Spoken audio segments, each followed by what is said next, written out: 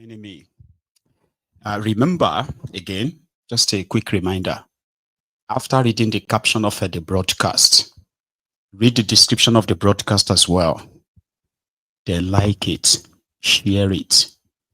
Invite your friends, invite your not so friendly friends. Tell them all that MAIYEGUN today, that MAIYEGUN is live. So, brethren, dear Templars, walk with me as we take a stop. Sorry, make a stop.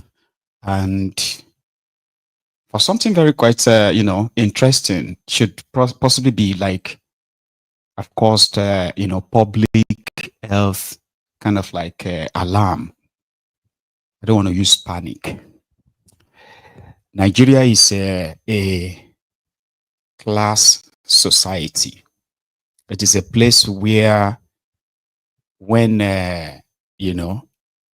you're poor, in fact, hang on, the Nigerian class, as they kind of like love to class themselves, right? So Nigerian class are just like a rat that swallowed diamond. And then there it was in the midst of hundreds, if not thousands of other rats. So they invited someone, a specialist, that could detect which of the rats swallowed the diamond. Nobody could find which one. So what happened when this expert came in? He just went straight for a particular rat that stayed away from everyone. Out of curiosity, the diamond owner was like, wait, how did you kind of like figure that out? Nobody could do that since for hours. And he said, it's not hard. You see, like humans, when everybody is hustling, they tend to be with the crowd. But the moment they are a little bit richer, like they make it, they would love to separate themselves from the crowd. So that's exactly what the Nigerian social class or social setting looks like. The rich, as you call them, the rich in Nigeria, they love to live at least far away from the ghettos that most of them have created or helped create. And in that regard, they call those areas like posh areas, highbrow, where you have constant electricity, or supposedly should have constant electricity. You would have good, well-tarred roads, and clean streets, like a working system, so to say, running water, clean water, and all that. So they are like a class thing that over the years, the political class and their friends that they call the elite, they have created that kind of like, barrier. So to the point that a lot of poor people dreams of living in such highbrow, expensive, lovely certain areas in Nigeria. Not like you don't have beautiful, fancy areas all over the world created for themselves by the rich. But the only difference with between the rest of the world and Nigeria is that there is no essential services, right? That you will find in these expensive areas, basic amenities that you won't find in the not so expensive areas, that kind of class, yeah. So Lekki VI in Lagos, the old money, some of them they call them old money. These were Nigerians who are so rich, but nobody really can tell you how they made the money. Majority of them were like retired military personnel, government contractors, and yeah. So to cut the long story short, over the years, as they've separated themselves from the rest of us, right, their own domain, okay, started getting kind of like a more deteriorated. All those normal amenities that will normally attract you and say, oh, they've got that there, you don't have it that here. right? They have become pretty much like non-existent. Now, that should be a call for concern among the rich. You know why I'm sharing this story with you now, yeah? Is because if you want to see a successful country, a well-administered, a well-run country in any part of the world, take a look at their elite. Do you understand? Just take a look at their elite. All over the world, people can always be very greedy when it comes to their insatiable lust for all this shiny stuff. But they won't sacrifice basic things in their country for that luxury, for those shiny things. So you should ask yourself, what is that most expensive automobiles in the world that they don't have in Nigeria today? None. But guess what? The same Nigeria is presented to the rest of the world as the poverty capital of the world, where we are all so poor that the criminals leading us are just looters and all that. You know? They are building themselves billions and billions of mansions and all that. They brag about what they just acquire. Oh, he just got this Vegas $1.4 million. Oh, he just got this aircraft, this private jet. It is $75 million. It's the most expensive. It's the latest. But they are all making that money inside that country. Then you look at Nigeria and you're like, what kind of elite lives here? What kind of elite flies in and out of his or her own country and looks at it and say, I'm so proud to have come from this place? Nigerian elite. You get what I mean? Nigerian elites are so stinking and so dirty that all you have to look at is look at the country. Their friends are the politicians. They are the contractors, the money launderers, and all of that for these guys. So they create this porch life, this fake life somewhere that somehow makes them, I mean, I'm just asking, like, if you're among all these multi-billionaires and what have you, like, do you ever like fly into Nigeria at night or anywhere and you drive through Nigerian roads and you look at everything going on and you're like, I'm so proud of this country. I'm so proud of this country I come from. Dirty, stinking elite. They are not miffed. They are not bothered. I mean, healthcare system is in comatose. Oh, we can afford to go and get our medical care anywhere in the world. Look at the education system, right? Ruined, destroyed. Oh, yeah, we can. I mean, my daughter is going to go to Harvard. Oh, my son is going to go to Oxford.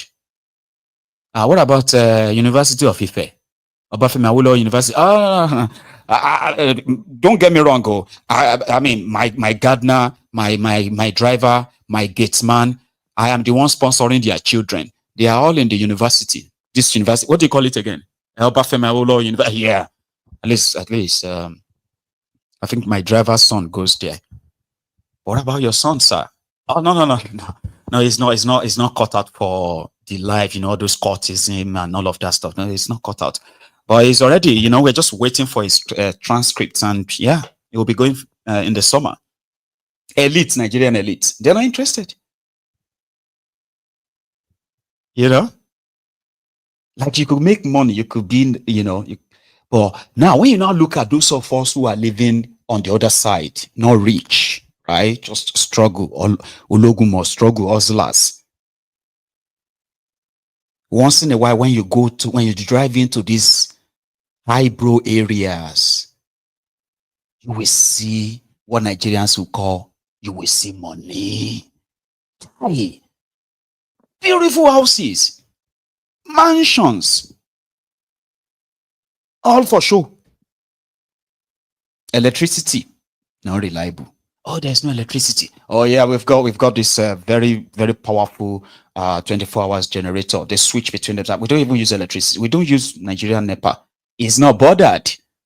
He could order this 10 million, 15 million, 100 million naira lister generators he could put on, serve his family for. Oh, a liter of petroleum is now kiniko. Oh my God, that's expensive. But yeah, So does that mean how much is the budget for fuel this month? Oga, you know, we used to spend 1.2 million, but now it's gone to like 9 million, sir. Can you imagine? Anyway, madam will take care of that. It's okay. That's fine. I'm expecting some guests and all of that. Okay. So make sure the generator is on, the AC is on, everything is on, and they'll be here. All right. It's not bothered. A little. And that's how they have built this society enough that even in their own domain, over the years, infrastructural decay, road decay, all this stuff, they were managing. They will be driving their 500 million naira Porsche car. They'll be driving it on a rickety, rockety, terrible roads. They're not bothered. And right now, I haven't seen them feel bothered. I've been seeing videos, countless of it online, where people living in Lekki, living in all these areas in Lagos, they couldn't use their own tap water in their own house. Listen, I'm talking about water may be kind of like, tasty or something. You get what I mean? But it's still clean, like pure, so you won't drink it. You can use that for washings, for bathing, for flushing, for cleaning.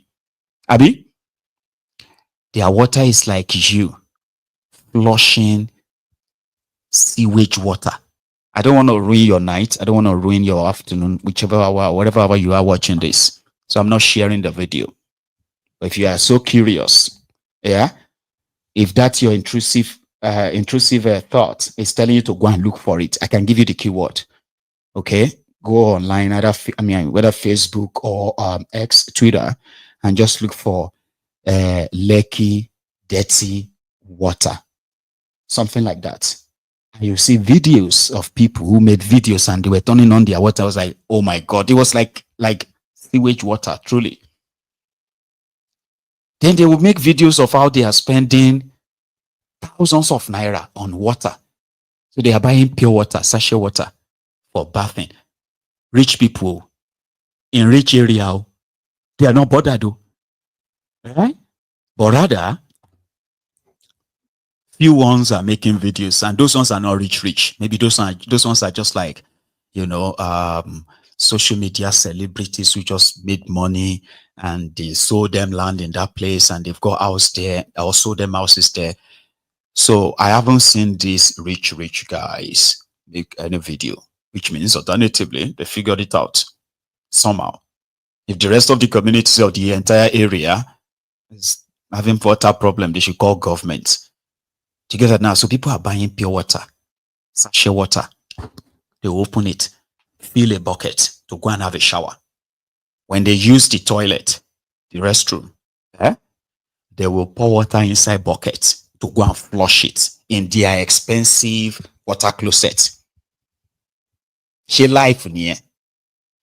And once they are done and all of that, they put on all the, like babe stuff, right? The freshness, the makeup, the everything, and they get straight into their most expensive automobile, right on the road. Like it's nothing. So a guy was talking about the problem, finally, a government official. And according to him, majority of the people who have dug themselves, so which means there is no public water there. So no public water means there's no like government provided water. So people have resorted into digging their own boreholes, and that is everywhere. Like in the areas where all the hustlers lives.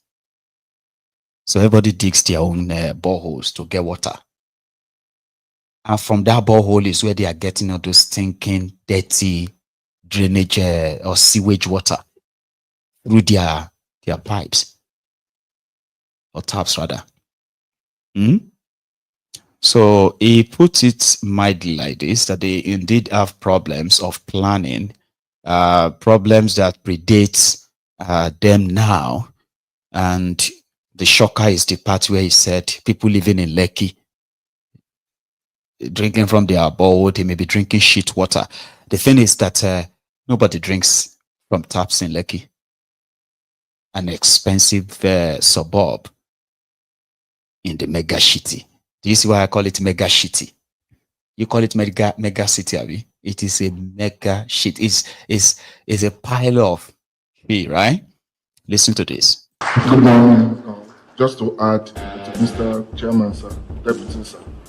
If you remember, if you recall, you chaired the meeting we had on the challenges along Coastal Road, the flooding challenges. So it's one of the major things that we are hoping to resolve.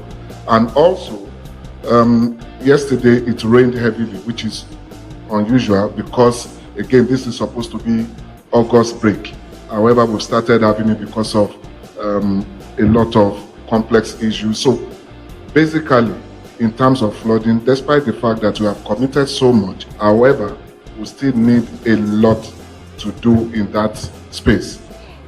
Presently, also on wastewater treatment, I will say that everyone digging any borehole within Lekki axis is probably drinking what I will call shit water, kind of. However, if we're able to treat all the wastewater within this axis, which we have plans for, should be able to also make sure that we eradicate any form of disease that might result as a result of non-treatment of our. Good morning. So the problem is, if you are educated enough, being educated is in this context. It's not about you whether you go to school or not. To education is having the right information. Do you understand? If you, in fact, what I wanted to say next is it's quite like well, I'll still pick it up, right? So the rich, as I was saying, so the rich who lives in a suburb where there's actually no drinking water, that ordinarily, right, should have prompted the reactions of the rich to pull their weight and get the water problem treated. Now I remember what I want to say, but I'll say it in a refined way. Because what I wanted to say next earlier, once my mind says, not yet, that moment I'm always like, okay, I'll hold it. I think I can say it right now, so in a better way. So what I was going to say then was, listen, if you are educated enough to know that, or you have the right information, you will know that we are what we eat. Yeah, do you understand that? Like, we are what we eat. Whatever I'm eating, is what my kind of like body will be. And in a situation where I'm eating something terrible, bad, no matter how delicious, unhealthy, something unhealthy. So my system will take it over time. It will accumulate, and I may fall sick. And maybe one single treatment and all of that could kick me back to normal. And my system will continue to take in maybe the better stuff and process that, and I can remain healthy for a long time.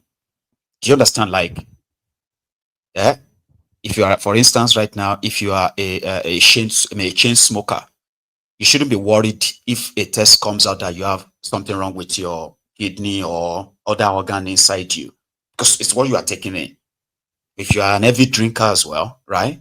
So you won't be surprised if something comes internally and say, oh, something is wrong with this, something is wrong with that. You won't be sure that, how did that happen? Similarly, what you eat, from the carbohydrates, from the protein, from all those stuff, right? Sorry, I'm not a science student, so but it's there like normal information. So the point there is this: what you take in, whether you are breathing it, like when you breathe carbon dioxide, it will kill you over time. Like you're just gonna stop breathing. If you are locked in a room and a generator fume, that carbon dioxide, or what is it called, is you are overexposed to it, right? You can die. But there are other things that won't kill you right away. It's over time. One of them includes access to clean water and your food, the one I said earlier. Nigerians, in their millions, they are dying slowly from what they are exposed to, like what they are consuming. You may even be eating healthy. The amount of the air pollution, the other things flying around, that could automatically alter your own system, and over time build up, weaken your immune system, and possibly cause other damages over time. So when you have a very weak healthcare system, and you also have a very corrupt government system across all, what do you call it, all about the world, yeah?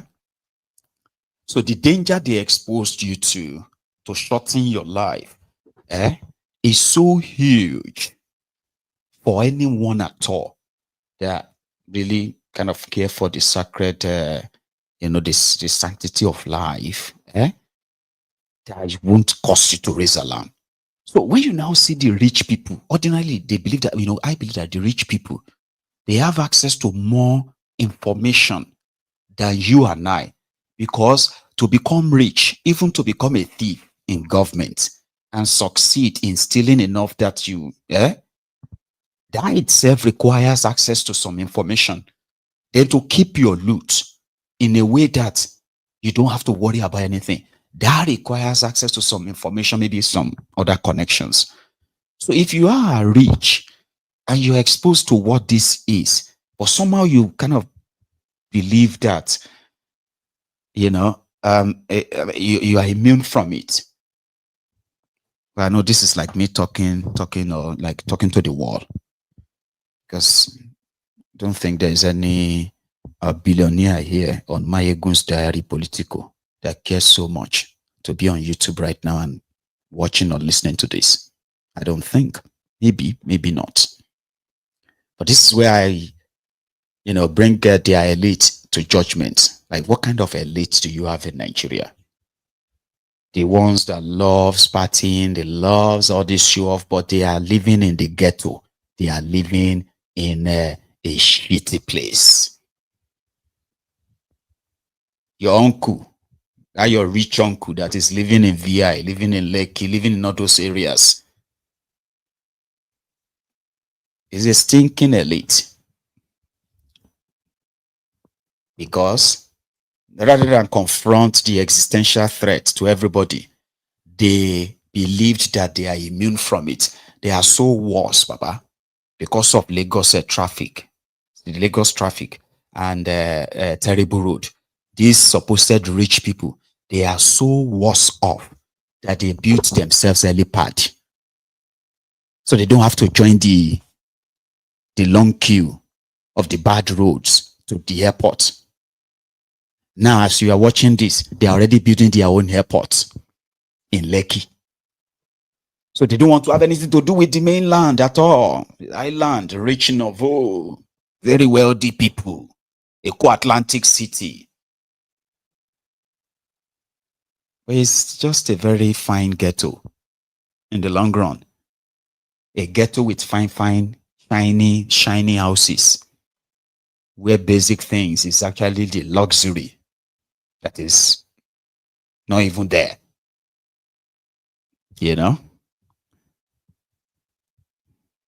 Or again, it tells more if that contraption has any future or not. Obviously not though, right? They built them a bridge, just a common bridge, in a community in Ondo, and then it rained.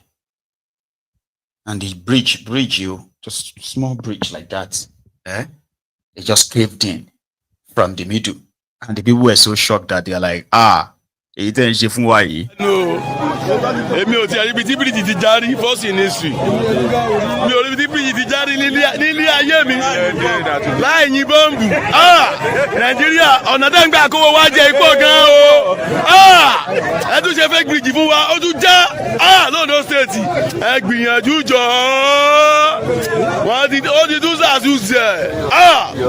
Bíríjì, wàá tún kanu sí i. Ó tún níye tó tún bá dé ẹ tún gbọ́ pé mílímílí ti tún lọ lórí bíríìjì wa nísìnyí. Nàìjà ti ya wèrè wọ́n fẹ́ mọ ètò àlápò wa. Shall you get? In the midst of that chaos, they chose to make fun of it. To make light of it. A newly constructed bridge. You know? What about this? Just n'efu ụmụ mmadụ na-agafe brave blessed day. Onye ọbụla nọ Anambra steeti biko ya reach to the governor na-acha Anambra kọrọ mmadụ ụzọ from border between Enugu state to Anambra. If I be more, look at how disgrace it looks. Moto na-ada n'ụzọ, talk every day, trailer na-ada n'ụzọ. Mmadụ agụkwara anyị nwa no federal road. State governments have power to construct any federal road or not. Look at now, Ngwa has rules of hypertension. Even on the now, all the importers hypertension now because every blessed day can trailer na ganos and they talk here and rules of them gaffet up worker from everywhere. Peter Biro from Bromi to Head Bridge. Ketana is constructing the road leading Port Harcourt road from Aba. All those things federal road because it's very important. Look at capital city of Anambra State and not neglect here. Only on Abarukwanozo. Even if you're happy, it don't depend on them. Sometimes you use happy and way. Many things is going wrong. I don't want to talk. Look at how do you feel? Do you people care about us for real? If I was because only if I reach here to governor. This is the reason why we have to talk. This is too much. I don't send a picture. Where is the PAs? Anambra State has more money to do this. This is nothing. This is not up to even 3 kilometers. Unless it is building more than 7 kilometers of road. 30 billion naira project. This is okay. I'm a go there now, but I go no federal road. I'm an from Enugu, but I was there. I don't know, but I was this area. Then they move area. Okay, fine. If I want a job from your state, take it upon yourself, make it look good. Normalize, make it this is capital city of them. Can you find a guade fall? News on the train naga, let me madanaga. Nefe or abo the buy na toihanaga fair. Jesus, this is too much. Just very much. A little. They will wait for it. Now 3 kilometers. It's not up to 10 kilometers yet.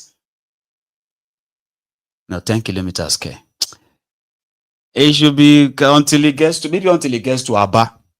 If you can reach maybe about 60 kilometers, where there's no road there anymore, everybody will leave that part, face those ones who are coming, and turn that one into 2 lane, and you can stay like that for the next 20 years. Do you understand? What kind of elite, like what kind of rich people, your billionaires, what kind of elite do you think exists in Nigeria? I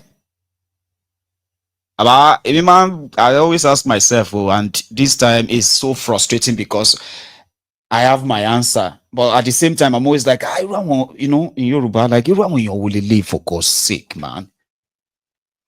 The roads that everybody will use, you will use it, everybody will use it.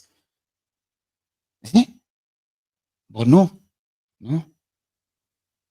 Funny, but if they finally say, okay, yeah, we're going to do the road now, they will bring people from all over the place, spend money, bribe people to come and form crowd and say, oh yeah, finally the governor wants to do this road now.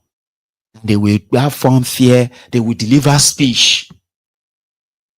And then fear billions. Well, elite. Once they take the money, Babakilo Shelle now, you go steal money for road. Go take and buy car. Steal money meant for road construction. So use that to buy yourself cars, your wives, and then to drive the cars on which road? I don't know. Maybe somebody said, Mayegun, get rich first before you begin to talk like this. You're talking like a poor man. I know. But are you going to be like that if you are rich, right? Is that what you're gonna be like? Like if you're like a billionaire? Eh? You're not gonna give any yeah? Well, I won't. But again, they said I should get rich first. So once you become rich, then you become what? A lunatic that is living in a ghetto, but make himself believe that he's living in a palace. Yeah? Money is meant to be made. All of that stuff.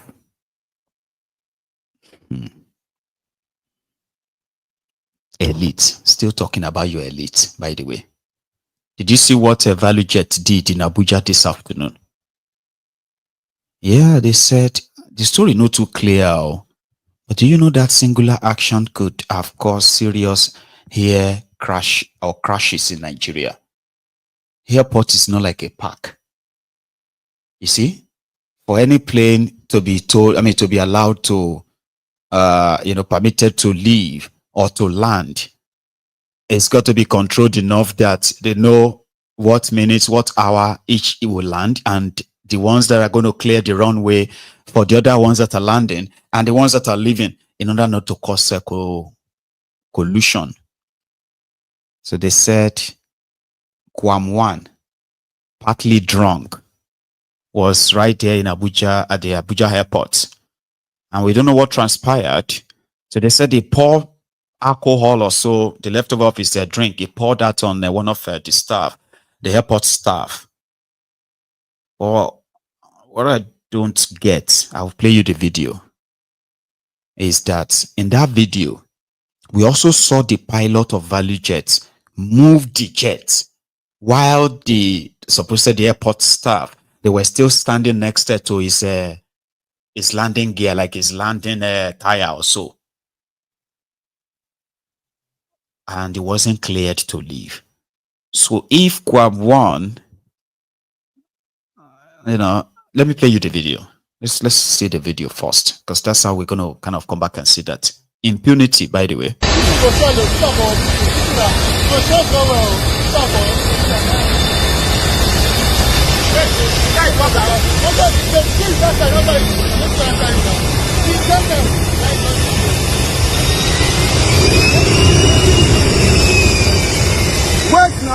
Wait now, where you from? Why you not wait?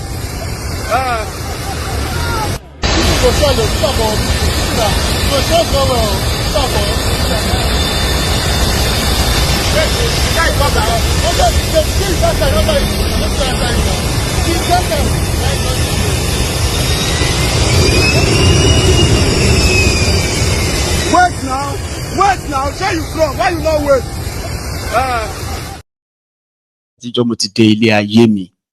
I have never seen where plane want to jam human being before. Have you seen it before?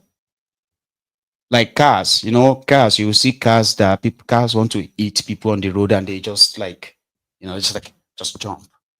Because Nigeria any problem all those little things that some of you will see and you will laugh. Anything you will laugh. Courtesy of these guys. You understand? I've never seen where plane won't keep person like this before in my life. Now the next question is that who was that guy in brown? Because according to the report out there, they said that Kwam1, right, got involved in the sort of like argument, right, with one of the airport staff. And in the process, just poured the guy the rest of his drink, which ended up being an alcohol. Right? Now that, I didn't see that in that video. So what I'm now thinking is that, could it be that when he did that to the staff, they decided to stop the aircraft because it's already boarded? Right? This is me just trying to recreate something and try to kind of like figure it out, because other than that video, I didn't see anything else. So here is my own hypothesis. Kwam1 was at the airport, drunk, got into argument with the airport staff while he was going to board. Then they went on to board while the staff reported to other staff. And then they came back to the plane. By the time they got there, ValueJet already closed their door, waiting for signal. So because of that, maybe Kwawan said, like, you know, when you get into a downfall and we say, how many passengers remain? We still need about 12 passengers. 12 passengers. The more they go, how much is that? That's what I thought happened. That's what I initially thought happened with my hypothesis. That, okay, he got into the plane and he saw that those guys are coming. And then he said, you know what, pilot, let's go. Meanwhile, pilot was supposed to wait for the airport tower to give him signal that is cleared to fly. So because of that incident, maybe Kwawan didn't want to be grounded. He just told the pilot to say, airports play lele yo. But the airports just felt like, you know what, yeah, let's do it. Ignoring all of the safety instructions, safety protocols and all of that, and just hit the tarmac like that. That's my first hypothesis. But because we didn't have evidence of that. So the second one right now is Kwamwan was drunk, as they have said. And they also told him that Alaye, plenty close, so you can't go in, which led to arguments. So he poured the guy his drink and he kept walking to the tarmac to go and catch the plane. While he got there, the pilot felt like, so the pilot just moved the plane as they crush you. As they talk, say, no matter how mad a dog is, when he sees fire, they no go tell him. So it was that moment that drink cleared temporarily. So I believe that guy in brown, that was K1. You get what I mean now? Is Kwamwan, who wanted to get the pilot and say, why did you close the door? Why would you open the door?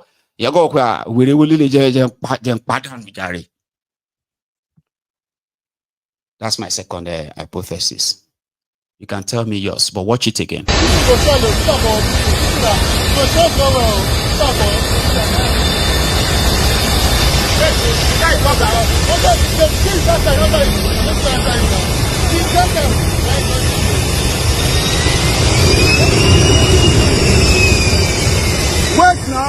Wait now, say you come, why you not wait?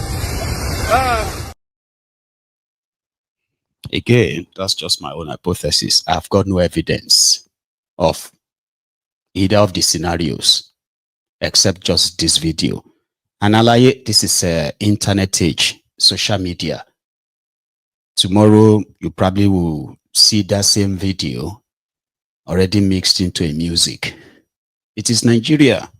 That's why they are telling themselves that no matter what in Nigeria, even if you don't have breath, just make sure say you get data. Funny people. Yeah, I've read some ridiculous comments like that on social media, right? Like, the problem of Nigeria is so much that the only way they are using to cure that or manage it is to shall have data. Shall have data to be on social media. Go shall need data. Depression may be far from you. And that is why they panic when they start running out of data. They will buy. Nigeria is a funny place, Baba. APC, Egbe, Baba. They make poverty attractive. Some of you don't even understand. That's what APC did. They make poverty attractive. You get? Nigerians will tell you that they have all rights. But is this the only place in the whole wide world where people have to off their data? Even people where they're okay. Do you understand? Like, people are all right. They're not like, you know. You get what I mean? They will turn off their data. Because they don't want to wake up. They don't want to put 2,000 naira data. Data is like, so they want to put 2,000 naira data tonight and get some certain gigs And tomorrow, the entire thing is empty. They have nowhere to cry to. They have no womb to cry to. So to be safe from being robbed by their telecoms providers, they turn off data. They say, I've been calling you since 12 o'clock. Huh? Well, data. What do you mean data? You know, I just saw I'm not take data to save, you know, that kind of a thing. Anyway, so they value data. That's the point. All right, and they have their data simply because it is what has been saving their lives. A lot of them will tell you that. You know, if not, Nigeria go down kind of like explode. So they have a lot to laugh at themselves and the rest of that, and then go back to their right. Now talking about the people, I don't know how many of you probably remember now. Somehow maybe you've had the people mention it around you. It is about this GMO. I'm not here to talk about the GMO this or that per se, just briefly, okay? So Nigerians didn't know that, or should I say, many Nigerians are just discovering today, not today, recently, that GMO got approved by Buhari's government in 2018, and that they have rolled out a lot of that seeds across Nigeria already. In fact, people have started giving reports back on the produce from that GMO. And the GMO seed is not just about corn or agbado. You've got beans, you've got millet, you've got rubber, you've got cotton. Yeah, they've got cotton. You know, they've got ginger, they've got all kind of, stuff that, they have seeds for. But because of the risk, as well as, that's a problem now, and we need to start using their terminology. Pollination are being gone. I don't know. That is when they say the ones that are not GMO, natural seed, you plant them here. You plant the GMO here. When you leave them over time, the GMO will come medicate this one here. Will come be like, say, give them what do you call it? Antibiotics, and it will turn it to GMO too. Over time, you get that? Enough that the promises made to them, that's another part. They were made promises that they will have massive yield if they use the GMO. And most of these farmers have come back to say, for some reason, that's not the case. And the quality of, especially cotton, right? The quality of the cotton is not natural. It's not like in the process of trying to when they start processing the same cotton, right, into thread and all of that, majority of that is so lost and not reusable. Something that they shall raise concern on, all right? But like the ginger. Ginger is one medicinal plant that a lot of people believe is so multi-purpose, so healthy and all of that. So its originality is so important. But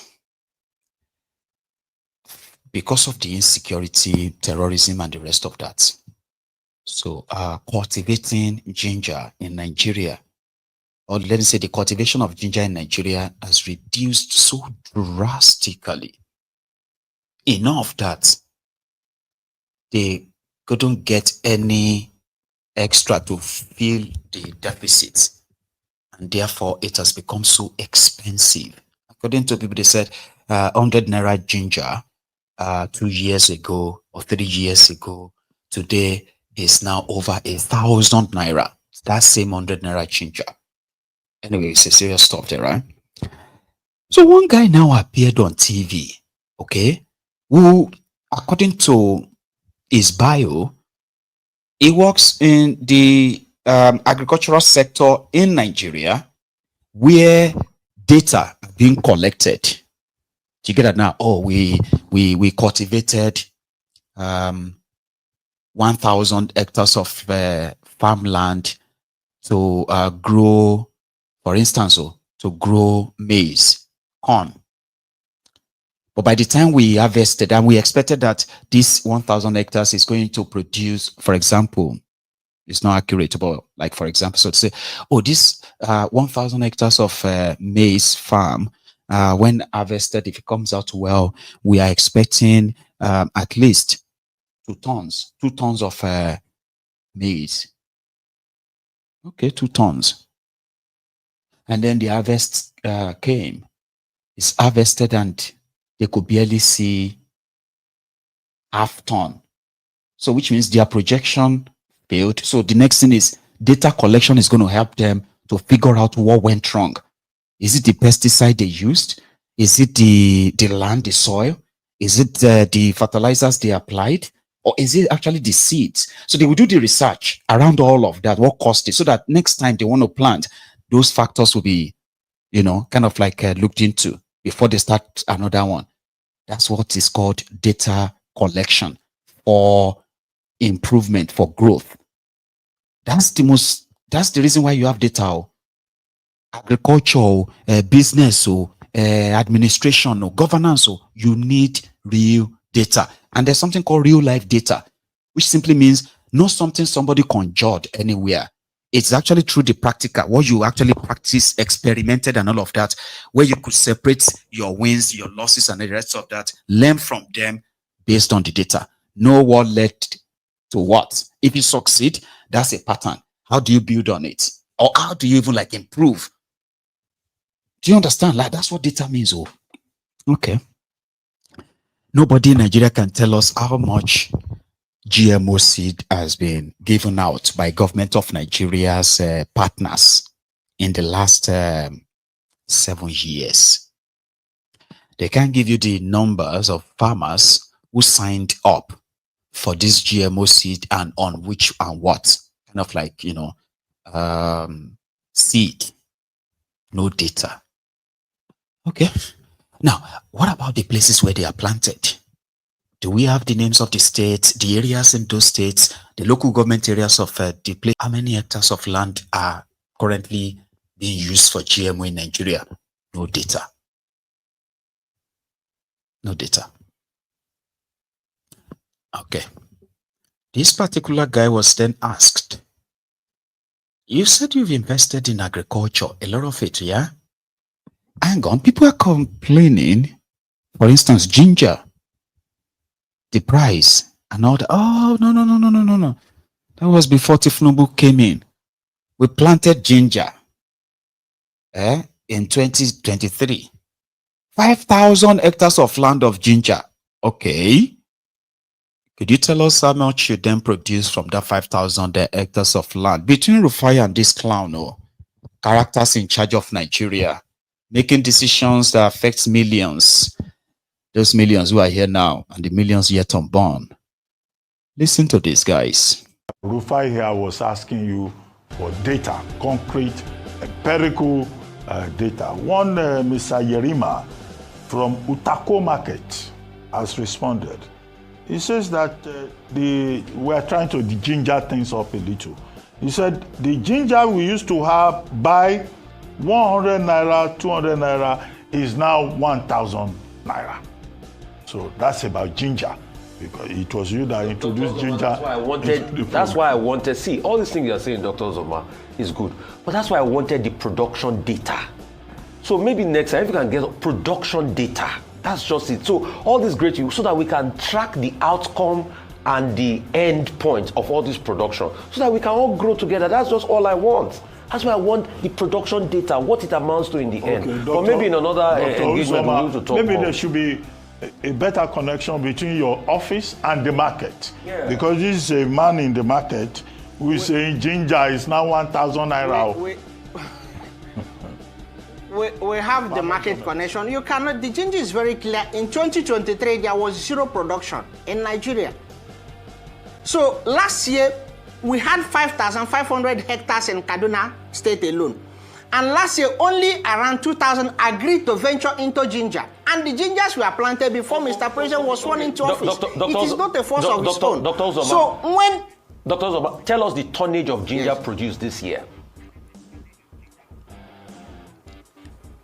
No, maybe it doesn't it is know still that offhand. very no. The census for that has not been done. You cannot ask me to throw up numbers that is not verifiable. What about there is last year? An entity in Nigeria with the response, with the mandate to do that. The National Agricultural Extension Liaison in Kaduna, they have not done that. What about last year? They have not done that. He just told you. So the data is not available and they don't have market figures. No. Thank you very much, Dr. Kingsley Uzoma, for joining us. Not the market figure. The market figure is just very clear. The dynamics does not support the prices to go down until all the farmers that farm ginger begin to farm ginger and they have equivalent output. The demand is constant, but the supply has reduced. The market forces comes into play. Okay. The data in our and this happened before President Tinubu was sworn in. He is the person that came in. Federal government intervened, provided fund, provided extension, provided the planting material. Can call the National Root Crop Research Institute. Okay, Dr. Uzoma. That provided the seed that are disease resistant and gave to the farmers and trained them on the good agronomic practices so that the problems cannot repeat again. Okay, Dr. Uzoma, we understand your effort. Nuisance Lele.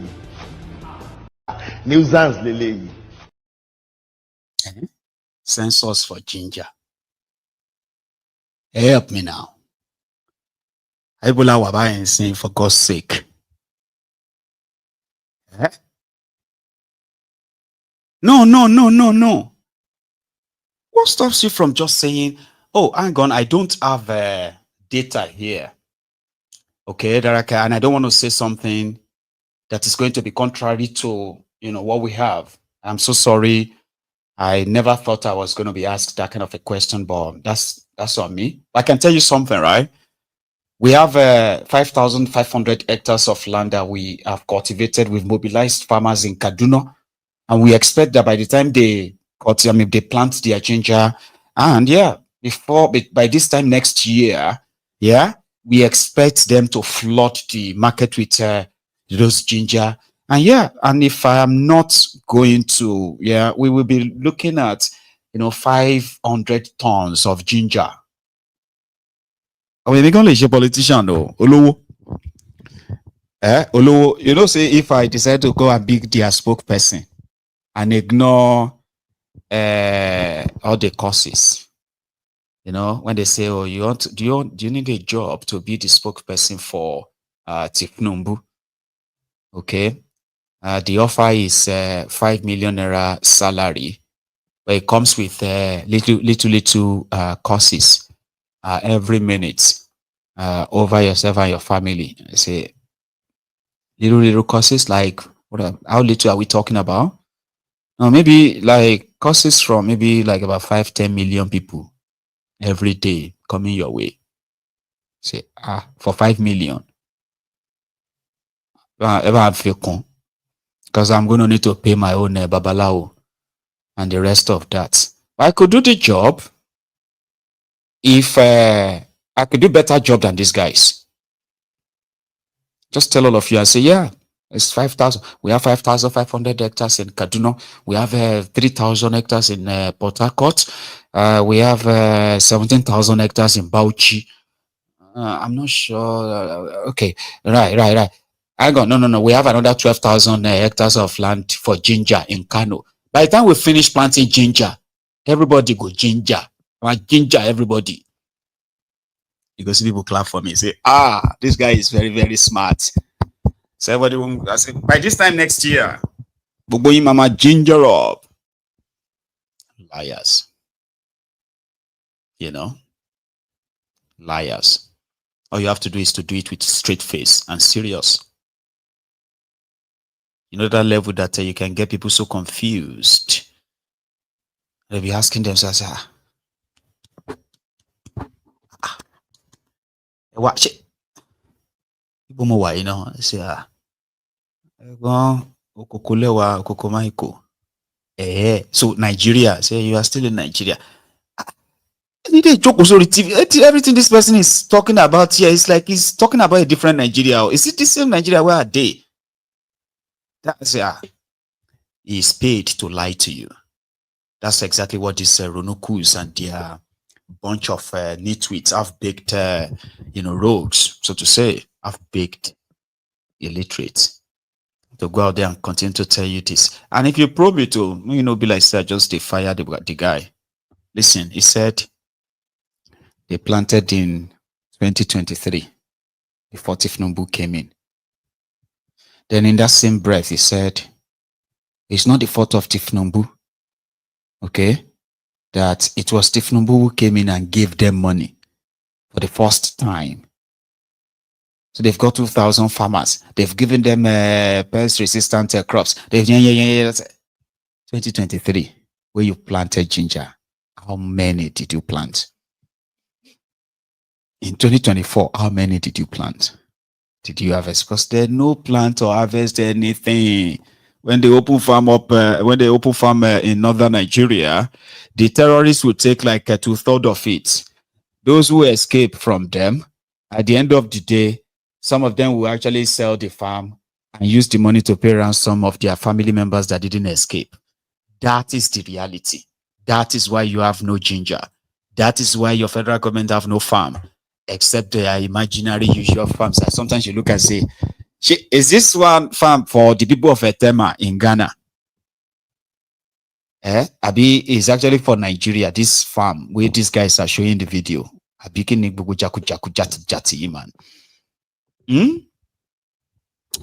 Now that is what the APC, Egbekebese propaganda have done. You have to give it to them. So yeah, characters speaking up for government to enlighten the public. They are mostly there to deceive the public, lie to the public, and do so with straight face. That's the job definition. Where in Kaduna is that farm? Don't ask me. It is in Kaduna. Anyway, let's more leave about Kaduna. Earlier this afternoon, we had the brunch time of MAIYEGUN'S diary Politico, where the rider for it was that the Northern Nigeria won't vote for Peter Obi. No, we will tell the Northerners not to vote for Peter Obi because he came here to tell you that he came here to brag about inviting Sabmila. No, he didn't put it. Buri, inviting Buri to Anambra. So we'll tell Northerners that they shouldn't vote for Peter Obi because we don't want a president that will be importing alcohol to Nigeria. Allahu Akbar. There's something my late great grandma used to say when she was alive. Very simple sentence. She would tell me and say, man, God is so patient. Oh. I was so young, I didn't really understood then. But as I become older, I understand better. That sometimes when you look at the actions of some, what do you call them? Some of these characters, then you just be like, like God, for characters who are very bold to go and tell their people that what is that? That call druggie that renegotiated jail. The God get patience gone. Rogues that shouted Allahu Akbar. We call himself shouted Alhamdulillah. Alhamdulillah. You remember? Alhamdulillah. Alhamdulillah.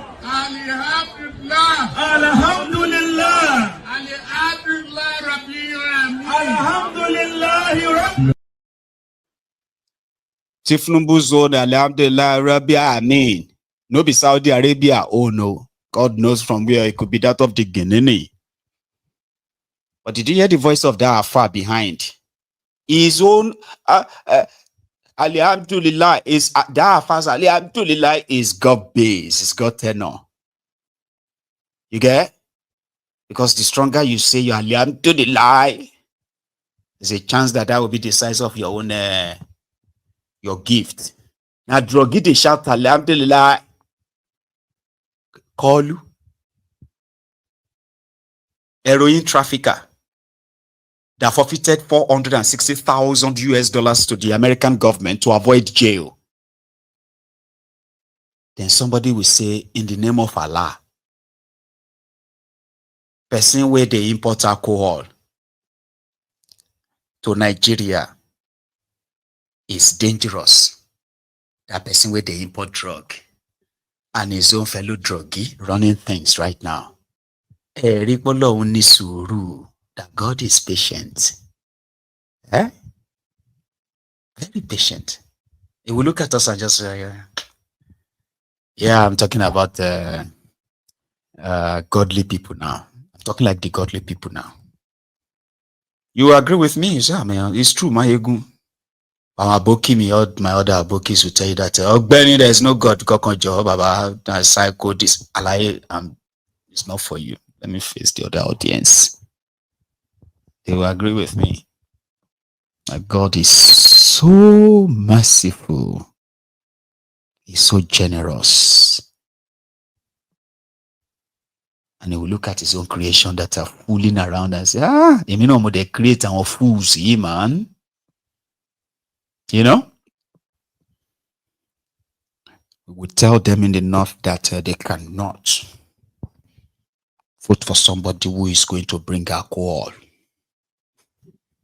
We are comfortable with the ones who are enabling terrorists, drug dealers, pickpockets, money launderers, human traffickers, treasury looters, career criminals. In the name of Allah, that can be right. Alhaji Wahab won't agree. MAIYEGUN, let me tell you, check it software, just talking shirik ni gbogbo means this all just deceit in the name of Allah. And I think that's what these guys also felt like. Responding, I think he's obedient. You see, sometimes to be a good man is even a bad thing. Sometimes for you to be a good man is not even good. You see, I keep on asking a question: why the hatred on Peter Obi? Why do people in the political space hate Peter Obi so much that you see them coming on national television and they are showing their hatred for the man? You know, sometimes when some people from the north come out and say some certain things, it's not, you will think that everybody in the north don't have sense. You don't know that it's some few people that just come out and open their mouth to just say what they feel like, and everybody will just generalize it and say the northern people are like that. We are not like that. As a matter of fact, the northerners are one of the most welcoming people in the planet Earth. They are the people you can live with and you will love them because they are welcoming. Forget about the security situation that just happened. It's because of poverty. That is why the north is being used by the political and the vipers and the vampires as a playground for insecurity. Because if not, how can somebody like this man, as fine as you are, look at how you are looking very handsome, and you come on national TV, as educated as you are, you come out on national TV to say that you cannot vote for a president that will allow the importation of alcohol in the north. Do you think that it's today that alcohol is entering the north? Before you were born, alcohol has been in the north. It has been in the north, and you cannot even stop as long as Nigeria is concerned. The Kano state government have done Hizbah and all these things, but they still go in. You say that you don't want a president that will allow the importation of alcohol in the north, but the same man that get money from the sale of and importation of alcohol carries the money and go to where there is challenges in the north, and he gives them this money and they collect the money. So why did you not tell him not to take money to the north to go and help the poor masses in the north? You see, I don't know why some people just come on national TV to just embarrass themselves on national TV. Before you go to the television to talk about somebody, you have to educate yourself. You have to sit down and tell yourself that, am I going there to disgrace my family, or am I going there to make sense? There is no perfect human being in this earth. There is, even the current president is not a perfect person. You see, Drug dealer. Please, let's be very, very honest in our share you get now, because we don't know who is watching. So there's nothing like it's not a perfect, it's not a perfect. No. He was a drug dealer. Once a drug dealer, you're likely going to be the don. You don't have to run drugs or have you, but you can use your position to clear ways for your boys, which is mostly what they are doing. I'm looking for that. I'm waiting for that already. Just want all of you to come back here and say, Mayegun, you said it to like say I be pastor or I be seer. I'm looking for that day when you're breaking news. Nigeria private jet has been seized in Malaysia. Why? Because they found 11 briefcases of heroin, drug, and cocaine and others. No, the presidential jet. It's over. Whatever Pablo Escobar couldn't do in Colombia. Sorry, Pablo Escobar couldn't do in Colombia. His brother Pablo Escobar is successfully executing it in Nigeria. I'm looking for that day. Nobody said they wish you anything, no, but they can still be very much like smart until they are not. You know? But here is what Transistor Radio Senator, that's Shehu Sonny, had to say about it, because they are kind of like trying to tell their people that don't listen to everyone telling you to hate on Tinubu. Our problem is our own problem. It wasn't caused by Tinubu. And this guy has been waiting for his own appointment. They said they won't make him ambassador.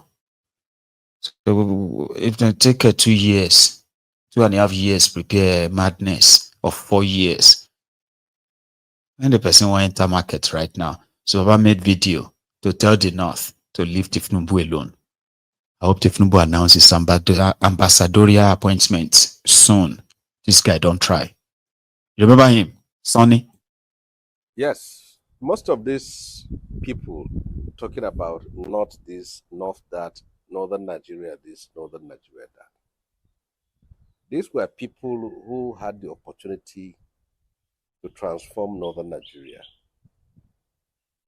They failed. They failed in the areas of education, they failed in the areas of health, they failed in the areas of infrastructure, they failed in the areas of security. Most of these people were in power as ministers, as governors, as people holding positions in department and agencies of the federal government. They couldn't address the problem of poverty in the north. They couldn't address the problem of illiteracy in the north. They couldn't address the problems of destitution in the northern part of Nigeria. They had the whole opportunity, the resources to do that, and they failed. Their opposition and criticisms of this administration is not born out of the love for northern Nigeria. It's not born out of the love for the Talakawa in northern Nigeria. It's not born out of the desire and interest of the masses of this region.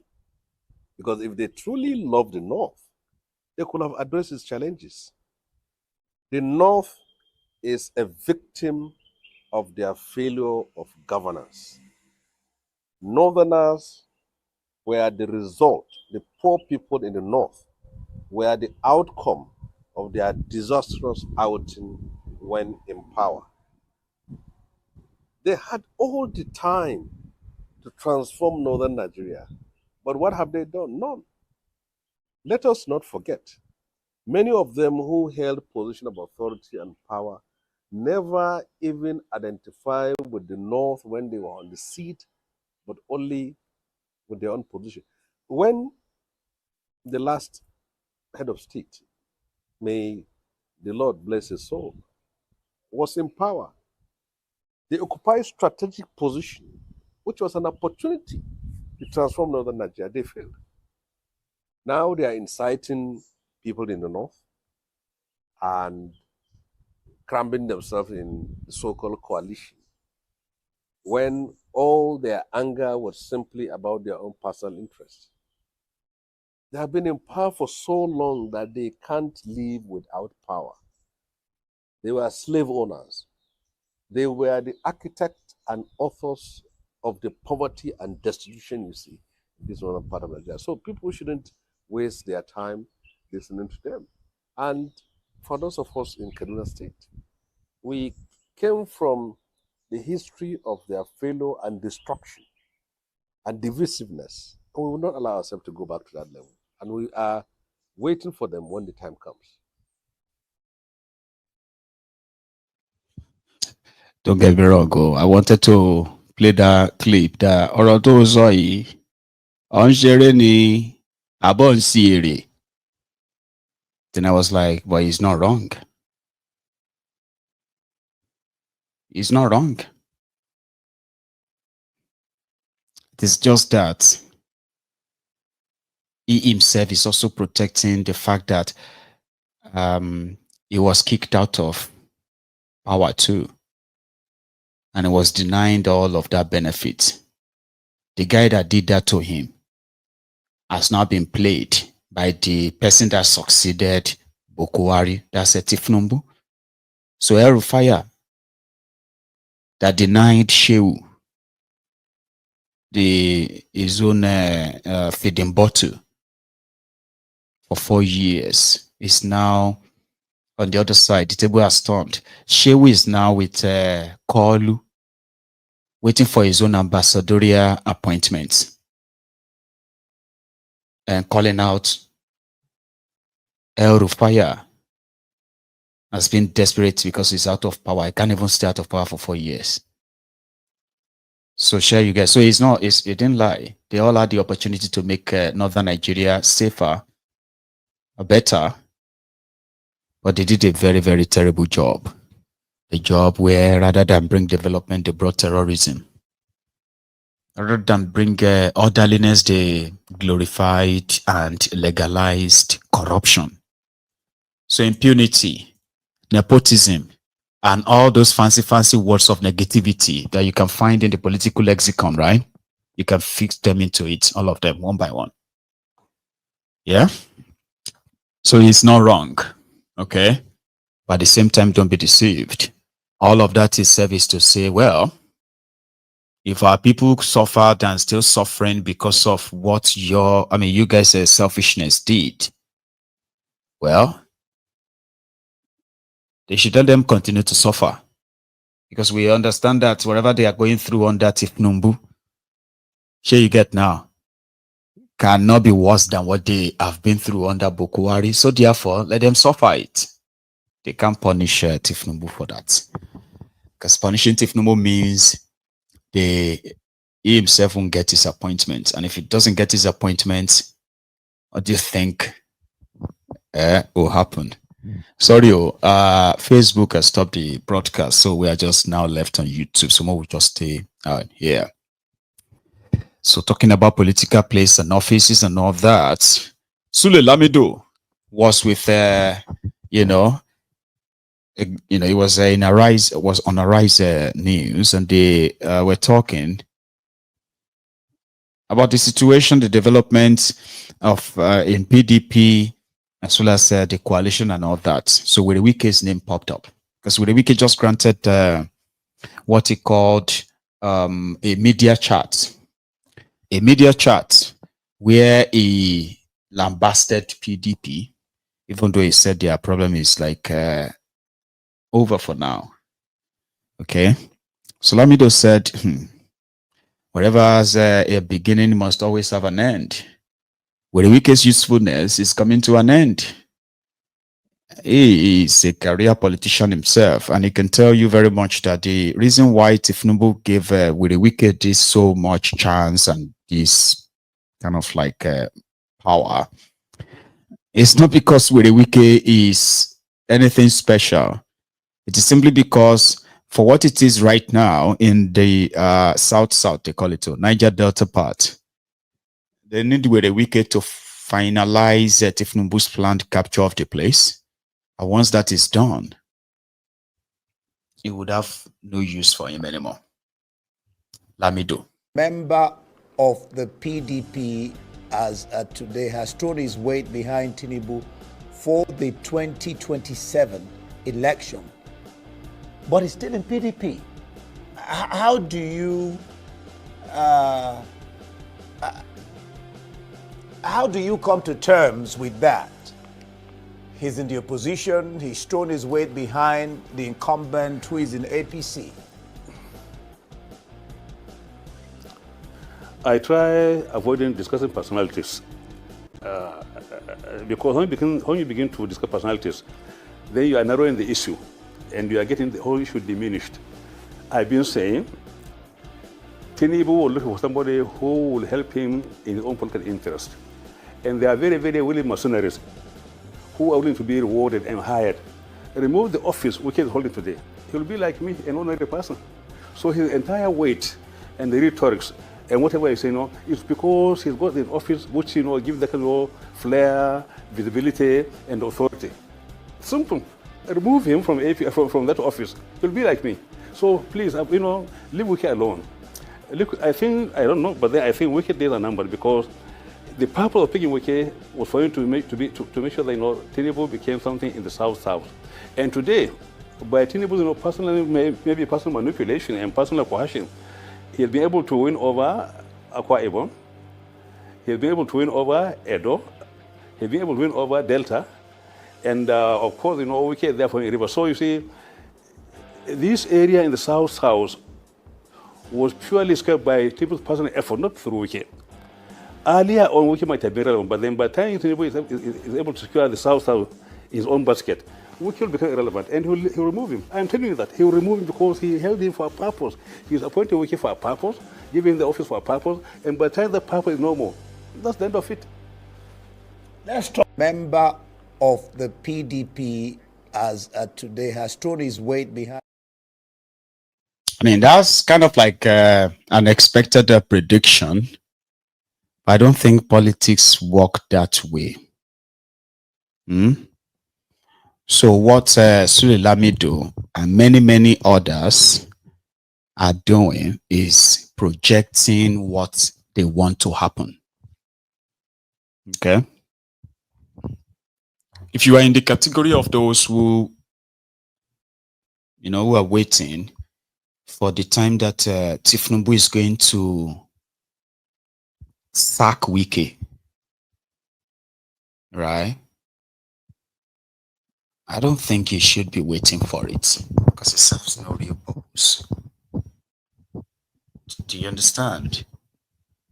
Their politics doesn't really work that way, right? And it simply means that if he doesn't sack him, you'll be disappointed. No. It doesn't work that way. So the thing there is that Tinubu won't sack Wiki like that. You know what I mean? It won't. Because what Tinubu does, like what he did in Lagos, is that he always have this long-term plan where when he's no longer your president, he is going to want to continue to choose your president for you. I don't know for how long, but yeah, that's what Tinubu is. And to make that happen, right, he needs different characters for different roles from any part of Nigeria. And I think Werewike fits into that.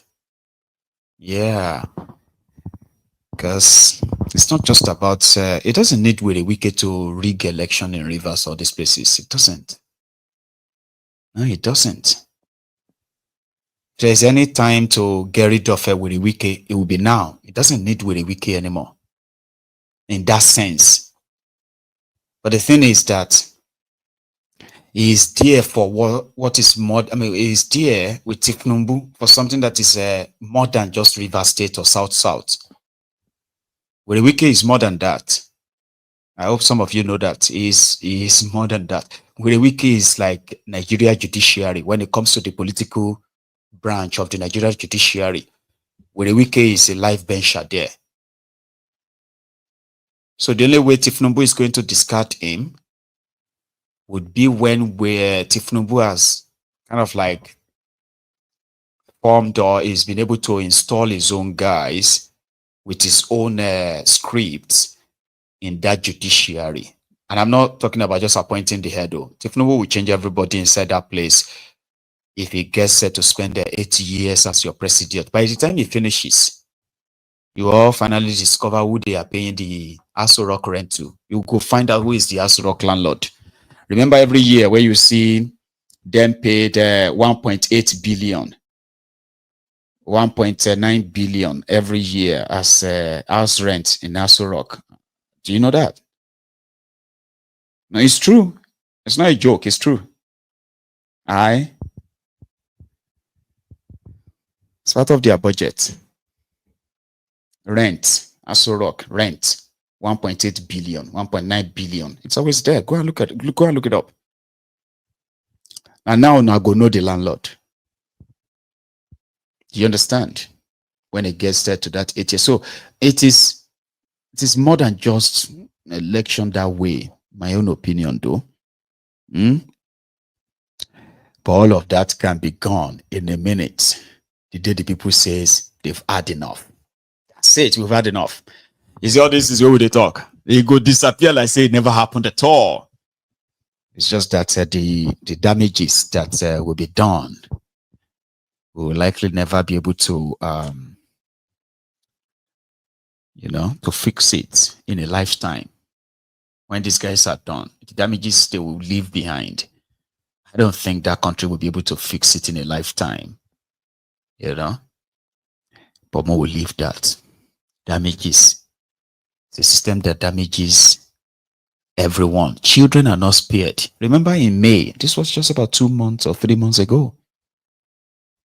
Children were writing their senior final examination, WAEC, right? So they had almost a whole year to prepare for that. But the examination day came. And now so the wahala started. You remember that time when the children were writing the examination at night? Simply because WAEC couldn't put their house in order. You remember? Yeah, then not long after that, JAMB did their own.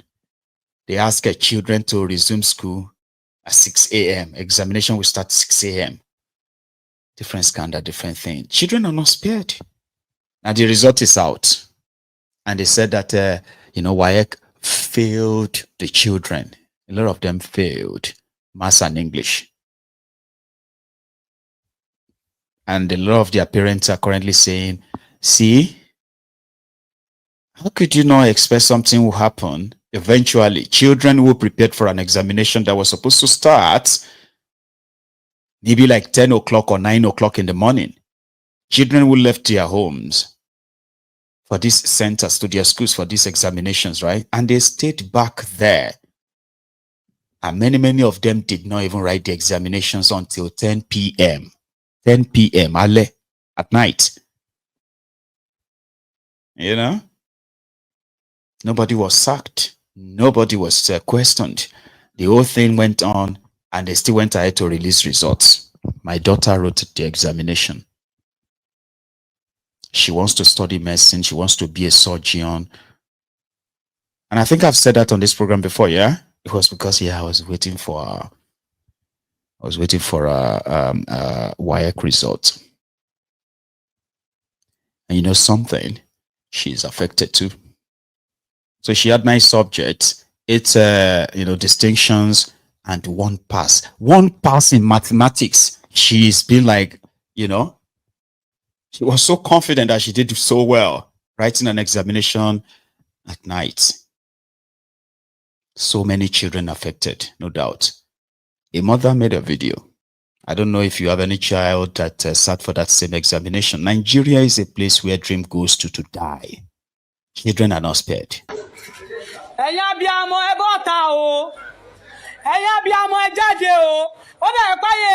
Wáyéèkì ayé wọn fẹ́ bàjẹ́ ayé wọn fẹ́ pọ̀ lùmùkùṣù báyìí o ẹ bọ́ síta o gbogbo subject àwọn ọmọ yẹn àwọn ọmọ tó pàṣẹ òpọ̀ most àwọn ọmọ wọn fail maths and English ṣó yẹ kó rí bẹ́ẹ̀ ṣá ṣó yẹ kó rí bẹ́ẹ̀ nígbà táwọn ọmọ ń parí tó bẹ̀rẹ̀ maths tó bẹ̀rẹ̀ English nírọ̀lẹ́ tó ń parí ẹ̀ láago mọ́kànlá alẹ́ táwọn ọmọ wọlé ní aago mọ́kànlá alẹ́ ṣó yẹ kó rí bẹ́ẹ̀ gbogbo wáyéèkì ọdún yìí kò bọ́ sí rárá ẹ̀yin abiyamọ ẹjẹ́ bọ́ta kẹ́ ṣí ẹ̀kẹ́ láìkì kẹ́jẹ́ kájọ pariwo fún wọn kó tètè ya mọ̀ kan tí wọ́n máa ṣe ẹjẹ́ kájọ bọ́ta báyìí kó tètè ya mọ̀ kan tó máa ṣe ṣó yẹ kó rí bẹ́ẹ̀ mọ́nà tí ṣẹ̀záàmù lóru mọ́nà tí ṣẹ̀záàmù lálẹ́ gbogbo wáyéèkì táwọn ọmọ yẹn ṣe kò sí èyí tó dá ń bẹ̀ kò dá rárá lórí máàsì ò dá English ò dá ẹ̀wọ̀n tó bá dákẹ́ tọrọ wọ́n bá wà dákẹ́ o ẹ jẹ́ kí gbogbo abiyamọ ẹ jẹ́ ká ètè káyà bọ́ta má ní pé kò kàn ẹ́ o tí ó bá kọ́ ẹ lọ́dún yà kọ́ ẹ lọ́dún tó bọ̀ ẹ jẹ́ kí gbogbo akájọ bọ́ta kẹjẹ́ kájọ pariwo lé wọn lórí ẹ ṣí ẹ kó go viral kó lọ káàkiri àjẹrẹ àwọn ọmọ wa o nǹkan yìí ó mọ̀ mọ́.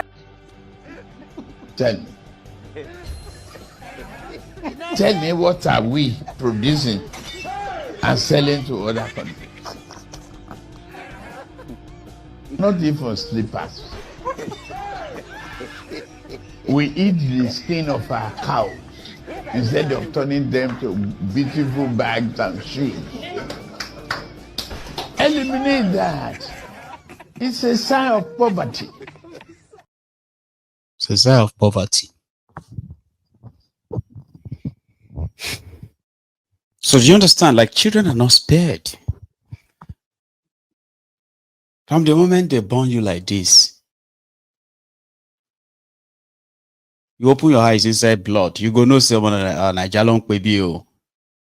Now from that moment you need to kind of like brace up. They go they sing even if you don't understand the language, everything around you go they tell you say more prepare.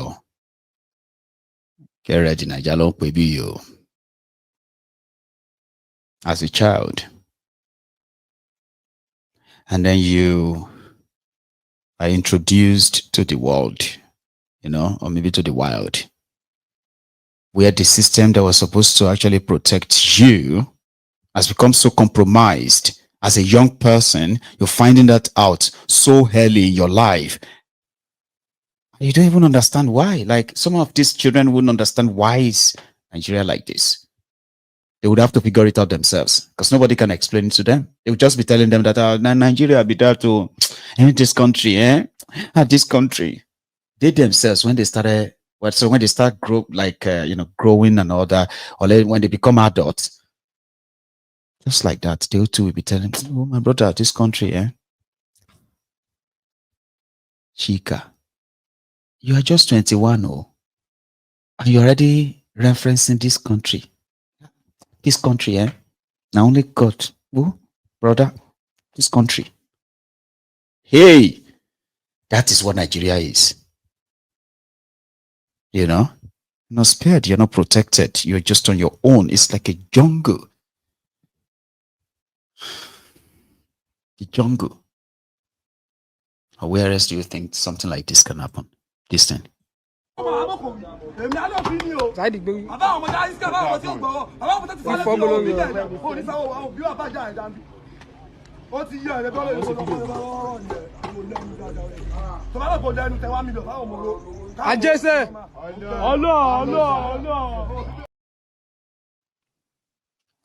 leaders of tomorrow. And they're everywhere. A society that continues to breed them just tells you that, Omo, it is very, very hot outside. It is very tough. And from a very young age, you are likely going to be exposed to that. You will. And then you go about and try to kind of obtain people, extort them, use as much, as much explicit that you could want to use, expletives rather, that you want to use. Just, even if you have to go violence as well. All for what? All for tips, extortion, tips forcefully taken, extortion. The society says, and if in the process, they come around and they just grab everybody and they end up locking him in prison. He may be in that prison for another 5 years. The same system will abandon him, they ignore him, treat him like that.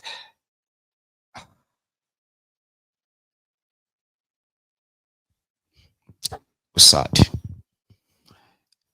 But if he succeeds, not ending up in jail, he could become a governor. That's another one. Like Nigeria system would start dealing with you from childhood all through your adolescence. And on like that. If you still try, you even like still stay on track it down, the system can then mold you into something else. And you may end up being a governor if you don't end up in prison.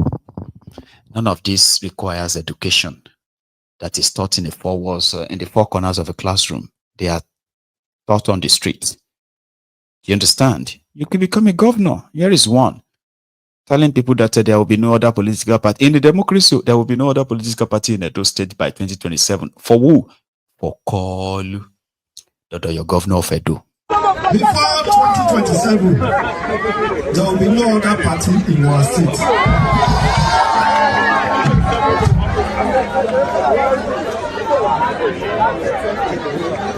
We all know why we are here. Joe is taking over my former seat. Are you aware of this? Are we ready? 5/5. 51/51. Is that not so? I understand on the other party, it's only the candidate that is remaining that has not the cap. Tell him, he's our brother. Is he not our brother? He should not waste his money. But if they bring agric money, chop it and don't vote for them. Is that not so? Our agric money, if they give you that money, collect it and put it in your pocket. If you don't collect it, I'll be angry with you. But that day, APC. Everybody. APC. Everybody. APC. Everybody. APC. Everybody. APC. Everywhere. Ọ̀rọ̀ tó sọ yìí, ọ̀ ń ṣeré ni àbọ̀ ń ṣe èrè. So the governor there, and don't see that as a banter. It's not a banter. It's pure, it's real. And they will do everything as well to make sure that they don't have any other party. But that they will succeed is a different, it's a different conversation entirely. Yeah. Right. I'm still praying for YouTube to please free us. The algorithm has dealt a very huge blow on the reach of MAIYEGUN'S diary Politico, and also affected the revenue of the platform. And to keep this running is actually not cheap. That's why I'm always like very, very grateful and thankful to those of you who are using your own personal discretion to support, give MAIYEGUN super chat, buy coffee. Some even go as far as reaching out on the PayPal. But every now and then I'm always pretty much like, I don't know if we have overdone this or what have you. So not until when YouTube allowed this to probably start getting to who we should get to, right? I'm always going to come back here to ask for your help. I am somebody who don't even know how to put it to you. Jay, you get me now? Because somehow I'm like, I'm not good at it. So, but when people tell me that, oh, Mayegun, we are here for you anytime, I actually, you know, hope people still mean that, because people have always been there for Mayegun for a while. And to those of you who have been part of the journey for so long up to this moment, so you understand that indeed, this platform survived based on your own, you know, commitment, as well as your generosity. So I am reaching out at this point that every one of you who is a member of this temple, if there's any time that you should actually really reach out to Mayegun, it will be no other time than now. And that's the most I can say, because I don't even know how to present it to you, like, you know. And if you indeed really wishes to, you know, reach out to Mayegun, here are a few links you can use. I've got the Diaspora Radio's account that comes straight to me. I've got the PayPal, which is all right there scrolling on your screen. You can use any of them, or better still, use the Buy Me a Coffee and another link out there. Again, thank you. So now let's go to this almost the last part now. While I was preparing, that's why you didn't see it as part of the description of this chart. So while I was coming in, the news of another detention of Omoyele Sowore has been announced. I don't have all the details, but I could tell you prior to this new arrest, there have been some exchanges between himself and the police. And the real reason is because of his face-off with, what do you call it, with the police IG. The man that was supposed to have retired. But somehow they skewed it and they extended his tenure, in which Omoyele Sowore has been campaigning tirelessly, calling him an illegal IG. Something that has triggered other reactions, including police pensioners coming out to, you know, protest their unpaid gratuities. And some police officers also protested their own retirement, because they were like, why would you retire us when the guy that we joined the force together is still the police IG? We're all supposed to be retired, not just us. So they got arrested and they are in court challenging their own retirement. So the guy that sacked them believes that Omoyele Sowore is the instigator. Omoyele Sowore is the one that is, you know, causing all these problems. So they invited him. They invited him for questioning. Then while he was at the place, at the appointed date, they told him the person to attend to him was not around. That they will communicate with him later to come around, to come back. Then he said 2 days ago, they reached out to him and said, now you can come. And he said, no, you will need to write me a new invitation. Anyway, he still went anyway to honor their rescheduled meeting. And when he got there today, they said the police had a court order to detain Sowore. How do you do that? How do you go to court and ask court, I want to go and detain this person, and the person was not even there to defend himself and say, what did I do?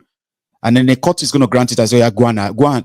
No arrest, though. It's no arrest warrant, so detention order. Once you get him, lock him up. That's exactly what happened to Sowore. And now it seems that we are going to begin or restarted another series of endless protests across Abuja for his freedom. And he may even be brought to court anytime soon. But Sowore is currently in their detention. And his friends are demanding for his release. We are demanding for it too. His arrival at the police headquarters and the subsequent event that followed. I put them together in this video. Watch it. You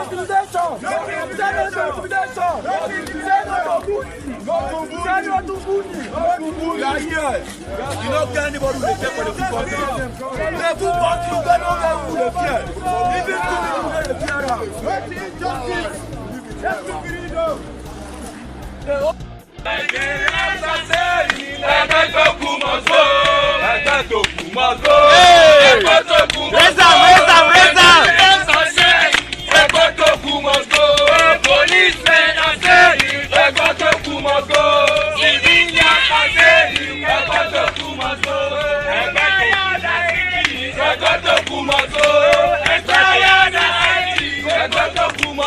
draw this attention to the expired Inspector General of Police when don't serve for 36 years.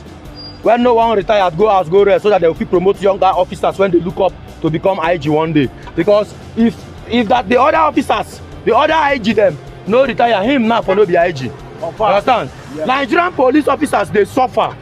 The men and women of the Nigerian police force, then they suffer up and down. Many of them don't pay their children's school fees. Many of them don't feed their family. But still yet, now then they protect their lives and property for all these useless big politicians. When no fit put law, when go favor the police. Comrade Showore, stand up. Start to talk about police welfare. Start to talk about police lives. Start to talk about the retirement of police, their benefit and everything. At the end of the day, the APC IGP, Egbato Kukayode, when don't serve for 36 years, when deserve Guinness Book of Record. Few say he arrest them to oppress and to silence his voice. We Nigerians, you not get anybody who they fear. See this 10th generation, this Gen Z generation, we never fear anybody. If we not fear me, I never fear. See, even Tinubu when the president, we never fear Tinubu because he don't first use on that make everybody get attention like this now. Make everybody wake up because we now we never fear. We are giving the Inspector General of Police. We gave them 1 hour before, and that 1 hour don't pass. We dey give them 30 minutes to release Showore for us. If not, we go occupy everywhere. We go occupy in office, we go occupy in house. May notice they will not know their house. All of them, both Tinubu, all of them will go their house, go occupy everywhere. No peace for the wicked. See, when Nigerians stand up, it's a warning. Yes. If na peace and a threat, make na stand as threat. You no get what they fear. The day when we go stand up for this country, one by one we go leash na outside there, we go scatter una mind go there. No joy for the street, we no get joy again. Everybody the best. I no get joy.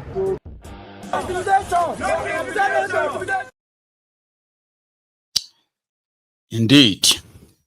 And right now, the demand will be for the unconditional release of Omoyele Showore. You know, the impunity, the abuse of power has become so legalized in that place that the law that the Bukwari, when he secretly put in place a program called Operation Safe Corridor, where, according to them, repentant terrorists would go through the process of rehabilitation and whatever. So, while this has been in operation for more than 9 years,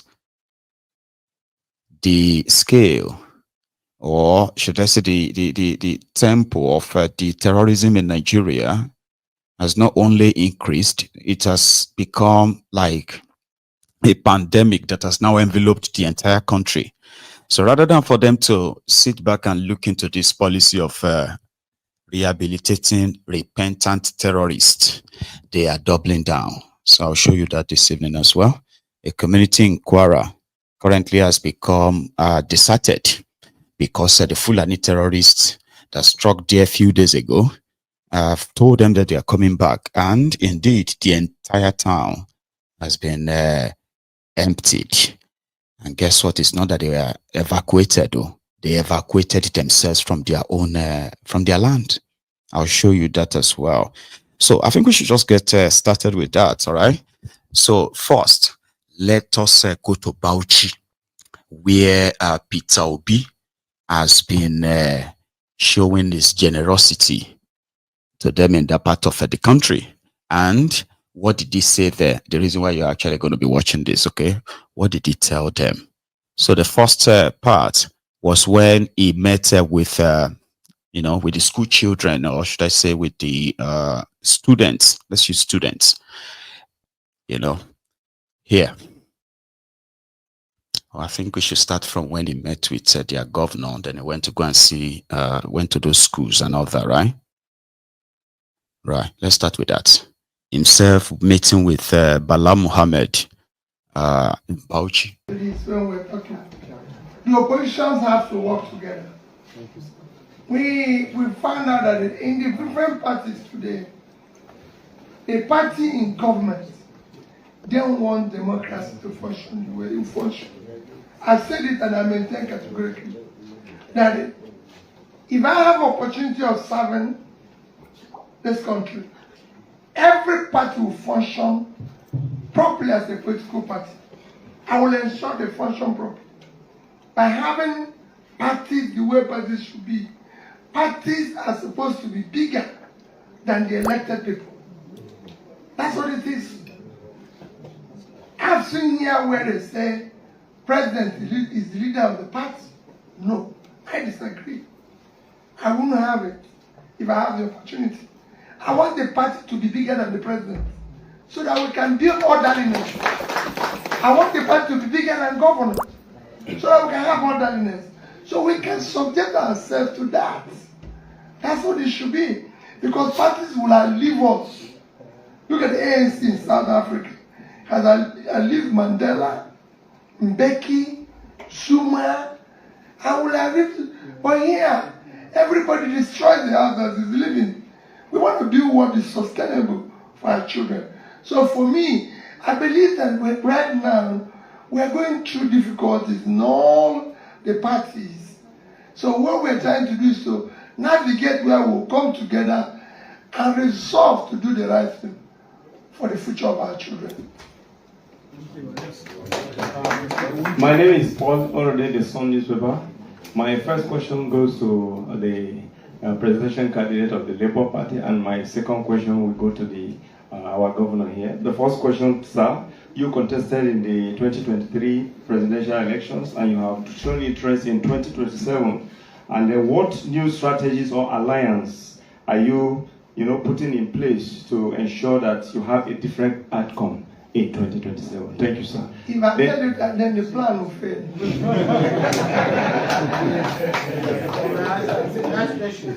Okay. My next question is for His Excellency, sir. This is the second time that the well-respected Peter Obi is coming to Bauchi State. There are speculations, this is also time for speculation. We want to know, sir, are there any kind of plan by two of you to be in the same boat as the 2027 election is coming? We said it now. I have already said we want him to be in PDP. So there are plans, there are desires, strategies, but certainly he has answered you. All the opposition parties must come together. And so definitely the question has been answered before you ask.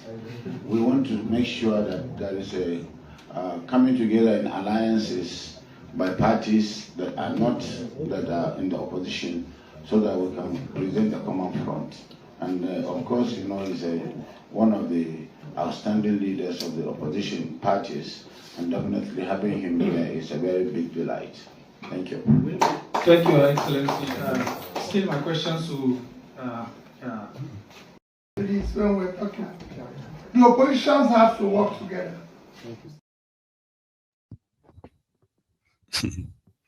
So that was in with Bala.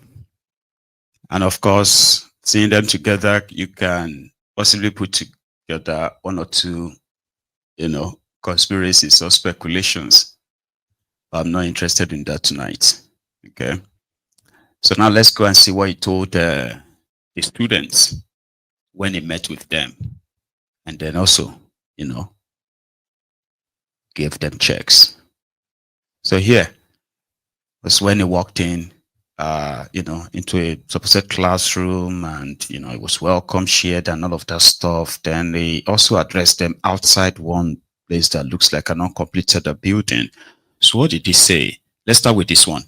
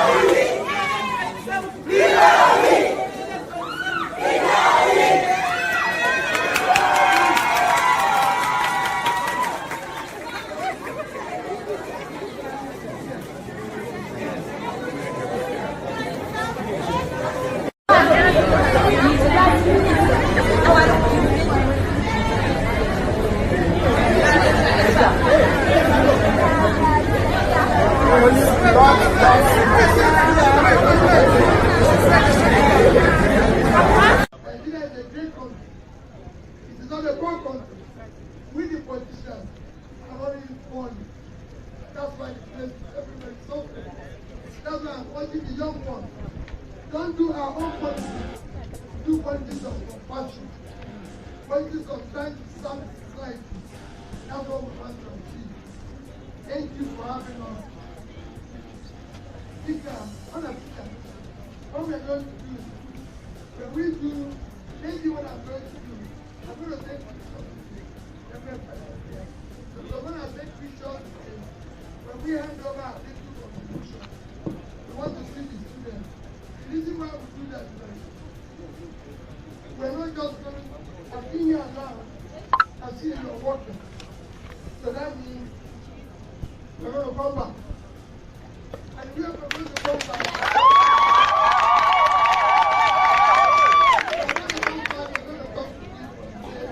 We want to abolish this place is not completed. And these children cannot go to school. They are not completed buildings. Yes, sir. Yes, sir. So we need to fix it. Yes, sir. All about them. They are my little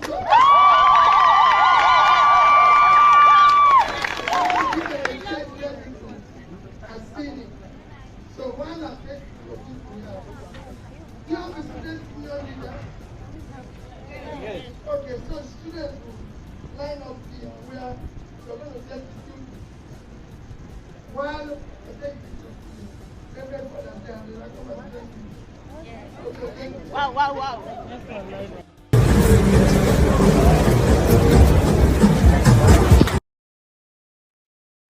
So that was him.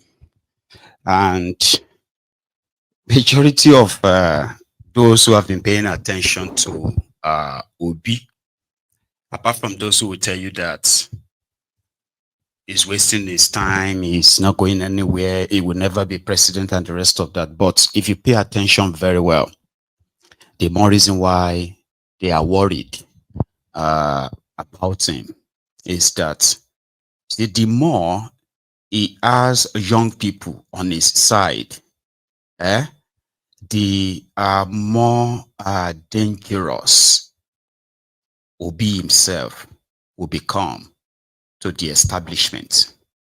And I've said this before. This whole thing may never lead him to becoming your your president or something. But his move, his action can actually end Tinubu's reign as your president. And that is something that is, that's something that I want to start calling your attention to. Because sometimes when you look at why are they so desperate, what is it about him that makes them so paranoid? The guy is practicing what they called retail politics.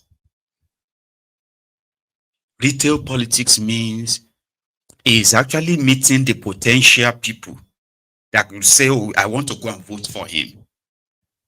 And what that means again is that it continues to deplete the potency of them giving money to people during your charade elections and all of that. Because when you have more and more and more young people who have that mindset of they don't want your money, they want good government. And they will pose much threat in areas that there's a chance that one, Tinubu and his people, they have data that is telling them that what Obi is doing, right?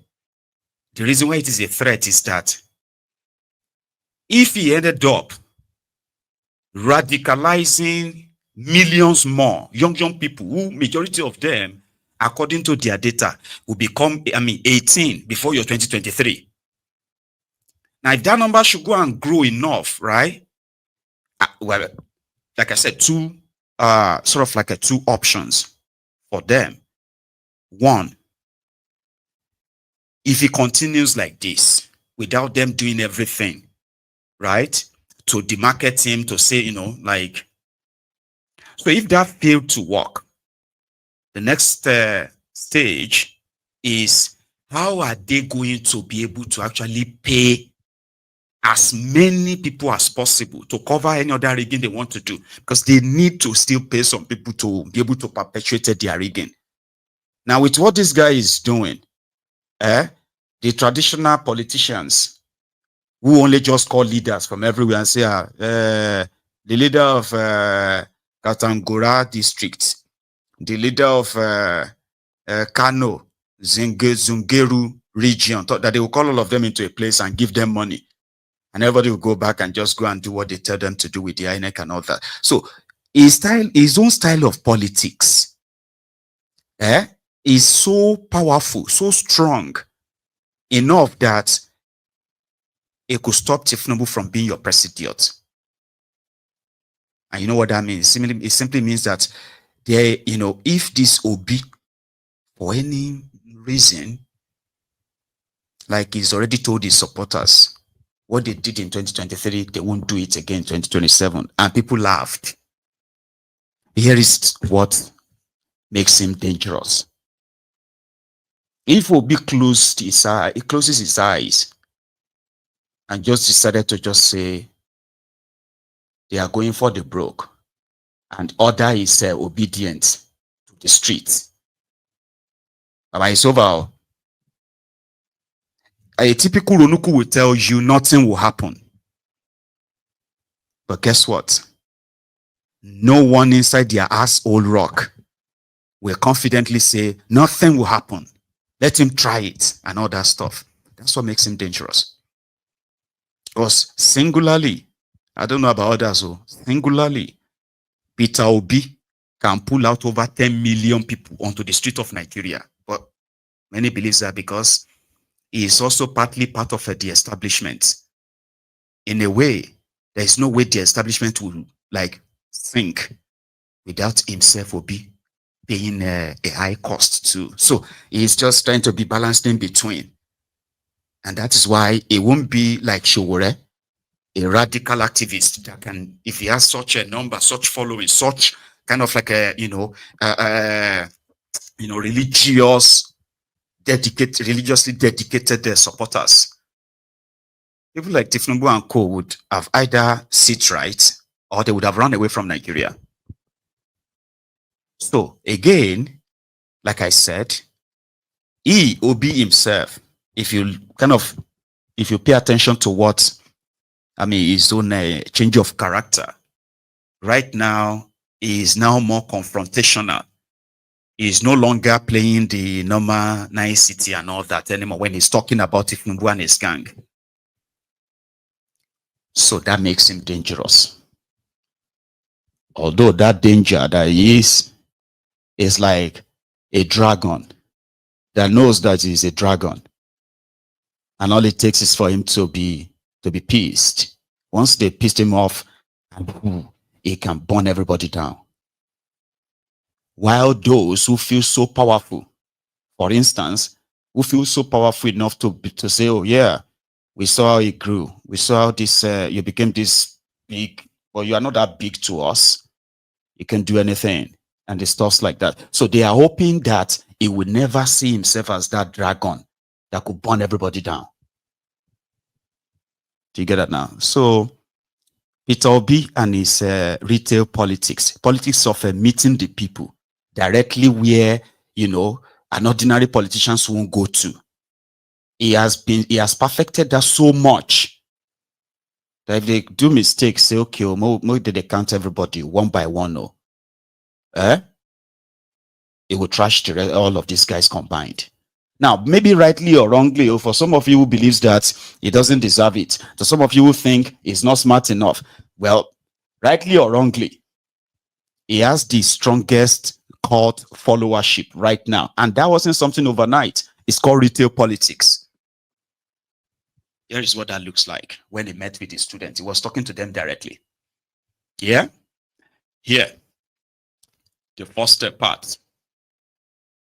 Today, we know that the number one measure of success of any nation is health. And you can't measure health without thinking of the human infrastructure that drives health. And if you talk about that human infrastructure, and the foundation is nothing.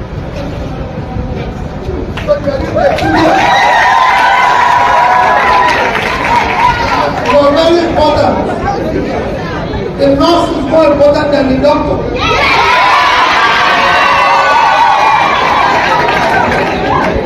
You know, the doctor is the patient. The doctor is the patient. The nurse is everything. And it's actually that in 2030, the world will be shortage of nurses. So the leader of the mother force shall thank you, Prophet, for what you are doing here. I thank the government of Bauchi because I know there is similar things. We need to help. We need to support what you are doing. What you are doing is for the society. And for those of us, it is not politics. I go to about 60, 70 nursing schools annually to support them. Because I know the critical role you play in the issue of health today, and it is important that we do the right thing.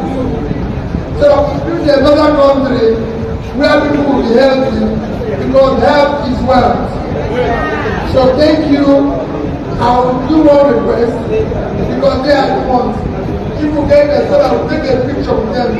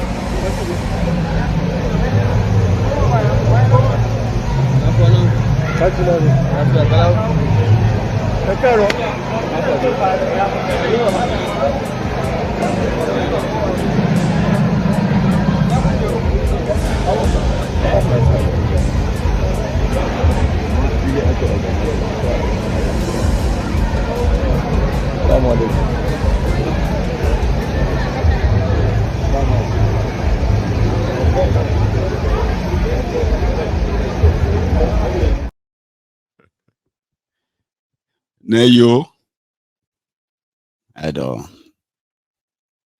It won't burn anything down, but come on. Don't pretend that you don't understand what I meant by the way what I described. I said those who are somehow obsessed with him, as you can very much see in Kolu and his camp, his appointees. Or maybe if you want to pretend that that's not a thing, that's fine. But the obsession they have for him, right, is pretty much like to do everything as much as possible, right?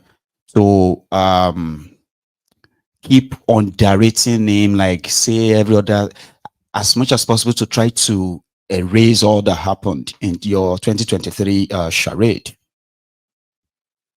So when they started, right, there were some of you who confidently said it was just a noise. And I remember on MAIYEGUN'S Politico, some of you actually still testified to that.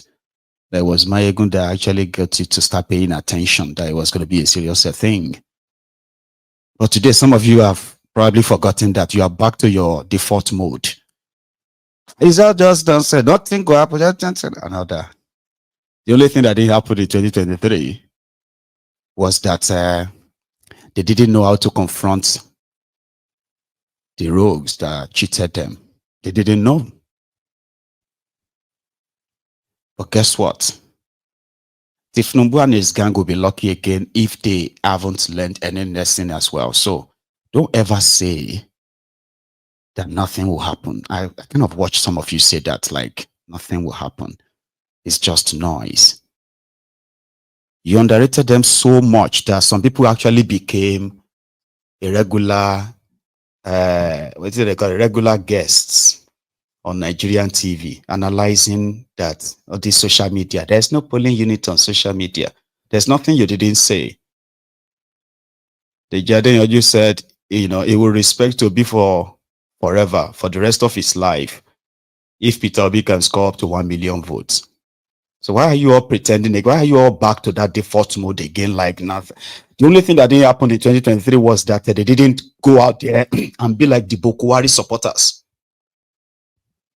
4 people tweeting in a room ended up causing so much confusion that 260 billion naira budgeted for INEC, for your IREF, your this, your that.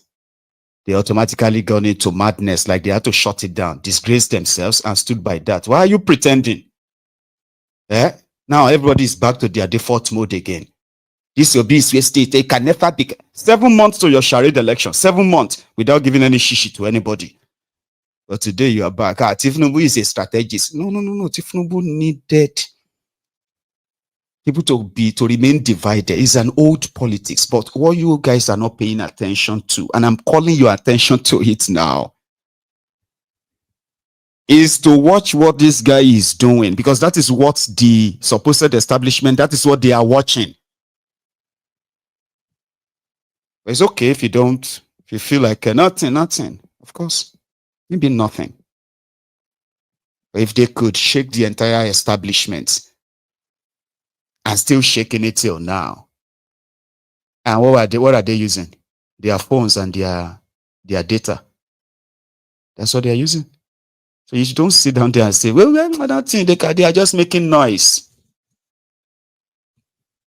Now you don't do that again, Baba. Don't be so dismissive like that. That is typical of the Ronukus. They don't think, they don't reason. They just, they're like one-way traffic. People just dismiss. Don't just dismiss. Don't be so pedestrian. Like so final. Because that's why they are doing everything right now. They're calling him a liar. They are calling him different names. You would think he's their press idiot, the way they speak about him or talk about him every day. So why are you pretending about that? The reason why that is what it is because for the first time, it was the guy who demystified the old order. So Tinubu and his gang, they know. Now, what this simply means is that in their all cooked figure, whatever, the guy is scored he scored over 2 million votes in northern Nigeria. But they've made that look like it's nothing. At least it's not the president today. Tinubu, of course, Tinubu is. And I am not saying that his move is enough to probably make him president in a corrupt system. What I am saying is that if you are focusing on this coalition, that way is going to become this or that. The guy is moving in a way that if he stands alone, it will disrupt everything again. And this time around, they are saying that it's not going to be what you witnessed that time. So when they say it, just listen. You don't really even have to agree, but don't be dismissive like somebody who can't think. You should be able to think, reason, even if you have your biases, all right? Like reason. so that you won't turn around later and be like, how did that happen? Anyway, it is called retail politicking. He does it by himself. He's not paying people to help him do it. He's not trying to hire anybody to do anything for him. He's always going to, you don't understand what that means, right? He's living that, that physical encounter, that experience with ordinary people that you may not be able to convince all of them with money. Because how did he get the millions they allocated to him? Did he pay them money? He didn't pay them money. You know he didn't pay them money. In fact, they said he lost most of his supposed votes because they couldn't pay they couldn't hire enough polling unit agents. Anyway, don't shall forget. The reason why I will keep encouraging them is this. I want them to get stronger and stronger and stronger. And then Tinubu and his gang will do we will attempt what they normally do. Then I will now watch and say, you're going to let this one go again? And then we see how it will end. Maybe then you can then have context to you will not go burn anything down. Maybe then, if it now comes out again and say, hey, we are going to go to court. Say, this guy is a joker. Please don't underrate them. Don't. The establishment is not underrating them. And yourself, that invest so much of your time, hour on MAIYEGUN'S diary Politico. Don't underrate anybody. Come on. Anyway, here is the other part. I think this is where he now gave them his, he went to a place and guess something. Another thing about him. He's not giving people money as a gift. You see all this money that you are seeing him give all these places. He will go to their school. Meanwhile, prior to that, they've already told him about what they needed in their school. It's not an accident. It's not like impromptu. It's not like, oh, I'll give you 20 million. Oh, I'll give you 10 million. No. Most of the time, they've already told him. In fact, most of the time, the schools are those who are writing to him to come to their school. So when he gets to those schools, right, he will go to the project they are doing, and then he will say, okay, I'll give you 20 million. And according to him, his intention is to make sure that more people are encouraged to come and support that same people, that school, the same way he's been there. He said he's using his presence to probably attract other supposed rich Nigerians to go and invest in education, go to these places, support them. You will be surprised you'll be surprised with how much 10 million can do in those places. That's what he said. And I think that's what happened in that Islamic nursing school rather. The other part.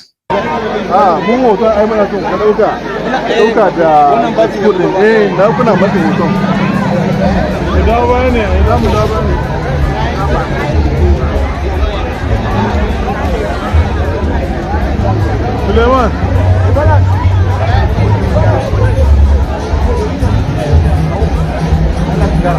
Komandan.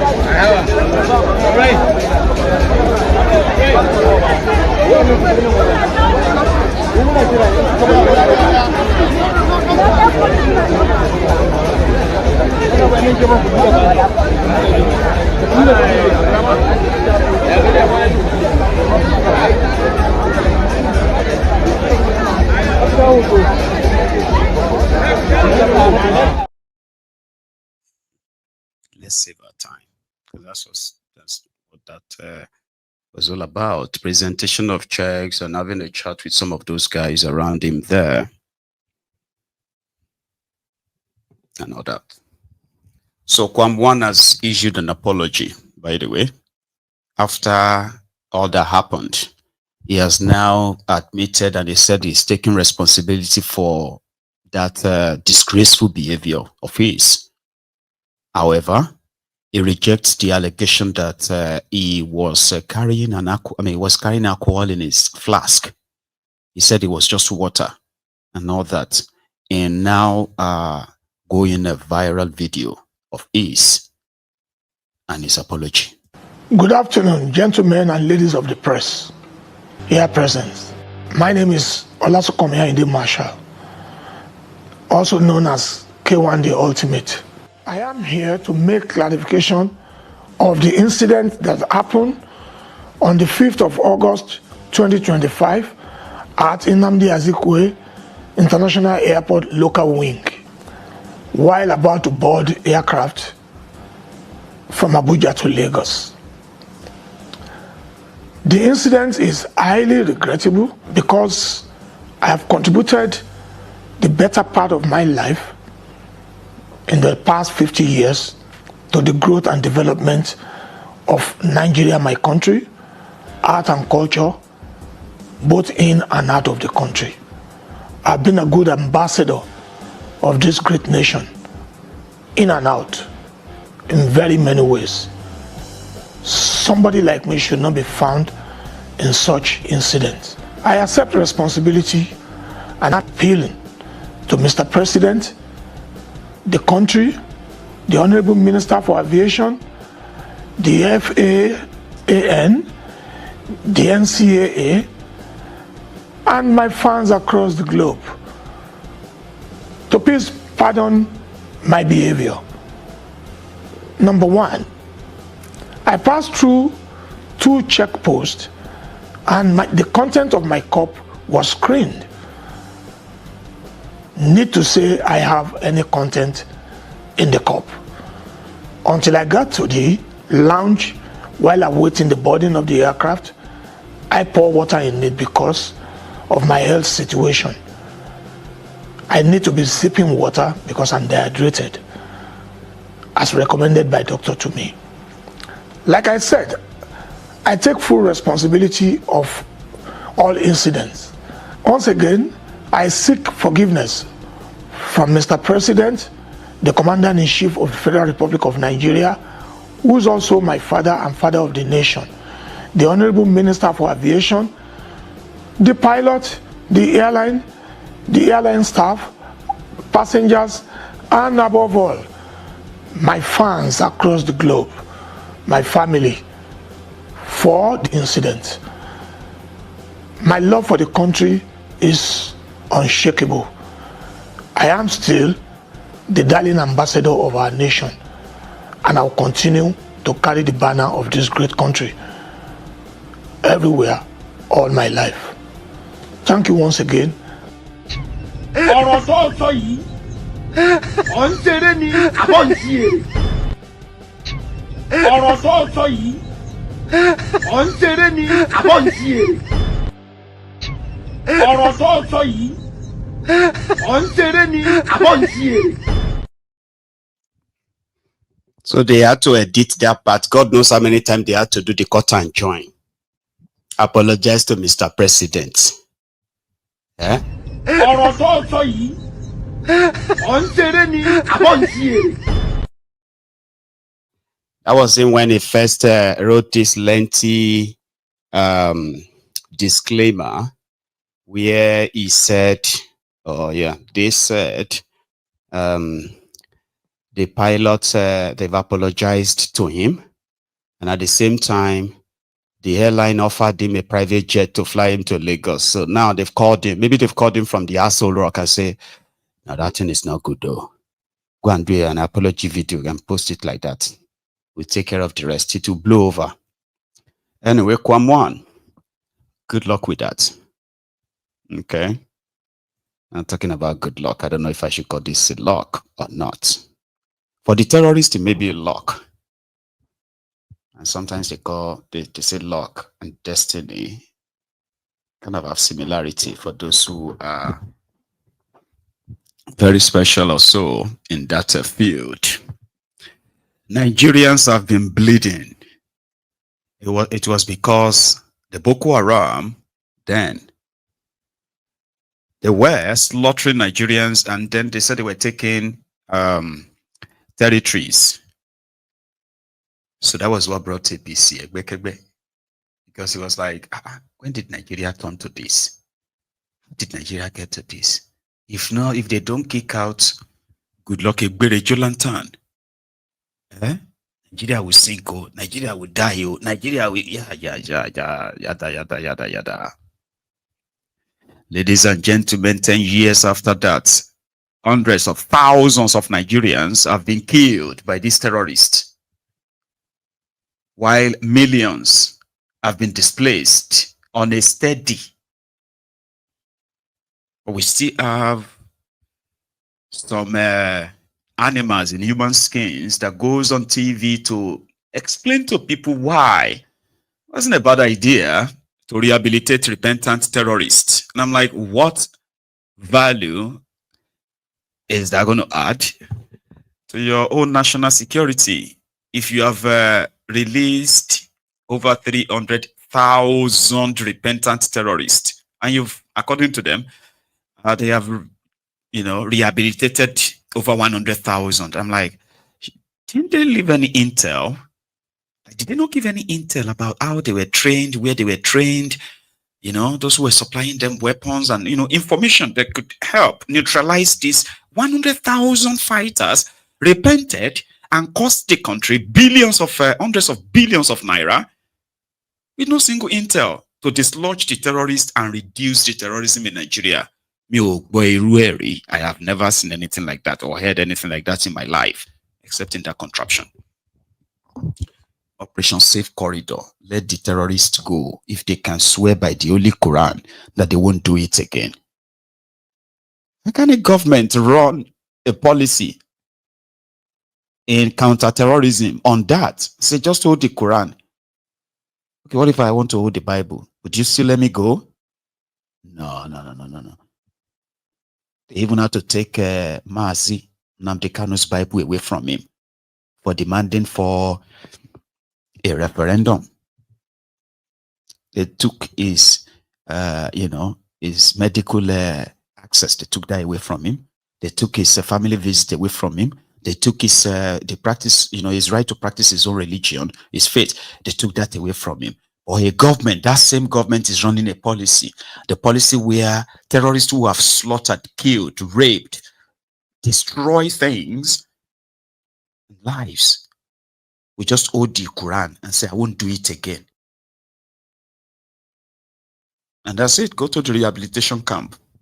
Here is a former spokesperson for the Nigerian army speaking on the matter.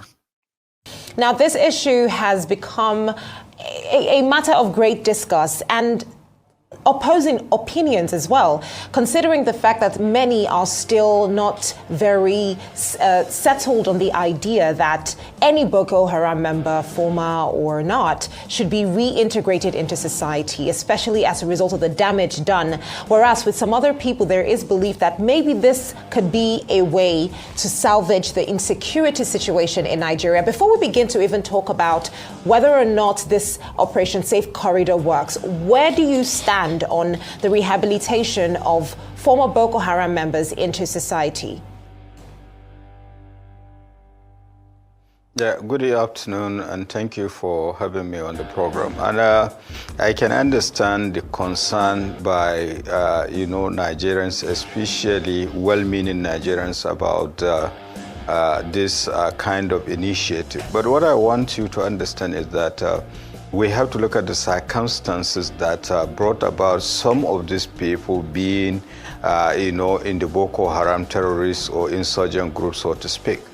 Some of them were, conscripted, some of them were forced. If you could recall, way back at the onset of it, the village, they attack villages and communities. They cut away valuables as well as able-bodied men and women, and they subject them to so many things. Some of them, they were made to fight, some were foot soldiers, and so on. Some of them were performing menial duties against their wills and all the rest. So when you look at it from that perspective, that it is not everybody that subscribed to, the religious belief of the Boko Haram or the ideology, so to speak. They were there against their will. So due to concerted effort and, of course, appeal, they were made to understand that really there is life beyond the Boko Haram insurgency, and some of them decided to voluntarily lay down their arms or to come back. To come out. I could remember way back, I was even in the service in Burma and all the rest. Hence, that brought about the initiative of the Operation Safe Corridor that is being carried out. And so far, about 3,200 have passed through the program, and with less than 1% recidivism, of the activities. And that goes a long way to speak volume about the success or otherwise of the program. However, just like any other thing, I think the impediment is that there is a communication gap. Communication gap in the sense that when you are confronted with security challenge of this magnitude, kinetic approach alone cannot solve the problem. Therefore, you have to have a combination of the carrot and stick. And part of this combination is what we are witnessing with the Operation Safe Corridor. Now, if you look at it, insurgency everywhere and terrorism, conflicts generally, hardly you resolve them, through, forceful means. Sometimes we end up at a negotiating table and all the rest of them. And we are having a unique way in the sense that in Nigeria we have an unprecedented number of these fighters that decided to renounce violence and voluntarily lay down their arms. And in fact, a part of the international convention, you cannot do, you cannot harm them. So, but I can understand the need for justice and all the rest. Hence, this process. So you should distinguish between those that are really hardcore, those that believe in the ideology of Boko Haram, and those that were conscripted. And those that were conscripted are those people that are undergoing this program thus far. And it's a rigorous program that it is not just the military, it's a combination of so many other stakeholders being brought on board as, medicals, development experts, clergies, and so on. And there are procedures and, of course, buy-in from the communities and what have you. And now they have even gone away, a way further, apart from integration and all the rest. But after integration, what next? Because some of them, they were unemployed. Some of them, they were having their own trades and all the rest of them. And I can understand even now the international tropical agriculture is coming in the country. Rep is coming to see how best they can also enhance their agricultural skill and all the rest. So it's a welcome development. However, a lot needs to be done in the sense that there is need to conscientize Nigerian society about the benefits of that kind of program, because you cannot kill or ẹni òfò ni ẹ ṣòfò láyé ẹ tún sí lálìkìyàmọ ẹ̀yin rádaràda wọ̀nyí. ẹni òfò. You heard the Olori Brukuman. Anyway, the news that just came in now is that Omoyele Sowore has now been released by the illegal police IG, just as we are on this program. So I'll give you more on that after this, okay? Did you hear that? That's what they are doing on national TV, toasting people to normalize it. Some of these people, they were kidnapped. They were made to fight and kill by the terrorists. Who decided and who determined that? A court? a panel of a judicial panel of inquiry, psychologists. Who did that? And why is it not working? Why is it that it hasn't worked? And who is also tracking the repentant terrorist? Nobody. But it's on TV that they should go and conscientize Nigerians. That is, they should try and convince you that it's a good idea. You see, don't you see all these people that are killing you and kidnapping you? They are not, some of them, it's not for their intention. Or how did you know that? Because they've pleaded their case in a way that when Bokwari was there, it was to industrialize the terrorism business in Nigeria. And they did. Not only that did they make their people poorer in northern Nigeria, they made other Nigerians from the southern part of Nigeria poorer too, when tens, hundreds of millions and billions of naira were taken from them as ransoms.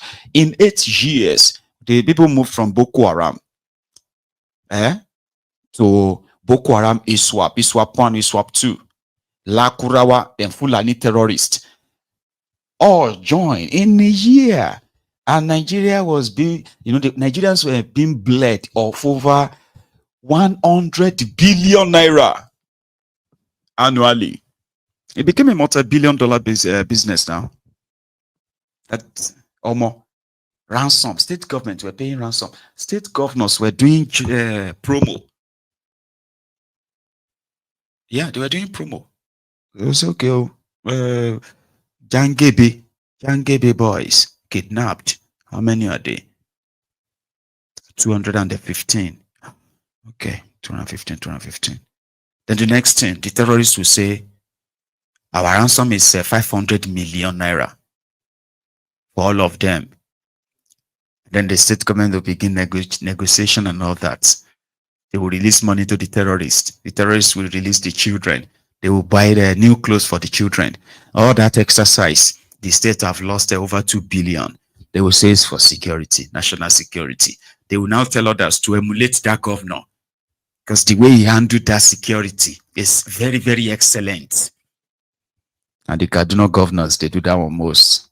It's very good. Before you know it, Kaduna, Zamfara, where else again?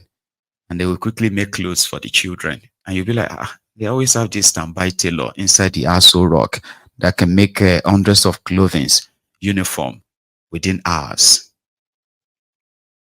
Boy, would you ever believe that somebody will go on national TV to try to convince Nigerians that it was actually a good idea to rehabilitate terrorists who haven't actually been put through the trial, that will help the state to understand their mind, how it works, and every other thing. The data that you will have to use to crush them. How did you manage to have over 300,000 repentant terrorists? And none of them could give an intel at all on how to end the terrorism. Let that Mugu finish. Coward, because under normal circumstances, especially in the northern part, among the Muslims, anytime somebody says Salaam Alaikum, of course you are obliged to assist and support him. But this time around, you have to look at him or her twice. Just to tell you, so a lot of damage has been done. And so it is understandable. And so there is so much need that need to be done to, communicate. Yeah. Yeah, permit me to interject at this point in time for the brevity of time. But all right, some would say that what you're postulating is against the principles of justice, equity, and good conscience. Yeah. Because when you look at the fabric of our society and the laws that do govern us, be it the penal or the criminal code, there is a Latin maxim that says ignoratum non excusat. That means the ignorance of the law is not an excuse for you not to be punished by the law. And aiding and abetting is also a massive crime under law. So if you say that because these people were victims or they were victims of situation, we've had people who have also been victims of situation face the full wrath of the law. if we make excuses for them, then we should make excuses for everyone, probably who has been a victim of situations, regardless of their complicity in any crime. What do you make of this? Well, you see, we are saying almost the same thing. Before you interjected, I was talking about, communication gap, the issue for justice and all the rest. And if you are going to talk about that, you look at the extant legislations about, the anti-terrorism acts and all the rest of them.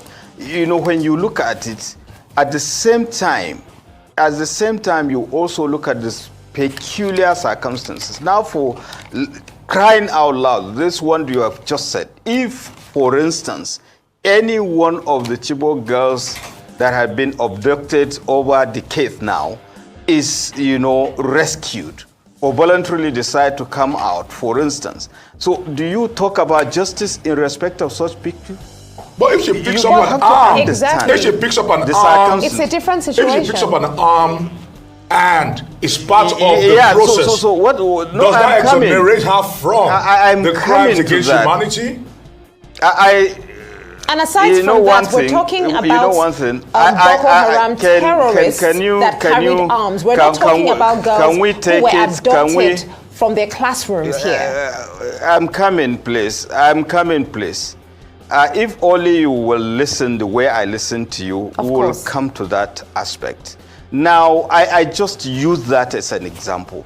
And I happen to, be among those people who fought against the insurgency. I was there for a year, 2014, 2015, and I know what happened when Burma fell and so many other places, the circumstances. And in any case, there is nothing religious about it. People were conscripted, people were forced. You may not believe it, and I will tell you this.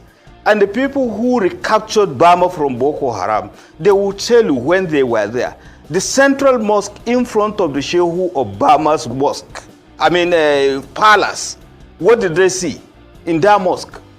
It was Boko Haram that was there, but I can rest assure you they saw condom and so many other things. So it is not religious. People were high in drugs, doing all sorts of things because they have the power of the gun. They conscripted people, forced them into so many things, inhuman things. So basically now somebody has an opportunity to come out and said with utmost sincerity that he had not been associated, he had been there against his will.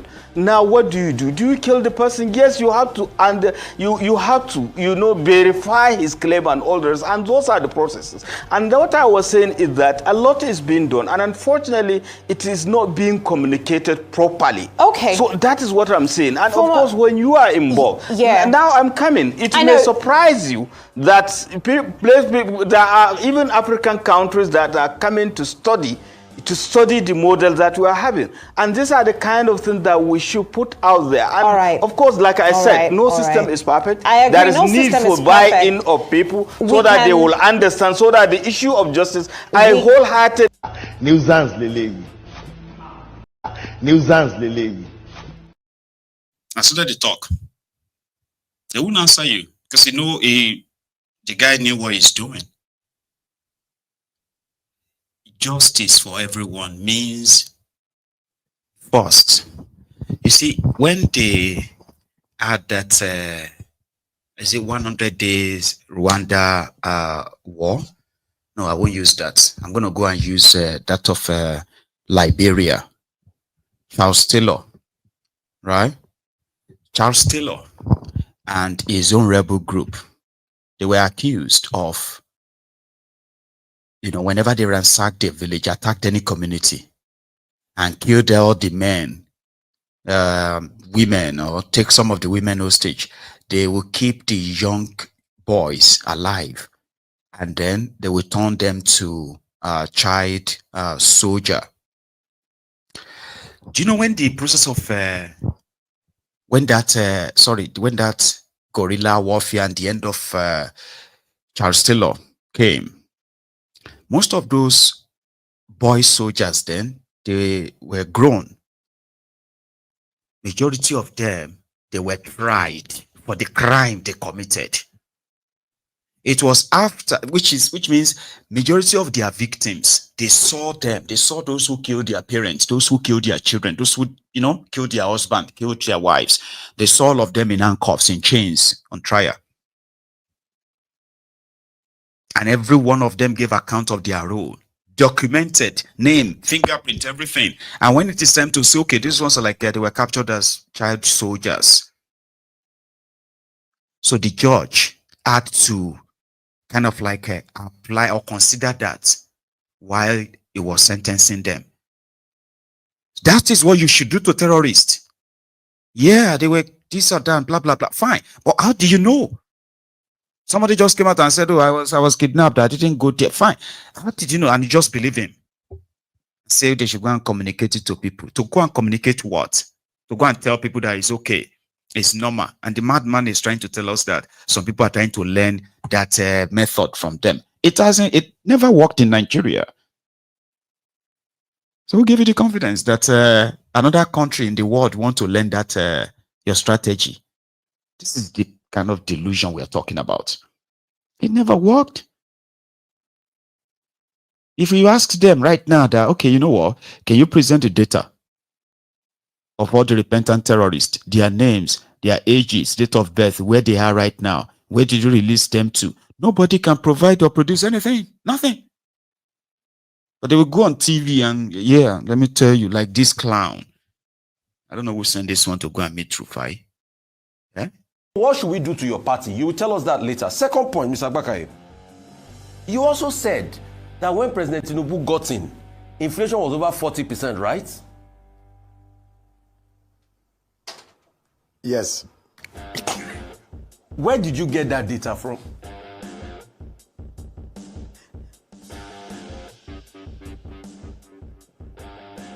Well, it's a data that is already in the news media. It's in the news. It's not a hidden. It's a public document.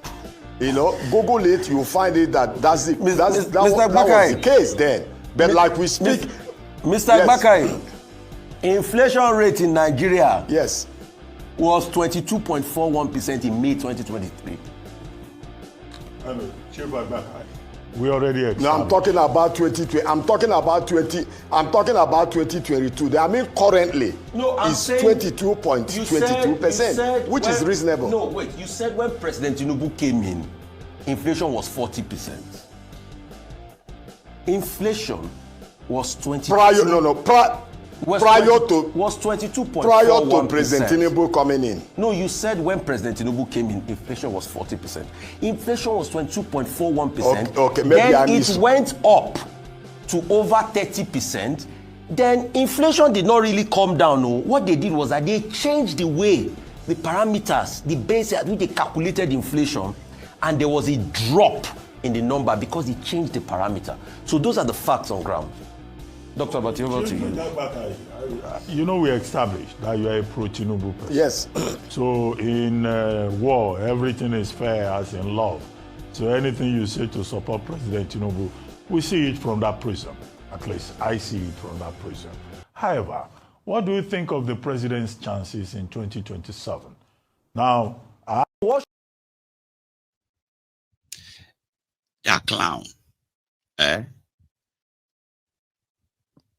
Now somebody papao. But that fury that he exhibited on Arise today, if the guy no fool for the rest of this year, he don't fool enough. Like he won't lack any fooling for the rest of the year. And some said maybe, hang on, okay, you know they had the digital media. My can't be like say the people after their digital media summit. It can't be like all these Alakbere people with the pack all together, say they go to sell Tifnumbu. Let's say they don't give them very tough job. Oh. The job is very hard. Somehow. Yeah. Because I think it was yesterday or 2 days ago. So all over the place, it was about old tweets, old this, old that, old this, and all that about Obi. And then the obedient and the rest of them, they were all over themselves and all that. And because, you know, the obedient are doing their own for free. And there are so many. The Ronukus are not doing it for free. They're not doing it because, you know, because of God. You know, so when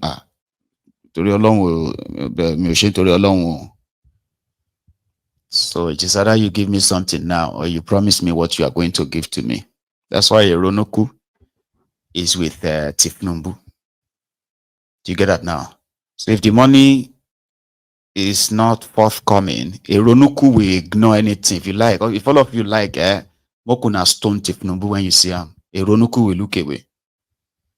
But if you see a Ronuku that is still doing it, you will see. That's how you get to know that majority of those with Tinubu, he had to buy them over. These were people who have called him thief. They've called him drug baron, drug dealer. They've called him names.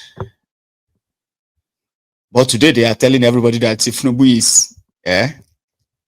So to them, as long as you know, when you see, for example, if you see anybody that looks so horrible, let me show you a picture. Don't go anywhere. So if you see any of them that looks like this on social media, and you are wondering, like, Benny, sorry, give me a sec. I should have put it up before now. Well, something about me. Sometimes when I just randomly say things and I'm like, oh, I wanted to show that.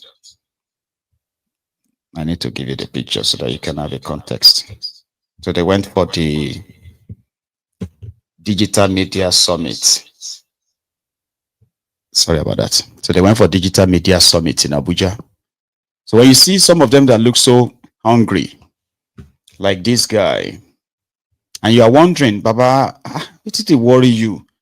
Like, what did they give you? So far, no, the tire uni. Those ones are the type that are looking forward to maybe they will call them, because every time they what do you call it? Every time you see them everywhere with empty stomach, borrowed data, defending Tinubu, then they will go to the pages of some of their influencers. When they want post and they say, Jagaban for life, you will see them under the post on Facebook or anywhere. You see them and say, Jagaban forever. We they support Jagaban. Nobody they give us anything, or we are just supporting Jagaban because we love Jagaban. Now send my account. Please check your DM. Check your DM. Those ones are waiting for when they will remember them. And that digital summit, they actually remember some of them. Like this bro. You get it now. This one is also one of their digital media. So, and there are many like this. They look like this. I'm not trying to body shame him more. About, do you need another textbook definition of poverty? The guy knows Siko. There's a picture of him before Tinubu. Now, between 2 years of Tinubu, the guy turned to this. According to people who are digging themselves up on social media. Now, take a look at his face, right? There are like tens of thousands of them on social media, and they cut across from all tribes, all ethnic, everywhere. So you will see them on social media defending Tinubu. They're not doing it for free. They're waiting for the day they will call them and say, why not you try? DM me, DM me, DM me, DM you. Say, DM me, send me a DM.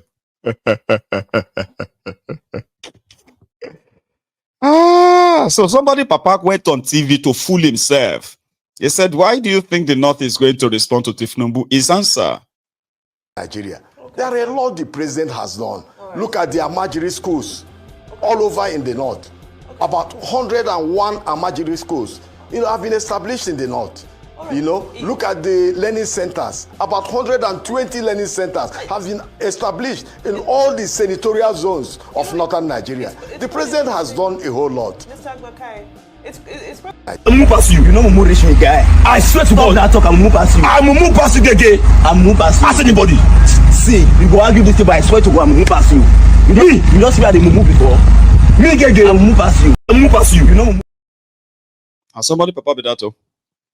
So they now said, is that what they taught them at their DJ summit inside the Aso Rock when Rat cooked rice and chicken? They gave them Wi-Fi. And of course, the room was pretty much like air conditioned, cold. That one of them went on Twitter and said,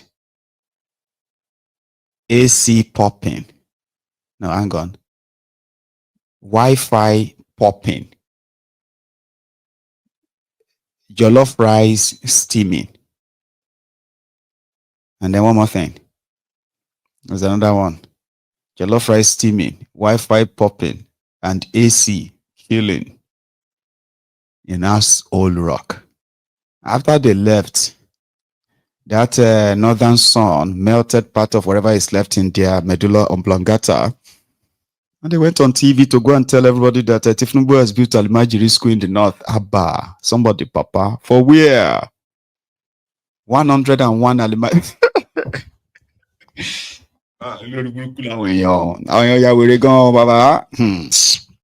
You pay the right price, Baba. Even when they lie about you, sorry, when they lie for you, you go fear. Say Jesus, you know, I can't lie. Where you go tell, where devil go say Jesus. Over 101, over 120. He was just pulling numbers from his, you know, bomb crack, I think. And he expected it to fly. Somebody would say, if he was on NTA, another person would say, okay, where is that 101? I say, it's in Bauchi. We have one in Kano. We have another one in Kaduna. We have another. I say, where? I'm on Yahweh, and yet, they all claim that they want the contraption to work. Doing our best, Mr. President, is Mr. Come on, man. You know? This community will be so grateful if indeed Tinubu is doing something. In Kwara, the Fulani terrorists invaded the village, killed those they could kill, took whatever they could take, and then they told them they were coming back. And take a look at that Kwara state in Yoruba land, you know, the Yoruba land part of Kwara state. Take a look at this. What single man being there?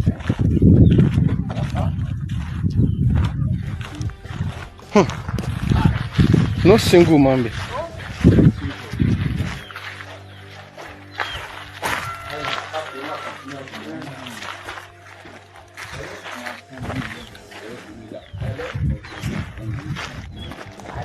Hello.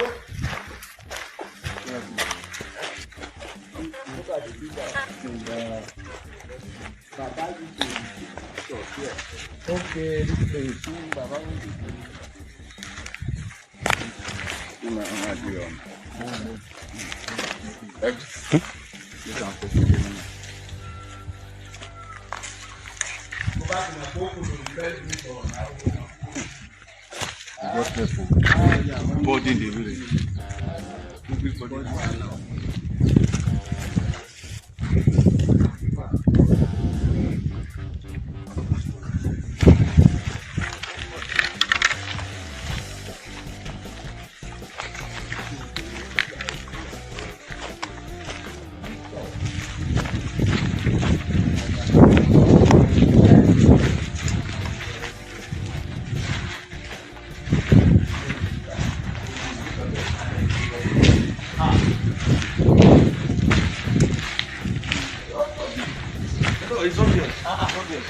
And the houses here, they are not lazy.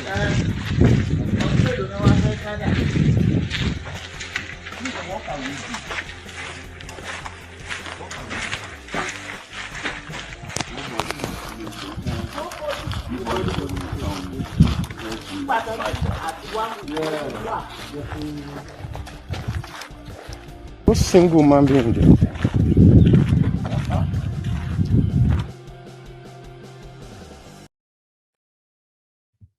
Not a single human being. It was cited in the entire community. I'm so sorry, I cannot miss the part of the name. I'll get that for you. So I told you earlier that Mayele Shore is up, but again, I think we should take a look at that quickly. I had some other, supporting sort of piece on the free Omoyele Shore's advocacy. So I'm going to just drop them, save time. But here, Omoyele Shore, after it was released by the Nigeria police.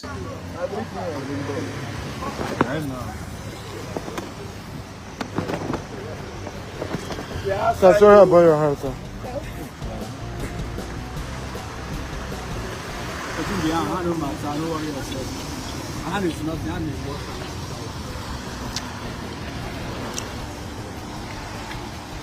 All right, guys. So we're going back to work. Aluta continues. Their father's father. Yep. You don't get who they fear for the full country. Yes, despite their hand, their papa. Yes, now. Despite their hand, we are going on. We're going back to work, man. Okay. So we'll talk to you guys very much later in the evening after I'm seeing I will see doctor now. But I want to thank our great lawyers, as you can see now. I thank my brother here. I'm the older brother, by the way. You guys know I think very well. He has not slept since I left. And thank you, Mr. Thank you so much for great legal firework. All you guys out there, Black Boy. Very good to all of you. The revolution has just started. Yes, sir. Yes, there's not anybody can do that. An idea whose time How rich? So, we'll be talking to you much later because I have to check the hands. Once in a while, they have to try us to see whether we are still the people we say we are. Yes.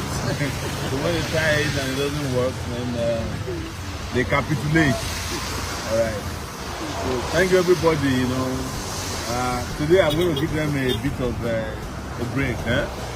Atiku, thank you. I heard you issue a statement.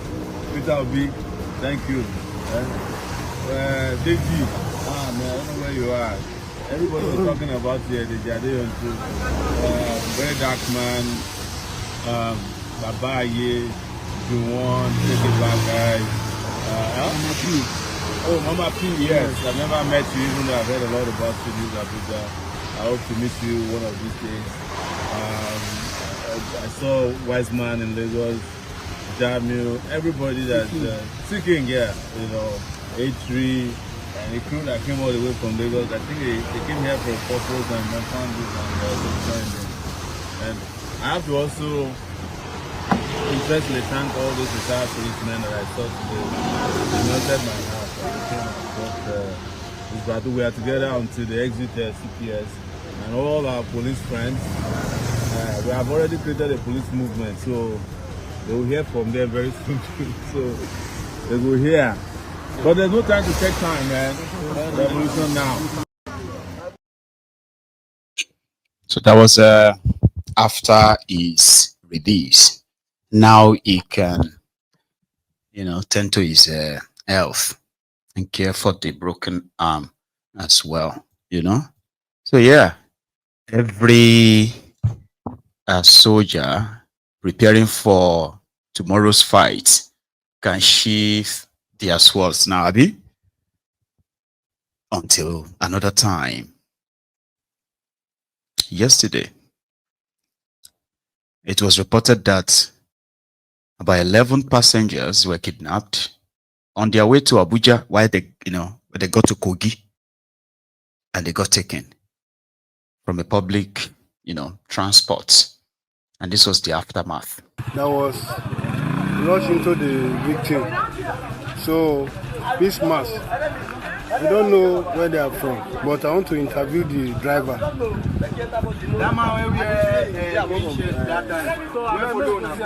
Driver, sorry, I beg. Sorry, we want to know where you load from. The park you load from. I loaded from Onitsha. Okay. Going to Abuja. Okay. So now kidnappers come attack you. Come attack us. And please, we want to know how many passengers do you load from the park? Another full load, full bus. Full bus. 16 passengers. Okay. So I want to check. Let me know how much. How many passengers are not there? Okay. Let me confirm. Okay. So, all right, no problem. While you are checking, we have to interview you well so that the people that have your that have their own people inside your bus will post the distance so that they will see. So initially, I don't think see them. So initially, how many passengers do you load? Is it 16? 16 passengers. 16 passengers. Okay. How many remain here? I don't know now. Okay, you are inside the motor. You see all those children? They are inside the car.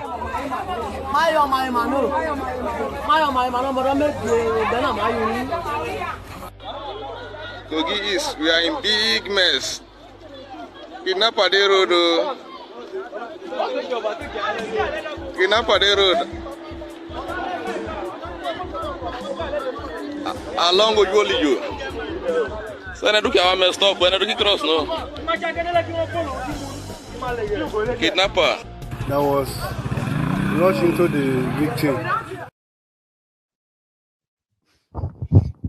I don't know, you know, a lot of you may think the driver's nonchalant attitude makes him a suspect, but it could be trauma.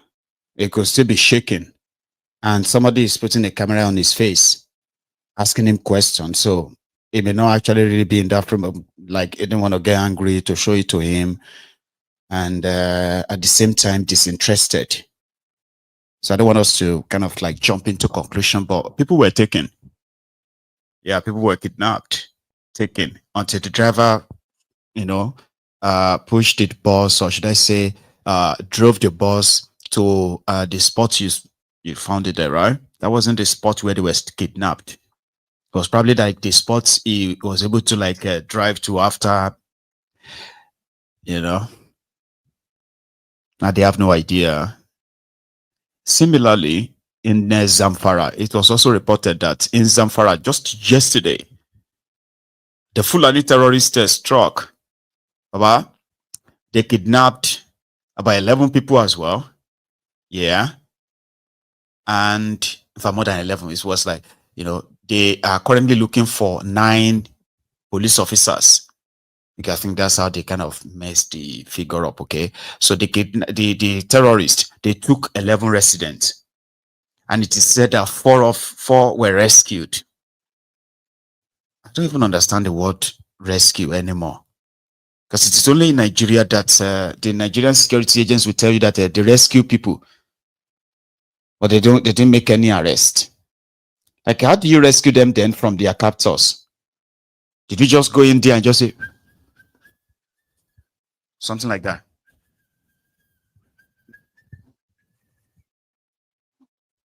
I don't know, like just to the captives that, hey, yeah. Because how do you rescue people from their captors and the captors are not dead or arrested? Only in Nigeria. You know? Sorry, I don't know if something got into my eye. So they said they rescued 4, meaning 7 residents, civilian missing. And then 9 soldiers. They won't even tell us their names. They won't even admit that they have taken their soldiers. Currently in Zamfara, when they are already pushing the story that they are in peace talk with Bello Turiji. Have you read about that? They are in peace talk with Bello Turiji, that notorious Fulani terrorist. Yeah. That Bello Turiji is now saying he is not the one who took soldiers, so he's not the one who took villagers, so that they just want to use that to destroy the peace deal he's currently having with the government. How could you give terrorists?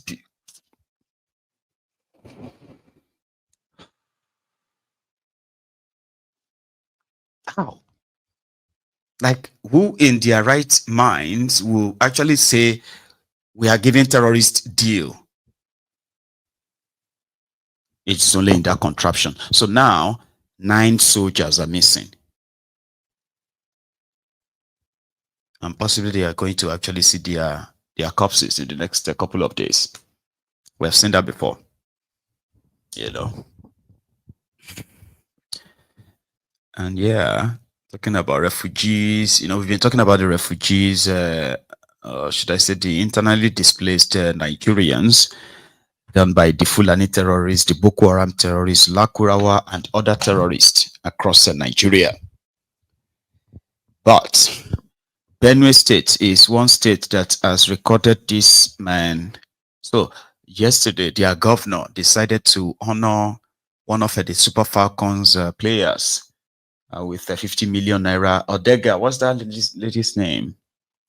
So, and that has got people talking like, Tinubu has already given them 100,000. Say you guys, people were talking that Benue. When did Alia make any form of a commitment up to 50 million naira to the IDP people in Benue State, the internally displaced people who got displaced in their own state from their own different communities in their own state by the terrorists are getting so, like abandoned, so to say. When was the last time their governor went there and said, okay, we're making a commitment of 50 million to, so that got people talking. And this was the announcement that got them talking. So the player will get 50 million naira, and she will also get a 3-bedroom flat given to her by her state governor. Just like some of them have been given stuff by their own state governors as well, right? But this one got people talking. Director Scott. Shining example of what to allow them, guide them, and they are being coached. Tomorrow we shall all go to the national and come back to the state here to celebrate them for the state. Want all of us to encourage our young ladies to do sports. Sports happens to be in the DNA of Benue State. I mean every word of that. Granted that our home team, the Yorubas Football Club, is somewhat down, but I continue. Stand up.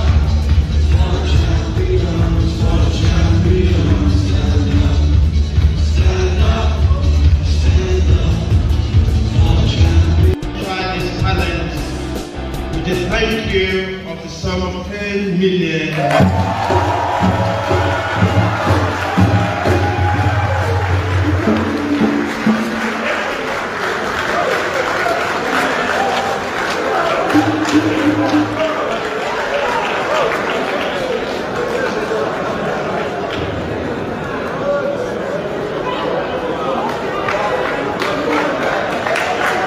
We name a very big street in the town here after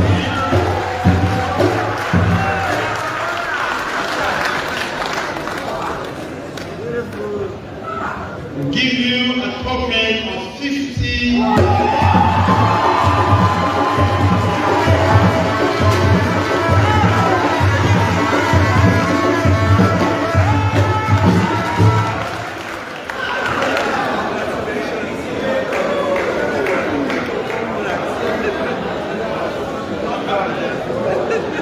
And we will also give you, in the heartland of Makurdi City, a 3-bedroom flat.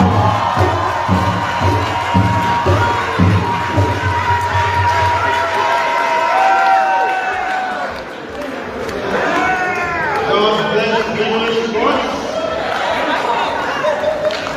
God bless my entire Benue State. Shining example of what to allow them, guide them, and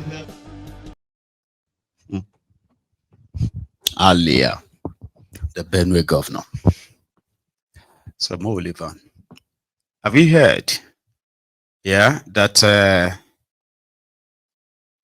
Pastor Adeboye of Redeem is going to die on a Sunday after, the church service? This is not our business, so we just want to leave it in the diary, just for future reference. I'm not asking you to begin to question our God here, okay? Oh, quite interesting. Okay, so he told his church today that one day he's going to come to church. He's going to hold a service, and that will be his last. Because after that, he's going to die. But he's not specific. Just give people that, okay. So every Sunday now, everybody will need to be checking on Babaji. Here you get everybody. Say, am I going to hear from Babaji? I say, no. The last time I heard from him was 2 weeks ago. Say, okay. I'll ask another person. If you are sick and you will pray the way I'm going to ask you to pray, you will get your healing back tonight.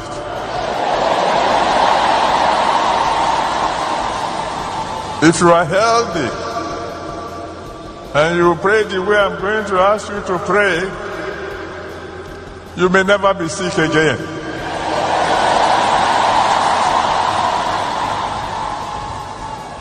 I know people who have asked, if you are never sick again, how are you going to die? Who told you you have to be sick to die? When your day comes, you just sleep and go. I'm sure I've told you how I will go, if the Lord tarries. Go to church. It's going to be on Sunday. I can tell you that. So how do you know? Leave that out of the question. I will go to church, have a wonderful service, come back home, eat pounded yam, and go.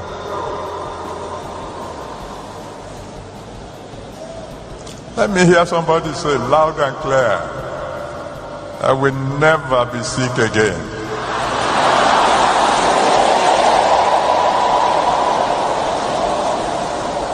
You won't need a car to travel. You won't need an aeroplane to travel. You will just say, I want to go to London.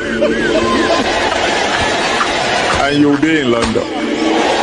Whether you believe it or not,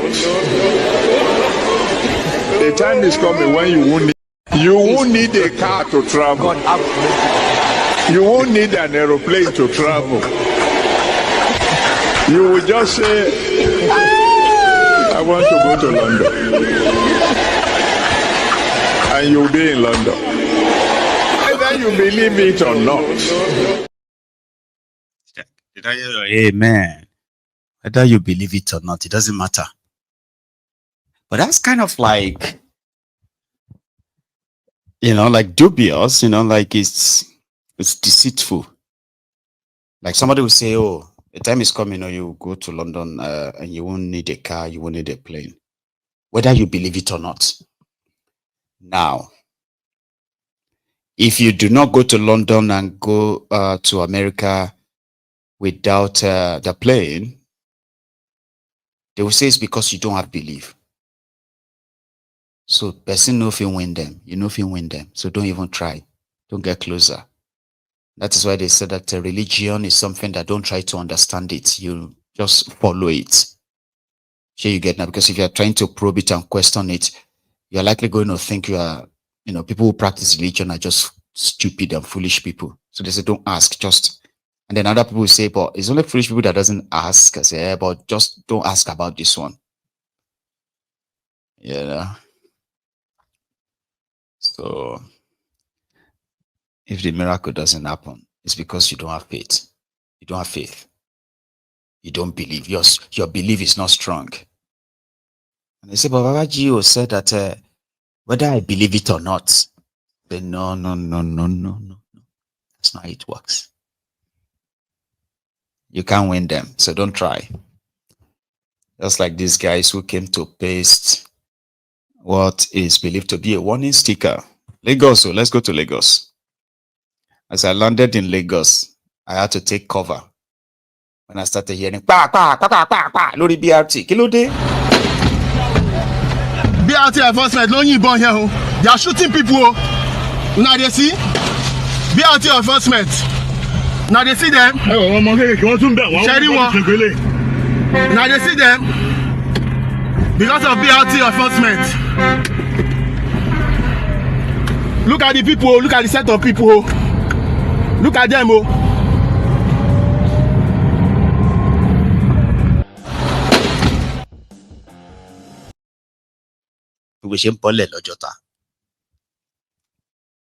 You get?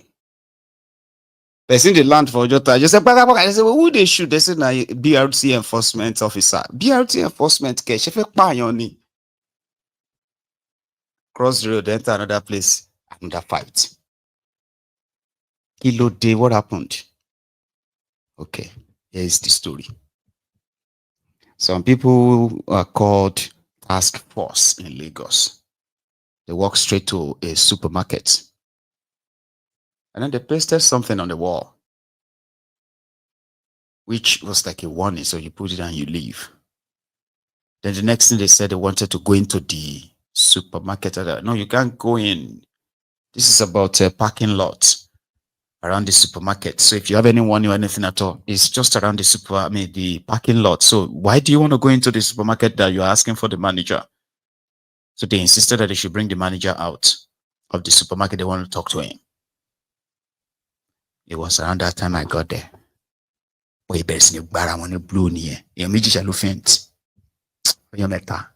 3 people fainted. Not fainted like almost, but we had to revive them with water.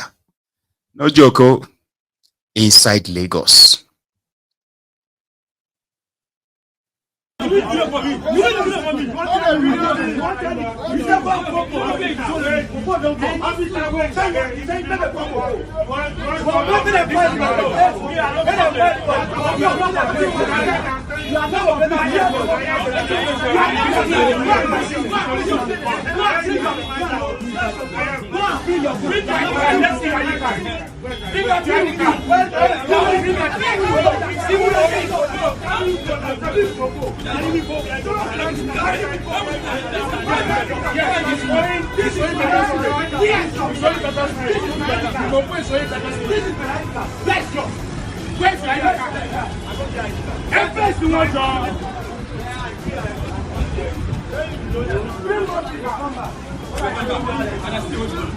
I don't prepare now. Don't touch me again. Don't touch me. Don't touch me again. Don't touch me.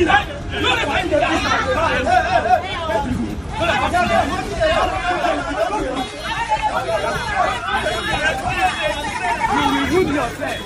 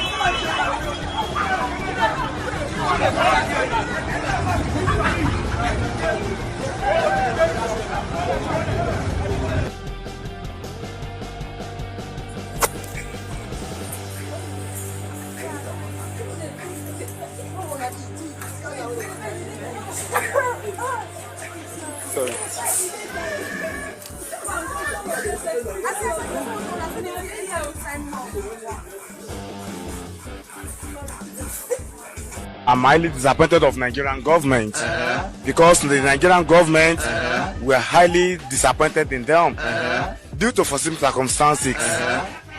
Definitely, I'm one of those people who are proving people should die in coronavirus is more better than people should die in hungers. Hunger kills more than coronavirus because some people are less privileged. Due to foreseen circumstances that I said it, some people are less privileged, which they are based on daily pay, which are not even based on salaries. But our government thinks that the lockdown is the best solution to coronavirus and proving it to an extent and to the levels of alacrity that if someone die in coronavirus, it's more efficient to die in hunger because some people will be at indoor. God bless you, Jerry, Professor. Around everybody, people are angry and they have bottled up their anger enough that any small thing can trigger anything. Did you see men who are like just punching themselves? Those stacks for everybody. But really too funny, say me, you know where was this part? Did you see this part? Guys, where is that clip? I thought I removed it. Man, I would have hated myself. This part. Because it was the guy who, remember that guy who first punched you and I said, hey, you're punching me now. You remember that part? That he punched somebody and the guy was like, the task force guy was like, hey, you're punching me. Then he punched the second person. Then as he was about to start fighting, somebody held his hand from behind. Me, really, I can't remember anybody doing that to anybody. I've never seen. I fought all this Gidigbo fight when I was younger. Like, I still have some marks in my body. Obviously, I was a fighter. They beat me. I beat some. But this part is really, this technique is really legendary.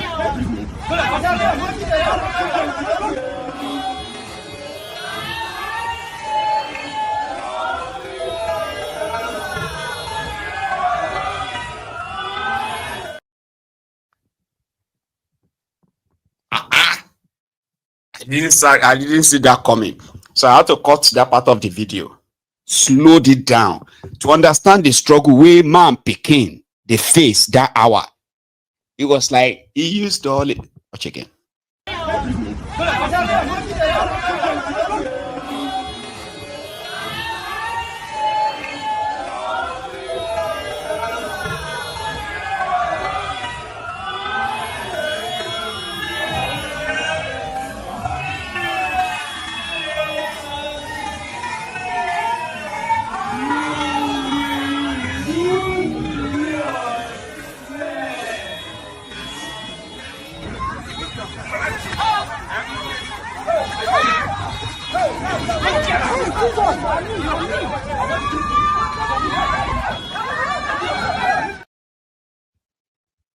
I was straight punch, yeah. When I was still younger, right? Somehow, I thought I had to learn how to defend myself. So we started training boxing. Straight punch. Nickel punch and all that. Straight.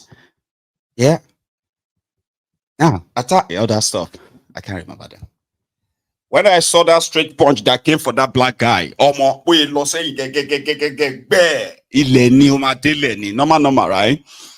Those who were so good with their punch and all of that, back when I was growing up, some people to cover up, when they punch you like that, bam, you go like say your leg off, because your leg will just go kind of like so off ground, like so free. You could just feel so free like that, like that. So as you land like this, if your friends say, "Wait here, kilo shelembe, Roscoe, it just gave you one punch of the ballet, Roscoe, kilo happen." I will go no losheni. Because that's how you can yes. I'm all losheni say, if me blow by mommy say, I don't you say we blow no lemon, you come, I don't know what happen. I'm going ballet there, Bisha. So they go lie say that means he used some jars to hit him. Baba punch you. You saw that in that video. Watch it again.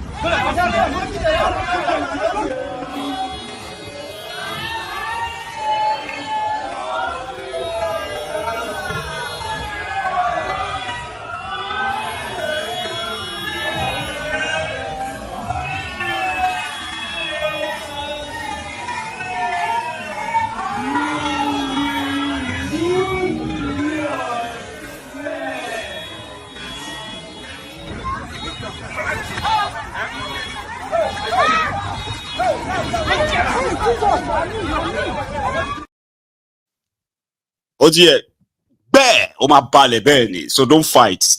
The writing is, please don't just get involved. They were so wrong. They came to paste warning. And if you needed to pass another message, just drop a letter and leave. But because they are bureaus, they are thugs, stout, and all of that, so everything is always violence and all of that. But I don't everybody, no be how big you are. So you get some people will be say the old flesh, everything don't go, nothing to. But you see that bone, buy. Go bless in one lab baseball bat, my lorini. Don't try it. And in this day and time that you don't even know what is wrong with anyone and everyone. Do your best to avoid any form of confrontation. But look at that bros. That bros that they had his hand. He was fighting for his life. He was fighting for his life. More. Nigeria is too hard for everybody right now. So people should try to show understandings rather than showing their physical strength. He said that the most important thing for any politician aspiring within their coalition is to find a way of winning over the party's delegates so that you can win the party's tickets. Not about going everywhere, meeting this or doing all of that. It's enough. Then he went on to say among their coalition, which is, like I said, sub to jibe, is referring to the obedient in that context. He said that they are the supporters of one of them. They love to abuse him and and all of that, despite the fact that they are all in the same coalition, and that's fine. But for somebody like him who had been in that situation before, where people were always abusing Bokuwari. So what did he do? Rotifmi Amechi. He told the youth that hosted him that all he had to do was to purchase 150 laptops. Hired 150 youth. And their job every day was to look for anybody saying anything about Bokuwari. And somehow they delivered. So if he becomes your presidential candidate of the ADC and becomes your president in 2027, he said he won't tolerate all these abuses and all of that.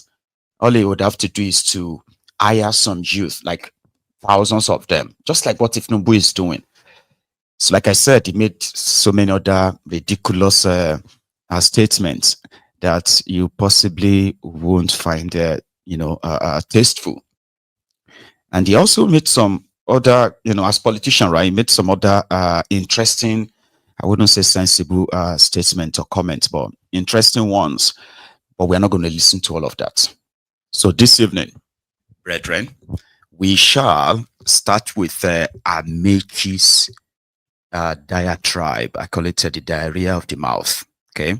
So the part where he says something about the Tinubu's Coastal Road is right, but unfortunately, he is not the right person to actually come out and condemn Tinubu's thievery and misplaced priorities. But first, we'll listen to that part, then I'll come and add my own comments. So as we are joining us, remember, like, share, and before you start commenting, and let me know what you think about the audio. So I brought a lot of caps I'm going to try on. So maybe the next time you see me, I may be coming up with different caps until I find the one that fits. But the first part, Amechi, is a statement on the Coastal Road and all the other nonsense he added. Until I got NDDC to fix that part of the road. Now, let me tell you this story, why I laugh at the so-called Coastal Road. If you do the bridge from, what's this place in Akwa Ibom? Oron in Akwa Ibom. You do that bridge to Calabar, you have completed East-West Road. Up to nobody has done it. Why did Jonathan, as president of Nigeria, who had resources, not do it for the South people? So, young man, I will repeat it 100 times that Jonathan was not our brother. If you vote for me, if Nigerians think I won't do that Oron bridge, I will do it. Because I will abandon the so-called coastal road, because that's a road for stealing. If you complete the road from Calabar to Oron and fix the east-west road, it's the same thing as coastal road now. Why waste 13 trillion or is it 33 trillion naira when there's people are dying of hunger?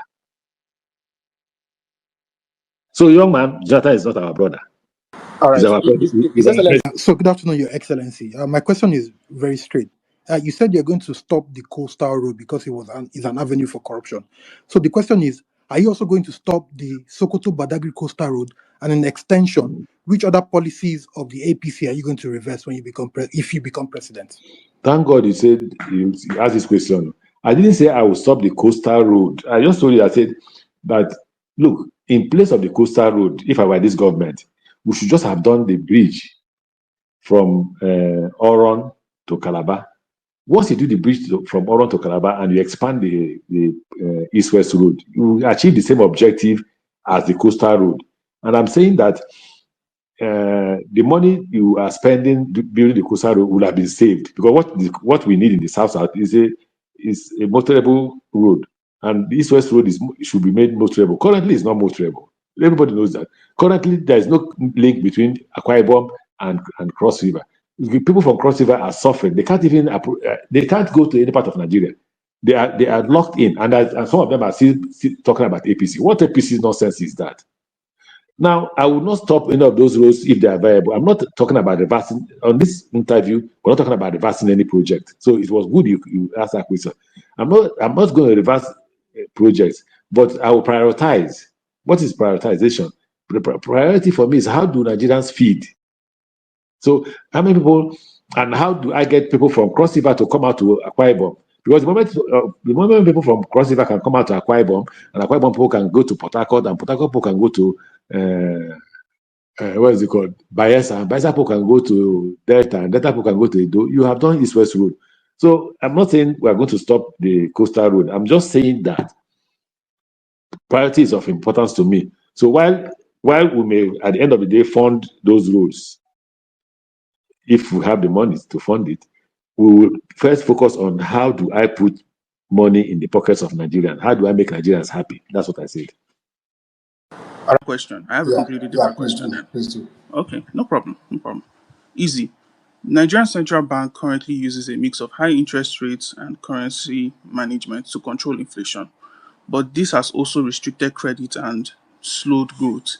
If you are president, would you back the CBN's current tightening stance on, or push for looser policy? And specifically, what inflation target, exchange rate regime, and money supply growth rate would you aim for in your first 2 years? It's a very specific question with specific numbers.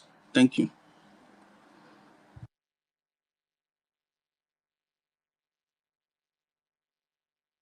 Sir, please, can you unmute? It seems like you've muted yourself.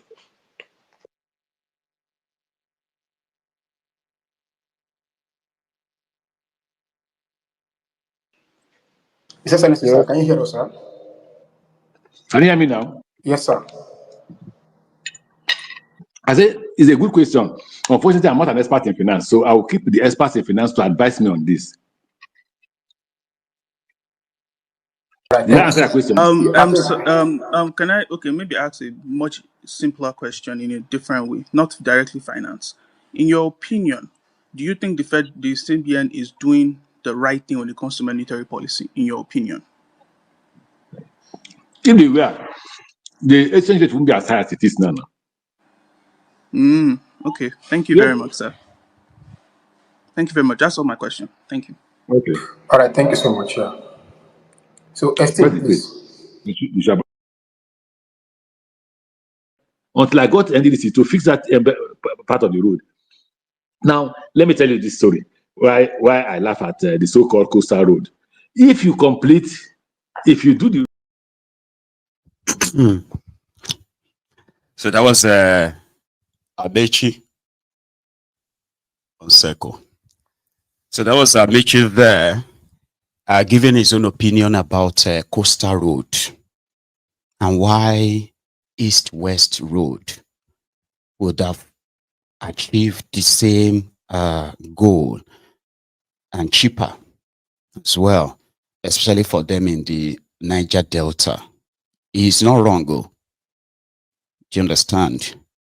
But the East-West Road, as the name kind of like, connotes, right, is to say from the eastern part of Nigeria, not just the eastern alone, far, far deeper eastern part of Nigeria to the Niger Delta, to the creek.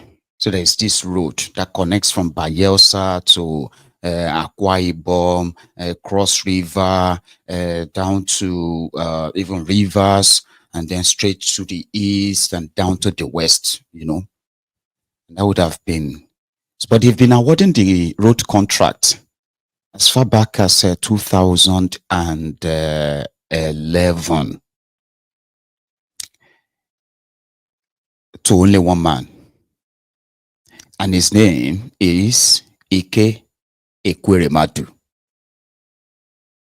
So Ike Ekweremadu, who is now in prison for what many of you know for another, right? But now let's bring in Bokuwari when they came in. I think it was said that Bokuwari terminated that, and re-awarded it to somebody else. The same looting. You get money were being paid and short the jobs were being done and completed all those years. Rotifmi Amechi, who became a super minister.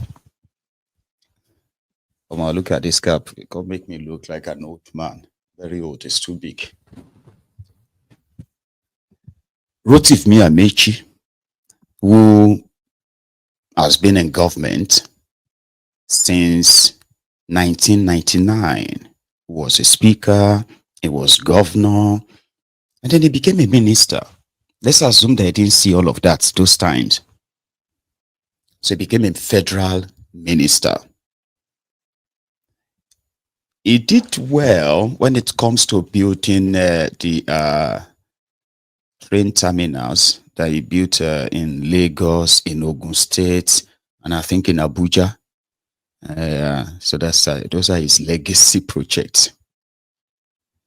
Rotifmi Amechi spent 8 years as Bokuwari's minister. And for those 8 years, his most prioritized project was to take Nigeria to the European Bank for a 3.5 billion euros loan to construct about 1,000 kilometer railway from Kano to Maradi in Niger Republic. Do you know something? That project is currently ongoing. Even Bokuwari is dead. Amechi is no longer minister. The loan they took is still part of the loan Nigeria is repaying, and the project is ongoing right now to complete. For those 8 years, I don't think anybody can help point out an exact major thing done in Niger Delta part of Nigeria. Don't get me wrong. I mean, when I say major, I'm talking about like the same road and all that, right? But they're always like that. They're always like that. So the conversation was actually like an extended one, and that's the cut out part. Now let me try and, sorry, one sec. Let me try and add a bit of the chart to that part, and then I will leave you the link to those of you who use this X. 1 second though. Let me link it all with this so that it can be on the screen on the side of the screen. So we'll just listen to a bit of those other stuff he said before we go to the next thing. 1 sec. So the young man that hosted him, I think, is Odunayo, right? And Rotifmi Amechi has been in. I am very. Please let me know if the audio is fine, because it's going to be about audio, it's not video. Okay. Now let me put it next to me. It should be tiny. All right. Please let me know if the audio is fine. Very sure that I'm also going to be skipping it a bit as well. If the audio is not fine, I'll just share the link. I'll go to the next thing, okay? Those of us that are here, we have graciously accepted your apology. 2012, when you were governor, Director General of Buhari's presidential campaign in 2015, where he led the campaign successfully to victory and showcased his strategic political influence. In 2015, he got appointed as the Federal Minister of Transportation by the late President Muhammadu Buhari, where he served 2 terms as Minister for the Ministry of Transportation. He later resigned in 2022 to contest the APC presidential primaries, where he secured 2nd place with 316 delegate votes behind aspirant Bola Tinubu as it were then. Popularly known as the Lion of Ubima, Amaechi's career reflects a blend of bold leadership, infrastructure focus, and political sagacity. His contributions to Rivers State and Nigeria transportation sector remains very, very significant. Ladies and gentlemen, please permit me to reintroduce to you this morning His Excellency Right Honorable Rotimi Amaechi, the Lion of Ubima. Thank you so much, sir. I yield the mic.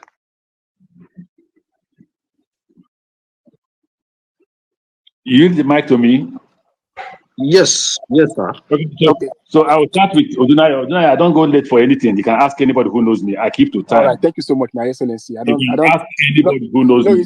Unfortunately, Odunaya, please. Unfortunately, yesterday I mentioned to both Bolaji and History that I have a routine of exercise. I walk for 4 days. Every 4 days, I must do a walk. And I walk 24 kilometers, which takes me 4 hours for 4 days in a week. And that I will do that tomorrow, that being today, which is Saturday, the last day of the week. And therefore, they should consider that. So if they didn't pass that information to you, please don't hold me responsible for that decision. However, that does not mean that I'm not apologizing for keeping you. I am apologizing for keeping all of you who have left the things you are doing because they are very critical and important to you. It's important that I apologize to you.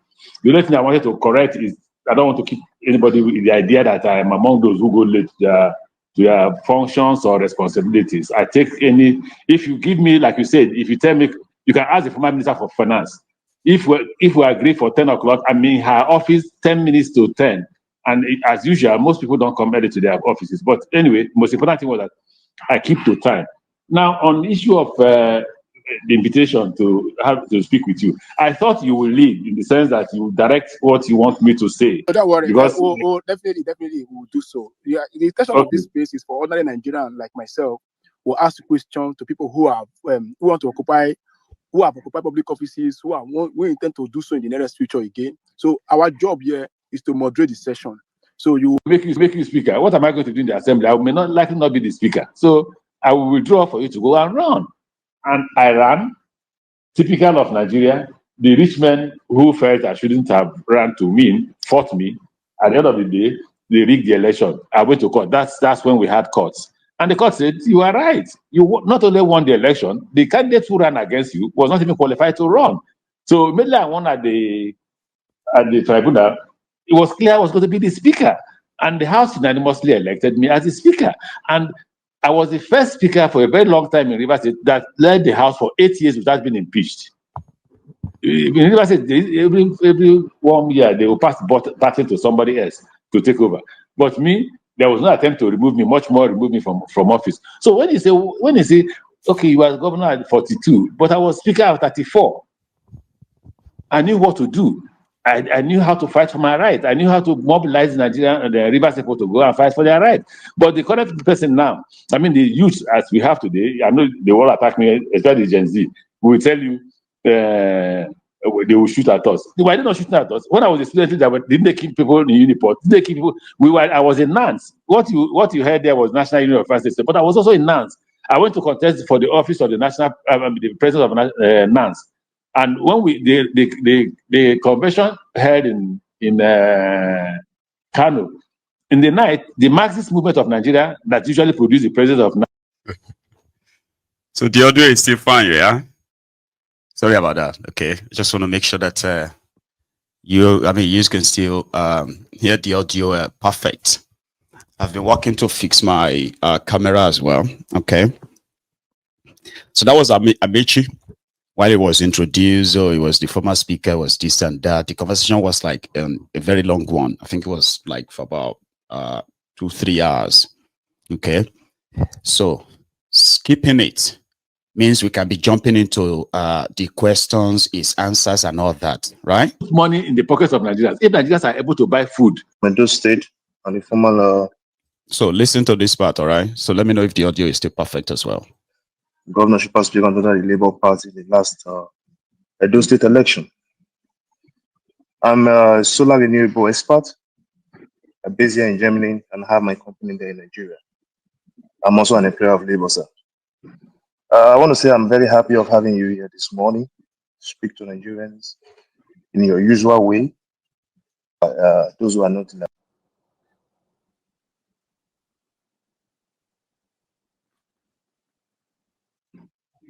elections in your state, you have not been able to deliver. In 2015, as a sitting governor, we know what happened. It was rigged, actually, because I remember I saw you on TV going from polling unit to asking for the regional from EC8. They couldn't produce it. None of the polling agents could produce it.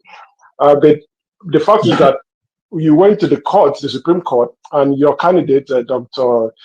Dakuku Peter Side, did lose at that election. In 2019, your party didn't even have a candidate because of, the issue of the factions and all that. And then in 2023, even though your party won, but we all know that it was your political opponent, right, which is the former governor, was the one who helped. Sorry, I'm talking about the governorship. It was PDP that won. But then if you go to the presidential as well, your party lost in 2015, lost in 2019, and in 2023, even though APC won, it was your political opponent that helped to do that. So your influence in 3 elections in Rivers State, both at the governorship level and at the presidential election level, has not been felt. So my question is, you are running for president. Of course, numbers count in election. Apart from your CV that is very impressive, it's numbers that win election. Okay, you have to have a base, which is your state. You have to come to the table with your base.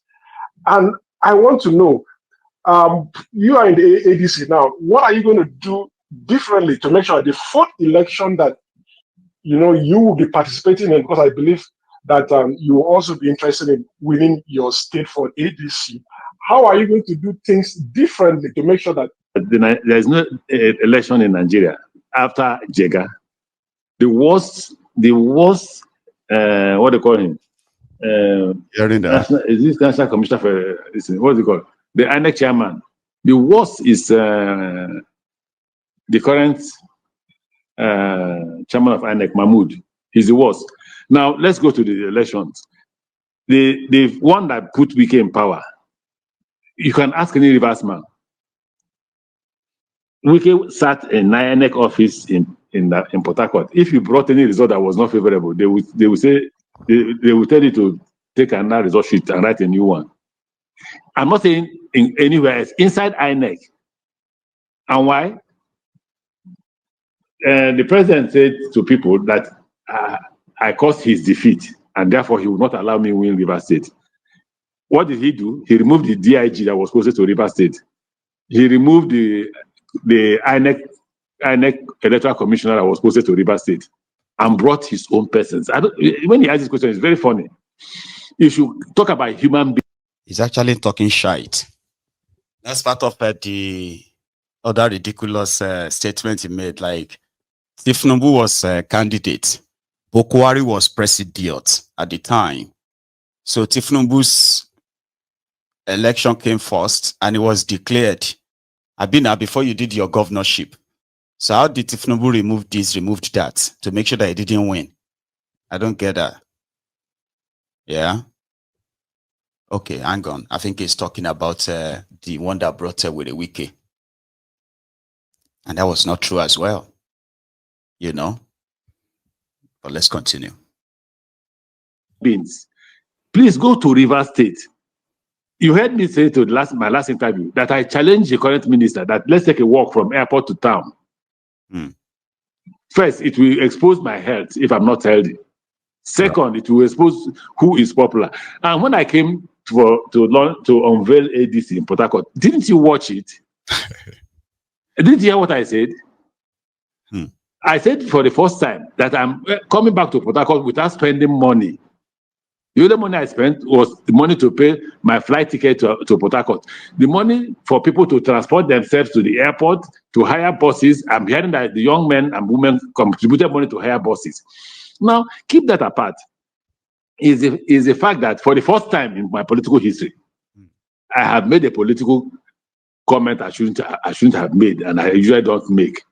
I said, if I don't see people who are willing to die for this cause, I will not come out. Because what do they use in Port Harcourt? The right results. If you go to court, you have a different outcome because of the funds that are deployed. Okay, look at the case that stopped us from running the election. That's the case they quote now every day. They quote it everywhere in the political destiny of Nigeria. The first time we went to court and they stopped us, the Supreme Court stopped us. First, it started with Justice Motoshaw who stopped us. And then, when we came back after the election to go back to reconstitute the executive, the same people went back to court. The Supreme Court said, oh, no, we have no, what do you call it? That the court should not be involved in the internal affairs of any political party. But that's the same case that you used to disqualify us from running an election. Are you not worried about the situation? But I don't want to go far on this matter because it involves quite a lot of things that I don't want to say in public.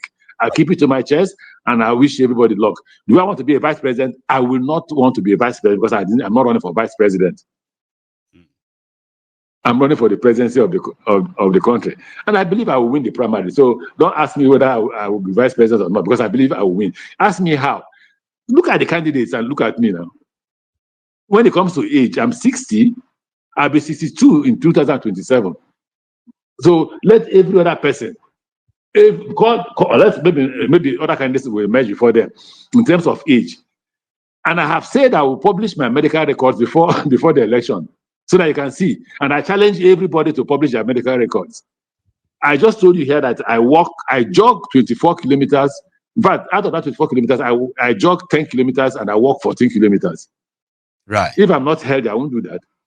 In terms of qualification, I will also publish my qualification. By the way, you didn't put the fact that I have a first degree in law based university. I have another certificate from law school. I have a master's degree from King's College. Right. And I'm awaiting the result of University of London first degree in law. I'm currently an applicant of a PhD in literature at University of London. I'm an applicant. And why am I an applicant? I've not made up my mind.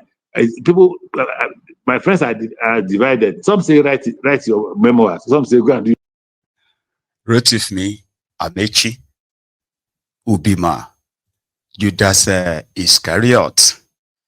Is a guy that you shouldn't ordinarily underrate. Because I'll tell you something. A lot of people remember Pastor Ruga challenging Tinubu and then scoring, I think, a 200 and something. Rotif Amechi, the underdog, was the second though to Tinubu. Okay? And Tinubu only just outsmarted all of them. All right, but that's not the story for tonight. So Amechi, who has enjoyed the impunity in the system, he has enjoyed rigged election. The 2019 election, which what do you call his name? Mahmoud helped Bukwari to rig, right? He benefited from that. So right now, and he also benefited from the judiciary that legitimized the fraud and then every other thing that happened in the contraption under Bukwari. But don't underrate him.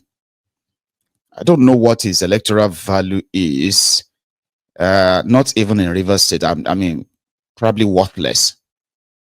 You get what I mean now? And that is why somebody like him believes that when I say worthless, don't get me wrong, worthless in the sense that they don't have election. It is about the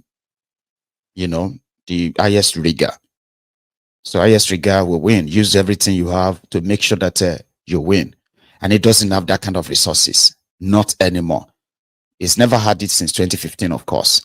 And not even when Buhari was in power, he couldn't have it in 2019 as well. So I don't see that, but don't underrate him. You know, as many people believe that Atiku is usually the Syria presidential candidate. In every camp he finds himself. And then maybe Amechi would go and be his deputy and stuffs like that. I'll kind of like touch maybe another few minutes. Then we go into the drama in their ADC, the main coalition ADC, and then go to other things. So, and then I'll share the link in the comment. Use it. All right. So let's keep it to another part. Oh, Buhari became president. I'm not sure he even mentioned my name, but again, I don't. It's unimportant. What's important that Buhari was president, and by God's grace, he was president. I confronted Garuba, and he said its own part was in his book, the book that he wrote, because Garuba had in an interview claimed that did not mention how he was appointed as the special advisor on information or press or something. He was not even on the list. I had to go to London to say, I hired this man from Atiku. People will feel the impact. That's the point I'm making. In the 2023 elections, especially in Rivers State, where thousands of people were crying on the streets and even on social media saying that their votes have been shortchanged or they have been shortchanged. What is the ADC going to do in terms of defending the votes and defending the trust that the Nigerian people will place on them to, give them their votes? Thank you, sir. Okay, so I've said this is not a thing I want to discuss online. I will not discuss what our strategy is. But are we going to fight a battle to make sure that we are not cheated? Yes, that will happen. We cannot. If we are not going to fight, I won't run. I don't have money to waste. The reason why I'm running is because I've looked at that. I've looked at what the solutions are, and I can't say it here. When the time comes, you see, the problem is first let's get a candidate. We've gotten a platform. The next thing is let's get a candidate. The candidate will determine how he will fight his election. That's one. What's the second question you asked? There was a first question before this. I think he has left already. We're trying to make sure that everybody come in as much as possible, sir. So yeah, Abiodun, are you there? Abiodun. Oh, well, yeah, I remember. Whether there's a agreement that there will be consensus in this, we have not reached there. We have not discussed that. Maybe let me not preempt the chairman. Maybe the chairman will call us for a conversation. If he does, I will let you know. Thanks. Yeah, thank you so much, sir. Abiodun, are you there, sir? Abi. Yes, I'm here. Thank you. Thank you very much. Thank you, Mr. Amechi. I just have quick questions for you. Before the fuel subsidy was removed, we were made to believe that Nigeria funded fuel subsidy by the following means: federal budget allocation, borrowing, NNPC support. You just said, and please correct me if I misheard you, that Nigerians are not feeling the positive impact of the removal of fuel subsidy. And on and on. You're right. Oyewubi. So for anybody who might want to listen to the other part of the convo, right? Of course, you can check the comment for the link. Now let's take a look at their ADC. Last night, I mean, while if you have been kind of following it, right, or following them, while it is being prepared like a foregone issue, like a concluded issue, meaning their ADC will be the platform where they're going to build their coalition, and Tinubu and his gang won't be able to actually really penetrate or break them. But that seems to be, every day attracting even more drama. So the first time was that the former presidential candidate, Mebika Shiku, who claimed that they bought, like what they did to ADC, the Atiku and others, what they did to APC was like a forceful takeover. When you forcefully take over a business or a company. But the person who is the founder of the party, right, who is also their chairman, who handed over the party to this ADC, these coalition guys, insisted that Dumabika Shiku had no constitutional role in their party to even determine what happens. It's just a candidate, not a member of their executive and all that. So he was acting based on the national, project to save Nigeria. That is a Nwosu's stand. That every black male and what have you won't work. And he also publicly said he was offered ministerial positions by Tinubu to make sure that it derails their coalition train. Now, Dumabika Chiku has come back to, he has brought back some group of men who claim to be ADC state chairmen. And according to them, they said they were not carried along when that decision was made. And that automatically makes them non-party to that. And they pulled out. But it was really dramatic, like funny. Maybe not funny. In front of Sheun last night. Watch this. Because the constitution is very clear. If you want to become a member of a party, you go to your grassroots. That is the world level. Are you also you feel the same way? Yeah. What said you are from Borno, right? No. I'm from Nasarawa. Yes. So is your case the same? Same. But my signature wasn't there. You omitted your signature. No, I'm not part. It's not part. Okay, it's just Borno. But are you saying that you are not privy to, or you don't align the mark leadership? Never.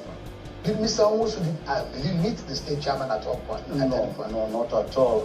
You see, when we came from Abeokuta 2022, because we went for Abeokuta to select our presidential candidate, that was on the 8th of June.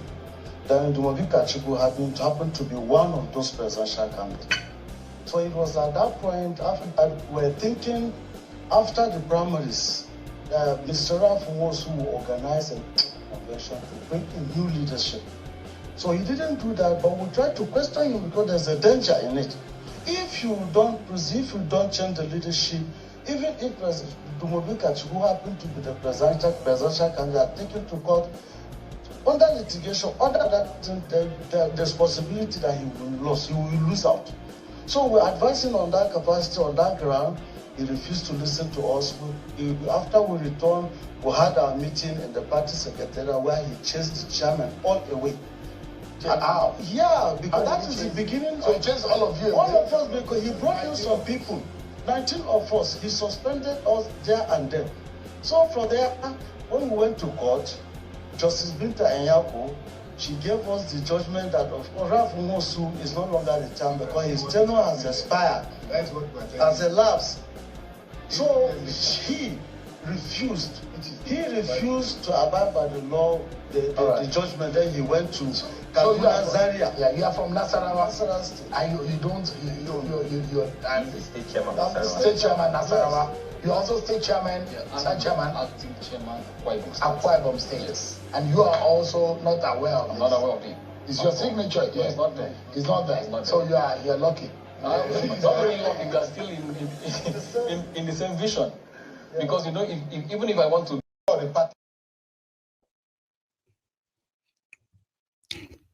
according to them, their signatures were sorry, one sec. Their signatures were forged. Among the signatures of the state chairman that signed the agreement to cede the party's control to David Mark, the Tifkus, and others. So Dumabika Chiku, had another kind of like a press release in his office where he categorically listed out that indeed is forgery. I'm kind of showing you all these side dramas so that when they later fizzled out or they later become a bigger threat, you'll get to have a very good memory, the track of how that built up. Dumebi in his office, I believe. I campaigned for meritocracy, insisting that we should leave religion, tribe, and tongue from our politics. Those who were more schooled in the art of politics laughed at me because based on their experience, only amateurs talk about meritocracy in a nation whose constitution recognizes and promotes the division of tribe, and tongue. As I address today on unfolding events within and without my party, the ADC, I am forced to acknowledge that indeed region, religion, tribe, and tongue are and will continue to be the key ingredients in our nation's politics until we do away with the hierarchies who have a chokehold on our country. A few weeks ago, I had learned that a group of mostly old former political office holders were executing a carefully orchestrated agenda to take over the ADC to prosecute Atiku Abubakar's presidential ambition come 2027. I also learned that PDP and other presidential hopefuls in this coalition of hierarchies were being duped as Atiku's men had been carefully positioned to take over the ADC party structure across the country. Today, I have been proven right as former Governor Obi and his people now realize that this coalition is indeed a one-man power grab. For Vice President Atiku Abubakar, a man who claims affinity and friendship with the South, does not believe any Southerner deserves to be president of Nigeria. Former Presidents Obasanjo and Jonathan are alive to attest to this uncomfortable truth. In their desperation to hijack the ADC, they deliberately perpetrated fraud, of which I now present evidence to you today. I have here before you terms of settlement entered as judgment in the Court of Appeal of Nigeria, holding at Port Harcourt, with appeal number CA-PH225-2023 between the ADC, Chief Rafunosu, Engineer Ede Lawrence as appellants, and some of the ADC state chairmen as respondents. What is the fraud, you may ask? To use the ADC, they needed to free it of all legal encumbrances, such as those challenging Rafunosu's fraudulent claim to the chairmanship of the party. And so, they forged signatures of some of the chairmen who were not interested in the sale of the party and presented it to the court as terms of settlement, which the Court of Appeal adopted. I campaigned for meritocracy, insisting that we should. So that was a Dumebi. So Dumebi's fight is that whatever deal Nwosu had with Atiku is not honest, and therefore should be null and void. However, others are saying Dumebi, like others too, right? Seems to be considering himself as someone who has built a sort of like a base, right? That after running for the position of a president, and it didn't really win, right? So he believes that over time, the party shouldn't discard him, just throw him away. Like, we're supposed to build together and keep going and keep going. And you know what? It could be us, it could be our turn. Like, you know, people could turn to us and based on that principle, but a lot of people seems to be disagreeing with him. And that is also one of the reasons why some people, when I say some, I'm talking about people who are not really completely biased, even those who are biased too, like who have argued that with what Peter Obi and the Obedient, with what they did in Labour Party, right? They have become so formidable enough that they could push out those who want to become the saboteur of the party and build the party and all of that stuff and face these guys again, because that could be, you know, a form of a credibility that people want to see in the political setups and all that, rather than go on and mix up with these career criminals who seems to just only want to use his good public, you know, his public card, or sort of good public card or image in this time, use that to possibly cover their own stinking, like this, their own stench, and still get back to power. Something that a lot of people find so uncomfortable to, you know, to really process. And such people are called emotionally weak. No, Baba, politics is more than that. It's not emotional disorder. So some people believe that while the same thing that Kachuku seems to be propagating. Now, Obi hasn't really joined them officially. It was declared that they gave Peter Obi and El Rufaya, they gave them kind of like a waiver that they don't really have to join their coalition now. Okay, they can stay wherever they are now until when they give them the green light, and then they can move. For some reason, I find that a little bit like odd. But in their politics, tiny information like that are never to be dismissed or ignored. Okay, so Peter Obi was in Bauchi yesterday, and the guy who is the what do you call that thing? The chairman of the PDP Governors Forum, Bala Mohammed, which is one from the governor of Bauchi, officially told Obi there, maybe not officially, but it kind of like told him there that the PDP Governors Forum would like be honored to have him back in their party.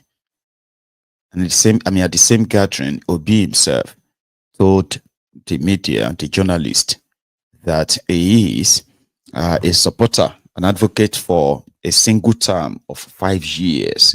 So that when you come in, you know that your contract is 5 years, you have to do your job, and then you are out. The way he puts it, yeah. I'll show you. Bauchi. It is no longer about us. It's about our country. Our politics must change. It must be politics of development, politics of competence, politics of capacity and compassion, where we care for other people. And that's why I came to see my brother, so that we can talk and continue to talk about the problems of the country, how we can solve it together. And of course we discuss politics. Two of us cannot meet without discussing Nigeria, irrespective of the fact that we are in different parties. We connect effectively because Nigerian politics cannot be done with ego, with differences and personal interests. We have to harmonize our interests in the interests of the people of Nigeria, because the opposition must come together. This ADC, PDP, NNPP and the rest must come together if we will unseat the present administration that is not doing well. But at the last note, I told you we want you to come back to PDP. And that's what I must say. So please come back, that's where you belong. If I have opportunity, we should stop having second tenure for president. It should be 5 years. That's what it is in South Korea. So people come in and know they have a job to do. What people do now is to be president, do anything for 1 year. I use the rest of the year thinking about next tenure. We must stop it. Let's face the real job and do your own and go. I will serve for 4 years. And we have to start building trust. It's very critical. A leader should say something and stay with it. It is no longer about us. It's about That should say something and then stick to it. Building trust, credibility, and all of that stuff. In a society like Nigeria, it's like you are just speaking in tongue. I can imagine many of you who actually watch that and because about nobody trusts anybody, nobody even won't trust anybody. Trust about what do you mean? Like that's a very huge word. But the obedient who trust the man, they don't see him like that. In fact, they strongly believe that if he says he's going to spend a term, absolutely he will spend that term. Do you get what I mean? Like, they strongly believe that.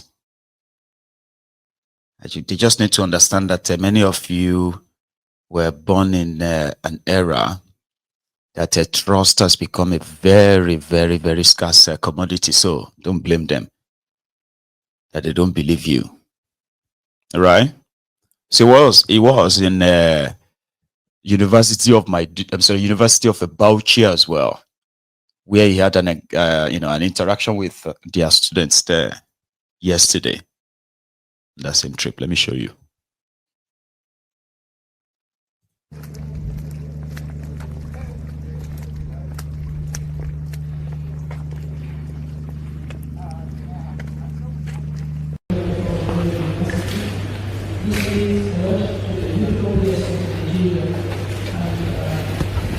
Casa.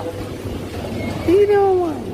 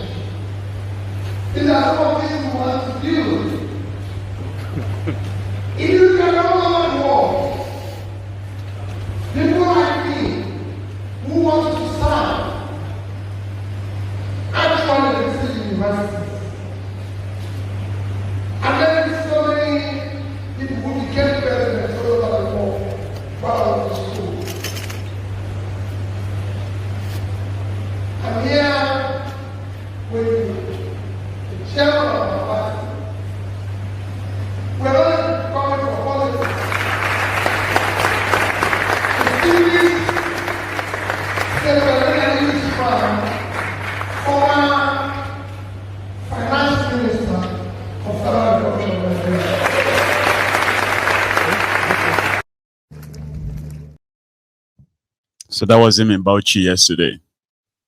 And those of you who are, those of you who are the older generation, because everybody is getting old now. Those of you who are older generations, right? If you think those who subscribed to the obedient movement in 2023, if you think they were naive, deluded, and other things you might have called them, I don't know if some of you are actually ready for the Gen Alphas, who are now kind of like becoming the next generation of the obedient, swelling their rank in millions. You know something? They are interested in politics. Right?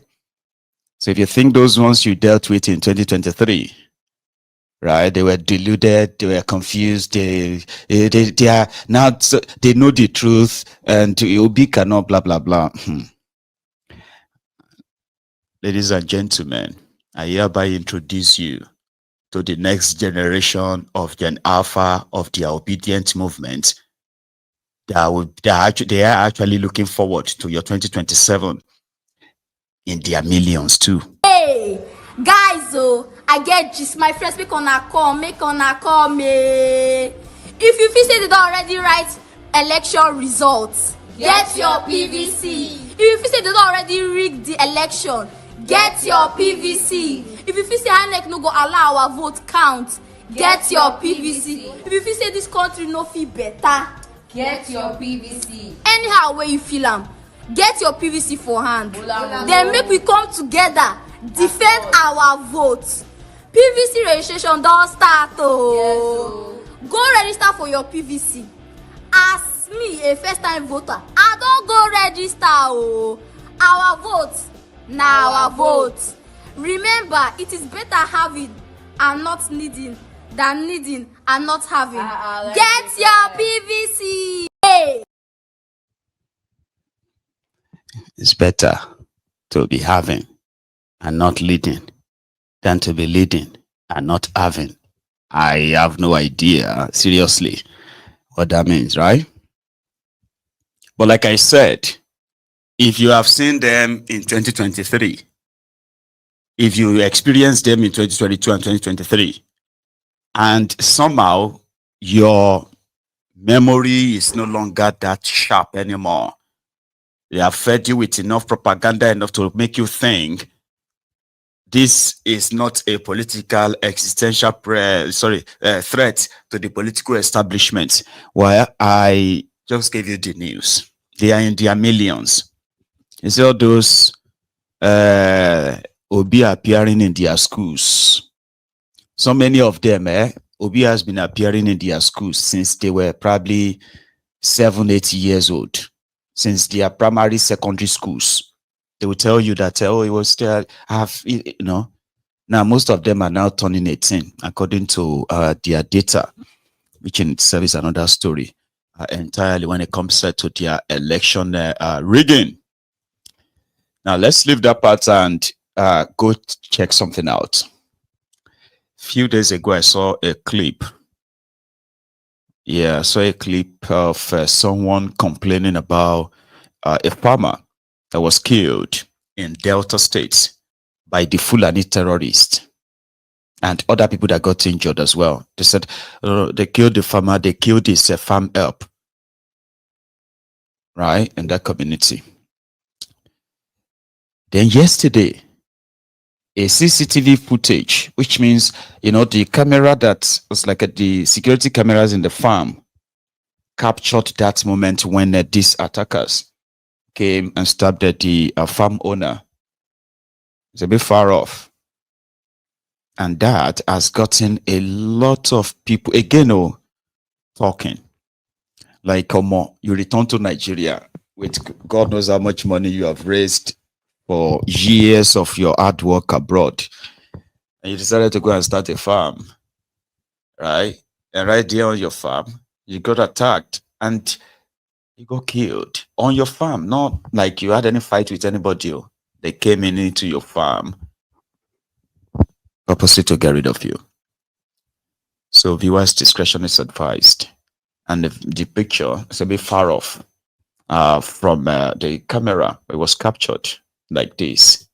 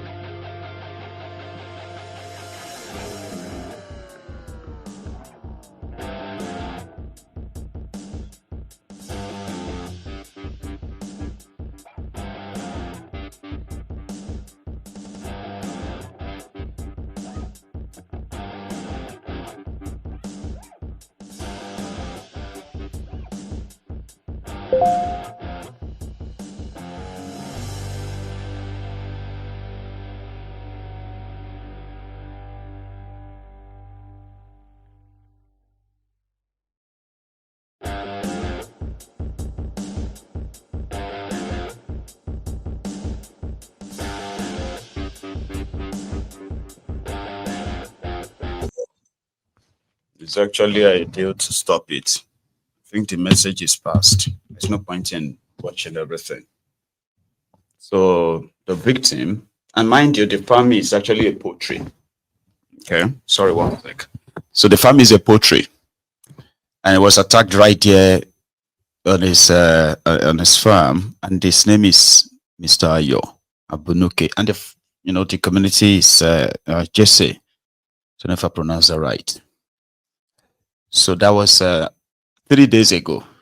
Yeah, that was 3 days ago. And that was the video coming out just yesterday. Among, or should I count him as among the latest victims? Yesterday's survivors are today's victims. Today's survivors are tomorrow's victims. And on and on and on like that, we are all just awaiting victims of that contraption. And I hope his killers are caught, because that's what I always kind of like hope for. So I hope, the perpetrators are caught and brought to justice, and the person or the persons won't just die in vain. Unfortunately, their killers will go on and kill others, and me, and again, because they are terrorists. Why would anybody want to kill somebody on his farm? To rob him or take over the farm or war? Okay.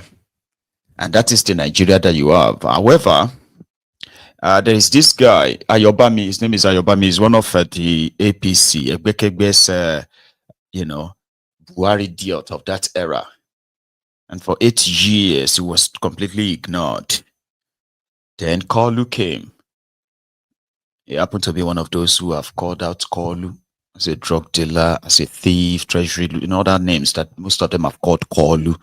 Many names I have called him. All these names I'm calling him right now. So just imagine, like, in another 5 years, now I am the special advisor to Kolu on social media. Sure, you understand? And everybody will begin to say, pull out my videos. I said, well, so. That was then. I didn't know then. Now I know better. Bury my shame and all of that stuff, and just, that's who this Ayobami is. But he's finally rewarded. They made him one of the Nigeria Medical something board member. And to him, everything is fine. Right? Listen to this. There. So a lot of good has happened. The problem is people decide to focus on the negative because it suits their narrative. Yeah, so because you're an economist, so I'll take you to your top. The fundamentals are the issues. And you know that in economics, the baselines are very important. Very, very. When the fundamentals are messed up, no matter what you do, down the line, you're just going to be struggling. Yeah. And I'd like to ask you, if you are to move into a new house, would you just move your things in? Would you clean it first? Would you maybe repaint it so that when you move your things in, you will settle in? It will depend on the condition of the house. Sure. That's the question. Yeah. So the condition of Nigeria when this president took over, one will imagine that he knows, because an APC government is an APC government. And when those policies, just a moment, and when those policies were made under this government, and those are the policies that threw the nation into this mess, into this economic crisis, and those figures have not gotten back to what it was before this government came back. Fantastic policies that we have seen in several areas. No denying, this country is for all of us. If this government makes a good decision, we will say it. If there are bad decisions that are being made, we will say it. But the question here, the fundamental, the baselines are faulty. No, they are not. Oh, but they are problematic. You just said something yourself. But they are problematic. No, you just said something yourself. You said good policies.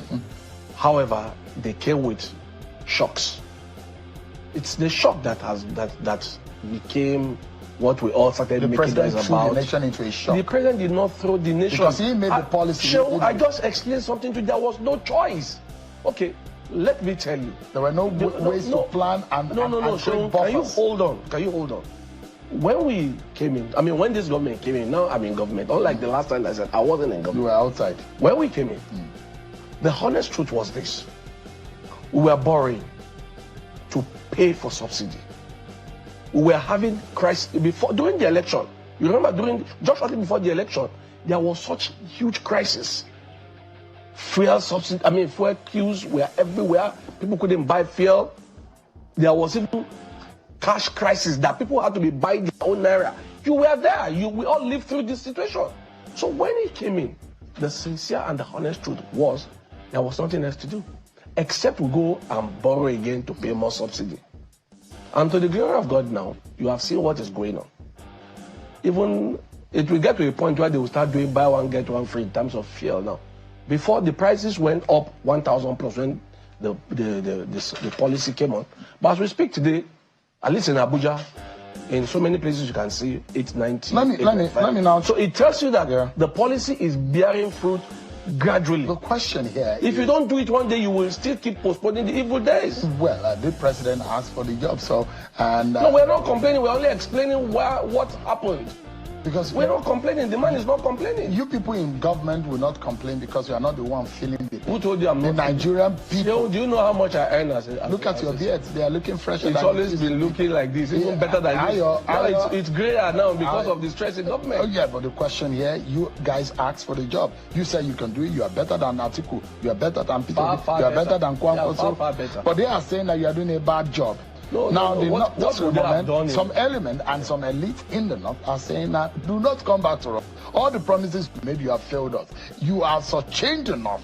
And the anger, and I put the figures out. Is Bola Tinubu and the APC able to go back to, for example, the Northwest where you got 2.652 million votes, the North Central where you got 1.7 million votes, the South, the Northeast where you got 1.185 million votes. We're going to get more in those places. Really? See, forget when elites talk. Because elites are asking for something, it's a negotiation tactics for them. What you should ask yourself is, what are the people saying? The video that broke out last week was not in Obumosh or in Lagos. It was in Sokoto, where the children, I say children because they're no longer children, they are grown men and young men and women who got their nail fund paid. Their school fees were paid and their pocket money was paid. Those are the real people. Those are the real human beings. Recently, another one, I think in Bauchi or so, students came out thanking Bola Tinubu for paying their fees. Now, the honest truth is, the policy that Nigerians are refusing to be told about by journalists, I'm not talking about you, who have decided that the only thing they are going to complain is hunger, they will not see the good part. The good part is that the people who need to be touched by some of our policies are being touched. As I speak to you today, it has not been done anywhere in Nigeria where the government say whether you are poor or you are rich, you must go to school, we will make sure you go to school. This is happening today. I'm very sure now, that when we talk about... You understand the dynamics of politics. When people don't directly, and the leaders of, and you know what the North looks like, political. Nuisance Lele. Nuisance Lele. You know why? It's like listening to the same thing again and again, and still couldn't make any sense out of what they are saying. Tinubu gives them student loan. I've actually had people in this country who have said that to me too. They're saying that, well, you know what? I didn't like him. I didn't support him. Well, some of his policies are now, they are good policies. I was like, can you give me those policies? Like subsidy now, removed and all that. And I was like, replaced with what? He couldn't really give me anything. To him, he's just repeating what the likes of this mofo have been told to go and tell people. So they removed subsidy for you, and then they replaced it with what? Their own subsidy. NEM fund, student loan. If did you not see the video of students there celebrating, why won't they celebrate? When the same criminal government of Tinubu came in, removed education subsidy that could allow like a very poor man child to go to a federal university. There was a policy in place that someone who is from a very poor home is going to Unilag, paying 1,500, 2,500 naira as his school fees in Unilag, a federal university. Maybe you should go and ask them now, what is the tuition in Unilag? And then they will tell you, oh yeah, but if nobody is going to pay for it. See what I mean now? Like, they had a system that was working. Tinubu came, removed all of them in the name of Nigeria has no money. But same them, you're watching them filtering away trillions of naira, trillions. There's a report that Tinubu and his wife, in the last 2.5 years, nearly 2.5 years now, in the last 2 years, all right, they have spent, both of them, they have spent over 300 billion naira in total on foreign trips. Tinubu alone has spent, personally has spent over 200 billion naira in 2 years on foreign trips. And do you know something? He attracted zero investment. What you have in Nigeria right now is called hot money. Okay?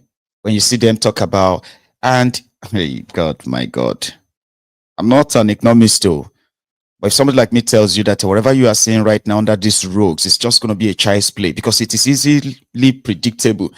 And the talking point, they are telling you, oh, remove subsidy. If not, he removed this or that. Replaced it with what? Your economy received the shockest of the shock. Your economy is in complete recession, but they have a World Bank projection that says your economy is growing by 3.something%.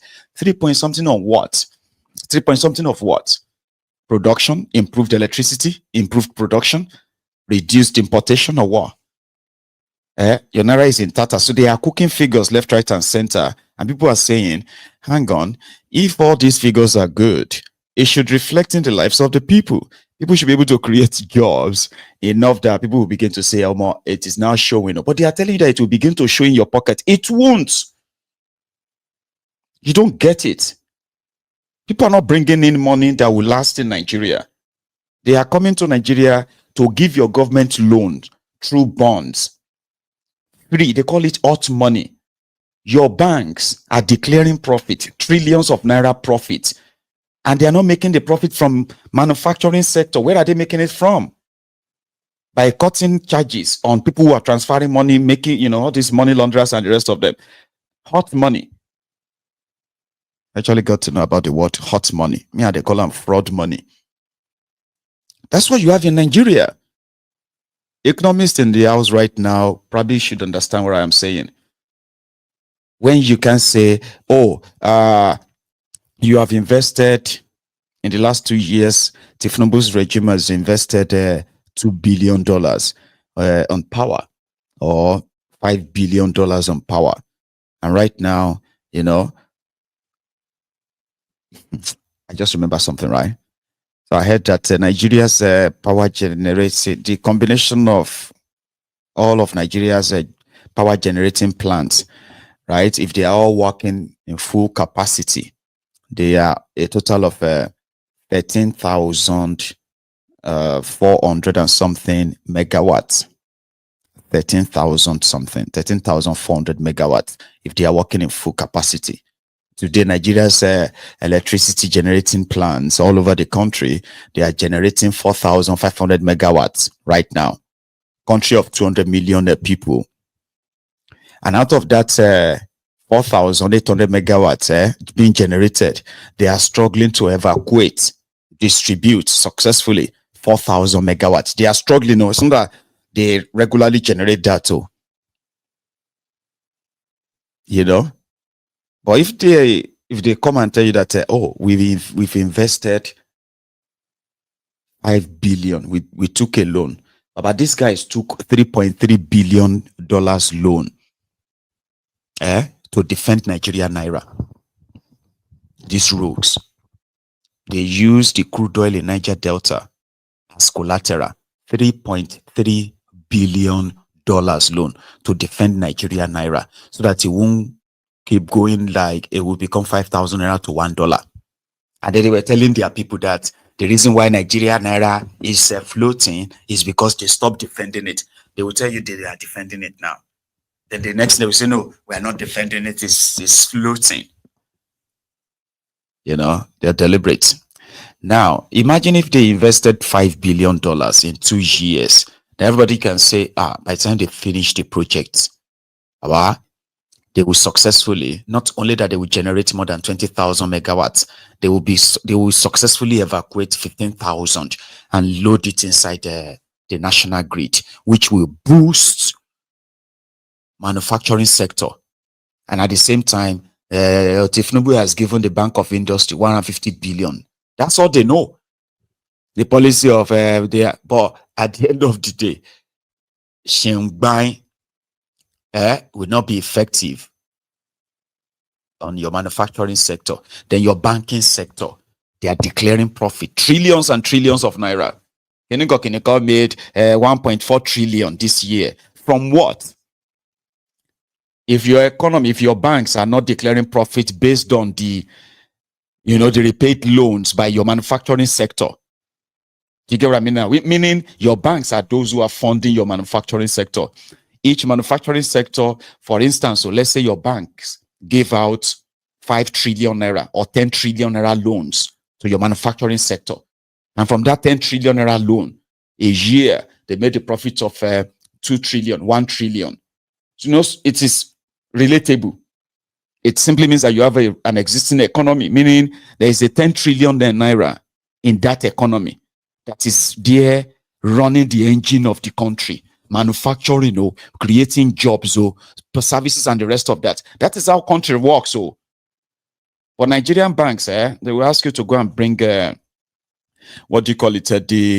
virginity certificate of your great grandma. And it must be stamped, it must be well stamped with an 1801 stamp. Conditions before they will give you 1 million naira loan. And yet they will, every year, they will tell you, oh yeah, we have a profit of 1.2 trillion. Hot money. Everybody look around, you see tall buildings and all of that. You kind of like, what are they doing inside here? So if you're running a country that people who lives in that country can't really actually feel it, and you're telling that they will feel it later, it's going to be later. Now, fraud though, people that you should be calling the Bajue, the APC, Ebekebe. Yeah, here is a young man in a booming economy. He actually did a calculation of how much he spent going to school. 10 million naira. And it's been 10 years or so now that he's been looking for a job. He's been jobless afterward. Today, I make a 1 year. When I graduate from Bangkok University. 1 year, 1 year. Because why I spend over 10 million naira go learn for that school. I don't even see job where you go pay me 100,000 for that certificate. Person just go school, stop doing very useless course. This thing I'm saying, some people will not accept the fact, but that's the truth. I know you just go to school, get a degree, but now can degree fend for you? Can you get a job without that? The only people who get future for this country are people who study maybe accounting, banking and finance, people in the medical field, nursing, med lab, medicine and surgery, people who study law, people who study tech courses. You see all these people who study public administration, political science, international law and diplomacy, English, history. Somebody go school, go study food and nutrition. Jesus Christ. You go open shop, you go they sell cake and chin chin. They sell pomo. I don't think. I never even see job opening before. I never see job job opening where we say the person say I need a graduate of political science or public administration. I never see them before. I never see job opening where we say the person writes I need a graduate of history. I never see them before. My G. Person go school each semester like this 1.7 million, second semester 1.2 million, like close to 2.7 per section. You pay on 4 good years. Some of us do summer. Graduate certificate there. I don't even know where my certificate is. Like the people I say they with my mama. I be there Anambra. I don't even know. Come out. Thank God for person who advised me for church. Say, go and look for a course and take another degree, 1 year degree. If not, my life was spoiled. If I don't hear I be a robber, I did but when you even get what I want to tell you. If you see me for EFCC page, just view, pass, comment and like, just because wait see. See 1 year now, see where I live by yes, sir. Deserve. Okay. I just tell you now so that when time if I commit crime, you know who can't judge me. Say you see I'm now, say I dey wait for God's time. Nothing's up now. Power. That reminds me of a friend, you know, back then in when I was still in Nigeria, and you know, we're having a chat around how like we're young. I mean, life gone by me. Go Nigeria will kind of make you grow faster. We're younger, so we had no reason to be so worried about life, right? That this my pal became so kind of like tensed. Not tense per se, but maybe deep. You know, that one that you'd be like, this guy don't they go deep. Oh. And what happened? We're having a chat about life generally, like, you know, and we couldn't be more than maybe 20 or so. I mean, maybe. And this, my guy, just from nowhere, said, Shay, why you like, I'll tell you the truth though. If I turn 25 and I'm still poor, I'm gonna go and do money ritual. Like to us, it was like, I'll let you calm down, okay? From where to where? Okay. And you know, from where I grew up, anyone who begin to have that kind of a thought, right? You are advised to stay away from them because we call them the desperados, you know? And if you need somebody for his money ritual, it may be you. So you have to stay away from that person. Now, what that young man said there is like the situation or the reality of so many young Nigerians in their 20s. The pressure they have been subjected to, by the way, the society and all that, even in their teens, most of the time they are not really prepared for what Nigeria is still going to throw their way. And some of the times when they want to express themselves and to let you know that, more, you see my face on, I'm going to go and do Yahoo. If I don't if I don't find job by the end of this year, I'm going to go and do Yahoo. If I don't shake any coconut, I'm going to go and join armed robbery. I'm going to become an armed robber.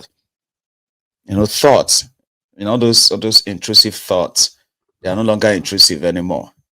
They have actually become people's reality. And when they speak them out like that, they are also kind of like the reflection of the society that these rogues have now, or the society that we have now created. Because we did. I mean, as much as the criminals themselves are busy doing what they normally do best, what about the enablers? What about those of us who are like, it's none of my business, and others too? So it's a society that we enabled, created, nurtured, and sustained, or still being sustained by a lot, you know. But more will leave that one. Policy, you know, we did. I actually said something about Tinubu's policy on importation, right? And some of these importers, they feel like they have been shortchanged, they have been deceived by Kolu. What was that? When Kolu came, he has increased the import, the excise duty, okay, which is the import tariff. He has increased that by by more than 5 times. This year alone, they have increased it 3 times. So they have different percentage of money they charge them. All right. And I think I've said something on that before. Okay. Anyway, this phone, let's say this phone is 1,000 pounds. All right. And I send it to Nigeria. So the Nigerian custom will see the receipt of the phone as 1,000 pounds. So what is going to be the 8% of this phone? So that's why you get charged. But the fraud here is, or the corruption there is that by the time they will calculate, I mean, that should be straightforward, yeah? Like, that's straightforward, but that's not straightforward in that contraption. No. It's only straightforward maybe if you grease some palms and they can help you. You paste this and then you paste them and you can have all your stuff. But now they may come back and calculate what will likely cost you about 400 pounds to get these phones from them. That's far more than what their law says normally on paper. Now, this reality is what people have been dealing with that make things more expensive. In fact, it actually made it even difficult for Nigerians to even buy used cars. I mean, Nigerians buy used cars enough that they could afford, but not anymore because of this Tinubu. And they have increased, they're about to increase. Okay, I think they've increased it. I did a program on that a few days back. So yesterday, so many of them took to the Office of Customs because you know what they have done to them? They said, oh, you know what? The new tax law, we are going to harmonize the taxes. Instead of you paying 1%, 2%, or 7% here, or working a percent. No. We are harmonizing everything. It's going to be 4%.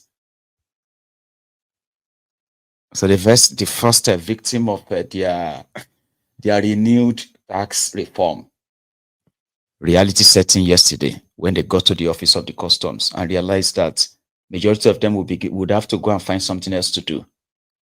This business of importation, this is going to be the end for some of them. They would just have to let go. They can't do importation anymore. And as for Nigerians, you that is dreaming of buying a Camry 2012, I've been a Camry 2015. But you may need to save more or just bury the idea. RX 010, 1 million surface duty. Hey, will not die.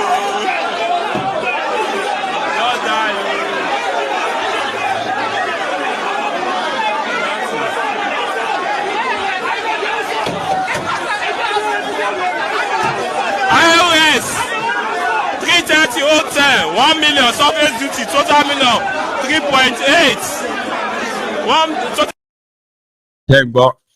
And so the calculator more.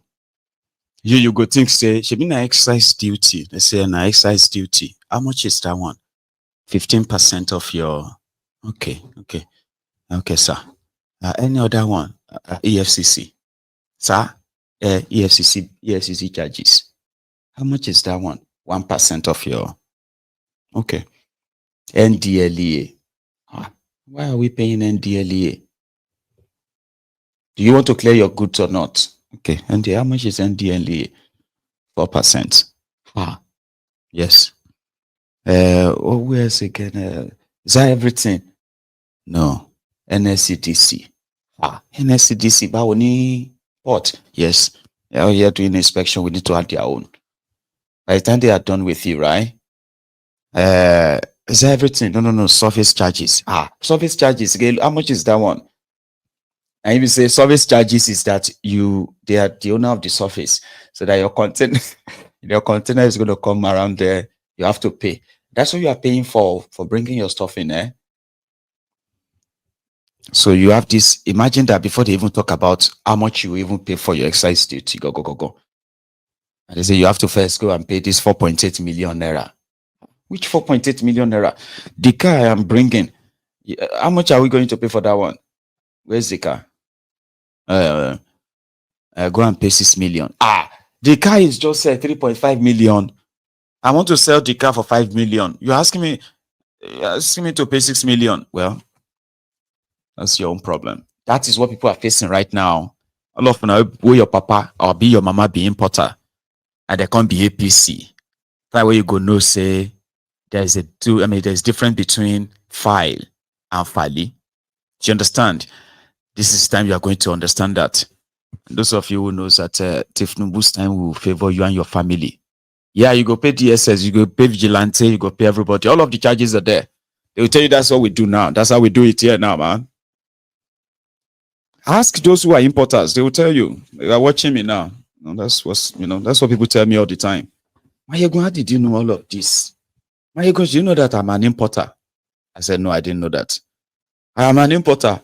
That's what we are facing. I said, yeah.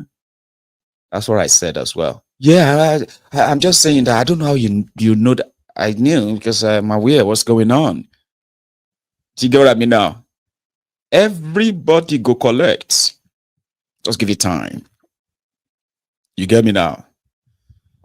When I say everybody go collect, I don't mean what this guy did to these women in his parish. They say he's a parish pastor. I've been a parish reverend. And is against the women group hosting or holding their meeting in the parish. Here you get.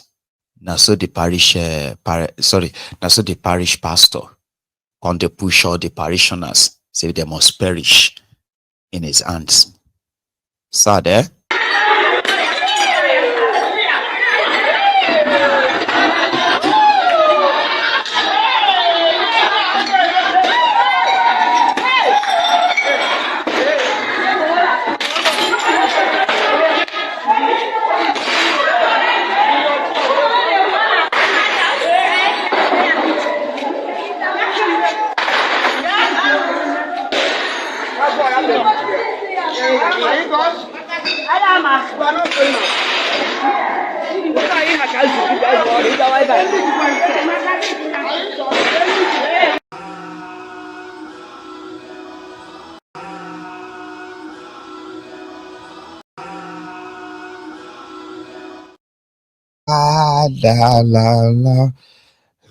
Now the parish pastor, they throw all the bottles, the drinks that the women were going to use for their meeting. It was smashing. That's what he's doing there. He was smashing everything, picking them, smashing it, you know. So imagine when your parish pastor calls, say you as a parishioner and call, say now that day you go perish inside the parish. They say the devil don't enter church. But that's the example of parish pastor pushing parishioners that they must perish inside the parish, and God they watch everybody. Well, we'll leave that one too. As you know, I kind of have this clip of Tokumbo Wahab. That is a Wahabi Wole Wole in Lagos, right? Remember that flooding that nearly wiped off the Ikorodu from the map a few days ago after that heavy rain in Lagos. So this time the old water seems to have stretched off another. So Wahabi was there, and according to him, the reason why Ikorodu was underwater at the time was the same problem they are facing in other parts of Lagos: indiscriminate disposal of waste, as well as poor maintenance of the supposed channels, water channels that could have taken water out of the towns, the city, and all that combined. So he took a tour. I'll show you.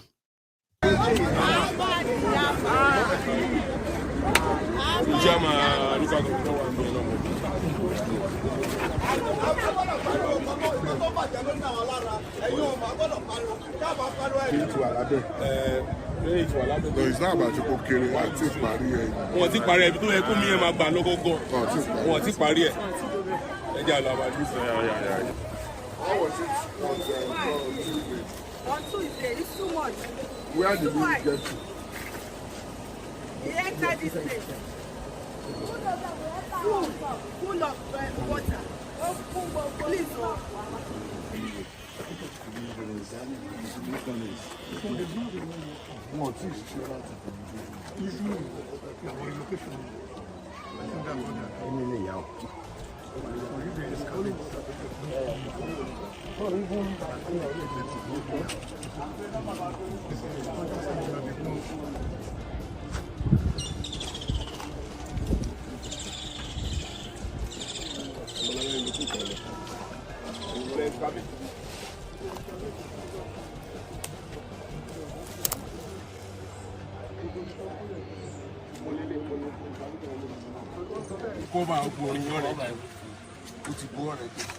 Molomi wa gba, molomi bi gba lọ. So ayi wa lókè lọ ni. No, àwọn kù ìsàlẹ̀ pé kó lè flow. Omi ẹ lè flow out. Àwọn àdúgbò pé kò bí láàrin. Ìbádé, I don't know. Àwọn ti sàlẹ̀ náà ń claim pé omi yẹn máa wá disturb am. We are right, ibẹ̀ ló ń gbà tẹ́lẹ̀, this is the natural channel tó ń bá lọ tẹ́lẹ̀. Ẹ bọ̀ tẹ́ ẹ complain náà sọ ìbá ti sọ fún wa nù. Àárọ̀ ìbájú tó ń di. Ìwà tó ti bọ́lẹ̀ ayé.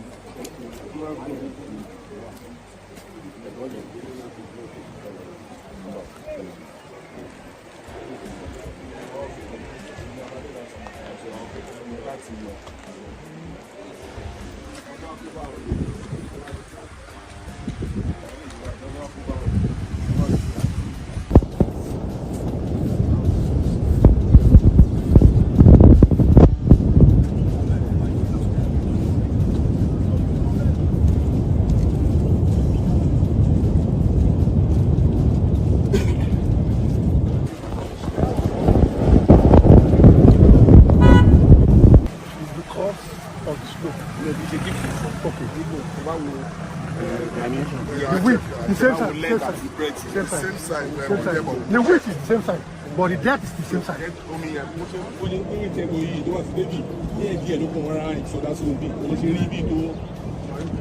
Kò tí ẹ lé débi overflow ló ń máa débi yìí. Bẹ́ẹ̀ ni overflow. No, bọ̀ ráyè ń lọ, ó bàbá yẹn, ó bàbá yẹn náà. No ni mo fọ sí ẹ. Àló, ó padà, ó kún gbogbo bíi, ó kún gbọ́. No, máa fi kólé. Tó bá ti kún lókè, ó kọ̀ wá báyìí. Tó bá ti ráyè ṣẹ́ kan, ó máa tó padà sàn. Ó padà. No.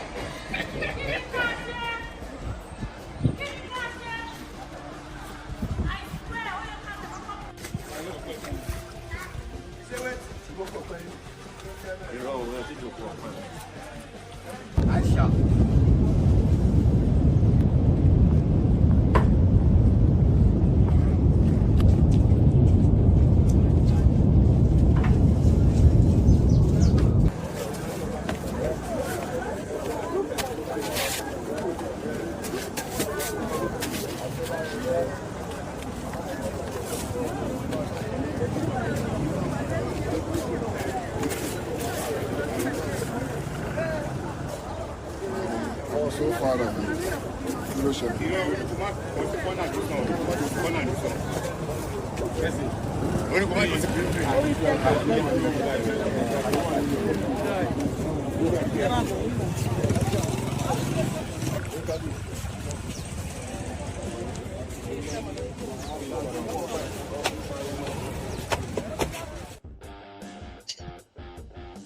you do something.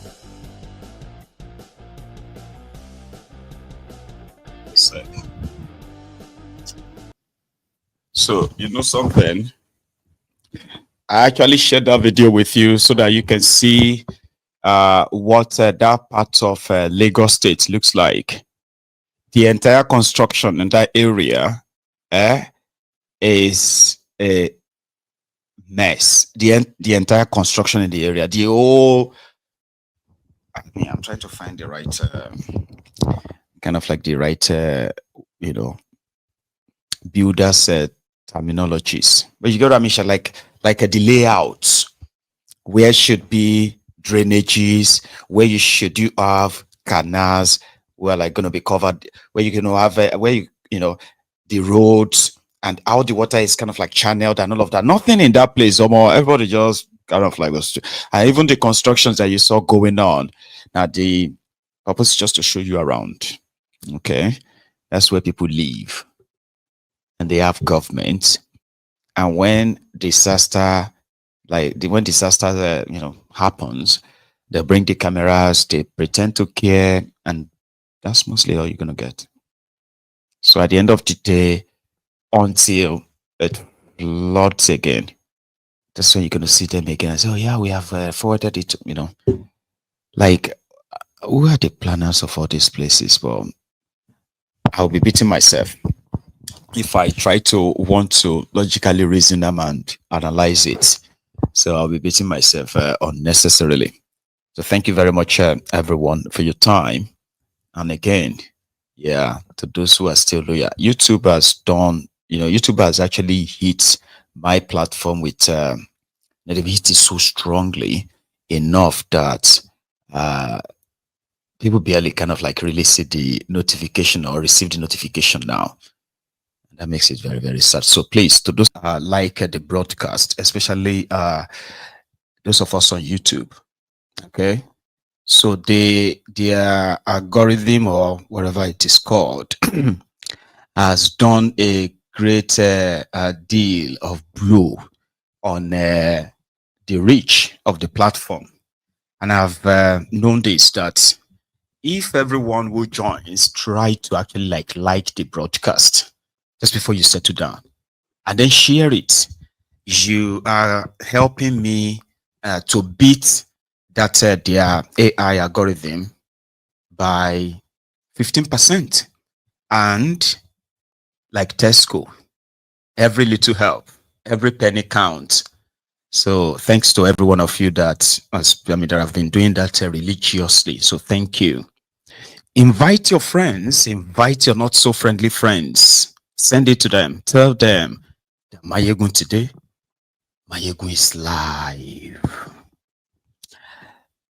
Tonight, we are sort of like having an update on, the incident that took place between Quam 1 and Value Jet, in which Quam 1 turned himself to, this Lagos Agbero, in which he decided to stop the Value Jet flight from leaving the tarmac. Something that he initially came out to deny. Then after that, the same K1 then released a viral apology video where he apologized to Tinubu 2 times in that 150 seconds video. So he said he regretted his action. He regretted the incident. He regretted his action. And, he took responsibility for all that happened. He also apologized to the airline, to the pilot. But that seemed to be fake. I mean, there were those who watched that apology video and they said it was fake, that it wasn't genuine. But others were like, oh, genuine or not, Charade, just take it and just know that that's it. And hopefully they resolve it. While others they insisted that no. He has broken the law. And the right thing to happen is for him to be prosecuted for what he's done. You see, in this area of all these opinions, Quam 1 himself was also battling his own sort of like internal demon. The inner demon. The demon that those who have known him for decades thought was enough to destroy him and destroy his career. It turned out good, and he's done very well for himself. But at the same time, it doesn't matter how successful some certain people can become, that inner demon, right, will always be like their shadow. It's always so with them. So while in the midst of that exchange and all that, and apologies and all that, there is another audio that is now making the round. This audio happened to be the conversation about what happened.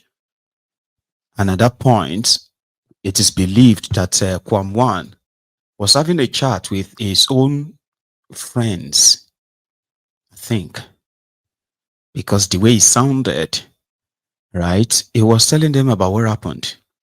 You know, he admitted to having an issue with whatever was the content of his flask. The primary reason why this whole thing is out there. Was he carrying alcohol? One in that audio, in this leaked audio, some of you possibly have heard it.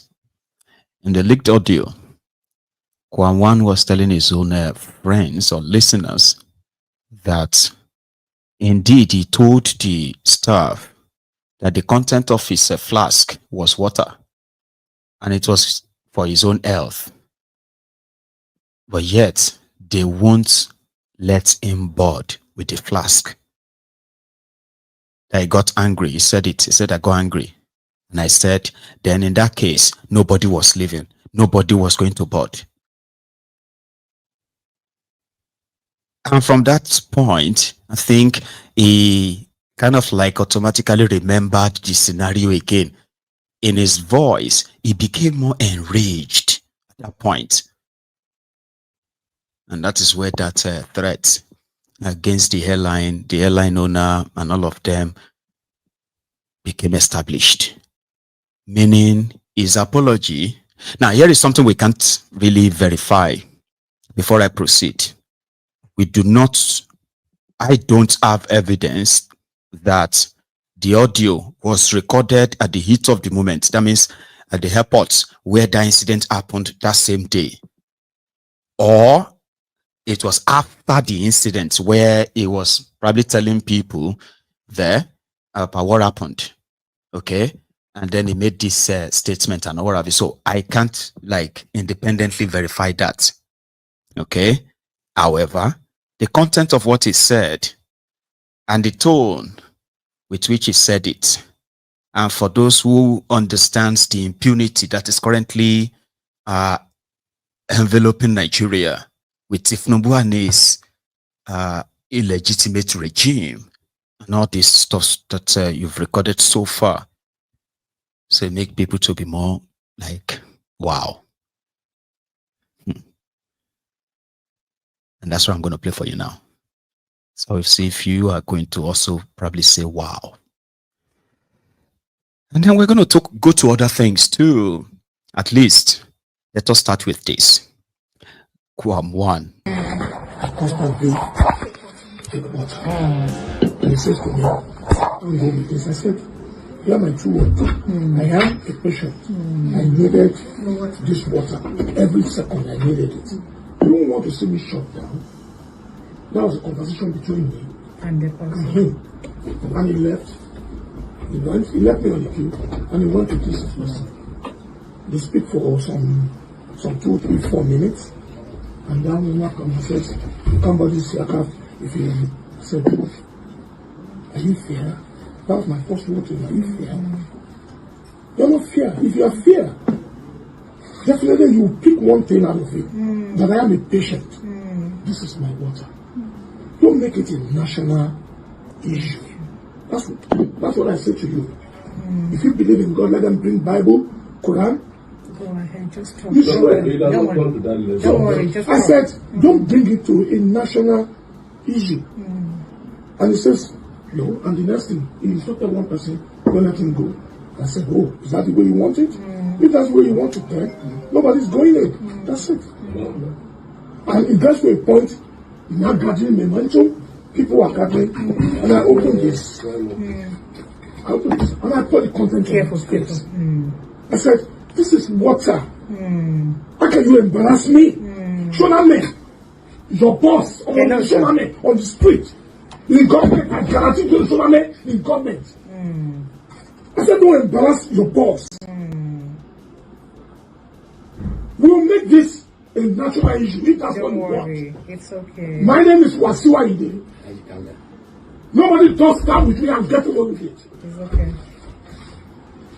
It's okay. Nobody. Okay. Because I didn't go to look for trouble. Morning, sir. I did not. Okay. I didn't bypass queue. I didn't jump queue. I didn't do anything. And the next thing I heard, you can't go on that flight. Wow. I don't want to go on that flight anymore in my life. Okay. But Shoname will feel it. Will feel me. It's okay. Will feel me. It's okay. In his business. It's okay. Are you done, sir? Is that all that happened? Sorry? Is that all that happened? That's it. That's the only thing that happened. Thank you so much for being sincere. Thank you. I've heard what you said, and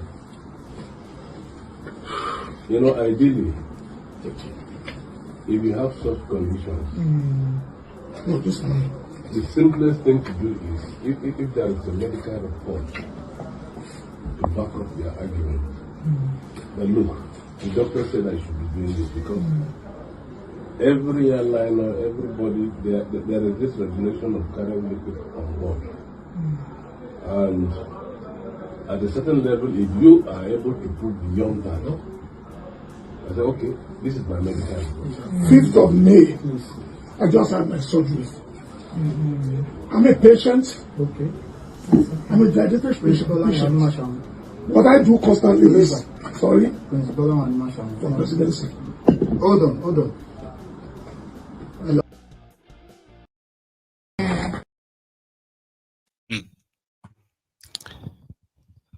So Kwamwan said he just had an operation.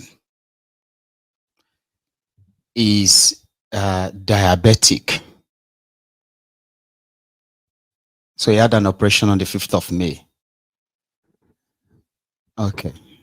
Here is my own intrusive thoughts now. Just walk with me. Okay. This incident happened on the 7th of May. And on the 6th of May, the same Kwamwan was his video of an event in Lagos was on social media where he was playing the night prior before going to that Abuja that caused this whole thing. So what kind of operation would somebody have? Or what kind of ailment would you have? Diabetics. He said it's diabetic. That they will give you water. And everybody knows that on the aircraft, yeah, they are going to provide you water. If it's water, water is easy. All right. So the airline staff said it was carrying alcohol, something that he personally has denied. So if it was water, and how did they know he was carrying alcohol? Because they wouldn't let him carry this content on their aircraft. He opened it and he poured the content on the face of one of the staff. That's how they got to be like, oh, it's alcohol. So a frequent flyer would know that there is, there's a measurement of liquid that you can take on board. You can't take bottled water on board. You have to drop it in the bin where you're actually going to be doing all this, your checking and security. That's a normal thing, isn't it? So whether you put the water inside flask or you put it inside the water bottle, or you have this, bottled water, this Ragoli Sabieva, you can't take them on the plane. So then Kwamwan, while speaking to these guys who were explaining all of that to him and telling him to be like sorry. So he said the owner of the airline, Shoname, You with me? The owner of the airline is Shoname. And he said, all of you are going to put your boss in trouble. That in politics, I am a guarantor for your boss. Partially said that. So which means I guaranteed for your boss in some political circle for his business. So he wanted to keep going like, this what you are trying with me. Nobody tried this thing with me and get away with it. Nobody will try this with me and get away with it. And I'm going to deal with your boss kind of like, you are just going to let me destroy your boss's business. For this kind of embarrassment, you embarrassed me. And at the end of that audio, I don't know if anybody else heard that.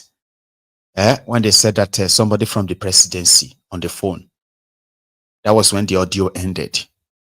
Because he was making these frantic calls and all of that. So the same president DRC came out and said they were putting him on a no-fly zone, no-fly list. No-fly list means once you are in, they can't fly any aircraft, any airline in Nigeria, either foreign or local. It can't. No-fly list means he wouldn't be able to leave Nigeria, except maybe he drives to Benin Republic, then Togo, then Ghana, and then fly from Ghana. And I don't even know how that works anyway. No fly list means no fly list. But the guy is still flying. So his apology is nothing. So then I know the Shonames. And now, I know the Shonames. Princess Balogun. Is Princess with us tonight? Is he referring to the same Shonames? How many of you know the Shonames in Ekene? They actually have one, is it mini stadium built by one of them? The current winner of Nigeria's FA Cup, the club, I think is owned by one of the Shonames. You know what I mean now? Like, they're actually like Ijabus, like with K1 himself. You know? Is that the same Shoname? Kwan mad girl. He must actually have so much, I don't know, apart from the fact that people may look at him as a wealthy Agbero. The thing here is that Kwamwan's, Kwamwan's wealth comes from the generosity of people like the Shonames and all these guys who have always been gracing his stuff and all that. So it must have built so much political kind of like leverage that some of us have no idea of. I'm talking about K1, because you are talking to somebody who has a multi-billion dollars, sort of like a business empire. Maybe multi-million dollars, because I don't know if they are billionaires in dollars. But these guys are actually like, and the Shonames, they have been like that for, oh my God. So what can K1 use? Okay, maybe just by making call to the Tinubus and one single announcement, boom. The Shonames that have their billions, they can have all their businesses truncated simply because they won't let K1 carry alcohol onto the aircraft. Because I don't understand. These are people that will carry their millions and spray it on him. So his wealth comes from most of them's generosity. Do you get what I mean now? So, and then of course, yeah, he's an artist. He sold his albums, he sold his he sold shows and all of that stuff. I'm not trying to kind of like downplay, but every show, one show, there were always those who are going to working with bags of money. And it's been like that for decades. So there are those who will tell you that they are their fans. When I was growing up, right? Man, sometimes they say the area you grew up sometimes will sort of like influence. You know, where you grew up can actually influence you. When I was growing up, yeah, and I used to listen to Kwan. Some of you who follows me on Facebook, you see, most of the time when I'm doing my driving, I listen to music and I kind of like just sing along, like nothing in the world really matters anymore. Do you understand? So that's because when I was growing up, I used to listen to a lot of music. Like, and most of them are just like Yoruba music, all kind of a genre of music. But Fuji is my kind of like favorite. So when I was growing up, I used to tell myself, a small boy, I'll be telling myself that, man, I know that the whole I see you. Then it later became Kwam 1. Then after Kwam 1, then he turned himself to K1 the Ultimate and all that stuff. So I used to say that to myself. I don't know how many of you who have probably who were in that same shoes when you were growing up. I'll tell myself, I will listen to this music. I will sing and sing and sing and say, Baba, if I make it, I the okay one, I the okay one money. It was when I kind of like became an adult. Then life happens, and I realized that there's actually so much expected of you as an adult. That, man, you must really be like, stupid to pack your money and start throwing your money at somebody, like the way I dreamt of doing when I grew up. And then, it became a apist, and I was like, no, I would never give him my money again. So somebody like that, from where I come from, is considered as somebody who used people as ladders to get to wherever he's going, because majority of those who used to spray him money, majority of them have become they have either been to prison. Some of them have now become so poor, wretched. Some of them are dead and all that. So from where I come from, it's like, you use them to climb, because the moment you are no longer with money, it will be the first to ignore you in any public gathering, for those who know K1 very well. So it makes me feel like it's only stupid people that just throw their money at these guys. But that's just my own story. So events are things like this finally kind of like make people like us to say, well, we just enjoy the music if it sounds good. And ignore the musician himself, because he's not any kind of a real role model, that you can by any means emulate, unfortunately. These stories are always like that. But in my head, I'm like, could be like say, make somebody like me can say, big man, like Director Scott. Somebody like MAIYEGUN'S, can they say, I won't show this Director Scott, that kind of level, and say, Director Scott, I will show you. I said, MAIYEGUN, calm down. No. Anyway, so people are saying that if Nigeria was a real country, here is what their Criminal Code Act says about what Wasiu Ayinde did. Okay, so obstructing railways. That is Criminal Code Cap C38, I think it's called. Obstructing railways. Any person who by any unlawful act or by any intentional omission to do any act which it is his duty to do causes any engine or vehicle in use upon a railway to be obstructed in its passage on the railway is guilty of a misdemeanor and is liable to imprisonment for 2 years. Obstructing aircraft. Any person who, by any unlawful act obstructs, causes an alteration to be made in the course of or in any way whatsoever hinders or impedes the movement of any aircraft which is in motion on or in flight over any aerodrome is guilty of a misdemeanor and is liable to imprisonment for 2 years. That if to say it was even in that same Nigeria, let us stop saying if it was in a working country. Even in Nigeria, if they decided to use their laws for real, respect it for once, no matter whose ox is God, and no matter the that person's public, standing. Like follow the law. They have laws that could actually tame all of these discrepancies, all of this impunity. Unfortunately, they won't use them. So even in Nigeria, what he did that day, me will not be lawyer, I can still count at least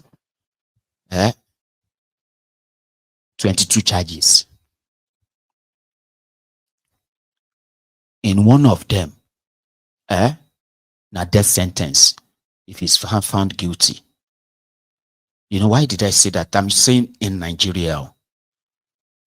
Because it is in Nigeria that they charge somebody for terrorism because of an hashtag. Hashtag revolution now.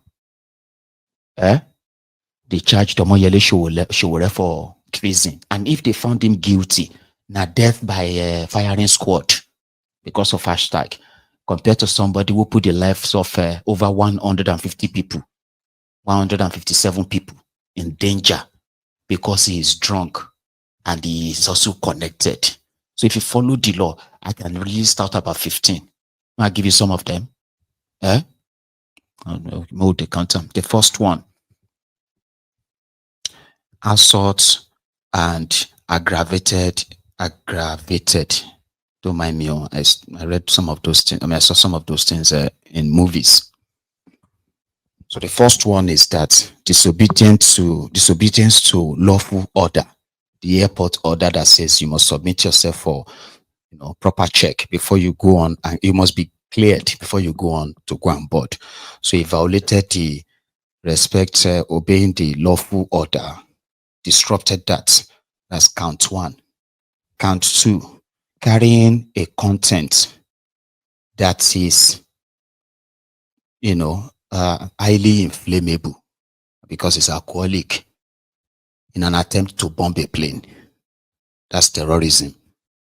Then you go on to carrying a content above the required content, on board, which is also tantamount to the tampering with the eardrum or whatever to the ear, which can cause explosion. Terrorism by explosion, by ear explosion. That's another one, terrorism too.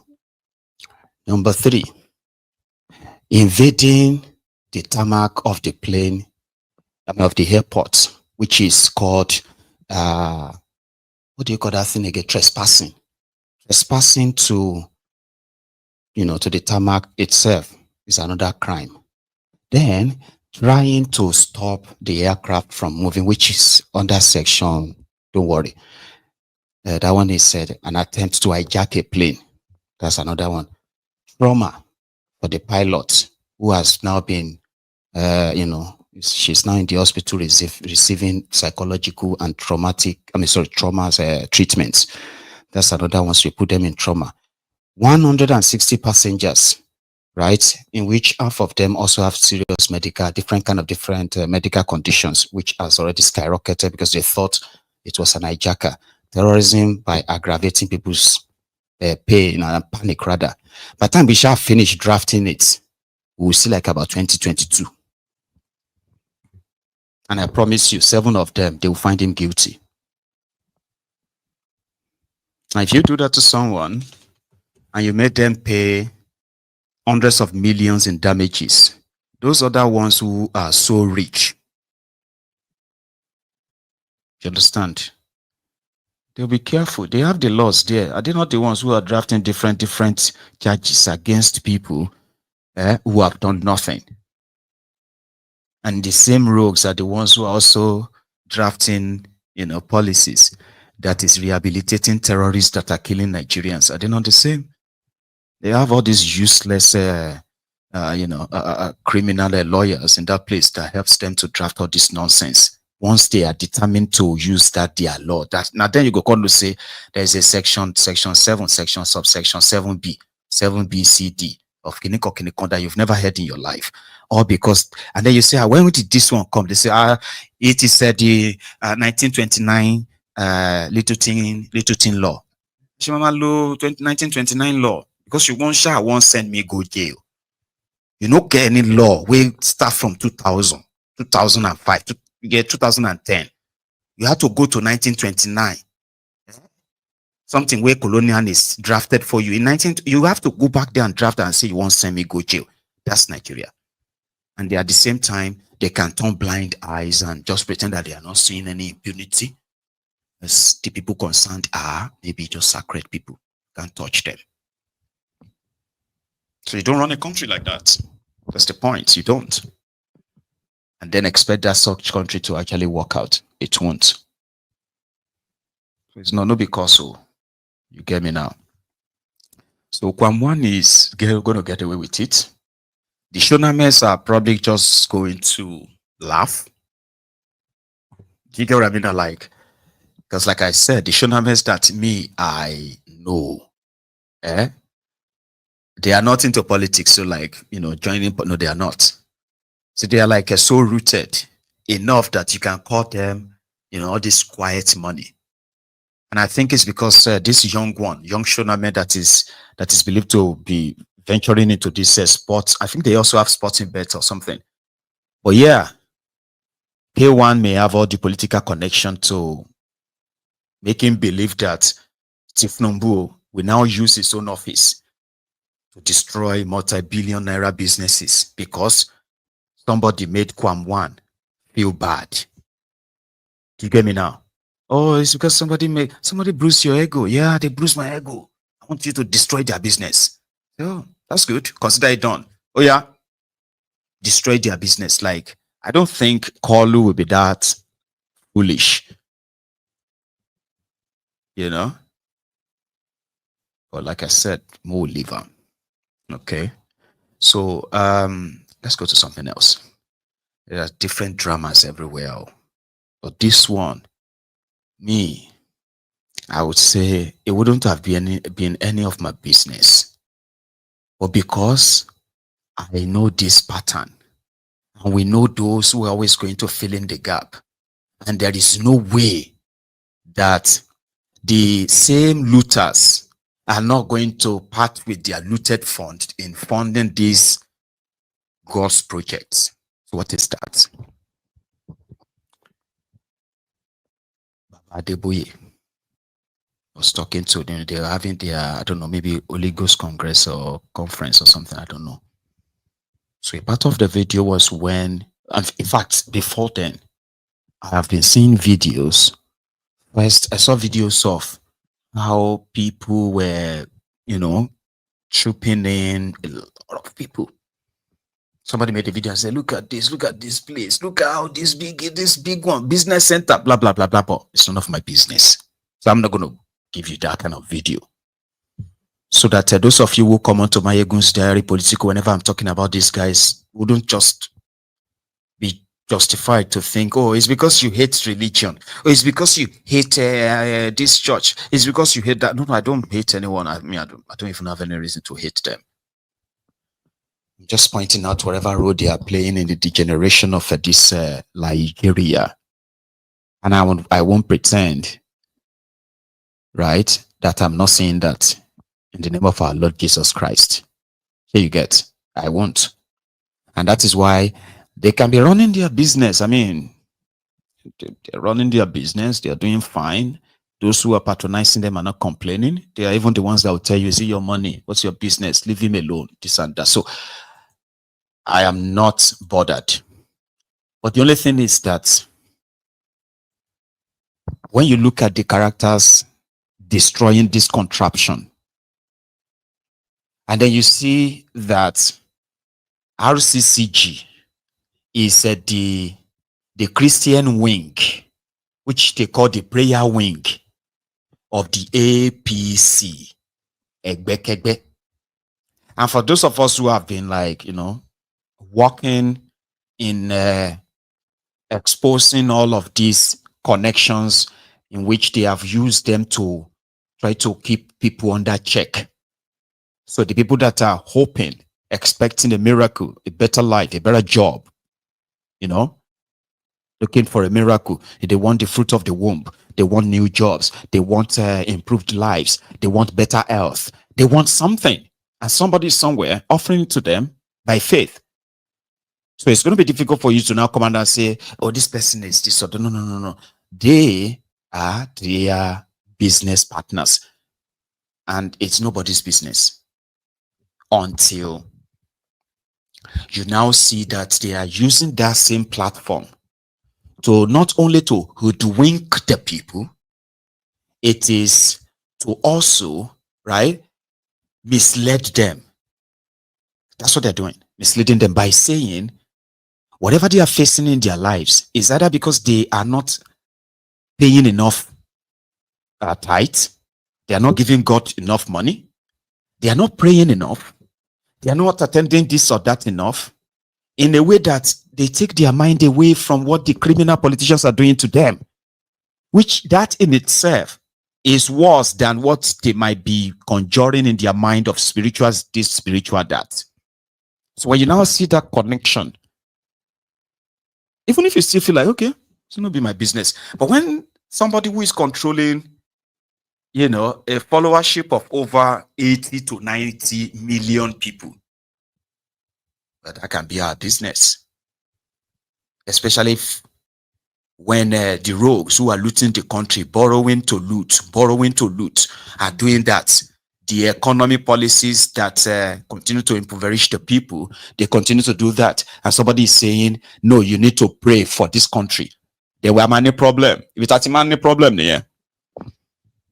Another place, that money problem is when you now see that when they are doing this, their prayer, this prayer, that, government house or anywhere, these same rogues responsible for the situation in that contraption, now these same rogues go sit for the front row, and they are the top donors too. These guys are looting to donate to God. Is that right? So you see, if it's where the thing mix with that to make I tell you clearly before I continue. So when you now see that in the house of God, God doesn't reject anybody, including looters, including money launderers and all of that. Okay. So what about the stuff they are bringing? Like, especially when you know that a governor that comes to your church and give you 50 million, 100 million towards church donation or church building must have looted that money. There is no generous politician in Nigeria. Do you know that? That's another one, no. Director's Court. Sure, say there is no generous politician in Nigeria. So that is why when they before they attain public office, they are already government contractors behind the scene. That is what usually attracts them to politics. You will see somebody who says he's a private guy, private businessman. Then suddenly he's a politician because he's been a government contractor. And he's seen that instead of me collecting contract, why I no go join? Here you get mad, they be the one to give out the contracts. That's how many of them ended up joining politics. So if they give you their money, it's because they know they will steal more. And when they steal, they always steal the ones they will also share so that they will keep power in order to steal more. And the cycle continues like that.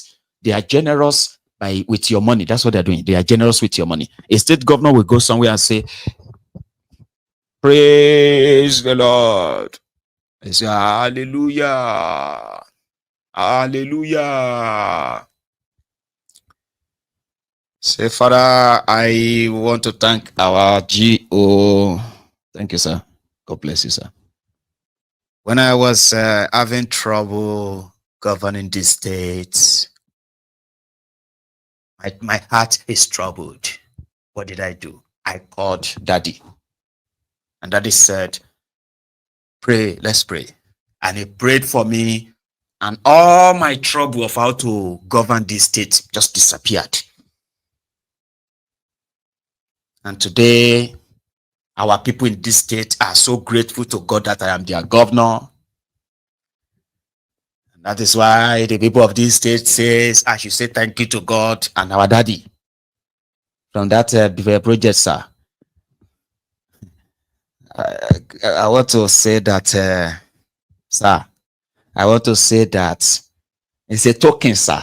It's a token, tiny, of our appreciation to God. The state will give you 1 billion naira. Where is he getting it from?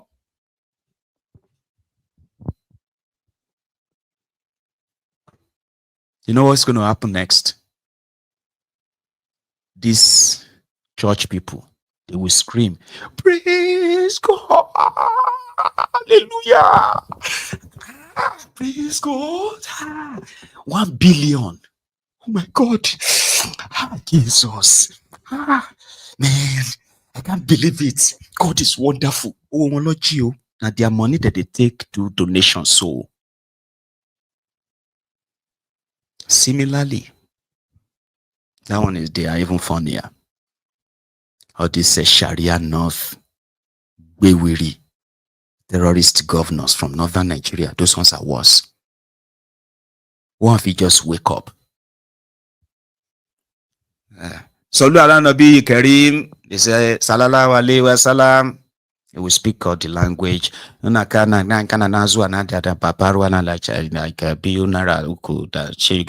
and all of that. Then he will run it to and say, I will build 21 mosques for 11 billion naira. That's the project. Takbir! Everybody will shout, Allahu Akbar! So it was like, the whole thing reeks of hypocrisy, blasphemy, and they are all happening in there that if you want to offend all these sheepies, talk about their Baba Gios and Mama Gios. That is when they will remind you that you will go to you go do a fire. Mayegun. This is the way you go do a fire. You need to repent. Don't talk about thou shall not talk about my anointed. I said, well, I am also anointed, just for your information. I don't just have the kind of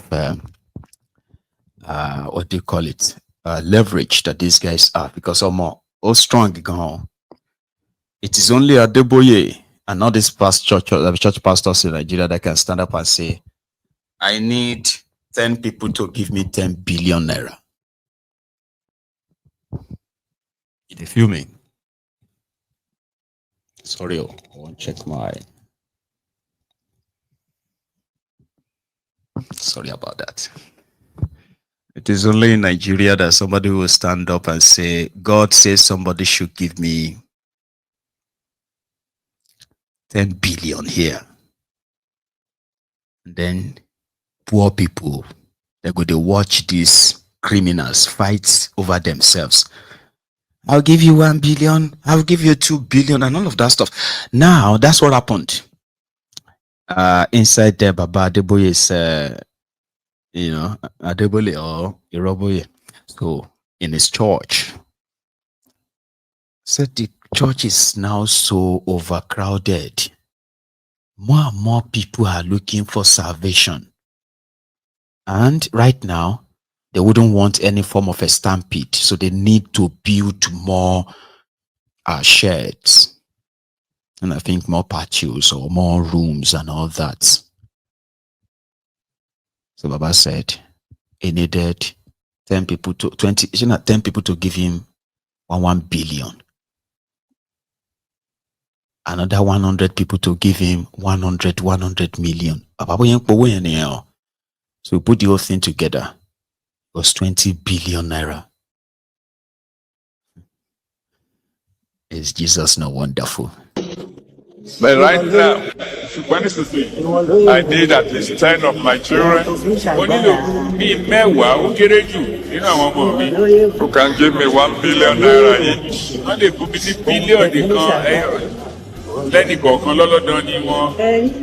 And then I need 100 of my children. Who can give me 100 million naira each?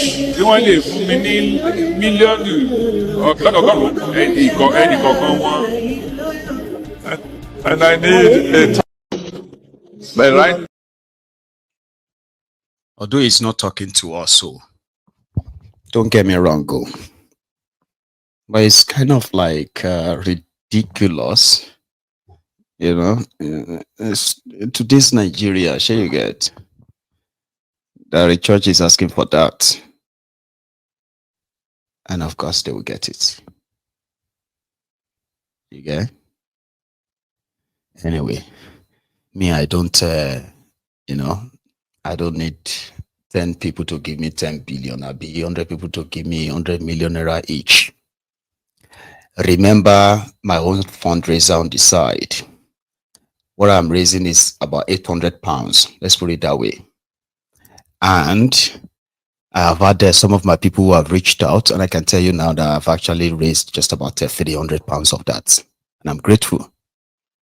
So how many people will give me 500 pounds in the next hour as your GO? I mean, come on.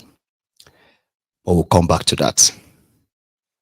So here is the new landlord. He called himself, he said he's the new landlord of the okay, no, not new landlord, he is the landlord of the ADC. And people like Rotifmi Amechi, that they don't have, that he doesn't even have any say in their ADC. And according to him, his name is, by the way, his name is Leke Abejide. I'll show you so, right? So it was with Shemun Okimbaloye. So he said, being the only ADC House of Representatives members from Kogi State, who also stands as the leader of the party all over Nigeria, as in the only elected member of the party at the national level in Nigeria. So that puts him at, that gives him a seat at their neck table. Anyway, to him, ADC has endorsed Tinubu for 2027. So any coalition that is not going to endorse Tinubu for 2027,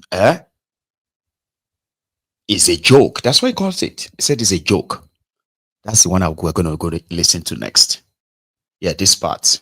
Let me ask you, would you be willing to reconcile with Ralph Nwosu? Because I understand that you both of you are no longer in talking terms.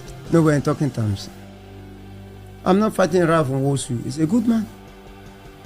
I'm fighting the interlopers, the meddlesome interlopers who came from nowhere. And do you even know what made me to be very angry? Even when they were doing all this, I was just watching. But they went to my state and started destabilizing things.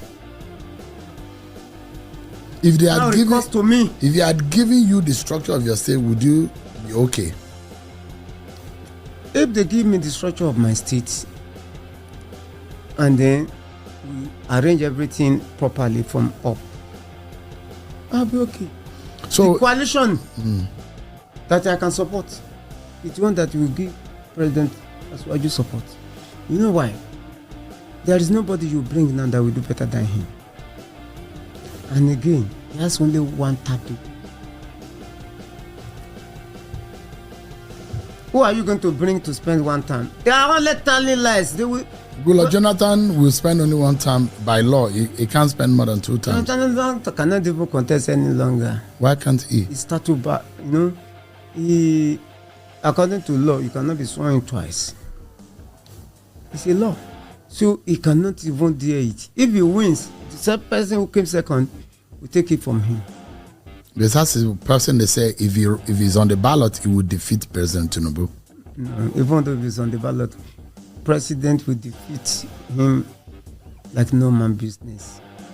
Do you know the person that you are contesting? They are contesting with. It's a real politician, no, not like Jonathan, no. There are two different people. See, you are a political guru now, even though you are not a politician. You knew what happened in 2003 when Obasanjo deceived them and asked them to support him so that he will support them in AD, and he used the system to take them off. But this president was the only progressive governor standing. He didn't. He understood this system more than anybody. We are all following his footsteps. People like me can be doing this in my federal constituency because I learned his rope. Just I work for the people, for the masses. I don't believe in all this calling leader. No. So I believe in the grassroots. Is Tinubu or nobody for you? Tinubu or nobody. If Tinubu decides not to run, this coalition can be reorganized. We can talk to Atiku. We can talk to Obi. We can talk to who is the next person you have mentioned? Amechi.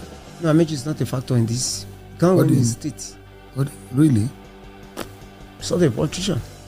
He's won elections before. It's just politician before. Not real now, real politician. We are talking people who can pull crowd. You can talk of Atiku, I agree. You can talk of Obi, I agree. But Amechi is out of the calculation. Forget about that one. Really? These two people, yes, we can have an agreement. Obi is talking blah blah blah. He will do this. It's easy to talk. You can say okay, because Aswaju has only one term. Let's form this coalition to support him. Then we will tell him that in 2031, one of you will come out too. And we can then join them. It's an agreement. And it will be easier for one of them to become president. So if what they are doing now. So if they don't agree with you, you make sure that you deal with them and you not allow things to work. Is that your plan? See, they are already dealing with me. According to them, I will I will send them back to where they come from. See, I'm not a weak politician.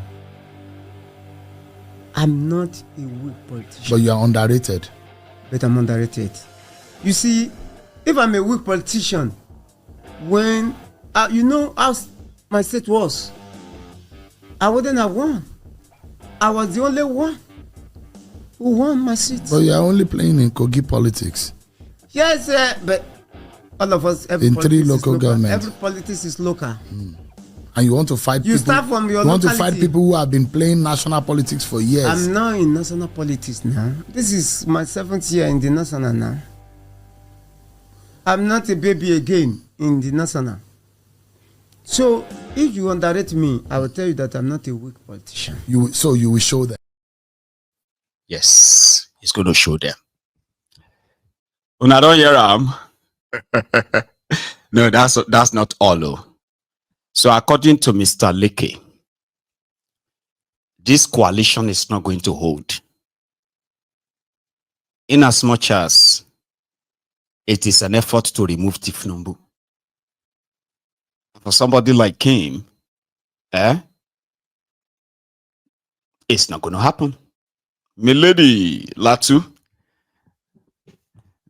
Aruna, do you know how many days now I've wanted to say happy birthday to you? Because the last day when I was on your birthday, I was supposed to be on. I wasn't. So should I say happy belated birthday to you, ma'am? Many happy returns, oh. God bless you. You already sent my cake, so you don't have to do it again, right? Right. Mr. Bijide has been known to be a self-confessed Tinubuist. So it might be the last kind of like deposit because this their coalition. People like Abejide, Dumebi Kashiku, and a couple of others are now considered as a clog in the wheel, as you know what I mean now, of the coalition movement. And when you look at the caliber of people who have been mentioned to be part of this their coalition, Atiku, El Rufaya, David Mark, Peter Obi, and Amici. Did you hear what he said? What he said about Amici? He said Amici is not a factor, Jerry. Let's talk about like real people. You get? So these are people that everyone seems to believe that some of them are very, very desperate. If they want something, they will get it. And somebody like Abejide is just a small fry. You get? And the guy is telling them, don't underrate me. Oh. Don't underrate me. Oh. Anyway, they gave him a mic. Here is the other part of what he had to say. And then there is a lady who apologized to her mom, who has been a long time church servant. This is not an attack on your religion, though, right? Do you know? I hope you know that, right? Good. I'm coming to that. Let this guy finish. Mr. Bejide, the landlord of ADC, he called himself. Landlord of ADC. Landlord of ADC. Okay, how can I win back to back if I'm not the landlord? Tell me, whoever has ever won back to back with that party in Nigeria? So you are the landlord of ADC just because you are the only National Assembly who has won back elected to back officer with the party? Does that make Do you think it's easy to win? Does that make you the owner of the party? For me to defeat APC and defeat PDP. But does that make you the owner of the party? I'm not saying I'm only the owner, but the say you are the landlord, the highest ranking member of that party in NEC. Did Raf also consult you before agreeing to the coalition? You only told me people are coming to the party, which we expected to come naturally, but they didn't come. He didn't tell me he's going to leave. He didn't tell me he's resigning. He didn't tell me somebody is taking over from him. You feel betrayed. I feel betrayed. By Lafunwosu. All of them together. Because if you are leaving the stage, you're supposed to call a NEC meeting whereby we discuss it. So if I can work with them, I will tell you I can work with them. If I cannot work with them, I will say no, let them come and be just a member while you still remain chairman. Doesn't that show that you are not in charge? I'm in charge. If I'm not in charge, they will not be running up on it. You will just give me a few days. Whether I'm in charge or I'm not in charge. What will happen in a few days? Time will tell. It just speaks what the accusation, some of those who just came into the ADC are saying, that you are just a puppet and you are a tool in the hands of the APC to work against the interests of the ADC. Because you have always supported. I've never hidden my intention or love for the president. I've never. So you are ADC during the day, APC at night. Both day and night. For the presidency, you are APC. I'm supporting the candidate, not the party. I'm supporting the person. But there's no way the APC and the president are on the same circle on the ballot. Honorable Kabejide of the ADC is APC during the day, at night ADC. What kind of politician does that make you? Igwe Seun. Now because you look like Igwe. Igwe Seun. Now, in Nigeria, you cannot play politics of isolation. That you want to stand and I used to tell people, you must have a leader. And it's only that my leader is not in my party. And I want to tell you that this issue of coalition, Yamutu, according to Hausa. What does Yamutu don't mean? Die. Where you have Atiku, David Mark, we send them back to where they came from. How would you do that? These people are more powerful than you, politically speaking. Legally. Really? Have you gone to court? I'm still seeking opinion of my legal luminaries. What they have said in the ADC is that they've done their homework, legally speaking, and everything looks very Can tidy. I tell you whether it's legal or illegal what they have done? Can I say that? Mm-hmm. Okay. I told you the constitution does not allow for a new member to come and hold national office. But somebody came and took over as interim national chairman. Then there was no meeting of NEC called. By the time I give to you, give me next week, I'll be able to show you some documents to show you that there was no proper NEC called. And after he has handed over, that was when he now wrote to INEC and started asking that he wants to hand over to some new leadership of the party. So, but I will give you the document. Just give me just few days. So you are coming big time You want to send Atiku, Amechi, back, El-Rufai, Aregbesola, back to the base. ọ̀rọ̀ tó sọ yìí ọ̀ ń ṣeré ni àbọ̀ ń ṣe èrè ọ̀rọ̀ tó sọ yìí ọ̀ ń ṣeré ni àbọ̀ ń ṣe èrè. Mr. Leke, it looks kind of like a clown, right? And the way he sort of like talks also makes him sound like a clown. But I think when he said, "Don't underrate me," he was right. He is from Kogi, the state of Yeye Bello, where election is basically war. Ask Natasha. So yeah, he's got his own way. He wanted to be governor of Kogi State at a point, but that didn't work out well. But this guy has been elected in the midst of this whole thing. He has been elected twice, 2019, 2023. Indeed, he's been in the National Assembly for a while, at least. So in that his own small space, he's a king there politically. Whatever he is doing in that space, give him his credit. But also,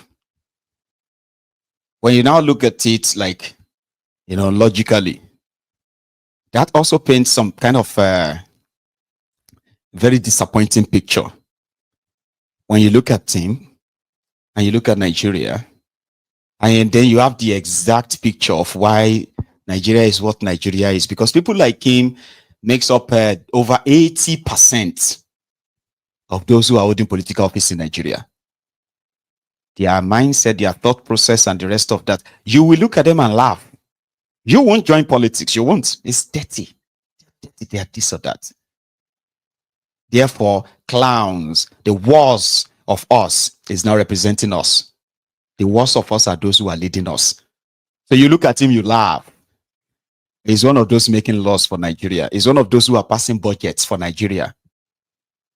Now imagine the kind of tragedy that has befallen a nation that parades characters like that as their leaders. So as you are laughing, you should at the same time be reflecting. All of us, So when they say they want to, Nigeria is going to be better and all of that, and some of you the obedient, or moment Obi comes in, at least we believe that, but I would have to deal with these characters. They are all over the place. And guess what? They are the reflection of the people that they are leading.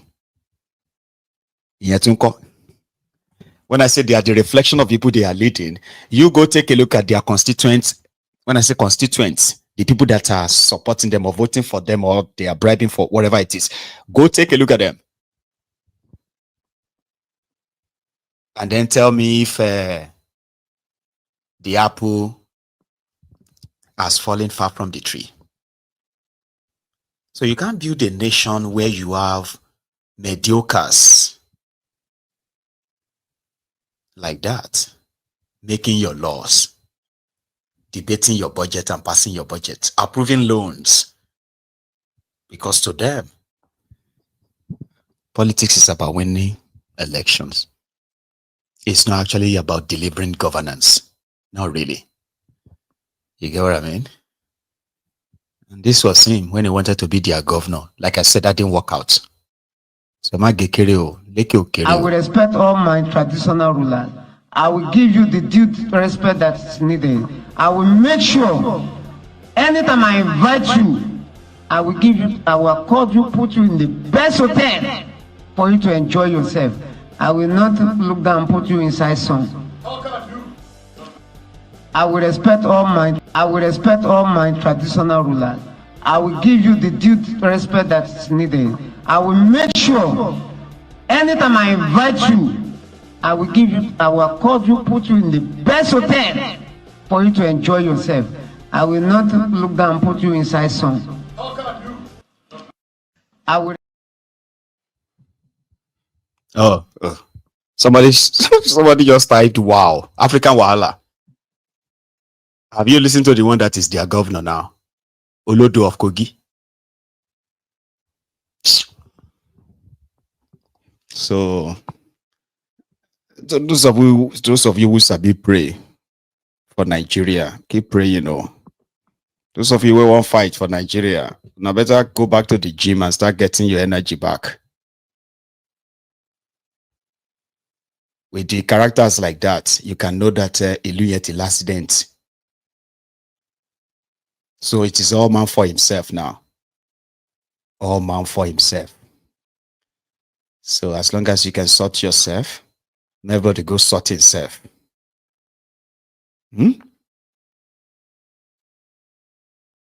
He has a colleague somewhere in Kirby. Like I said, they are the reflection of the people they are leading. They are not different.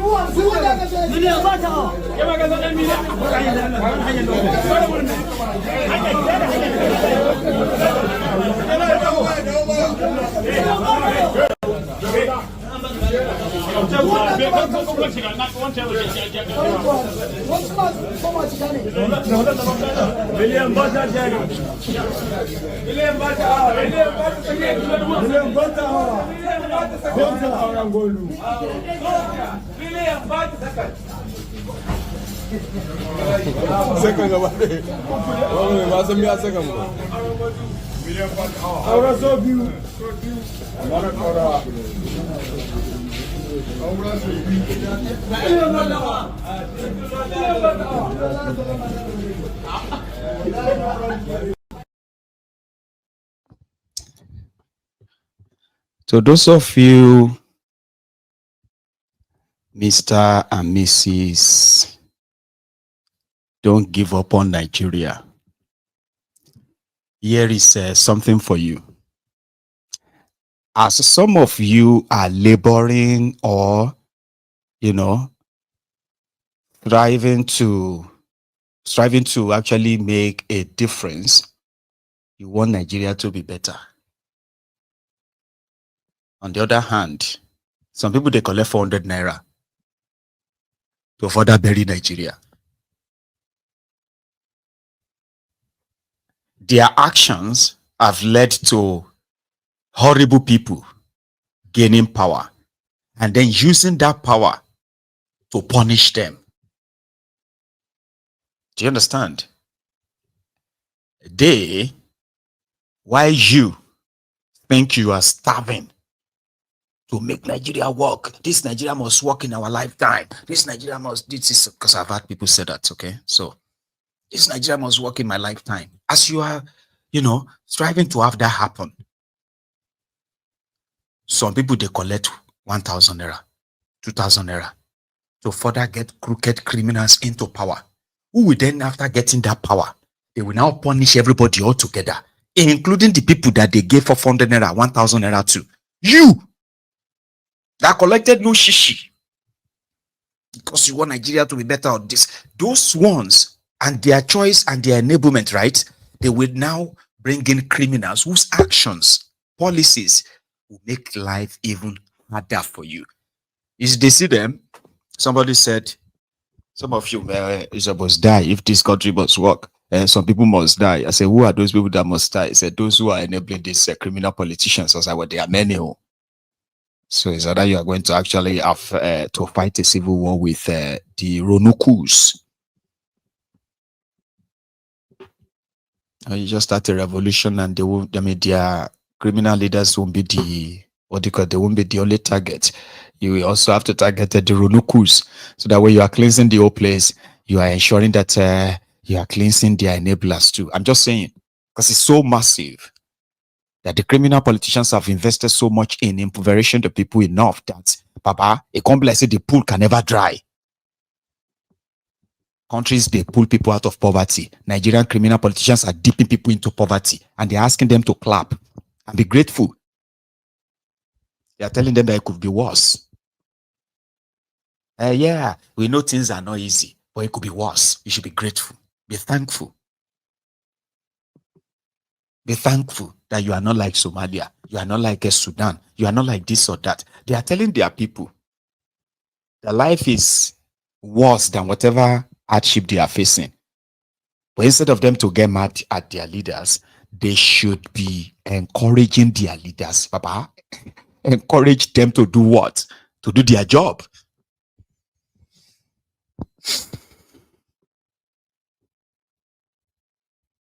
It's crazy, isn't it? There is this retired soldier in Abuja. I think they say he's a retired general. What happened? Among all these grabbed lands by Werewike in Abuja, I'm surprised that the man is surprised that it is his own turn.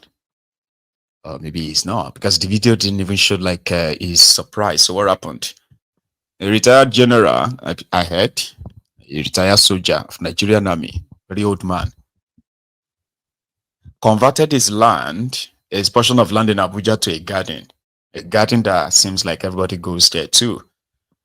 So it was their turn. No warning, no paste of notification or anything at all. The next thing, they brought in their bulldozers and they demolished everything. That's what the old man said. They demolished everything. In Abuja is story. Zone 3 Abuja, Development Control, FCDA, led by one Mr. Galadima, demolished a garden owned by a retired general. Everything in the garden worth millions of naira was completely demolished, and the destroyed items were chattered away by scavengers, popularly known as Babambola. What a great loss. The shocking part of the story is that the said general was not informed, no quick notice from the development control. Good evening, sir. We have seen the way these people destroy your garden. We are not happy. But what happened, sir? What will I do? I was here in the morning and I saw them coming. They say they are from development control. And they started marking the place. I said, what for? They said they are demolishing. I said, how can you demolish? Without notification, without anything. They said they must demolish today. And I begged them, I said, please. I met the director, on Mr. Galadima, who I used to know. And I said, please, give me 1 week. He said, no. I said, okay, just give me a day to move my properties out of there. He said, no, they will not allow me. They will just destroy everything. And before I know it, they brought the tractor and they start leveling everywhere. And as they were leveling, the area boys, the Babambola, started stealing everything. So today, what was here yesterday, totally flattened by development control, who claimed that they were acting under authority of the minister. Sorry, sir. But we have seen like all your fridge and all other things are completely destroyed. Crushed with their tractor. This is serious. Crushed, including my personal document that I begged to be able to remove. They never allowed me to remove it time. Sorry, sir. Sorry for what happened, sir. Thank you very much. Sorry for what happened, sir. Thank you very much. Yes, sir. This is a sad news and a harsh action to a retired general who has served his country for good 35 years. Look at those fridge there. Go that side. You see that fridge? You know? Everything. We did not even carry anything. How you not carry anything? Look, come this side and see.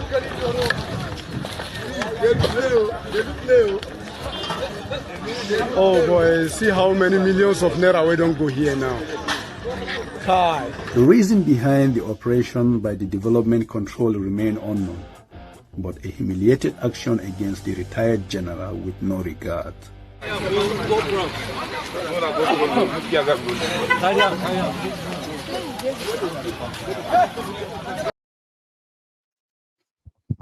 See, what you are actually seeing there at play is what you can call impunity that has now become law. A process where injustice happens from the people who are supposed to protect the people's rights and give them justice. So what do you run to? Nowhere. So Nigeria has become that kind of lawless place that it might take you becoming a victim before you actually realizes it. Yeah, that's something again about Nigeria, right? Sometimes when you talk about things happening, sometimes they will sound so strange. Do you get what I mean? As you know, stuff that they will say stronger than fiction. Yeah, some stories from Nigeria, when you listen to them, you're gonna be like, Abba, MAIYEGUN, is that true? Yeah, it's true. It happened. Really? Where? To who? So that is why most of the time people need to become the victim of the same system to understand, right, the deep rot that we are talking about. You see, when you don't have law and order in a place where anything goes, where you have this anyhowness, right, where you practices whataboutism. What about this one? You, MAIYEGUN, I've been watching you. What about, how come you are not talking about, what about that one? What about, you see?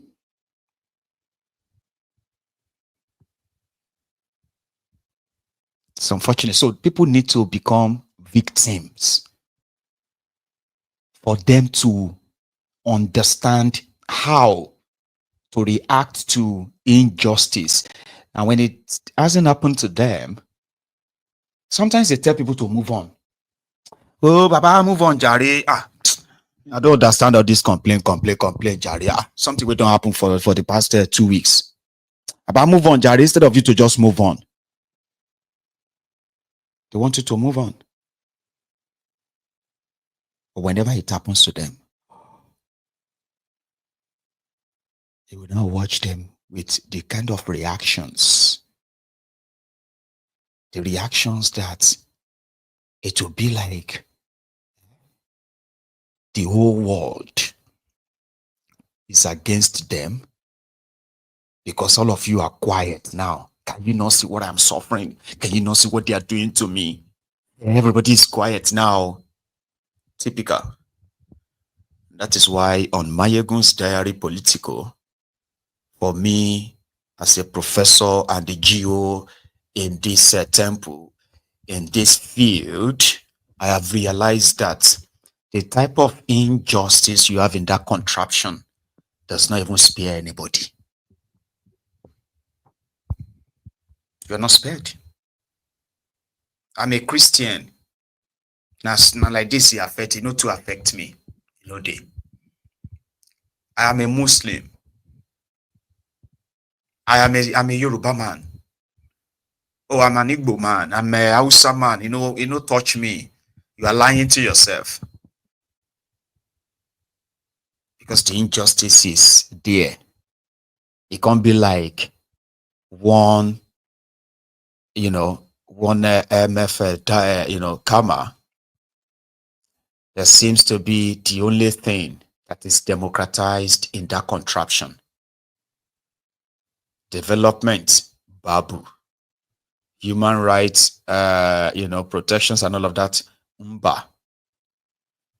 And then, when it comes to this shaggy, banza, it is the most democratized thing in that contraption. Now, everybody, every tribe, every ethnic nationality, every religion, everybody they collect. And that is even enough to really unite the people, that you don't even have to be the direct victim in that sense before you stand up and say enough. But we haven't gotten to that because majority possibly, they're like, whatever shake in Nigeria is showing them, to them it is not beyond what they can handle. It's not beyond what they can manage. And God did for them as well, I mean, we believe in God. So God is always faithful and all that stuff. So people are always living in that denial And at the same time, they are using what is called the coping, the kind of trauma these guys have inflicted on them. You know? Again, more will leave that. General, I don't know where they want it to end. But I don't think that's a very good thing to do to somebody who was a Nigerian soldier for 35 years, retired. Retired that he can actually go and start working now to get money to go and buy another house. No compensation, no nothing. Yeah. Is that enough to actually, like, any young person to look at and say, I'm going to go and join the army? They don't even see it that way. They don't see that their actions and everything they are doing, they are contributing to more and more of the citizens, right, disinterested in the country, in anything that is going on there. And that is not a good thing. Although they might think it gives them the power and control, because, yeah, the more you are not interested, the freer they are, the dumbos that are listening or following them, they will never question them. So fine, if you're not interested, fine, it is to our own advantage. But the thing is that they are going to successfully build a country of morons. And these morons are going to be so entitled. And these morons are, in their large numbers, they are going to be embittered. Because whatever they are promised, which they won't get, all right, will make them even more dangerous, not just to themselves, to these guys in the long run. Because humans need the skills, the proper skills to survive. And that is why nations are investing in education, every and any education at all. Countries are investing in them so that they are producing population that will match whatever the world is demanding, you know, in the next 10 years, 20 years, and 30 years. But these rogues are busy raising idiots, praise singers, ass leakers, all risers, voluntary slaves, obedient fools, sophisticated morons. They are raising them in their numbers. Others who seems to be all right, I mean, they look okay on the outside. Then you ended up going to check and realize that somehow they have been conscripted into the zombieism of people who can't really think, and mostly repeating what the rogues are expecting them to repeat. It's like self-sabotaging yourself. You know what I mean now? Like politician says, oh, everything is going to be fine. Don't listen to anybody that is telling you otherwise. Oh, we are going to be seeing the result of this, and that. And sadly, in this instance, for example, sadly, now the same people will tell you the same thing for 8 years under Bukwari. Add 8 years to their ages. Oh, if you look at some of these guys who are the Ronokus you see everywhere today, including the ones that they call their influencers, 10 years ago, right? Remove the 10 years from their ages, right? You will realize how young they were doing Vuvuzela for APC, Egbekegbe, from 2015 to 2023. Now they are older. Most of them are men. They are repeating the same thing they told you for 8 years under Bukwari. The same set of morons. Oh, they turn around and tell you that Tinubu inherited a dead country, a dead economy. They are saying that to you. From who? From Bukwari. Who is Bukwari? It was the guy, the same set of people praised for 8 years. And they told the rest of you that, called them out and said they were failure. They told the rest of you that it's because you are not patient enough, and it's because you are blind.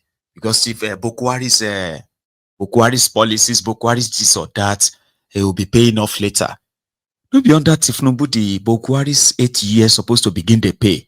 They can't tell you, say, nothing there. So they have to start all over again. Now, Tinubu and his gang, same set of people are now telling you again that now you just blind. That Tinubu has achieved in 2 years more than what Obasanjo achieved in 8 years. They are forcing that now. At the same time, they are saying that 4 years is not enough. 4 years is not enough for anybody to fix Nigeria. Okay, if 4 years is not enough for anybody to fix Nigeria, right? But you have already fixed something that Obasanjo didn't do for 8 years. You've done it in 2 years. So that means by the time you finish another one, another 2 years, you probably would have completed, done more than what Obasanjo, Yaradua, Jonathan, and maybe even Bukwari did in their own time for 24 years. So if that's the case, then you don't probably need a second term. But at the same road go tell you say, no. The work continues. There's no work. There's no work that is continuing. It is the looting that continues. And to those of you who continue to help them perpetuate that, now here we go there. Now here I go there. Right? Okay. So here is also a good reminder. All right. Like I said, you see what I mean, the what do you call it, the fundraiser I'm doing on the side, which is just through my PayPal, and at the same time for everyone who might be living in the UK, people were asking that how can we help? Listen, I have got just two ways where you can help.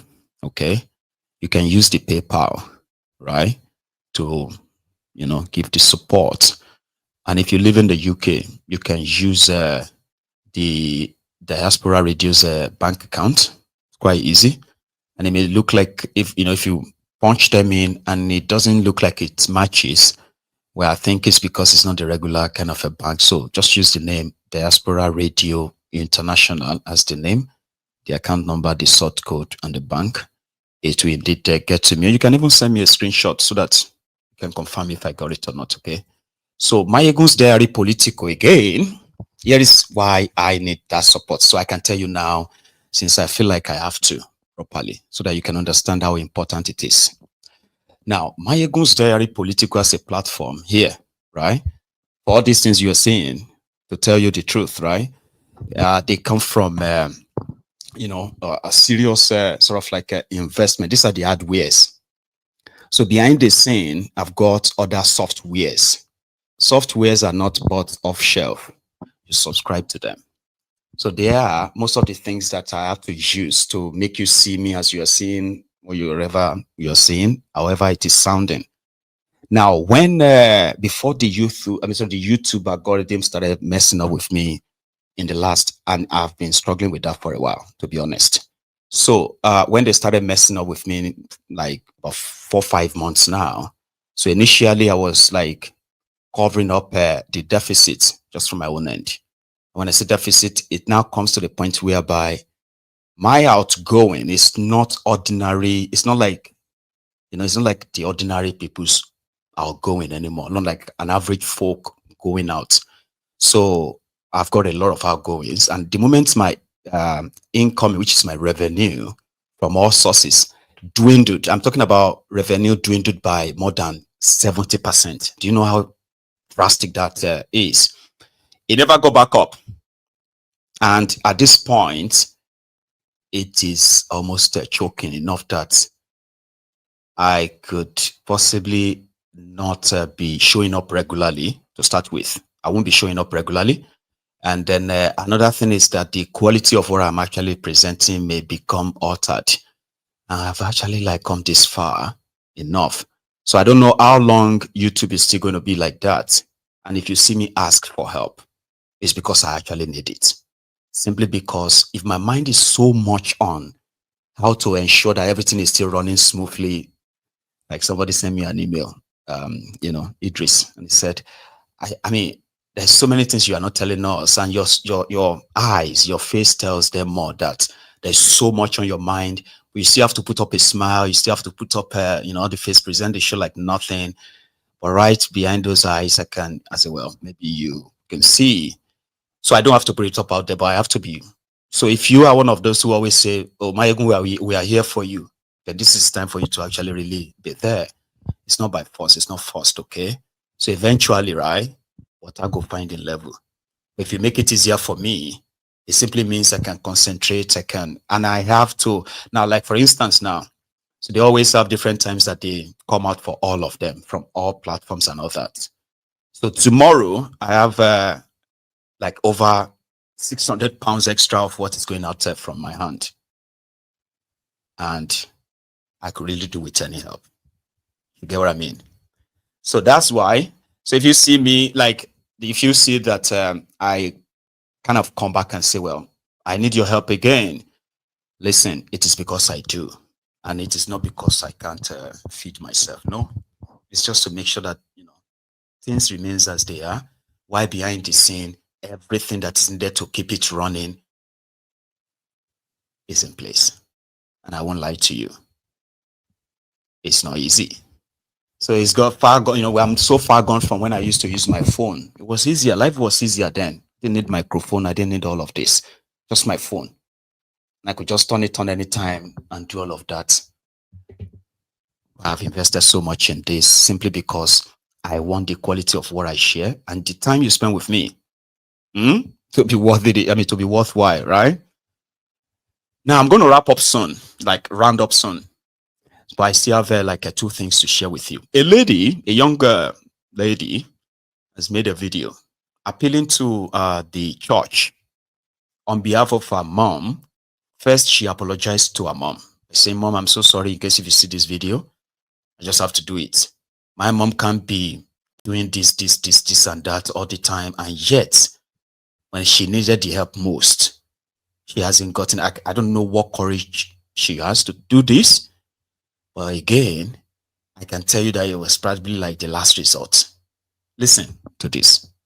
I'm sorry, mommy, if you come across this video because Oversabi and Adumadu body go share the video give you. I am very sorry and send my apologies to daddy, but I have to make this video. I have been fighting myself because I just want people to hear that if you are serving God, you just have to serve without wanting or needing anything from the service yourself. Now,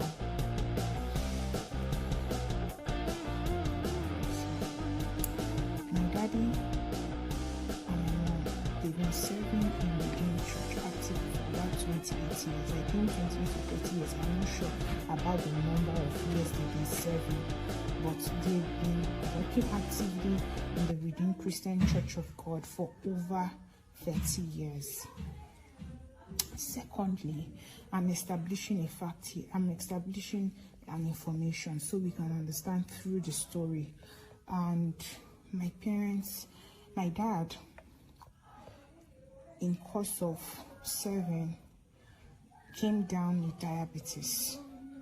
He came down with diabetes and it affected his sight, his legs, and almost amputated his legs. He's currently blind as we speak, and it's not been easy for them. My mom is presently an area pastor in the Redeemed Christian Church of God, but for over almost 30 years, they did not get support from the church. They did not get support from the church. I'm not sure Daddy Gio, Daddy Adeboye, with all due respect, sir, I'm not sure they let my daddy meet Daddy Gio for support. They did not help him. They even told him to step down from service without any money. My dad is currently just at home. It doesn't have, the children are the ones sponsoring, helping for his medical, mercy. If I talk to my mom about it, she'll get angry that we should leave it, that's how it is, service. But I'm telling you for a fact that it is seeming wrong to me for people who have dedicated almost 30 years of their lives and still serving now. My mom is the only area pastor. They demoted her so bad. So they told my daddy to step down from service without even helping him. He's currently blind.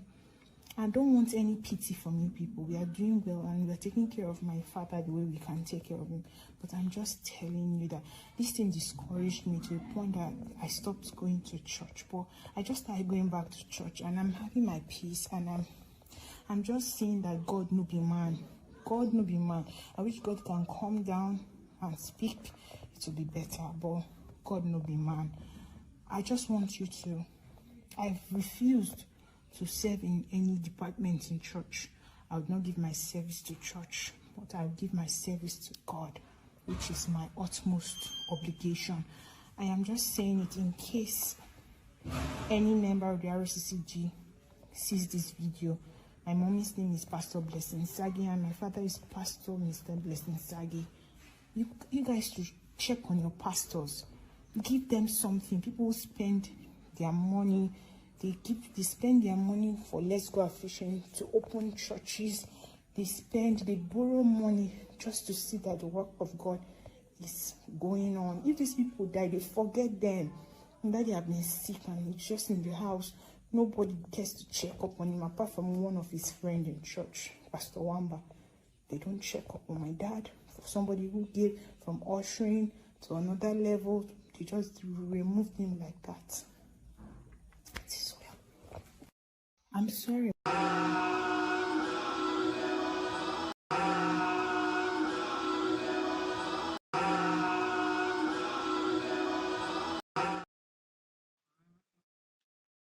Soruga. So the young lady was just speaking for her parents. Her dad, a pastor, or was a pastor. Her mom, a pastor, Mrs. The father is blind. Rather than support him, they removed him as the pastor of this, removed him from all other church programs and all that, and appointed his replacement. I don't want to go into this church stuff so that you won't say, MAIYEGUN is that one now, business now, me will leave him. So, I mean,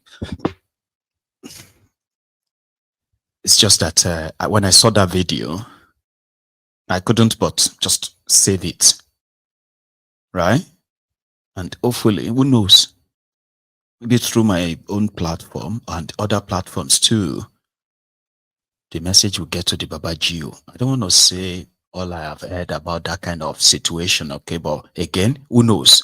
You just don't know what or which would help people to get the help they need, right? So yeah. Finally, I also saw a video. Apart from these killings going on in Nigeria, being perpetrated by the Fulani terrorists, the Boko Haram, and then some other wannabe terrorists, copycats in the southeast and all these places, there are other issues going on in that contraption, right? Which seem not to be coming to an end anytime soon. You remember that when you have the Ijos, Ishekiri in the Niger Delta, especially those ones who are like in that Delta states, Warri and all these areas, where the Ishekiris are also indigenous too. So the Ijos, they have been at loggerhead for God knows for how long. I've had reports where Tompolo led his own soldiers, his militants, to invade another Ishekiri community simply because he had he had what it takes to unleash such mayhem, and they said they were fighting over border or over land. Now, this has been the situation for generations. That's what I heard. Right? People have been killed, like slaughtered, all because of this behind the scene. So the generation, the younger generation who are supposed to, the younger generation of Ijos, Ishekiris, like, you know what I mean? They themselves have inherited this hatred and this division of their own fathers. And there's one video that stands out where one of them was actually like threatening, sending a threat. In this day and time, somebody made a video and said, we are going to kill all of you. Over what? Land? Oil block? So, even if you are going to fight over oil, crude oil, on whose land has the crude oil and not the rest of that, the ones where they all up on our land right now, is it not just to become a guard for pipeline that most of it, the best you are getting from it, as the Niger Deltans in Nigeria today? What is the most lucrative job you have gotten out of having crude oil in your area? To become a vigilante for pipelines, vigilante for, you know, crude oil thieves, bunkerers. For young people talking like this kind of makes me feel like, man, we shouldn't have been the same country in the first place. And if we were to be, it shouldn't be under this kind of arrangements. How do you describe this, or what do you say to this? We deal with you now. You understand me? We deal with you now. We dey go like this, so for the Kota road, like we did like this, so the shekri then like this, I dey tell una say I go fuck una up 247. Wait to go take do now, una go run, leave worry. As una be say, una don't know the father wey be say born una so. Una don't know na grandfathers them. They follow na grandfather, the whole grand. We go trombone na 247. As I dey talk like this, so the rain self got the first most money. And you know say it's your man fights. When the rain the force, so na to kill na finish. Una know that one. So we go begin pele una. That guy is said to be the third in command to Tompolo. You know Tompolo? Do you? Right. So they said that guy is Tompolo's third in command. And that's why you can't take what he just said. You can't take it or just wave it with one hand and say, don't listen to him. These are guys who have actually committed murder. They have committed killings enough that they enjoy this political kind of like coverage, the political immunity and all that. You know? Anyway, that is what the rogues run in Nigeria. That's what they have actually turned the place into. So I hope you don't become a victim yourself before this whole thing is brought to an end. Brothers to brothers, they're supposed to be of the same kind of like neighbor to neighbor, like cousins, or you know what I mean? But it's a place where people can just wait. They can't wait to have an opportunity of slaughtering themselves so they can show to the other people that they are superior. Who show to you that we are superior. Who kill everybody. Why? Because we are superior than you. We want to let you know that we are your fathers. Fathers, like, what does that going to hand you? Respect. You don't want to respect us. We'll kill everybody. We'll burn all your properties and everything so that you can respect us. Respect you for, like, what? You know? Anyway, I will leave it for now. And I'm going to say thank you to everyone, all of you, for your time. And yeah, I'll see you again. All right. And hopefully, I will survive tomorrow. But until then, please do me that one single favor that costs you nothing. Like the broadcast if you haven't already. But if you have already liked it, don't do it again. Just once is okay. If you joined us midway, for instance, like you just joined, I advise you to please, roll it back and watch it from where or the part you missed. You probably expect anyway that so many of you have been seeing the video, a viral video of a young lady who, who was in this fisticuff, this struggle with the hair crew of the bomb hair, the Akwa Ibom State government hairline. So you've seen that, and the subsequent actions are taken by the authority, as well as the reactions of the people, including yourself, as it is expected. It was just a few days ago that the Fuji superstar and a Fuji star, Kwamwan Wasiu was saying to be attempting to hijack an aircraft, a commercial aircraft in Abuja, in which also the reactions that followed left a few people surprised.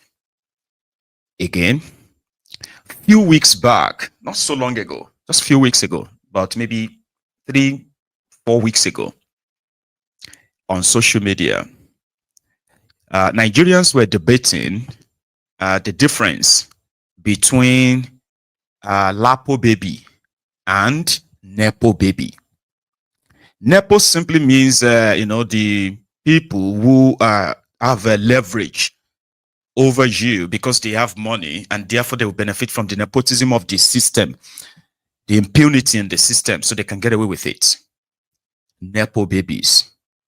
Lapo babies are also Nigerians who are expected, I mean, as pronounced, right, to have come from the struggling families. You know, that whatever the Nepo babies gets away with, Lapo baby may die, even attempting half of it. So that conversation again will bring us back to the event of a few days ago, where after the initial denial, Kwamwan eventually released a video, an apology video, where he apologized to Tinubu, apologized to Otobokeyamo, apologized to the airline, I think, and then the likes of Abiku, Dabaru took the video to help amplify the fact that, oh my God, like, Kwamwan is like humble. So what else do you want? Do you want to cut off his head? He said he's sorry. He takes responsibility. But the story has changed though. Just a few days after that. Just to show to you the inequality in the system that has breeded so much disdain, and at the same time, you know, helped the resurgence of dissent. People who feel like the inequality in this system makes this place worse than a zoo or a jungle, a place where, you know, the laws are made for you. Some are made for them, for themselves, and others are for you. A country where the criminal, the supposed leaders, are telling their people to do as they say, not as they do. So all this level of inequalities are to possibly educate, you know, the younger generation of Nigerians who themselves are also towing the path of their own parents, believing that they have a country and therefore they are a citizen of that country. They have rights.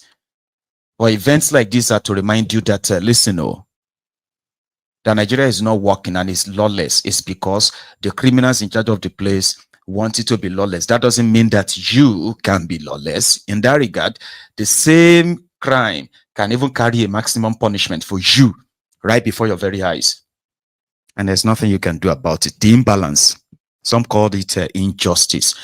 And again, the impunity of the system in itself, right? That one seems like systemic, like generational. So let me explain that as well. Nigeria is a society where you may disagree with me, so it's okay. Nigeria is a society where when you have a majority lament about something, for example, but it is a society where people sort of like strive to be better than their neighbors. The sense of community, the sense of, there's no real sense of community anymore. Talk less of having a sense of nationhood in which you can collectively condemn, you know, an act and ensure that such people are punished, because just to make sure that the society you are all going to exist in is a just and normal and lawful society. But it is a society where people, you know, sort of like struggle to be better than their neighbors. And this, the mentality of I better pass my neighbor, right, which is evident, makes it more like, okay, if I, as a person, want to go to Lagos from Uyo, you understand, I may not be able to afford the flight, right? So I may just have to like go through the night bus, take all the risk.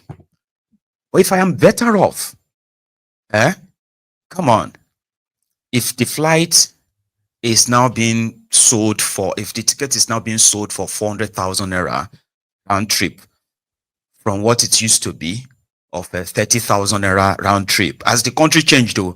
So those who are better off, or those who are finally kind of like managed to get above the water, to them it's like, you know what, I'll just take the flight.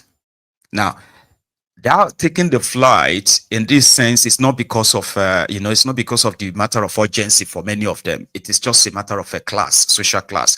So in that regard, some of them, Nigerians, tend to then carry this kind of like attitude of, do you know what I've done to get to the level I am? Like, you that is here, you can, that condescending sort of like a mindset. It's not limited to their rich. It is actually something that so many Nigerians are always like, sort of like, striving to become better past my neighbor. I could like get something better than what everybody is getting, and the rest of that shit. So when Kwan was caught in that leaked audio where he was threatening the owners of Value Jet, I'll deal with them and all of that, you could you could feel his bruised ego, right? Like imploding the way he was talking. Because to him, he was like, do you know who I am? How dare you, Now, more we leave that aside. Comfort, I'll call her comfort. Some are already calling her Comfort, or Comforter, or Comfighter. So she's now considered as the female version. So the first video that made it to the internet automatically sort of like indicted her. In fact, there were those that not until maybe hours later that they started like scrutinizing the video properly, right? That they now started asking questions like, wait, but come on, why would they have to like treat her that way? What actually happened? Now let me tell you what I know that you possibly have heard or you have not. Okay. So the first video released, we saw Comfort trying to exit the plane in Lagos. An air hostess blocking the exit that she can't leave. We didn't know why. Then, in a twinkle of an eye, a few woes in the face of the air hostess. Now, that will annoy everybody. That will kind of like, I think that is what actually triggered a lot of people. Even though it's kind of like a mixed thing for many, how should we react? A few days ago, we're still talking about how Nigeria is so worse, and somebody just got away with, harassing and assaulting airport staff or airline staff by pouring them what is believed to be an alcohol content from his flask because, they won't let him take that on board. So how do you react to this now? Like, why would you even slap the air hostess? As they say sometimes on social media, or many times on social media, the first video doesn't really tell the whole story. Do you get that now? And our action, an act caught on camera, right? That is established kind of like an assault. But what happened? Go. Like what happened? From the available verified information, Comfort boarded the Uyo Lagos flight from Akwa Ibom, from Uyo. And while they were all like boarding, she was told to switch off her phone before the flight. Like, the way they always say, please, can you please switch off your phone and all of that old kind of like warning, right? And he said, he told them that I don't need to off my phone. I've already put it on airplane mode. So meaning it's already on airplane mode. I don't have to off it. And I think that infuriated one of the crew member on board. Typical Nigerian that sometimes you just wonder, why is everybody like angry? You walk into the business center and all of that, and you just suddenly see those who are supposed to attend to you like always angry, like frowning, and you're like, why are they like angry? Anyway, somebody didn't take that well. So what happened? The plane left Uyo. Upon arrival in Lagos, it was time for everybody to start leaving the plane. Suddenly, they told her she couldn't leave. No, you won't go. You can't. Why? No, you can't. We've called the security. The airport security, they are coming to come and have a word with you. And as a typical Nigerian as well, you know, so they be all of them be Nigerians inside Nigeria, inside that same Emilio economics, being a Tinubu, where everybody they suffer and they smile. It wasn't long. So she was like, oh, you can't hold me here. You can't hold me here. So she, at that point, she was preventing other passengers from deplaning, like leaving the plane. It wasn't now that started this whole thing. It was them, in fairness. And I'll show you some of the videos. I'll show you some.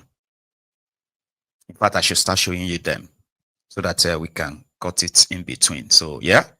So the first one that made it to the internet that got a lot of people infuriated, why some, no matter how it looked, is not as worse as that of Guam 1. So the first part of the Wahala, it's a long watch. Yeah. What did you do? What did you do? Did you mean? I came and you counter. I came with you. She's hitting me. She is hitting me. She's hitting me.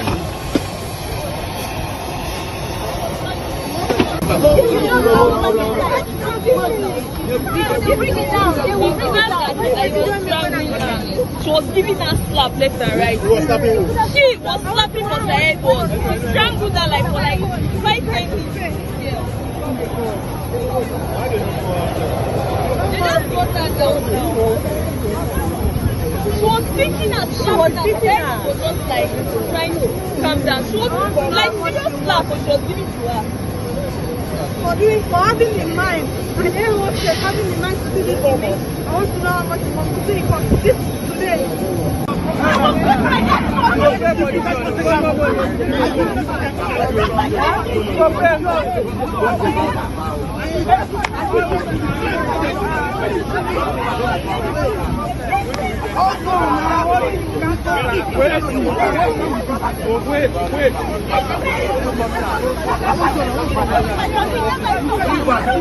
Don't touch her because they are recording and you're going to get the NCA. Don't touch her.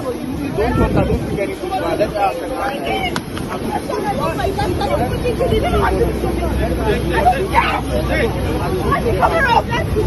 I want to see it. Let's take her out of this place now.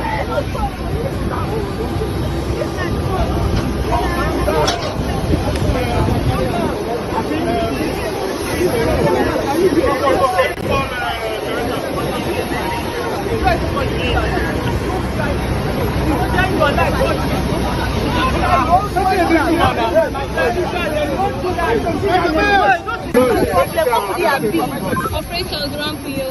Let it go. I'm going to do it. Go ahead.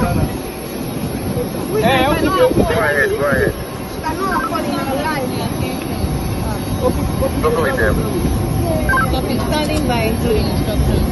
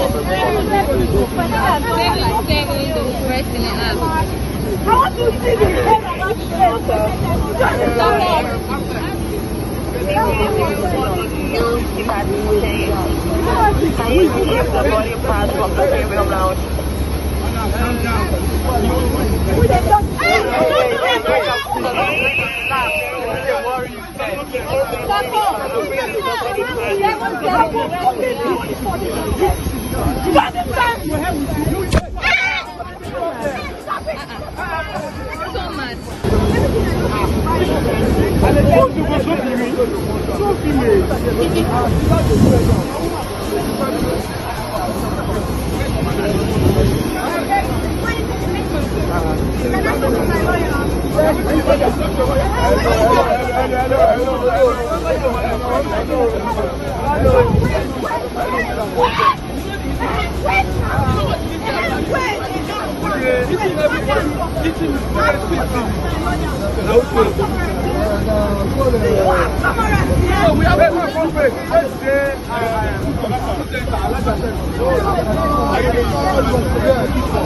injured me. Like I can actually feel the pain. Like she cut me.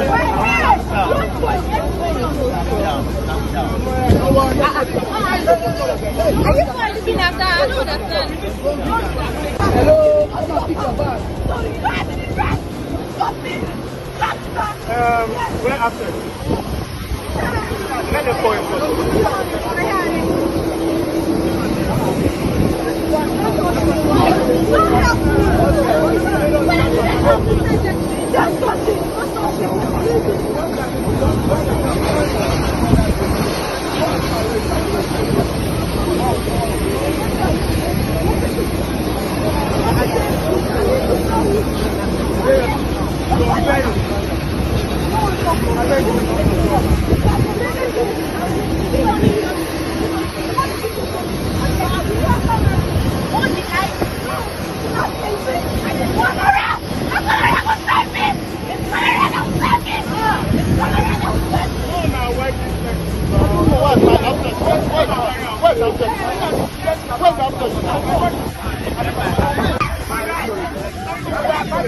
Hear me. Hear me. You know the thing is, even while she was coming and coming, nobody could hold her. Like nobody, you know, nobody could bundle her.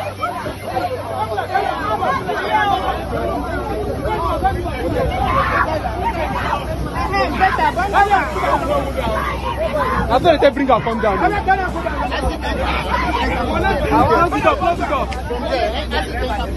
At least. Bring your luggage. We can bring it with another motor. We can bring it with another motor. No, let her luggage. Well, go with you. Let it come. Let it come. No, who cannot follow? Let's enter another bus. Serious.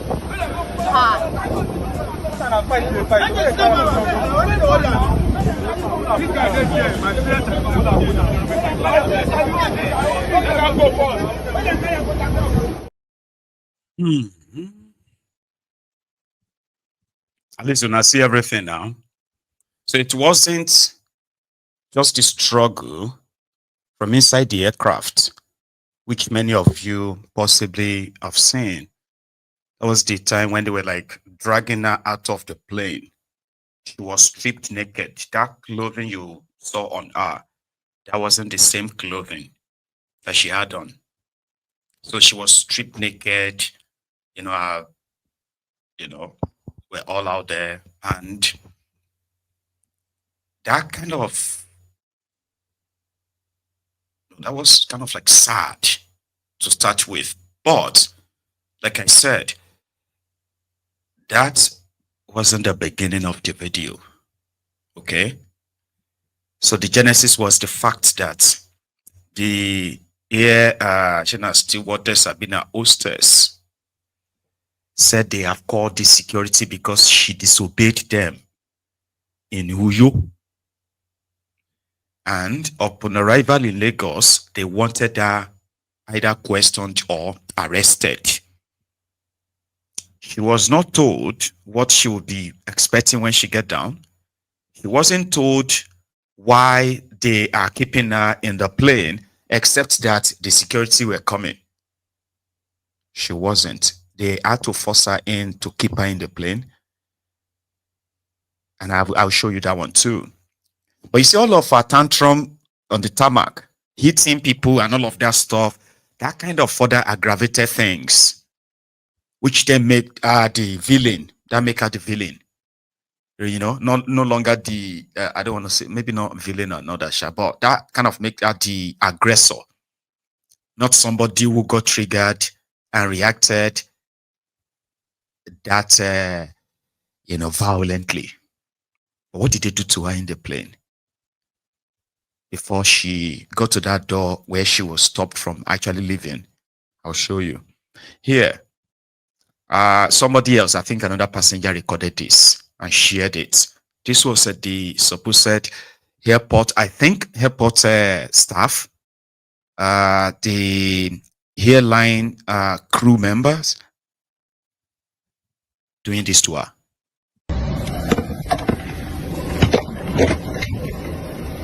Madam, I beg come on for a make I pass. Everybody that live the ration. Come on for a make I pass.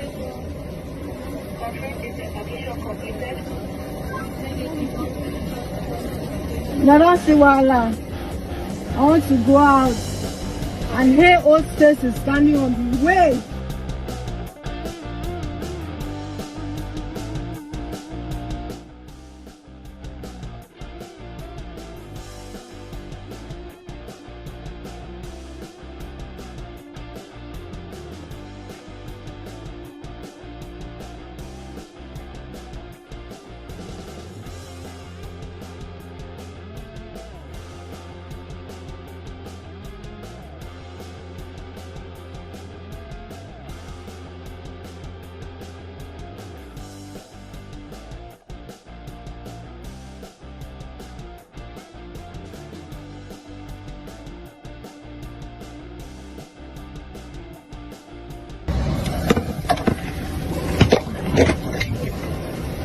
Madam, I beg come on for a make I pass. Everybody that live the ration. Come on for a make I pass.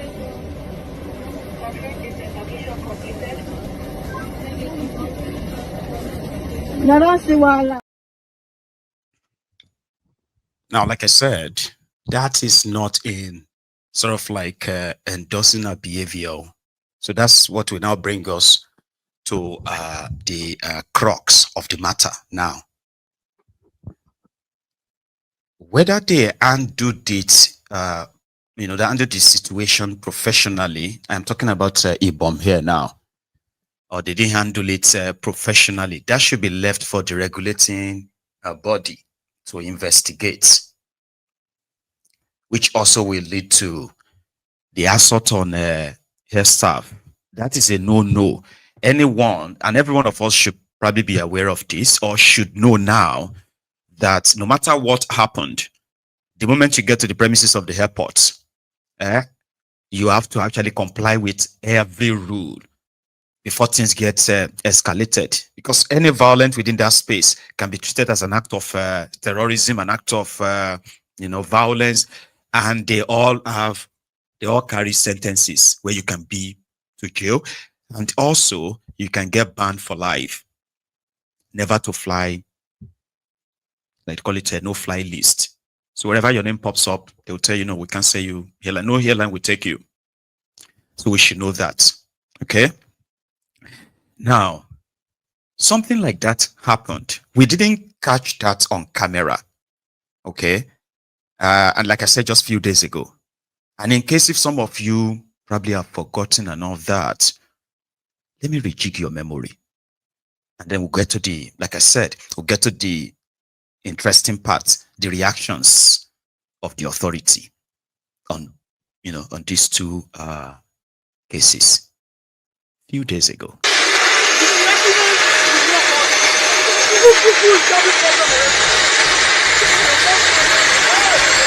You don't like though.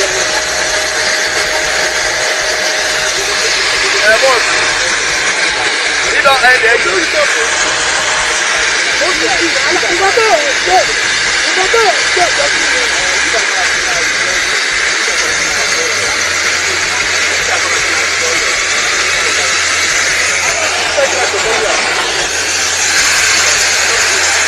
Hold on, Saka never remove this, you know.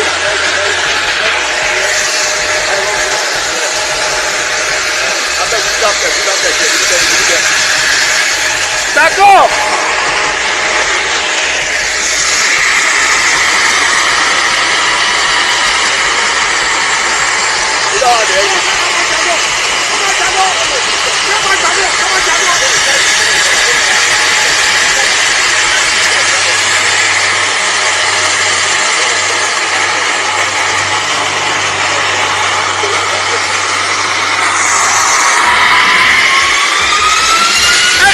go.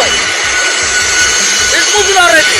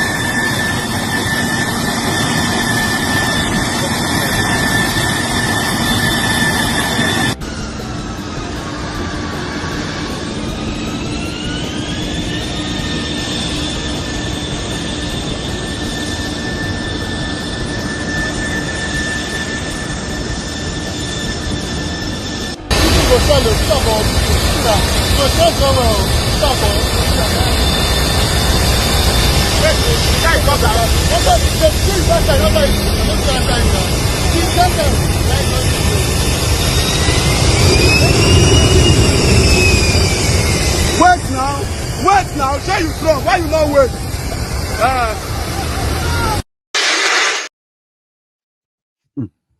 Again, this is not me trying to look for something to justify that disgusting behavior of that passenger. No. That's not where we are going. We are going to the part where you and I, we are likely Lapo babies. Do you understand? You and I, we are just Lapo babies. And for any reason, we don't even have to do enough. We don't even have to do half of what this guy does before we'll be slammed with the worst of the worst kind of like hits. That's the point. That's where we're going. The inequality in that system that some people have, some of you have accepted it. But the point here is that you may accept it simply because you have not been the direct victim, like, but it is not normal. It is not right. So you saw you did again, Abi, trying to hold the entire aircraft hostage. He almost killed himself in the process. Did you see the airport staff there begging him? They were begging him, Alaji, sorry, Alaji, Kuru, Alaji, sorry, Alaji, it's okay, Alaji, Mabino. After that, they took him to another room where some senior officials were begging him to. That was when they recorded the audio where he threatened the staff, threatened the pilot, threatened the airline, the owner. Even though he made a video after that to say he's sorry. He was not arrested. He was supposed to be arrested there. That's the point. But no, they were writing epistles. How this is a wrong thing. They even announced the suspension of the pilots before they announced the no-fly list for Kwam1. The same Kwam1 that they said no-fly list. He flew out of Abuja that day. He has been to Abuja again. He has,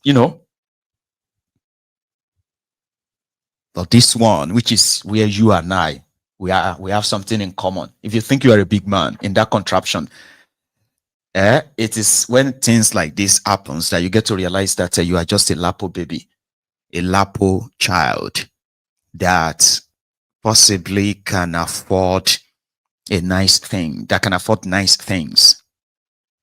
Inequality in a system, right, is considered as a bane of progress or development in any society. You won't progress. So their reactions. The first thing was for the FAN and another group called AON. They see her, so they released statements. So after that incident, by the way, they took her. She was arrested. And she was taken to Kirikiri. Are you listening? Which, to me, is like what they say, F around and F out, found out. F around and found out. But it would have made sense if the same application of law is applicable to the high and the low, just like that. That's how you have a society, a just society. At least listen to this. Listen to this. They said it is a recurring incident of unruly passenger behavior at Nigerian airports. Now you will go take, make the examples of others. You get? The Federal Airport Authority said blah, blah, blah, blah, blah. So because of this, moving forward, the authority will not hesitate to implement relevant sanctions as stipulated in ICAO. Sanctions like, put her on a no-fly list, either for some years or for life. These ones on the right, they call them AON. I'm actually just seeing them for the first time. During that of Quam 1, we don't hear them, but listen to their own statement or read it on your screen. We condemn the violent incident involving Mrs. Comfort Emerson. The incident which Ibom here described, from the initial refusal by the passenger to comply with safety instructions regarding mobile phone usage, which led to the brutal physical assault on Ibom here crew members, and the attempted use of a fire extinguisher as a weapon, constitutes one of the most severe cases of unruly passenger behavior witnessed. Severe cases. What Kwan did is not severe. That one was just blocking the plane. You not see what that guy did? It's most severe. It's the most dangerous thing anybody can do.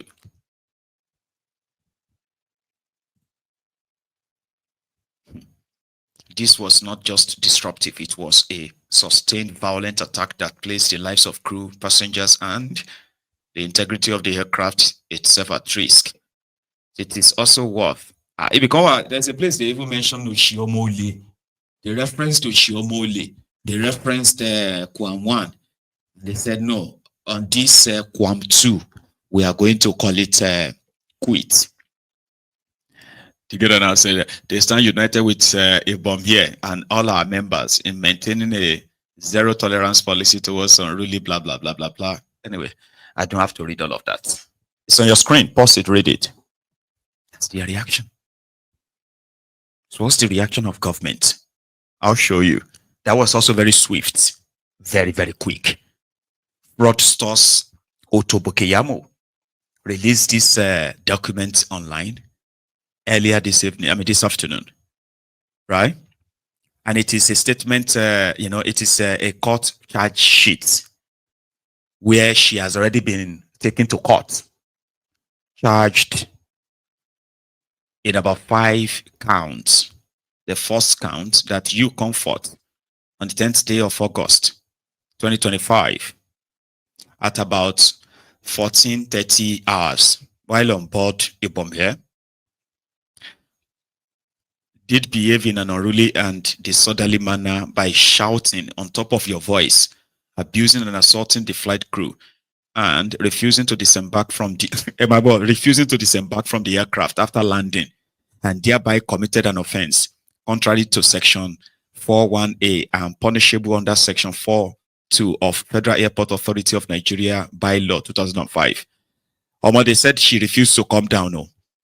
Count 2, that you comfort on the same date did assault one Juliana Edward by slapping and hitting her cheeks with your right hand and thereby committed an offense contrary to Section 8 of Criminal Law of Lagos State of Nigeria. Right.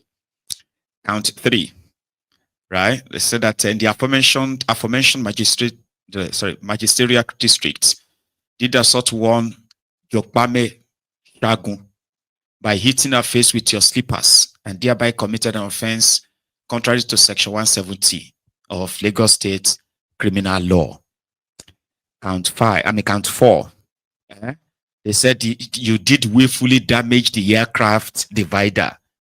So now you say there is other extra thing, apart from this court, we say they said you did willfully damaged the aircraft divider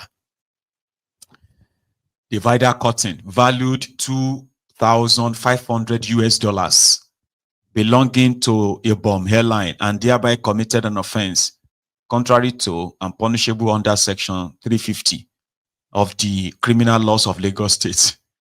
Count 5, that you comfort did willfully damaged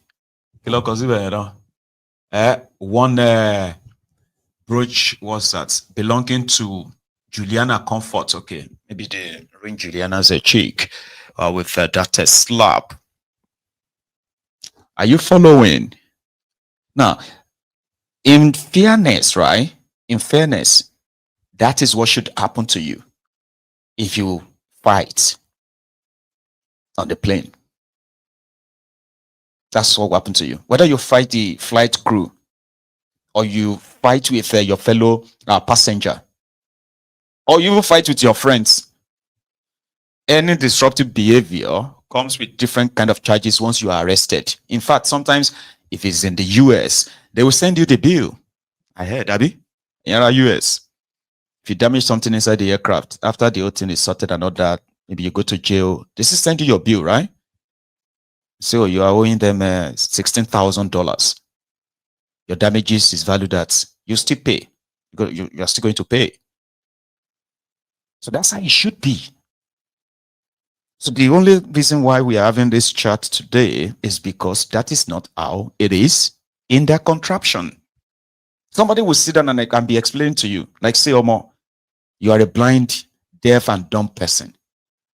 They begin to try to kind of like, but it's a different one. It's, they will defend it.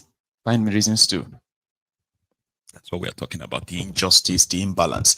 Tinubu's son kidnapped a supposed Nan's president, beat him up, forced him to issue an apology to Sheyi, and nothing happened afterward, because nothing will happen. That's the society you have.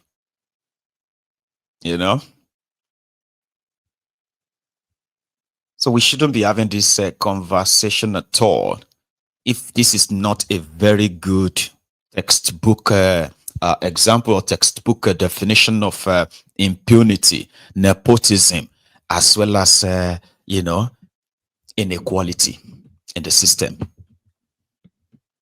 A system that people who are so insecure, people who have a low self-esteem, right, hide behind the public power, right, to do a lot of grandstanding and show that they have this and that.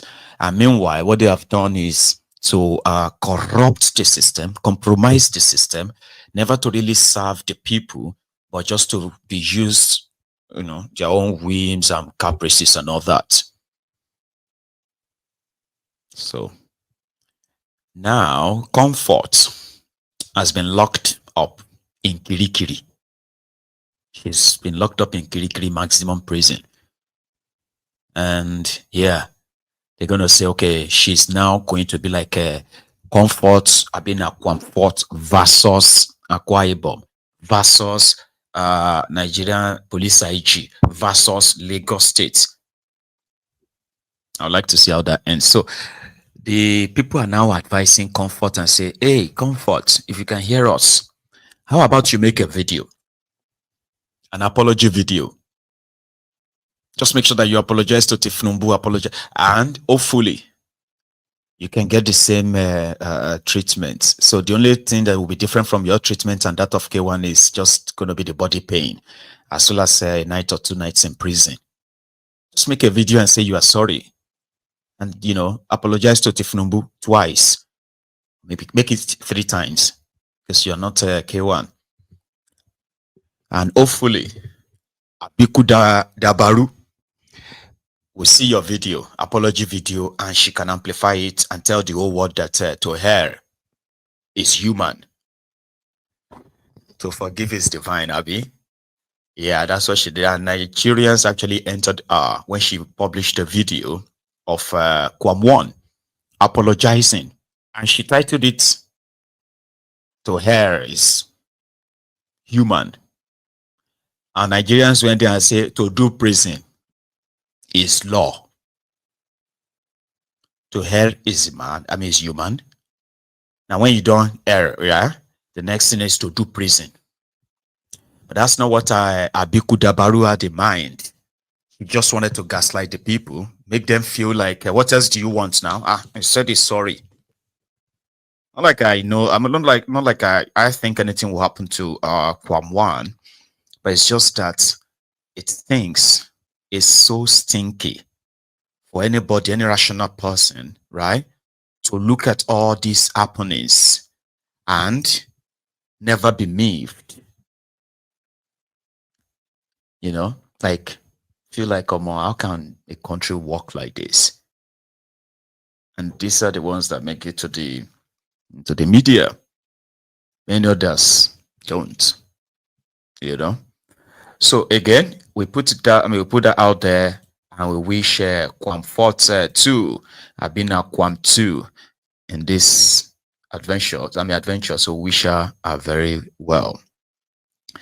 So leaving that aside, brethren, here in River State, they add IBAS, a fever. Yeah, it's almost time for the illegal sole administrator appointed by Kolu for the people of River State to wrap it up and possibly crawl back to wherever he crawled out from. I don't think he's crawling away anytime soon. Because, and this is also like a two-edged sword. So I'll tell you. Tinubu removed the democratically elected governor without the National Assembly approval. Then he finally got the National Assembly approval, which has no any base in law. And right now, Tinubu and his gang are trying to smuggle sole administrator. The power to appoint sole administrator, declare state of emergency. They are trying to smuggle it into your constitutional amendment. I don't know if some of you are aware of that. I don't know. Well, if you're not, now you do. So he committed an illegality, right? And people just ranted, people lamented, complained, and all that, and nothing happened. It's almost 6 months though, and when this illegal guy came in, the first thing he did is to completely undo everything that Fulbara did. His political appointment to his, approved, promoted civil servant. So Alaye came and he removed everything and he started making his own appointments, including dissolving the electoral body of the state. Sole administrator, illegal. Somebody that was not elected is sitting and moving about, is living in government house, is sleeping in government in a governor's lodge, is signing the check on behalf of the millions of people of the state, and all people have been doing is just to rant and lament. So the illegality has possibly have become legal now, and many of them have pledged their loyalty to the guy. But here is something. There are still people who believes that this is absolute nonsense. It shouldn't be happening. How could a sole administrator that has no real basis in law or your constitution have such power like executive power given to him by Tinubu? How? Anyway, we'll stop asking questions, okay? So what happened next is that the guy is trying to conduct a local government elections just before he leaves, if he ever leaves. The full bara that majority of people are, protesting for, supporting and doing all of that, come out to tell them that he didn't send them, that their actions have continued to complicate things for him, meaning all of you complaining either on TV or on the streets about what's going on in the River State. You're not doing it in the interest of the full bara himself. Rather, you are complicating things. So in the last 6 months, the sole administrator of River State has ensured that not only that with the weakest men, as expected, have been recruited into the RCEC, the River State Independent Electoral Commission. That's sorted. Now, what we are now hearing is that the reason why he had to, not like Fubara has any power to change anything the way I think, this is all about, right? The guy said he's no longer interested in the government house, but somehow, he hasn't told them that he's no longer interested in coming back and just say, fuck it, I'm not doing it again. Rather, he has been begging, pleading in order to be brought back. So there is no threat that he will do otherwise than whatever he is told to do. So why the rush? Is there something that maybe people don't know? Anyway, so they've kind of like drawn the list. And with the weakest men, those guys who are those old men who are parading everywhere, fighting Fubara at that time, majority of them have been listed to return as local government chairmen, which is why they wanted to kill the fool before, like it took the feeding bottle out of their mouth. So they will be coming to become a chairman. But the twist to the whole film now is that, is this even legal?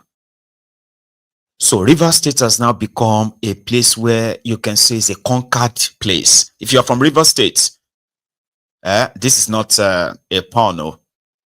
You understand me now? This whole contest means that politically you have been conquered and your territory is now being shared among the rogues that executed the coup, that displaced and dislodged your supposed the democratic institutions in that place. See it that way. That's how it is, for real. So it is now being said that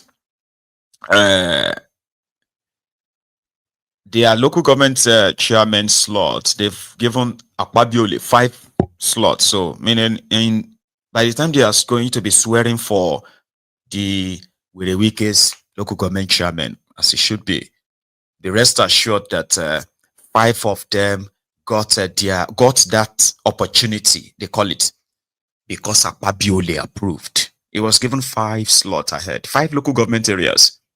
So just choose. Wike does that a lot. When they build all this is fancy shining project, right? Then he named it after, he will name them after his friends, his pals, to give them this sense of fulfillment. And I think that's what's happening with the River State. A lot of the people have signed up for it, a lot are not. But before we get to that River State, here is a message from Acapella. Acapella is a comedian. On top this Wahala. And when I come back, I'll take you to Rivers. I almost missed that. Listen to this. Now, straight to the point. This message is to Madam Abix. Mama, nothing I hear they talk about. Madam Abix. Abix. The chairperson Nigerians in diaspora or Nigerian diaspora. Mama, another head or human. Another head or human. I don't know the quota where you get. I don't know where your budget is, man. I don't know. You understand? I don't know how many heirs to human before action can be taken. So I'm just asking in case your budget still can accommodate. First of all, irresponsibility in Nigeria is in an all-time high.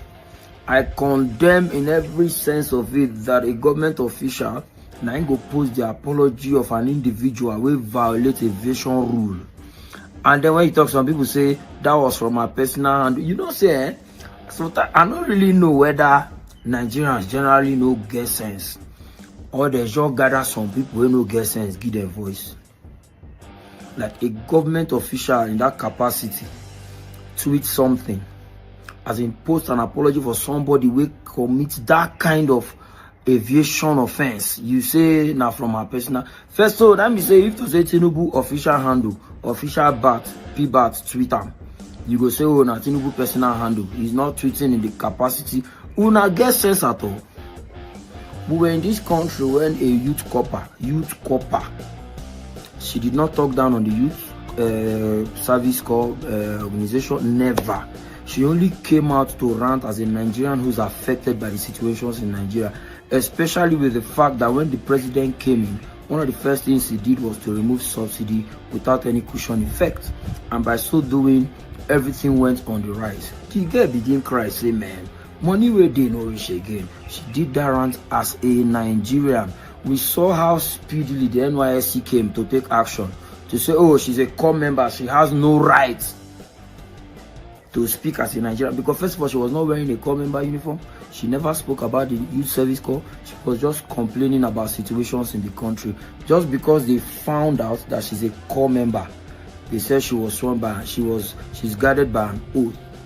Now, the Nigerian chairman diaspora, listen, they post an apology of Kwanwan when I say she did tweet from my person. It's still no get sense for that country.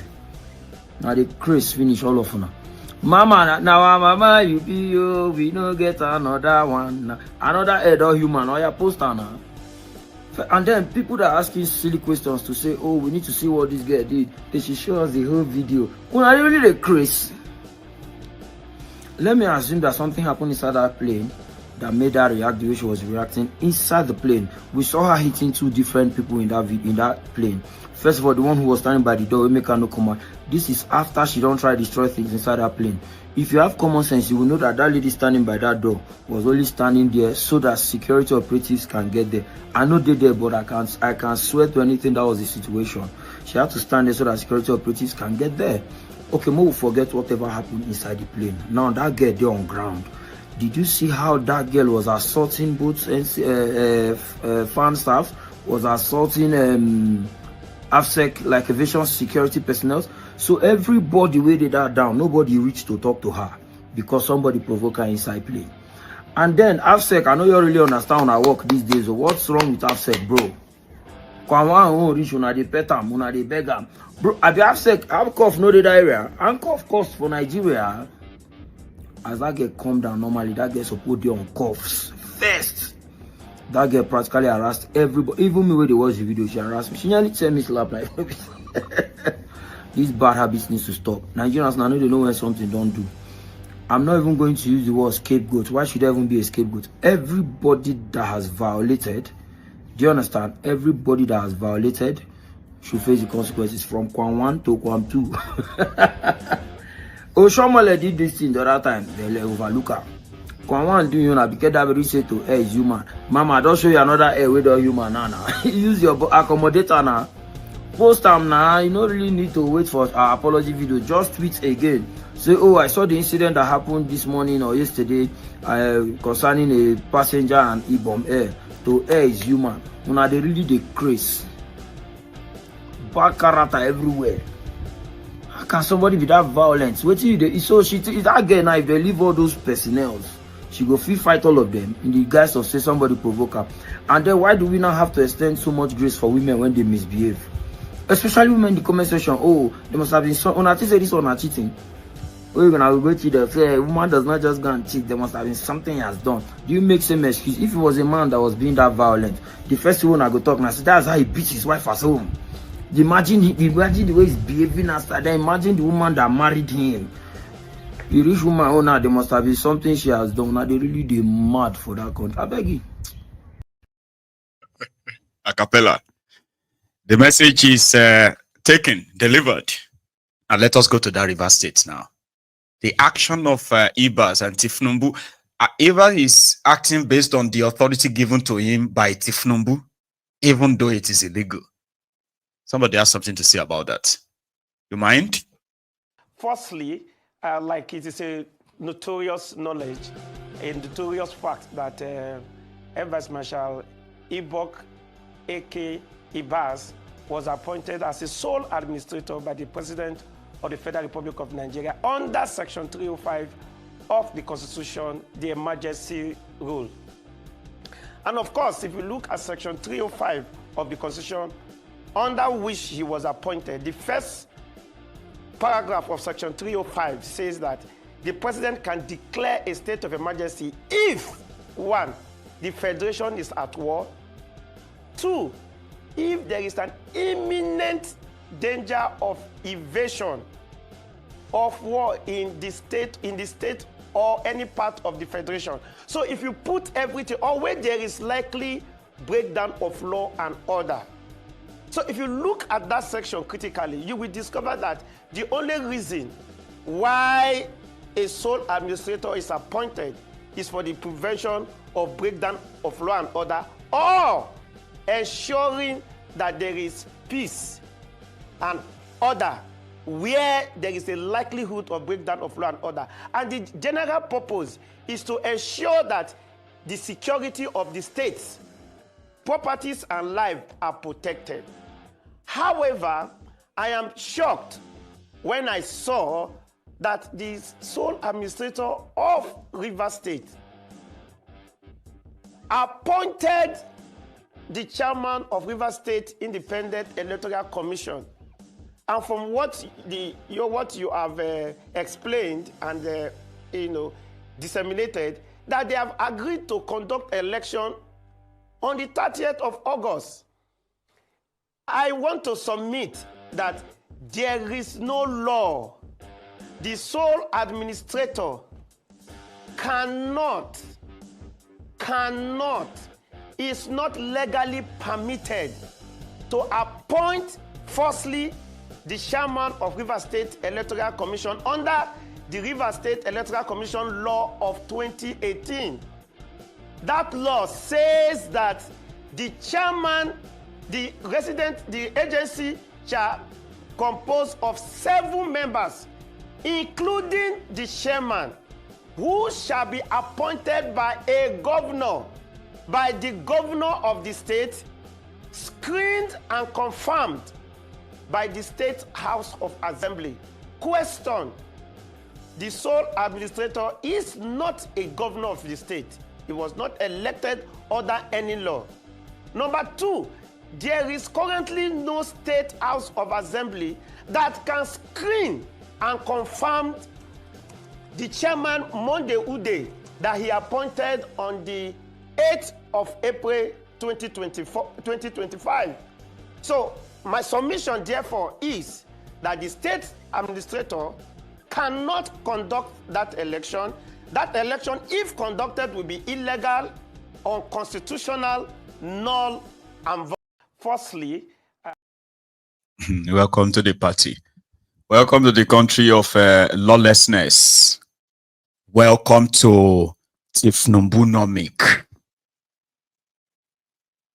I mean, come on, man. You don't even need to be a lawyer to understand what that simple explanation says. Do you? No, you don't have to be. Their law says governor will select people, forward it to the status of assembly for vetting and approval. And then they will now swear for them to swear them in. This guy is not a governor. There is no status of assembly or suspended. But he wants to conduct a local government election. I know you hear this and you just look at it and say, oh, Baba, that country is useless. Tell us another thing, Jerry. You know. But here is my guy. The guy that is believed to, in fact, they are accusing him as one of those who misled Fulbara to continue to fight Werewike Ikenga of Imo. Yeah? He's back. He has something to say about their planned local government election too. Please listen to this. So I don't need to do much explanation. Just that you want to hear something from my mouth. The issue here is that no local government in Imo receive anything less than 300 million naira again. So my next visit, I will bring for you people the letter the finance minister wrote to me detailing what have been taken, whether as sales crude, whether as monthly direct VAT, whether as VAT, VAT, all the amount I'll bring it to you. That's where I saw it. I wouldn't have talked about it if I had not seen it. So when they stopped receiving 200 million was like maybe 4, 5, 6 years ago. Nobody goes below 300, whether it's on Imo that is small in size or whether it's any part of one day. Not talk of him because those ones are higher. Ngopala them are higher and all those other areas. And I'm telling you that since almost 8 months now, our people have not gone below 400. Maybe 399, 350. We have 2 local governments. So if they receive 400 plus, that's almost close to $1 billion. Drive down to that if you say you have not visited your own local government headquarters. But then you have that passes any local government headquarters, you know the way they are today. And I'm saying this clear. Listen, anybody who doesn't like can go kill himself. This is money that belongs to the people. Send for that. It's just like federal government tomorrow seizes state allocation and say, Governor, let me tell you how to run it. Will any governor agree? So why are you doing it to third tier government? Don't talk of the people that are appointed as local government chairmen. So if they say, and I challenge them, if they say that they are doing the right thing, let them publish the template of those deductions and let the people who have the money see it. And I challenge them. There's a template, right, that makes that 400 not to drop in your local government. Let us see how the first 10 million moves, 20. You'll be shocked what you're going to see. But it's not my business about every other part of the state that allows it. I am not saying that this is my fight now. That either deserves to feel the impact of his monthly revenue. That I cannot continue to build school, build water, do gutter. That is not my job. And the people deserve to get a fair share from their resources. They can't even paint the council. They can't even cut grass. They can't even put ceiling.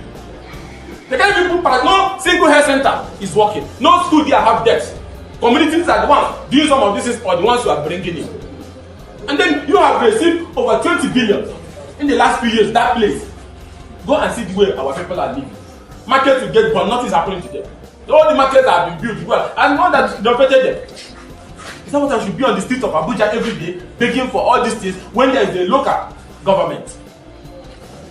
State is supposed to even be putting money in the local government. Is that not how what the law say? So I am demanding, I want to know, if that wants to know, what happens to our monthly allocation? It's my right, it's the right of my people. And they want to know, so that let's see who on whose authority is those people signing those deductions. That will not come to receive 400 million naira. I don't want to give 30-40 million gets to our people. We don't recruit new teachers. Go and see our primary school teachers. I don't know about other local governments. You have to eat before you teach somebody. With all due respect, most of them are going around like beggars because they have nothing. So teaching has become like a course or something. People are not proud to be participating. So those they recruit are people who have been working in marketplace to go and be teaching people. No science lab, nothing. So it's self-help. Even the communities that have vigilante today that is working, it's community that is paying it.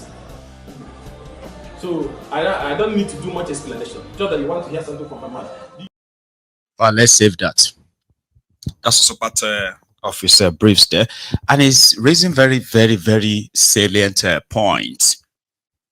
Everybody may be focusing on Tinubu and his, plutocrats. His fellow gang of Fort Alibaba and his 50 thieves. But true, the state governors, your state governors, those people are actually not supposed to be surviving your rage if you have an idea of what they do to you. Local government areas are the closest to the people. And even before I left Niger, I remember my own local government area, Odogbolu local government area, had the chance back then was collecting 150, 200 million naira every month on paper, just on paper. So by the time the money is released, it is released straight to an account called joint account between the state and the local government areas. And truly, I don't think my local government ever collected up to 40 or 50 million naira every month. When you go to the local government secretariat, that tells the whole story you need to know. You know, out of 774 local government areas in Nigeria, I don't think they have a functional 100. I don't think so. So the corruption, the greed is so deep, right? That when they announce that if nobody is giving them more money, because today, you know, with the inflation and the devalued naira, Kalu is sending us, the government is sharing money that a local government averagely gets up to like 500 million naira. When I say averagely, I'm just saying that when you, because there are some local government areas that actually gets up to 1.2 billion naira every month. A month, oh. But you know what happened? It sounds good to say what they get. They don't get it. They don't get any of this money. Because the local government areas, they are filled up with the stooges of the state governors. You know, representatives of party leaders, who are those who will choose those who are going to become the local government chairman, councillors, and the rest. But they are all to share whatever the governor gives to them.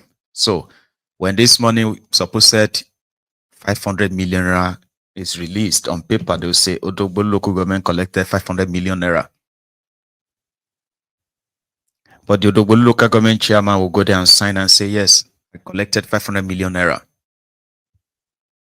But by the time he's going to walk out of the office of the governor and the commissioner after their meeting, he will be walking away with probably like 50, 60 million naira. Do you understand? Because according to them, the governor needs to take care of some people, some leaders. And he must also go back to his local government and share part of their money. So that is what Ikenga was talking about. So they were talking about Rivers, the abuse of the local government system, and why, you know, give me a circle. I want to show you something.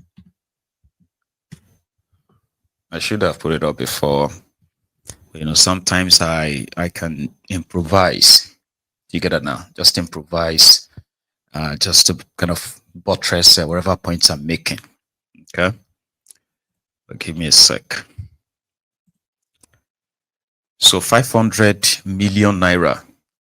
If 774 local government areas in Nigeria indeed are able to get, you know what I mean, like, are able to get up to 500 million genuinely in their cover, there's a lot they could do. Invest in education, you get what I mean, like hire teachers, hire, you know. Anyway, one sec. This is Odogbo. You can use any you know, you can use any local government areas and just say, okay, I want to go and see their local government secretariat. I'll put it on my screen. Give me a sec. Let me share the screen. So if they tell you that local government collects nothing less than 400 million naira every month, I don't think the Odogbolu people are aware of that. This is my local government, the secretariat, right? Now, you see this arrow here? That is local government secretariat. So now let me see if I can bring it closer and show you the front of the street. Look at this. Can you spot any neatly tarred road anywhere here? Can you say a local government like this, right? 1 second though. I'm going to try and rearrange it enough to, yeah, that's what I want to show you.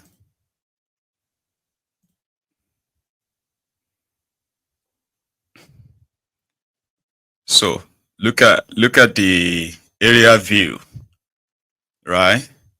So this is the local government secretariat here. You get me now? Now take a look at the road network. Look at everywhere. And this is just one town out of the 52 towns and villages that makes up my local government area. Do you get that now? Well, take a look at the road network. I wanted to show you the front of the local government itself. Let's see if I can show you the front of the local government itself. It is so dilapidated. So dilapidated that you don't even have to worry yourself that developers. This is a place that my town never was like this. So I grew up in this place, so it was never like this. So, but right before my very eyes, I watched as all the tarred roads washed off. Did you feel me? I watched how like majority of them got washed off. This is what local governments probably look like in most part of the contraption. What they do is that when they get that money, they share the money. This gang of people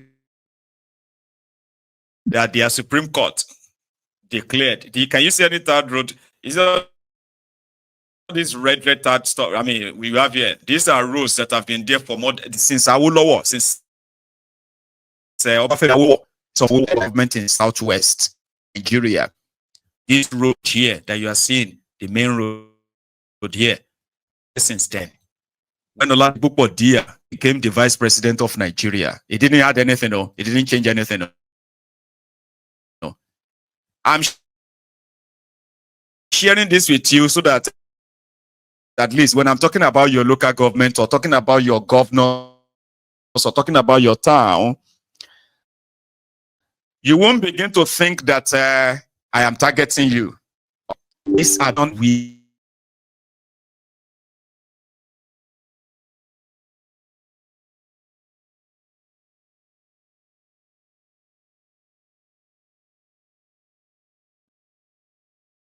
About the billions everywhere. Nothing on ground. Nothing on ground. You know? So yeah, it was right. You know, anyway, the people of Rivers State themselves, I have actually seen them complain about, you know, the different way, you know, waste management, where their city is now so littered, and they were supposed to have a 1.4 trillion naira budget. It's crazy though, it is, and well, I'll leave that. There are others who are physically on ground. There is a community in Delta State. They have not had electricity for the past 7 years. Yeah, you heard me right. 7 years. Sabalo is a content creator and a comedian himself. He had to take it upon himself to call the governor. Delta State is like a top 3 highest paid states in Nigeria. It's always producing states. But listen to this. Some months ago, I cried that my community at Barauto in Delta State, there is no light for the past 7 years, and it's going to 8 years now. There's still no light. Yes, Governor Sheriff, I beg you. I know you've tried. You brought a step down for us. Thank you very much. I appreciate that, Governor. But please, this step down, no light. If this thing is just decoration, for the past 6 months now, they brought this step down here. There's still no light. So if they bring step down, there's no light. What is the essence of bringing the step down? Please, let them come and on this light for the community. Look at the whole community. The whole community. No light for 8 years. What is going on? Governor Sheriff, please. I know you've tried. You brought the step down for us to come and let them come and power the step down so they can supply the community light. You brought step down almost 6 months. Still no light. What is the essence of this step down? Governor Sheriff, the way I'm calling Governor Sheriff is your order. One phone call. They go on this thing next tomorrow. This is my community. I'm in this community to bury my late mother. So, but I still have to fight for the right of my people. I know they do politics, but these are necessary things a community should have. A citizen of a country should have light. 7-8 years, can't imagine. Imagine we that we are investing in the community. Imagine how much we spend for light all the time. Or we spend to buy diesel. Community where we say they get oil where they drill oil. Now not get light. Now not give us light. This is a step down. Show them. May governor try, but let them power it so that at least when lights there, I go get peace of mind. There are so many things I have to complain about this community too, but this one I want. Since when? Since when? No lights. May, yes. The day Oni of Ife left, because he came to the university. Okay. That same day he left. In the night, somebody was shot around there. That was the last time. That was the last time light was in this community. Not until now. So after Oni of Ife left the community, that very day. That very day. Since today, no lights. No light. Oh, that is bad now. These are basic things the community should have. Lights, good road. See, there are so many things that will complain about this community. So this is just phase 1. Let's go to phase 2. Governor Jerry, let's say we're not going to quarrel. I don't want to quarrel with you, but I can't give my community light. It's not going to make sense. Like I can't quarrel with my governor. I love you, sir. To be very careful. I typed into the Google Earth. Somebody was asking me, what was that app that I used in viewing the, yeah? No, it is Google Earth. Just type it into your device, Google Earth. And then, yeah, you'll be able to, here on this screen, this is the supposed Ekiti local government area in Kogi State. Do you get me now? So if you check them too, at least, hang on, let me see if I can use my 3D. Now, that works, is that? So when you take a look, what you should ordinarily see should be the state of the road network within the inner towns. Maybe, you know, like you have this H here, hospital. You get what I mean now? So if you have hospital, you get to go and say, okay, let's go and see what the hospital possibly looks like. You know? Route to the hospital. It's a major highway passing through Kogi, by the way. But when you go around and say, could these people be receiving up to 400 million naira every month? Do you know that corruption? Do you know that? Eh? So it's crazy. Let me try another one, which is something we can look at together. Okay, give me a sec. So if you type, if you type in the Google Earth, what local government? Give me a name of a local government. Right? Give me a name. Just local government secretariat. From any part. And we can look it up and see, you know, the map, the satellite image and all of that will bring it here for us.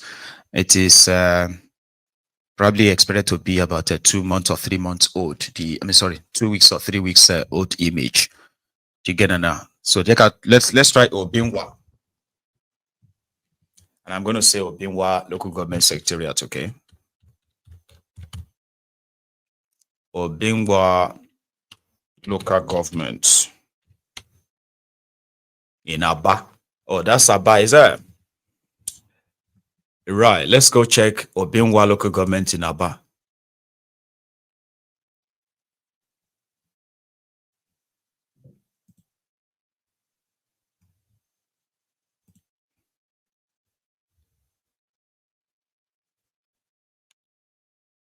So, oh wow.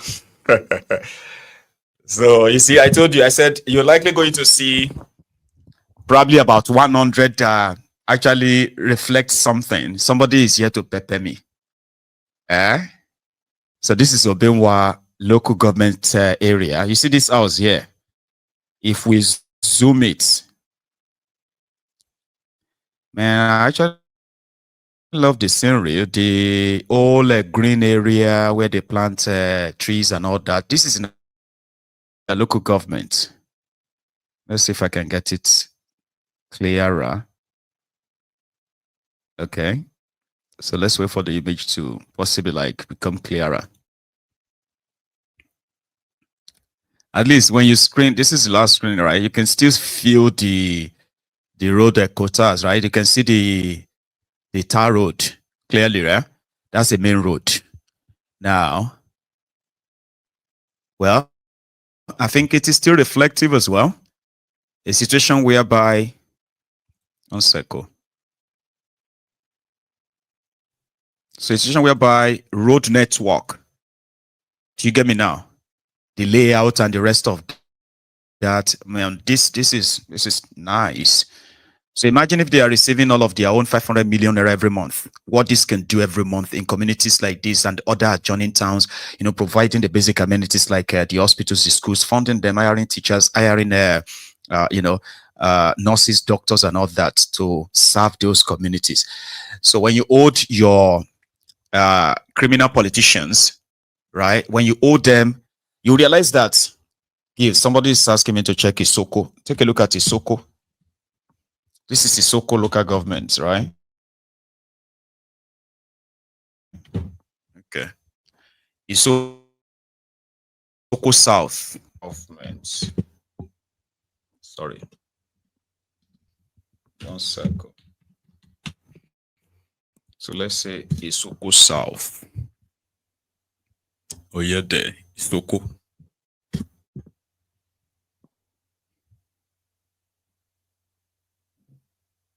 So that's Isoko South. Right? Give me a sec.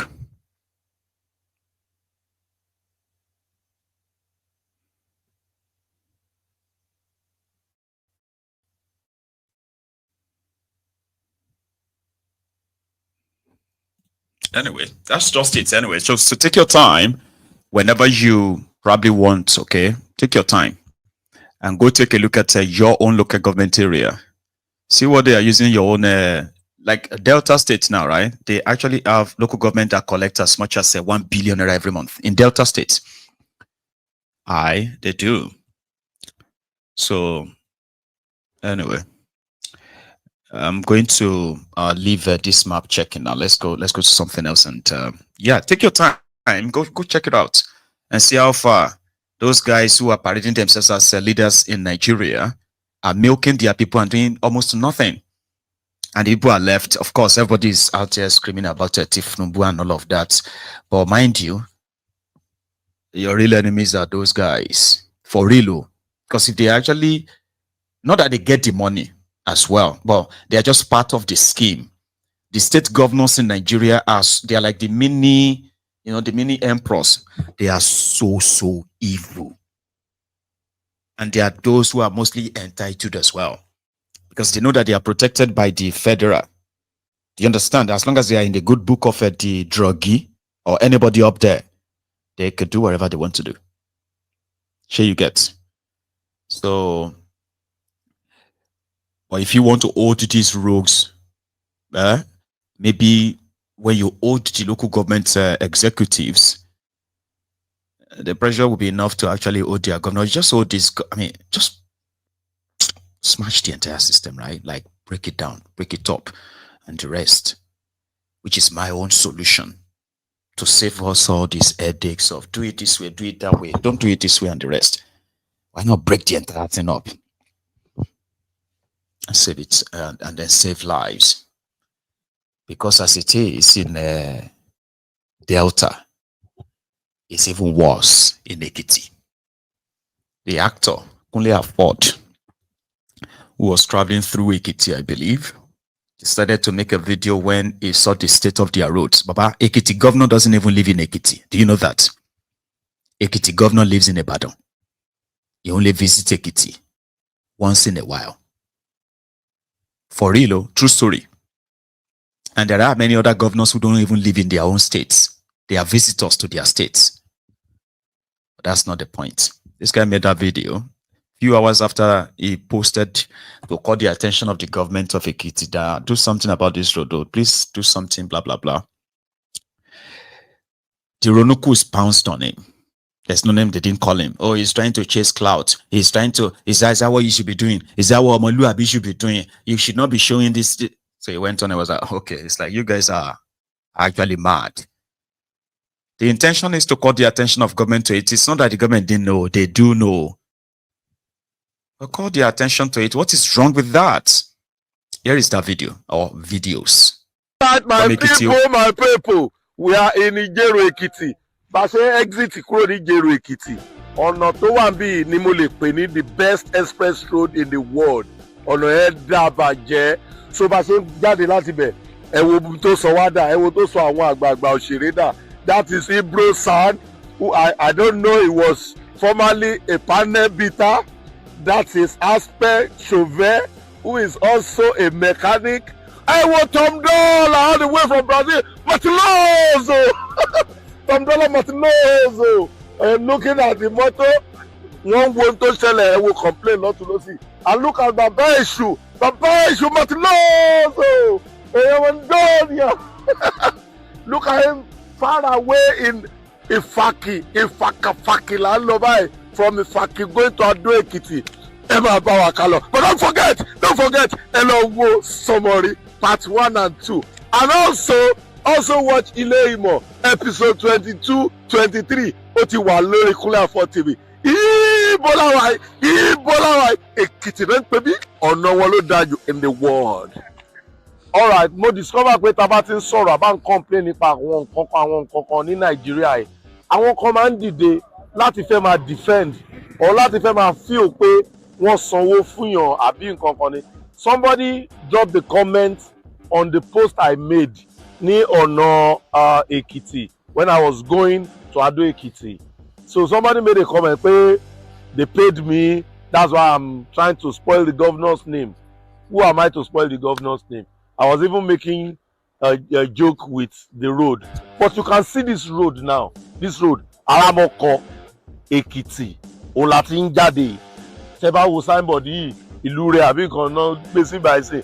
So ẹni yẹn tún kọ sínú fídíò yẹn pé ó ṣeé ṣe kó má jẹ́ Ekiti ni mo wà. Pé mo kàn wà lẹ́gbẹ̀ẹ́ ibì kan, mo kàn fi ń ba orúkọ gómìnà wọn jẹ́ ni. Ẹ̀yin náà wo ọ̀nà Arọ́mọkọ̀ yìí. Ọ̀nà yẹn bàdì gan títí lọ Ìjẹ̀rò. Títí lọ káàkiri, in fact díẹ̀ ló kù láti Ìfàkì dé Adó wọ́n ti ṣe yẹn dáadáa láti Ìfàkì dádó ó dẹ̀ di street light a máa commend wọn fún iṣẹ́ gidi tó ń ṣe ṣé tá bá ń sọ̀rọ̀ yìí náà tó bá ń dọ́dọ̀ wọn tó bá ti ń try láti tún ṣe ṣé kìí ṣe nǹkan tó dáa ni tá bá dẹ̀ ti ń complain nípa àwọn nǹkan tí ò dáa nínú ìlú ẹ̀yin kan máa ti mú kankan I will drop that person's comment here àtẹni tó drop comment ní Facebook tó ní mò ń tarnish orúkọ gómìnà ní kí ni mo fẹ́ tarnish orúkọ gómìnà fún gómìnà wa ẹjọ́ nítorí ẹnìkan ní federal road ni tó bá tẹ̀ jẹ́ federal road náà ṣebí inú Nàìjíríà ló wà I was complaining about Nigeria as a whole àwọn ọ̀nà kankan wà tí ò dáa àwọn olórí wa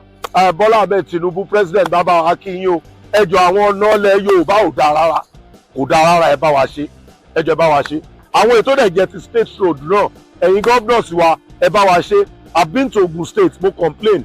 I've been to Osun State, mo complain. I've been to Lagos State. Some part of Lagos State are also not good. Ṣé ká rí ká máa sọ ni? I've been to Oyo State. Náà àwọn ibi tí ò dá ń bẹ̀ àti sọ. So ẹ má máa feel pé wọ́n sanwó fún yàn kan. Ta ló fẹ́ sanwó fún mi? Lórí àti complain ẹ̀wọ̀nà. Ẹ̀yin náà ẹ̀wọ̀nà. Ẹ wo. Tó bá dàbí pé ibi báyọ̀ kì í ṣe Ekiti State. Ẹni tó bá mọ Bovas yìí, tẹ bá ń gba bíbá dáadáa. Ẹ máa mọ̀ pé Ekiti State ni. You guys should just imagine. Ibi by gangan ni mọ́tò wa gbà lọ́dún ẹ̀ tó fi bàjẹ́. So when I was coming back, I had to do a video again here. Truck kan bàjẹ́ sínú bíbá lọ́dún ẹ̀ tí ò lè jáde. They had to bring another towing vehicle to pull the car out, the truck out.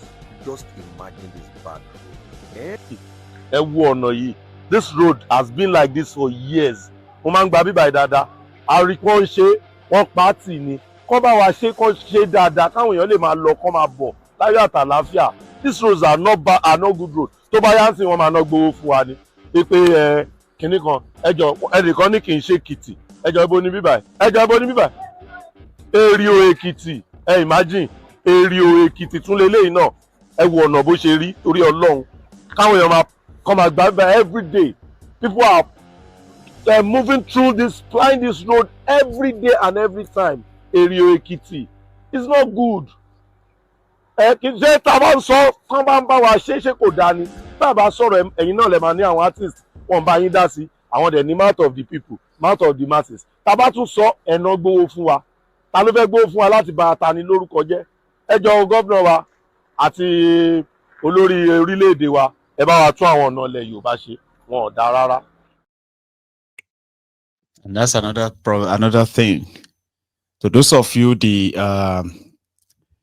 what do you call it? This hybrid Ronukus that are kind of like putting up the fight to defend Tinubu because he's Yoruba. If you are asked that in the last 2 years, is there something going on in Yoruba land developmentally that is orchestrated by Tinubu? Anything major? Road,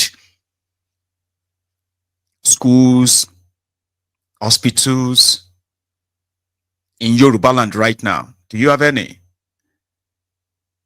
I've been a coastal road you olori bruku from Isale Gbenya. I've been what's it they call her? Okeho. From your Okeho state, you are talking about coastal road. I am asking you now, any developmental thing going on in Yoruba land at all in the last 2 years that you can say, they already started doing the road, they have already started building, they have awarded this, that, and see, because it is because a Yoruba man is your president. In Oyo State, in Ogun State, in Lagos State, in Ekiti State, in Ondo State, especially Ekiti State, Ondo State, Osun State, and part of that Kwara State, they are Yoruba land. Can anybody here tell me, raise your hand and tell me what is something? I mean, Bokwari was your president, no doubt. So they can, I mean, some of you can still point to your renovated, been rehabilitated track with your old locomotive trains, right? And they have they have a train station for you. They have a train station for you. What's that guy? The Confessor Shoyinka. His own train station is in Abeokuta, I think. Ogun State, okay. So what can you say as a Yoruba man watching me right now and tell me and say, you may not like Tinubu, Mayegun, the reason why they defend Tinubu is because do you know that they are already carrying out massive overhaul of all the health centers in Yoruba land, courtesy of Tinubu? There is absolutely nothing. You are so daft and so gullible enough that all they needed to get you under their asses is to say because you are Yoruba. That's how foolish you are. Hybrid moron. You know, the hybrid morons are the morons that sometimes they will appear like they are normal, but they are not. You know, normally when you see stupid people, it's not really hard. But the hybrid fools are those ones that if they are better off not opening their mouth. You get what I mean? Like they should never open their mouth to say anything in order to remove all the doubts.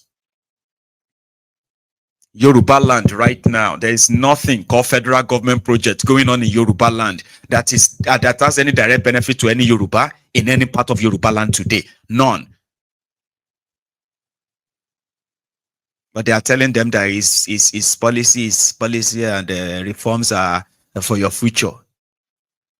And you are watching them fritter away that same future and that future of your own children. Say you are fighting for Yoruba. Like, are you mad? How do you fight for Yoruba? By shouting on your mandate, It's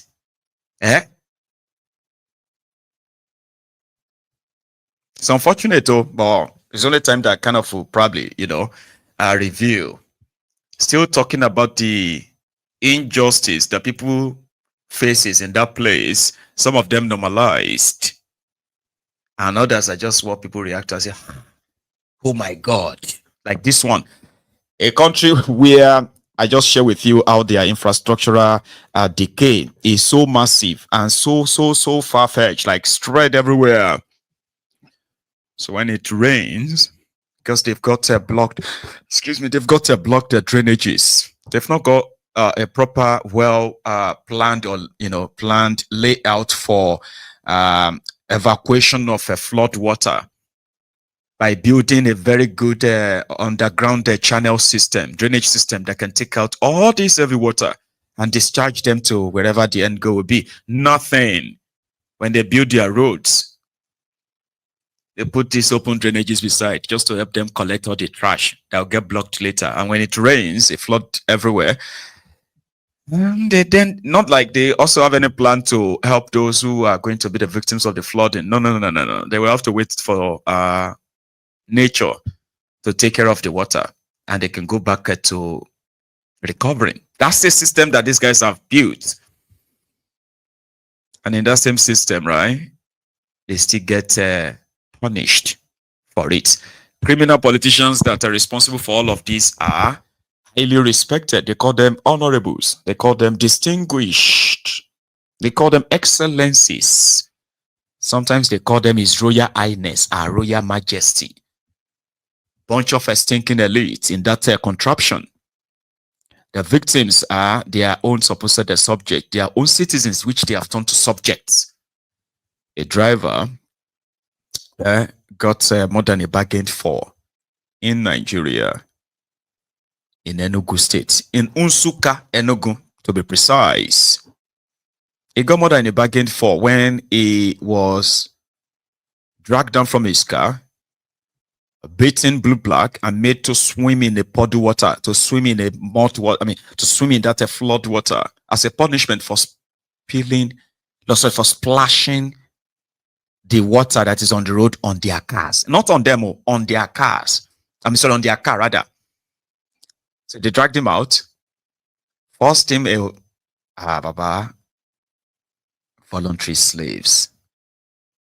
Splashed water on the army officers, and they used Okada to go and pursue him and catch him back.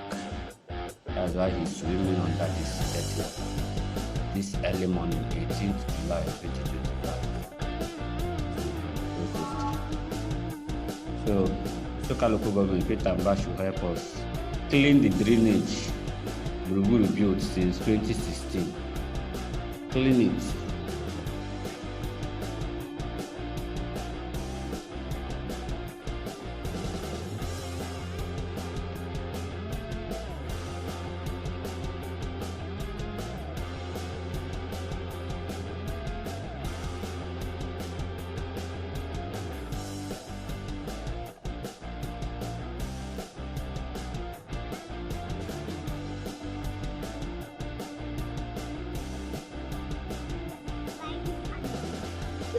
Driver, sorry, you're on the government. Get those men I also. Yeah. You get it? The African Wahala was smiling because he's already, he's completed his punishment. A grown-ass man.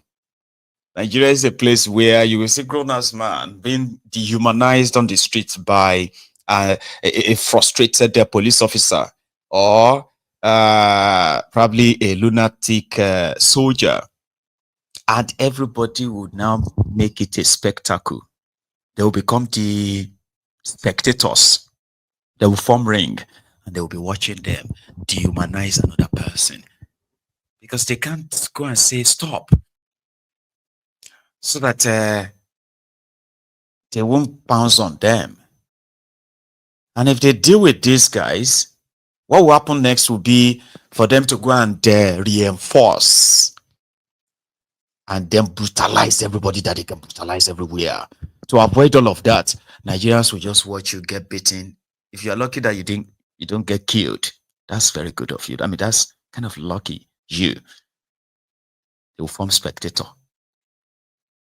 Everybody,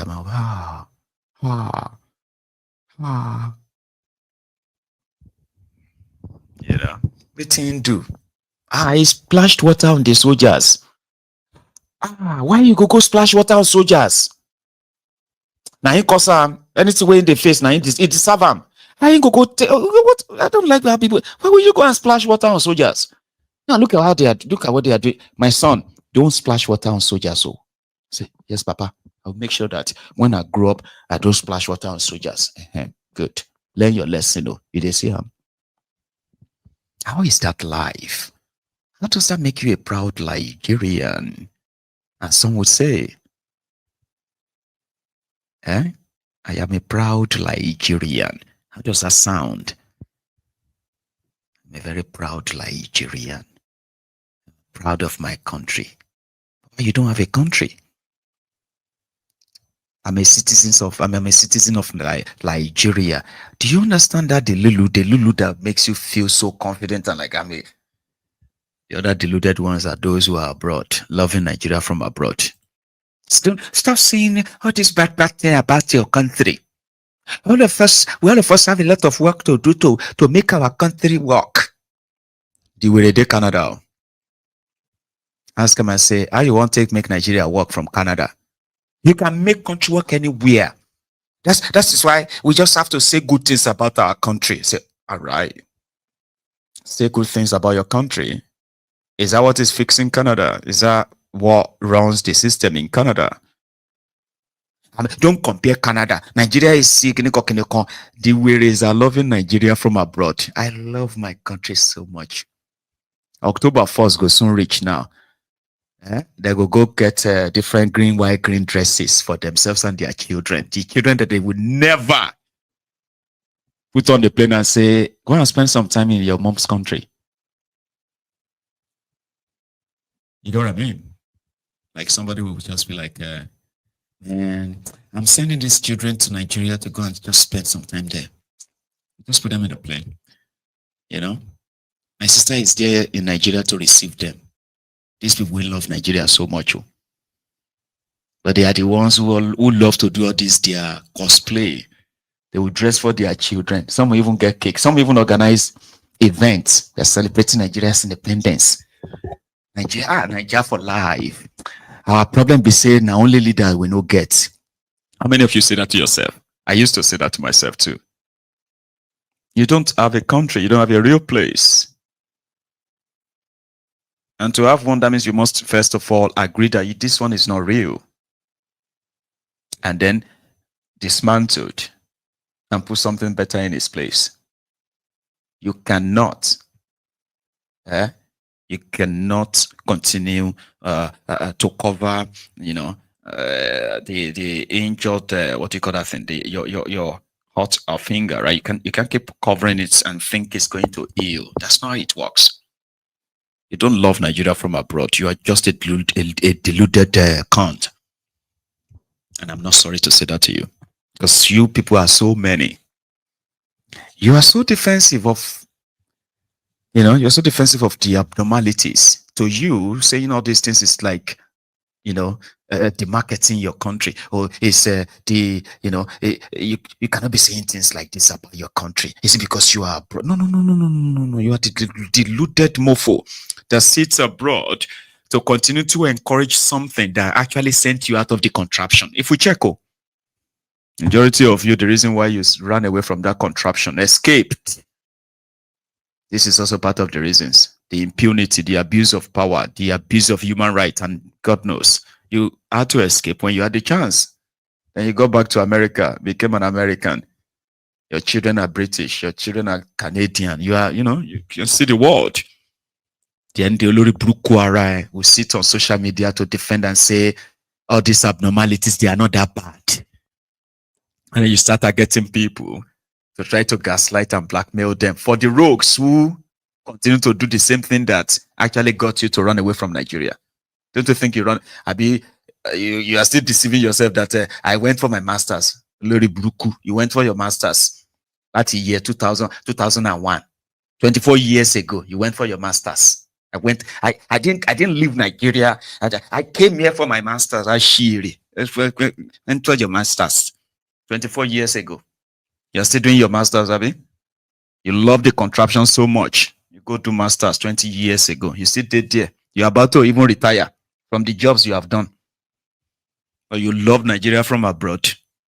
Say, well, I am somebody I make the country that ran you out. That you use your whatever reason to escape has gone worse, has become worse. So it is not actually, except if you are a lunatic, as I said, you shouldn't be sitting abroad and think you are so smart enough to be explaining to people in Nigeria how policies works. Say it takes time. Policy of, is it this policy of, it takes time. Reform, this reform takes, yeah. Meanwhile, if they increase the tax in the country you are living, you will join the rest of them and call for boycott and call for protest. Because you know it's a system that works. You will push it until it happens. When it comes to Nigeria, you begin to actually have all the fancy words to describe what Tinubu is doing. Same thing you did during Buhari's time.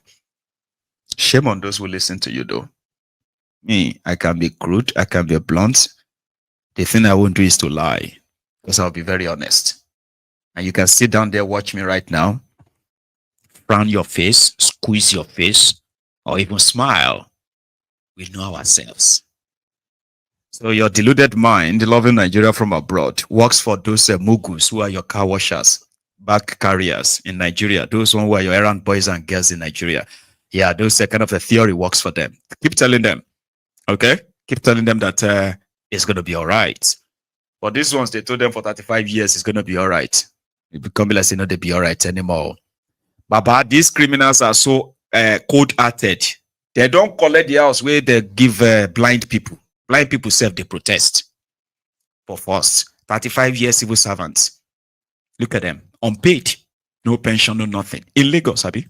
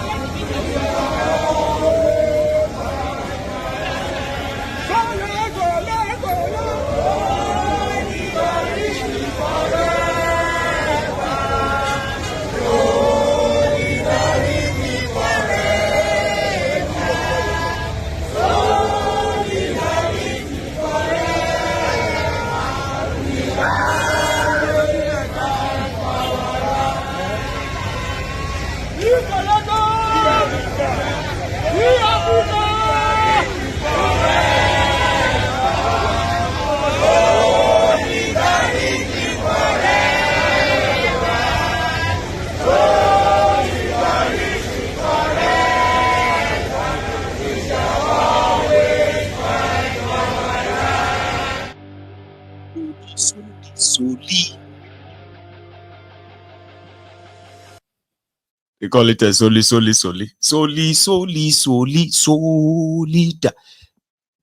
Look at those old people. Somebody stole their pension. Spent it probably years ago.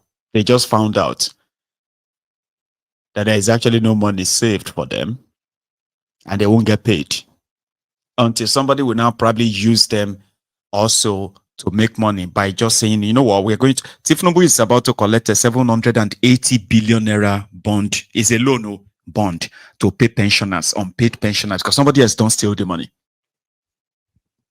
That's why we call it a contraption. Blind people, people we know they see, they give them house. See, this place so is a sanctuary for the blind people. Anybody we blind come here, you'll be safe. There are other colleagues here will be blind people. And when blind people use their inner eyes, they go, they see you. So it was supposed to be the community of a blind. These criminals still go there, they still took the house. Baba, Nigeria, they pay blind people, they protest. Injustice to blind people. Which injustice person won't suffer when you go blind? People still rob you. It is Nigeria.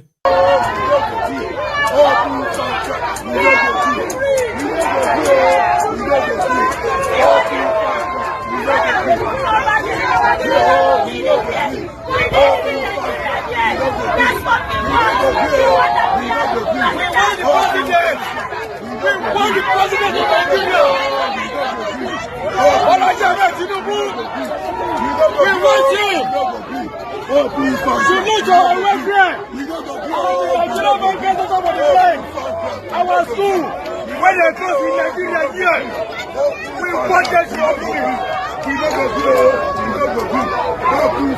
The school are closed since last year. Come and open the school. in Nigeria, the federal school, all the certificates. Who is the fuck? What did they not say any other school? Wait, what is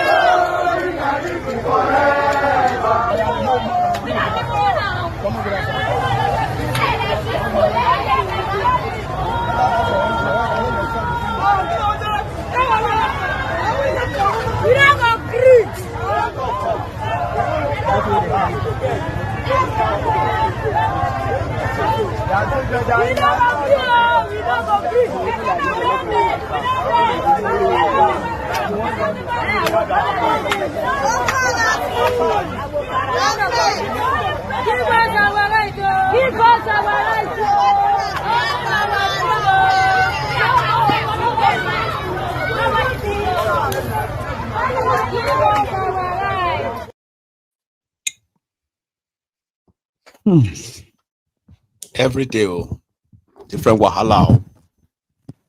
Now you go tire. That's what they say. Now you go tire. And some said that whenever God is kind of like bored, you know, when you are bored and you're like, oh, what can I do? Gabriel, one of the angels. So Gabriel, Abigabi. Say, yes, God. They change the channel. Put Nigeria on. I need something to cheer me up. Then they will just change the channel and they put Nigeria there. See, out of all my creation, I'm not sure I'm the one who created most of these people too. Like that is my creation to say, now your handiwork.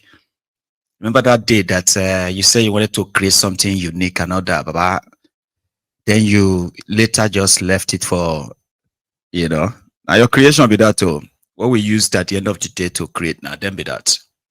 So when God is bored, he put Nigeria on. He laughs, he cries, he pities, and he laughs and all that. Somebody actually said that, you know, figuratively.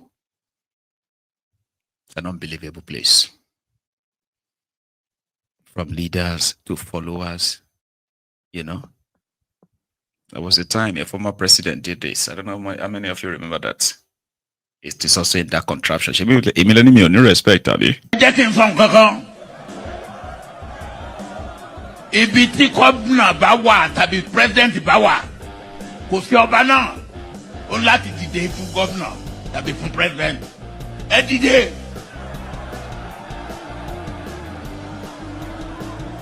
Ẹ jókòó.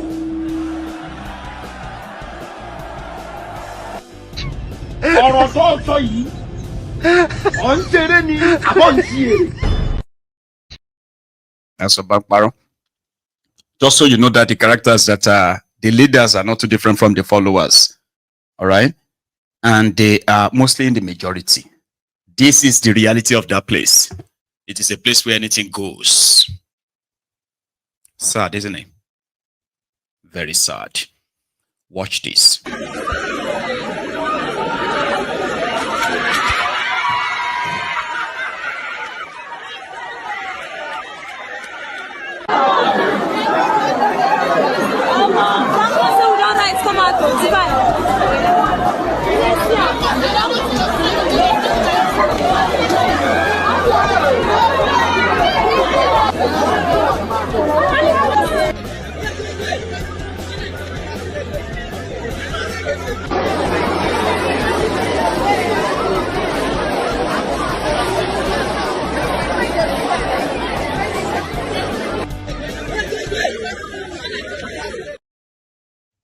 Don't worry, I'll tell you what happened in that video.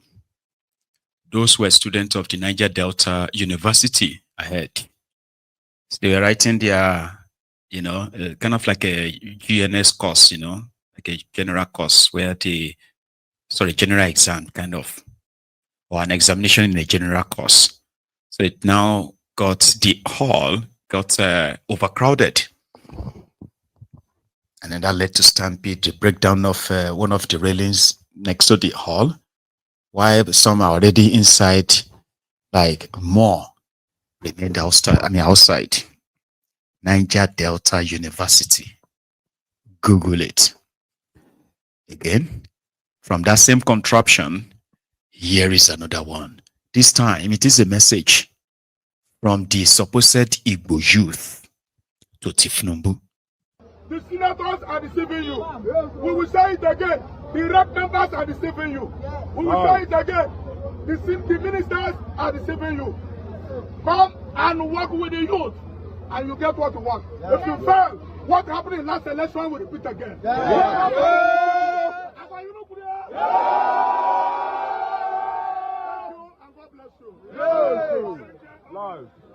Nuisance lele. Nuisance lele.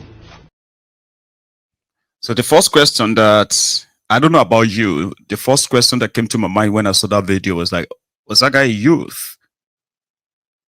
Anyway, they were sending a message to Tinubu that the senators, the governors are deceiving him. If you want a different result in the eastern part of Nigeria this time around, you should come and see them and work with the youth.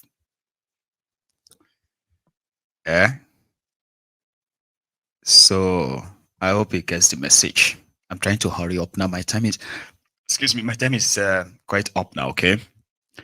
Another one, again, is the system of,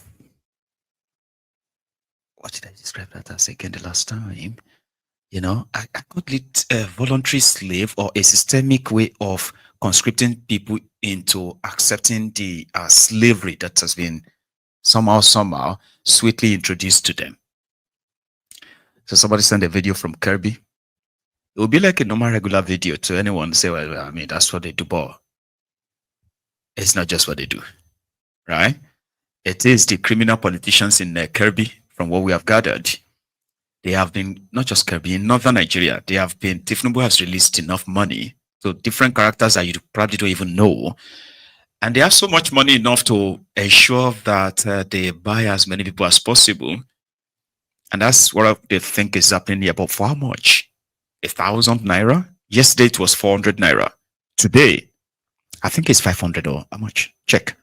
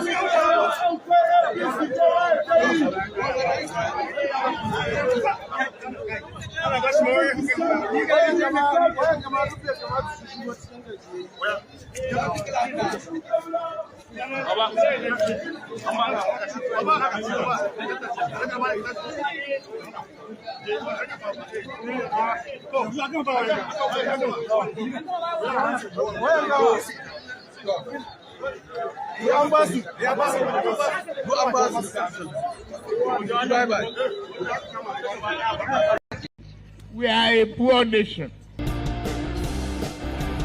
The bank coal will follow. They say firewood will not fall. They say we need to plant more trees. And they are not giving us money.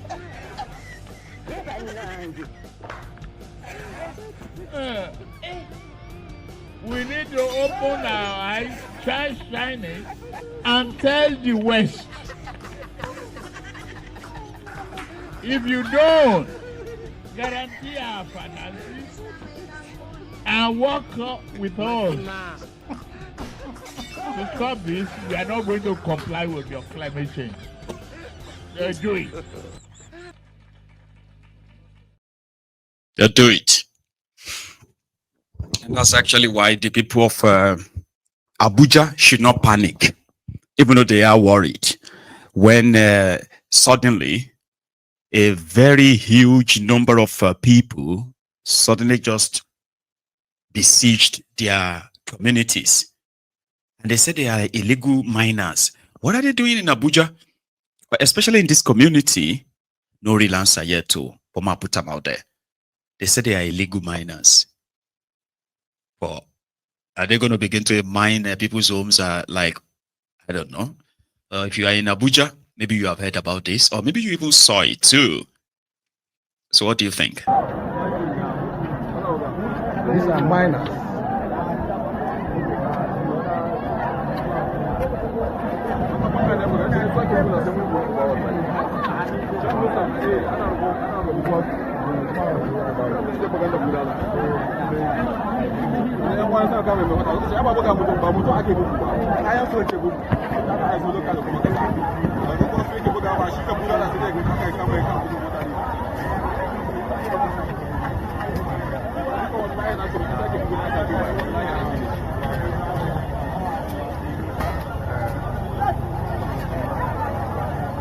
This is the main house where the origin started.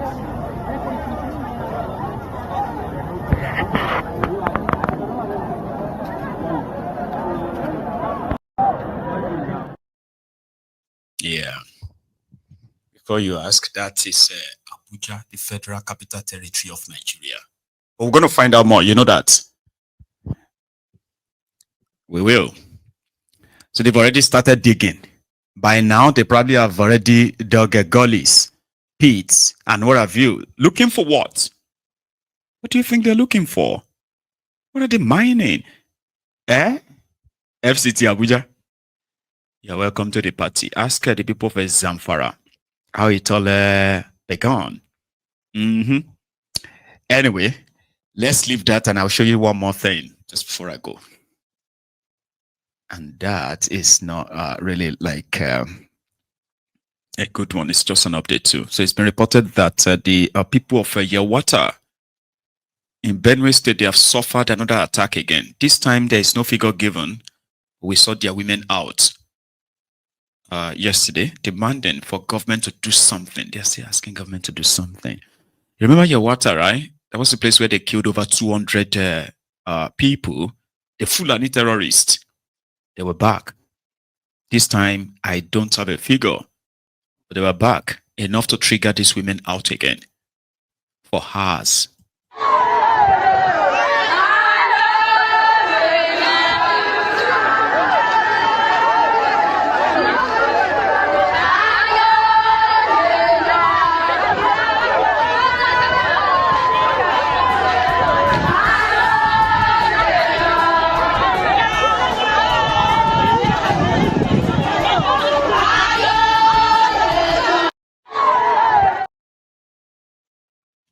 Sad, I know. I think I should call it a night. I've had an interesting stretch of a night.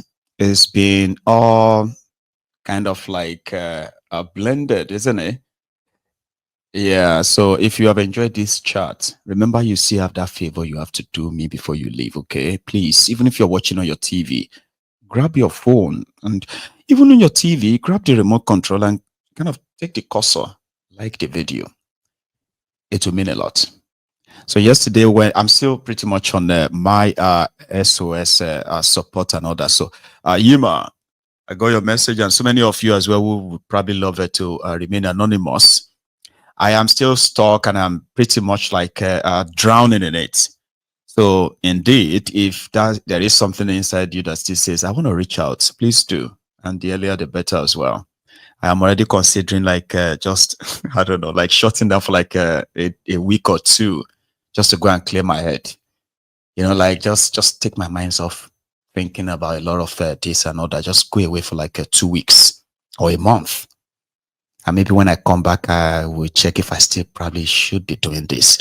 But it's scary, right? This is part of the thought that goes on in my head every now and then. Like, maybe you should just close the whole thing and go away for like 2 weeks and decide if you still want to do this or not, if it's still worth it or not. But for me, it will always be worth it. I just hope I won't get something that will finally make me feel like, well, you've done well. You've tried your best. It's time to wrap it up. So yeah, if you are reaching out, thank you. I appreciate it. And indeed, I appreciate your time with me every now and then. I hope to.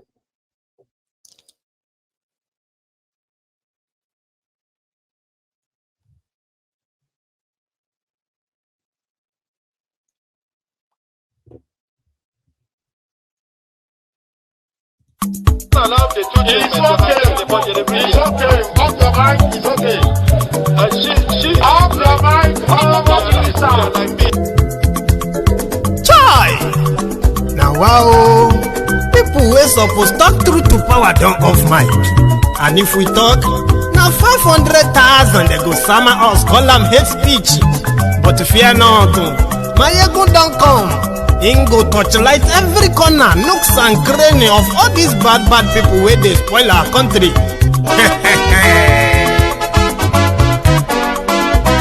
So my people make we laugh, yo. Mayegun don't come, yo. My people make we shout, yo. Mayegun don't come, yo. Mayegun don't come, man of the masses, yo. Mayegun don't come, yo. Politico,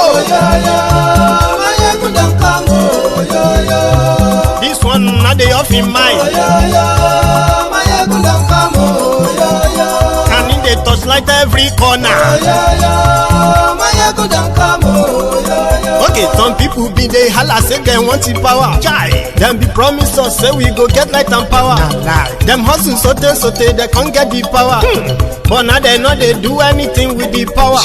Every day, dollar just they get the higher power over naira. Still them talk say make we off mind. But thank God say Mayegun don't come. So my people make you ladder, yo.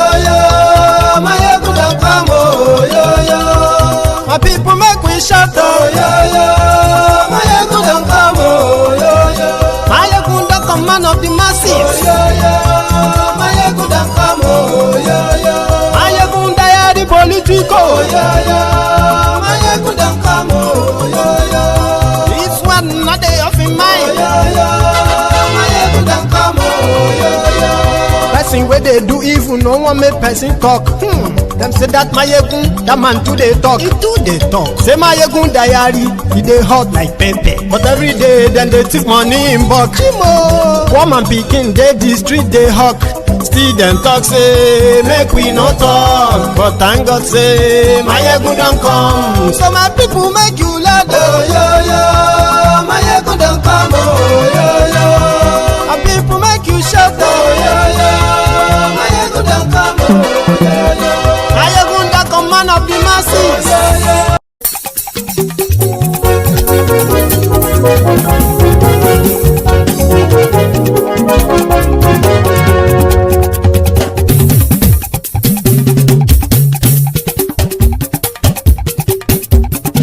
Mayegun làwa mọ̀ làmọ̀ dódódódó.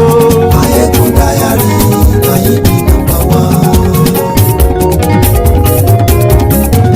Mayegun làwa mọ̀ làmọ̀ dódódódó.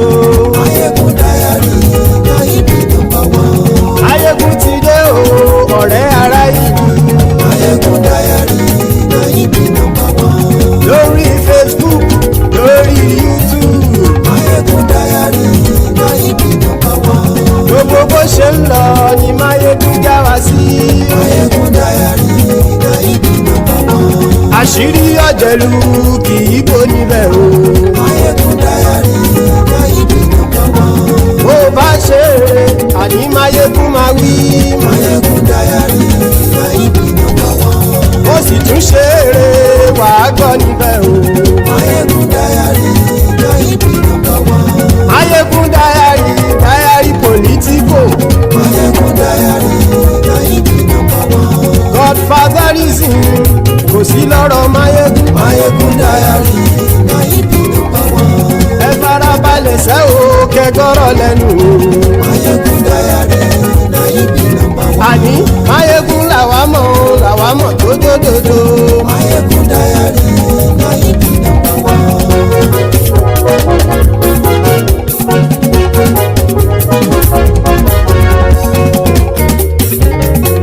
Àní ẹ̀sùn rákì. Máyégún ti dé. Máyégún ti dé. Ọ̀jẹ̀lú ẹ̀sùn rákì. Máyégún ti dé. Àní ẹ̀sùn rákì. Máyégún ti dé. Lórí Facebook. Máyégún ti dé. Àní ẹ̀sùn rákì. Máyégún ti dé. Lórí YouTube. Máyégún ti dé. Àní ẹ̀sùn rákì. Máyégún ti dé. Bọ́ bàbá gbé wúrẹ́. Máyégún máa wí. Àní ẹ̀sùn rákì.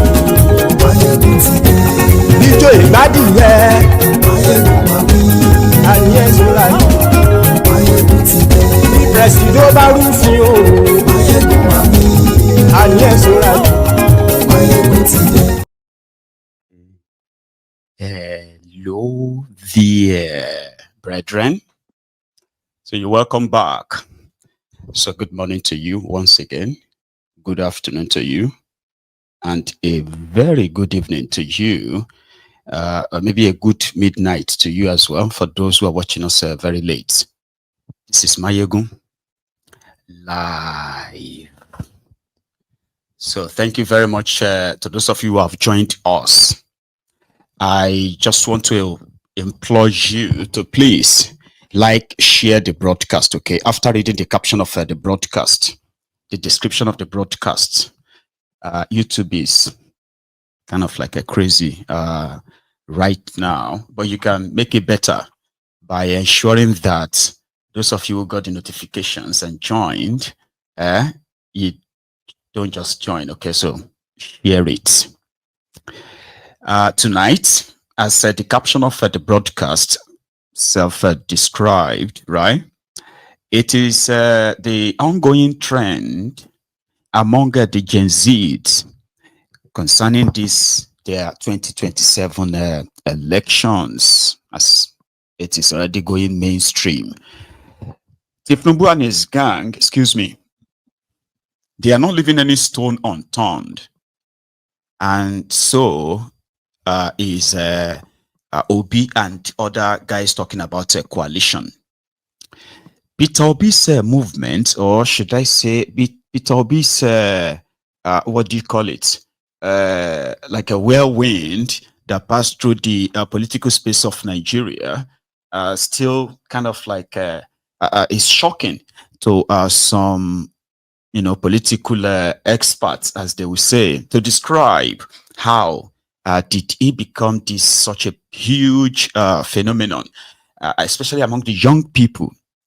There are those who have the answers, and that is not just what we want to delve into tonight.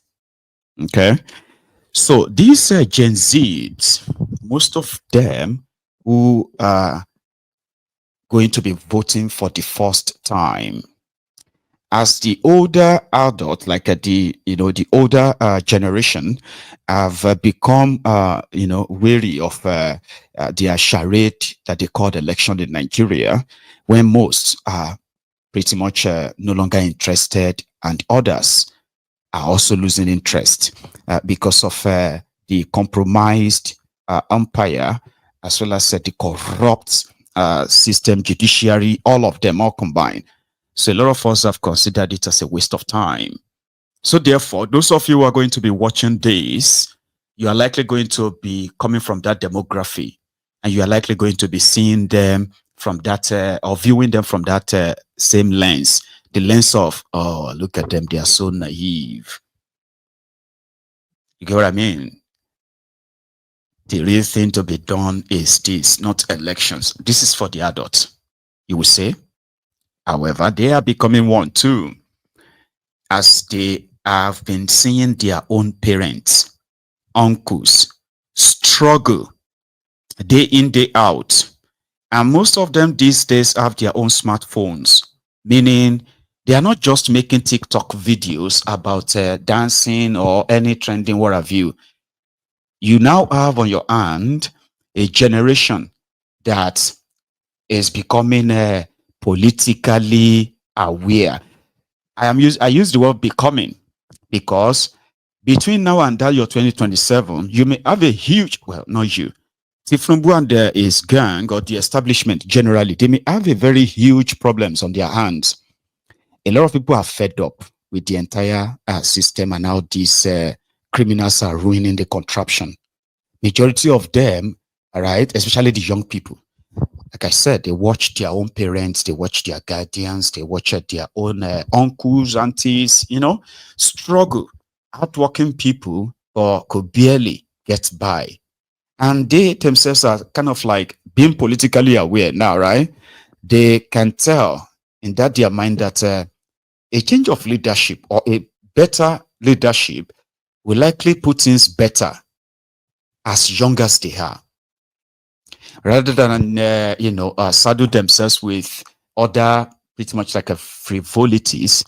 The criminals who have ruined Nigeria and still ruining Nigeria, they may not be aware of this, right? But it is manifesting.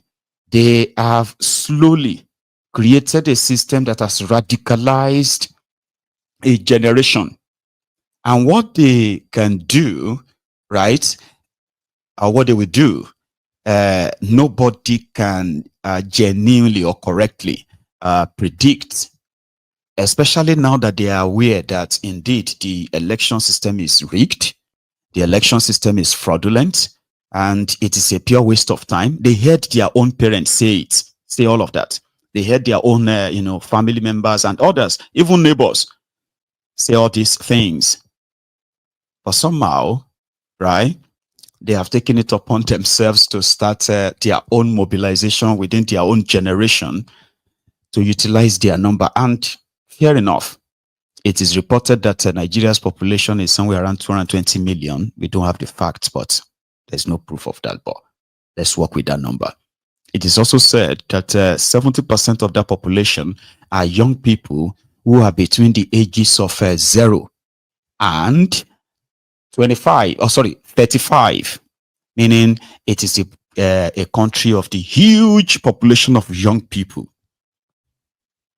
If half of them become so much like a politically aware, right? That's the time bomb on your hands.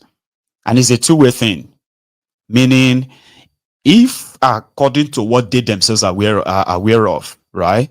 If they genuinely have their own counter action towards rigging, violence, and the rest of that, with their numbers, they can neutralize any sponsored violence during elections. And they are aware. They seem to be aware now. I'll show you. They've started their own campaign, and their campaign is about telling their peers to go and get their voters card, their first-time voters. And that's going to be like some millions there too. So they are going to make the work of Tinubu and his gang harder. In fact, that is what I'm saying. Will they be able to force the hand of the establishment to find it difficult to rig them? Maybe. But again, those of you who are like older people, I kindly plead with you to not see or listen to them or watch them, by the way, through the lens of your own experience. I understand that experience, they say, is the best teacher. And life is a teacher as well. They say the more you live, the more you learn, right? Well, I want you to pay attention to their messages and how they are all repeating themselves in a way that you can tell they want that particular message for the particular demography. And with in this day and time of social media and the internet, you have no idea how massive that can be. Genuinely, it's trending. I don't know how many of you have seen them. I have a couple of their clips here. Let's start with that. The Gen Z who says they are for Obi for the year 2027. Listen up, Nigerians. This is not politics. This is Peter Obi. First-time voter. This is our time. If you're a first-time voter, your voice matters a lot. Let us vote for a future we believe in. As a student, I've watched my friends graduate into unemployment. It is so scary. But then, I heard people talk about creating job opportunities and education for us. Let us vote a man whose hands are clean, a man who sees us as a solution, not a problem. What do we want? Peter Obi. When do we want him? 2027. Why do we want him? We want him for a better future. If you have your PVC, use it. If you don't have, get it now. This election is our chance to take back. Good day, Nigerians. In this 2027 election, let's be honest, it's Peter Obi or nothing, period. Any coalition or political party that is serious about defeating this current administration, that truly wants to take down Tinubu's structure, must think Peter Obi first. Give him the ticket or just forget about it. Because if it's not Obi, the movement is dead on arrival. He is the only one with organic support.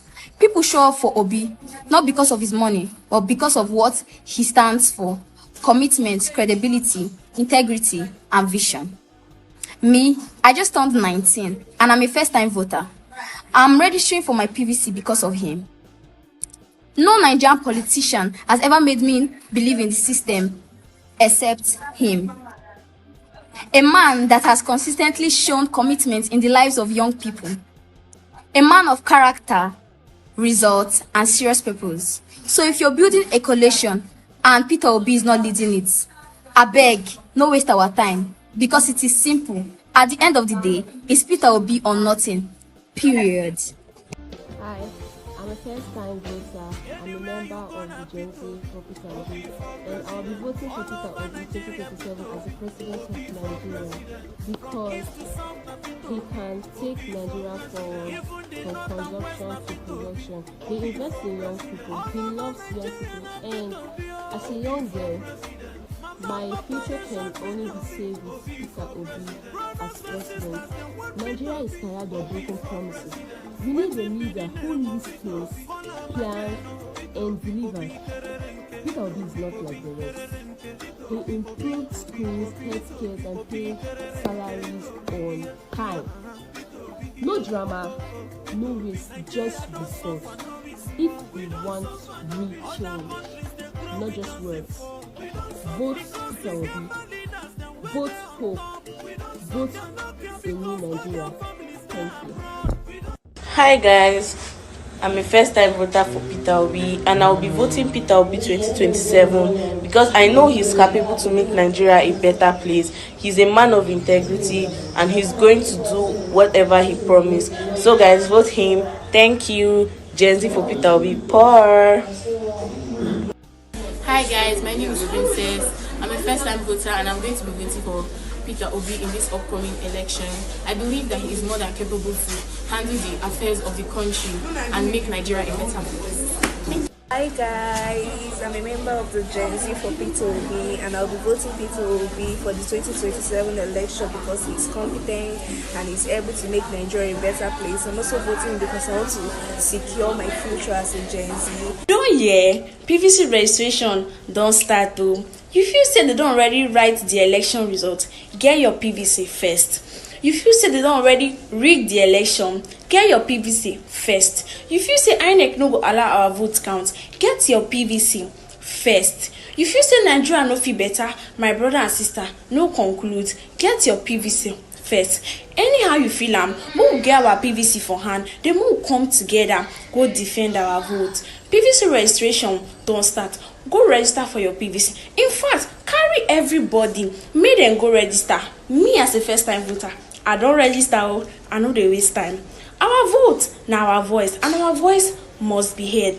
It better me you get them, say you no need them, than for you to need them, say you no get them. Get your PVC. You feel say they don't already write election result. First get your PVC. You feel say they don't already rig election. First get your PVC. You feel say INEC no go allow our vote count. First get your PVC. You feel say this country no go better. First get your PVC. Anyhow way you feel get your PVC for hand. Then come together, make we defend our votes. Our votes na our voice. Stay safe. Hi everyone. Right. Again, like I said, they are young and they are not stupid. As someone who have sort of like witnessed about 4, 5, or hang on, I've been witnessing the election since 1999.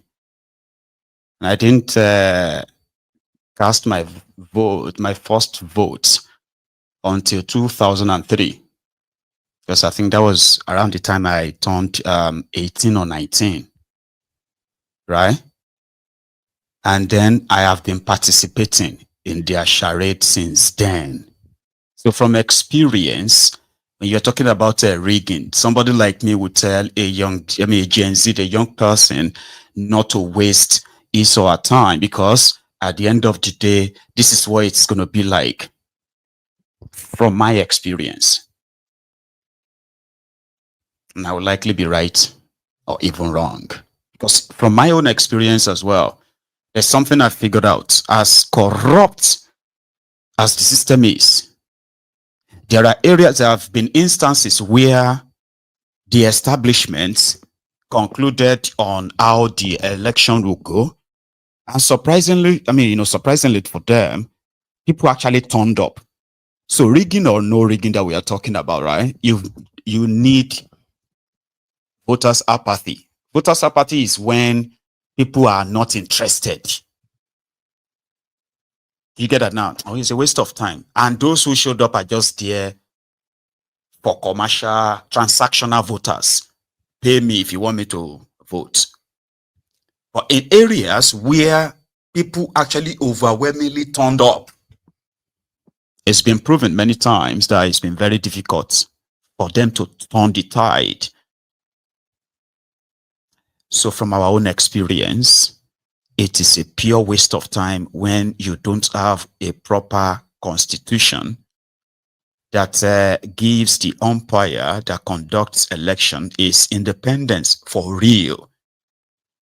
A constitution that chooses who leads the empire or participates in your election through a rigorous screening and exercise that they have to present themselves to the public before they could become the head of the empire. Something like that. A place where a constitution that doesn't give the power to choose and dismiss who becomes the INEC chairman, that will be the beginning. Then an electoral reform.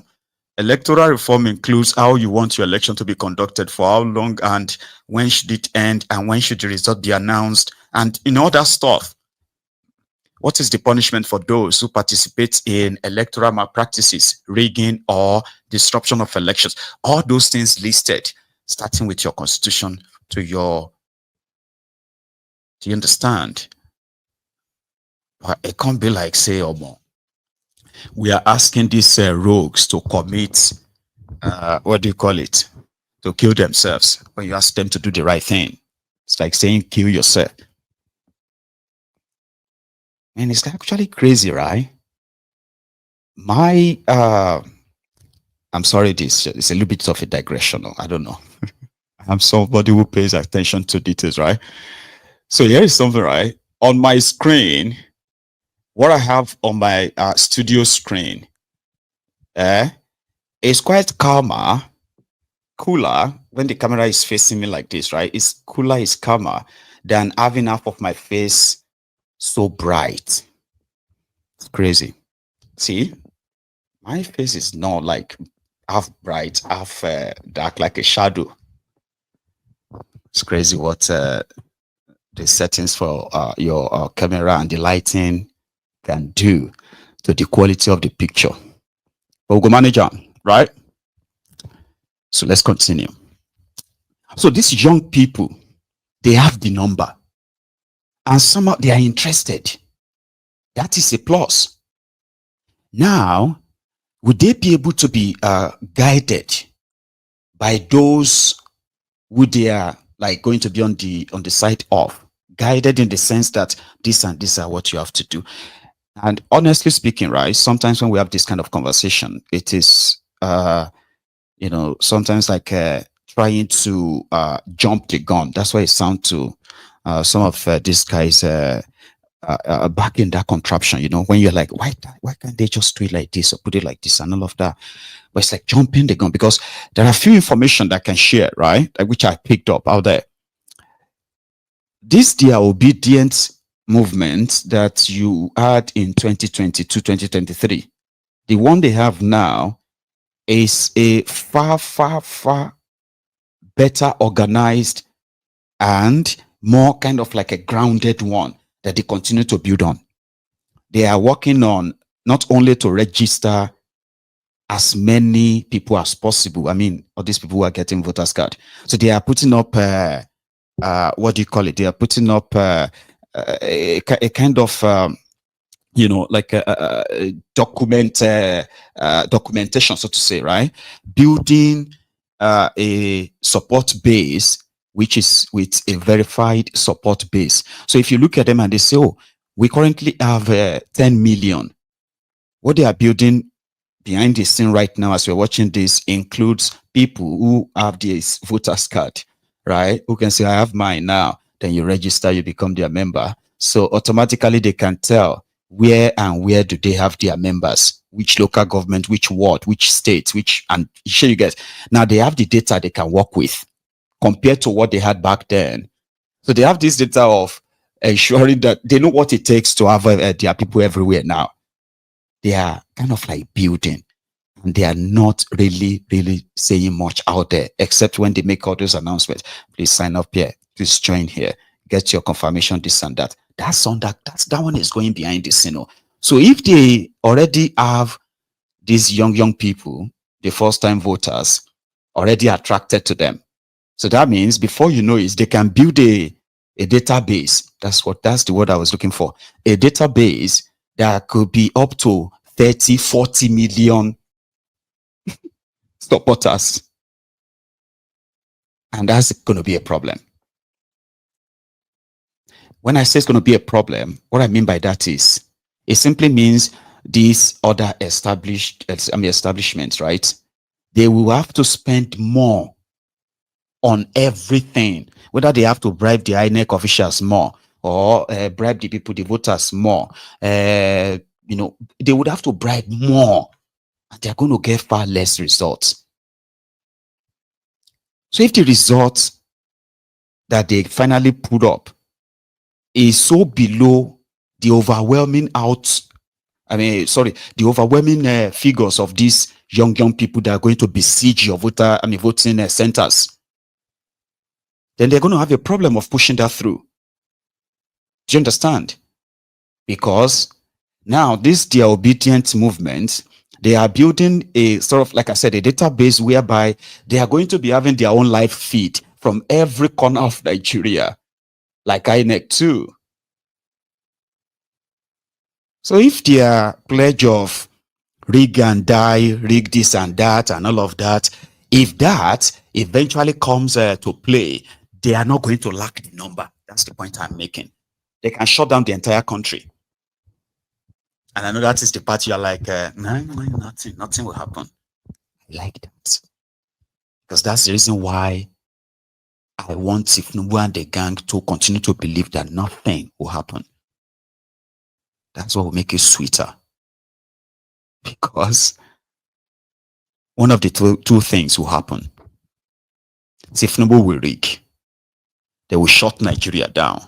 It will become so unbearable enough that Tinubu and the gang, they will run away from Nigeria. That's one thing you believe that, it will never happen.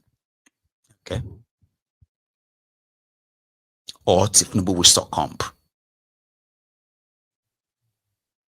Or the other one, nothing will happen. You see, I still put it as part of the options now, 3. So either of the 3 would happen. But if any of the first 2 should happen, even those of you who have been waiting for what you call the revolution, you are going to have your own reasons handed to you. Reasons why you have to be part of the revolution now. Right? Okay, let's see the other part. There is more. Hi everyone, I'm a first-time voter and I'm also a member of Gen Z for Peter Obi. Do you know that online registration for PVC starts on the 18th of August 2025? Do you think your vote does not count? Get your PVC first. Do you think Nigeria would not become a better place? Get your PVC first. Do you think that the election has already been rigged? Get your PVC first. Do you think that the results are already written and waiting for the election day to be out? Get your PVC first. Do you think Nigeria would not become a better place? Get your PVC first. Get your PVC at hand. Our vote is our voice. Peter Obi is back again and Nigeria must be a better place. Thank you. Your mind already details said them during election. First get your PVC. So as it be like this, your mind later you say anything if you count your vote. First get your PVC. Wait to so as everywhere bad rich like this, you feel say Nigeria no go feel ever better. First get your PVC. So as it be like this, your mind later you say anything if you count your vote. First get your PVC. Una still dey here. PVC registration don't start to go register. Anyhow way they feel am, first get your PVC. Then we could join and defend our vote. My vote, now be my voice. Peter Obi don't come. Nigeria goes better. You feel say Ta-da! Hi guys. Have you heard that the PVC registration is starting on the 18th of this month? I guess you've not heard, but I've told you now. You better go and get your vote. If you see INEC don't already go rig this election, get your PVC. If you say they don't already bring out election results, get your PVC. Your PVC is your power. Without your PVC, you can't vote. And as for me, I'm a first-time voter. I'm a member of the Gen Z for obedience. And guess who I'm voting for? I'm voting for Peter Obi. You guys, I'm not voting for Peter Obi because of popularity, peer pressure. I'm voting for Peter Obi because I believe and I know he's a man of integrity. He's a man that is going to change Nigeria from the way it is now to a better position. Look at some Nigerians. We barely eat 3 times a day. We are the leaders of tomorrow. You better secure a bright future for yourself and your future kids. Have a nice rest and good night. my brother and sister, I don't bring good news. Yori ones. How many of you don't hear wetin they call PVC? My brothers and sisters, if you never hear wetin they call PVC, now why I do you make I enlighten you wetin they call PVC? PVC now our permanent voters card. You hear me so? Now permanent voters card, no be temporary one. Permanent Obonge voters card. That card now the only card will enable you vote for election day. So all of them where they say, oh, PVC no dey important. My dear sister, it dey important too. Or you go there for your house, they feel say maybe they already write the people will go win this election. Nah lie. Make sure you get your PVC. Or you go feel say maybe they already go rig this election like the way they rig them before. Nah lie yo, they not go rig them. Make sure your PVC dey your hand. Or you go think say, hey, Nigeria go become a better country. Nigeria go become a better country if only your PVC dey your hand. Or anything where you go there for your house, they assume anything where you won't feel, anyhow you won't feel. Make sure your PVC dey your hand. Come, make we gotta go defend our vote. As for me, maybe first time voter, see my PVC. I don't first you go get my PVC. So I know they make it there for your house, just the assume thing. Make sure your PVC there for your hand. And make we go gather, go vote. Remember that what we did talk say our voice now, our vote now, our voice. Abi you know hear abi you know. Now why I did make I tell you our vote. Now our voice. So if you no vote, we no go get voice again. So I tell you, make you go get them home. Or you better say make you get them, then you no need them. Now when you need them, you no get them. The choice now your choice. So I know say you go choose the better choice. Get your PVC today. Remember, our vote now our voice. Thank you. You feel so they already write election results. Get your PVC first. You feel so they already rigged the election. Get your PVC first. You feel say INEC no go allow our votes count. Get your PVC first. You feel say this country no go fit better. Get your PVC first. Any hour you feel them, get your PVC for hand. Then we go come together, defend our votes. PVC registration don't start. Go get your PVC registration. Our votes now our voice. This country must better. Remember, it's better having it and not needing it than needing it and not having it. Go get your PVC. Hi everyone. Like I said, those of you who are the older generation, you are looking at them and you can almost like have your skin, your crawling skin of their naivety, the way you feel. I told you not to feel like that. Experience, they say, is the best teacher. I remember how long it took me to just call your attentions to what was building up at the time when they started this their obedient movement in 2022. I was there almost every night back then, just to call your attention to something is building up, and they said it was just social media noise. Then they came around to disrupt the entire political space in 7 months. So the point here is not whether you agree with them or not. That's not the point. The point is when things like these are building up, you cannot estimate how far it's going to go and how deep it is going to also go. Experience, they say, is best teacher. And from the experience that many of you watching this broadcast should have heard about their, this obedient, Obi and the obedience, should tell you that you shouldn't kind of like let emotion somehow ride or override what is right before you.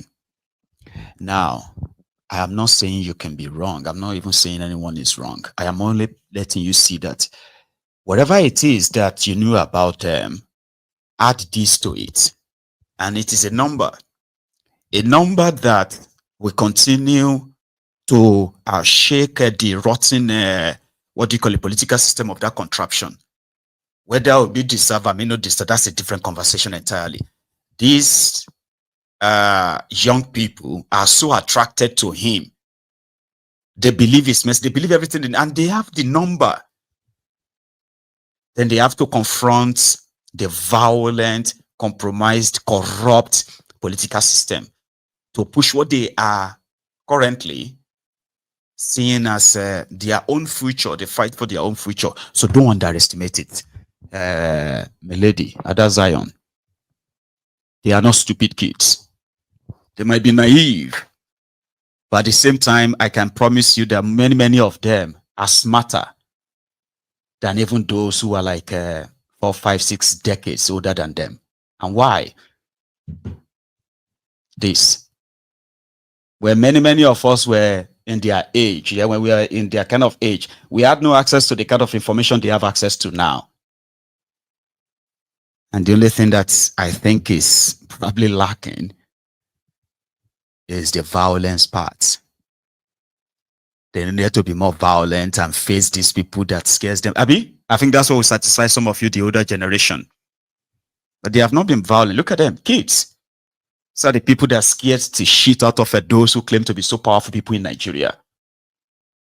These are the potential people that will spark whatever revolution you have in your head. The revolution of the mind is already kind of like growing. That's another point you should pay attention to.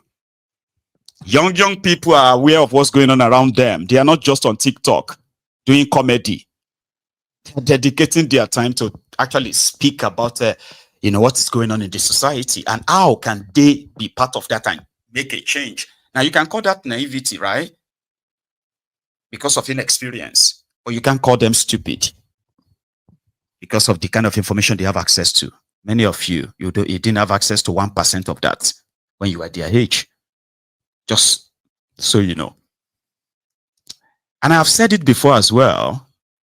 Yeah, Tinubu that didn't have presidential power and he was able to manipulate the entire corrupt system, brought everybody over.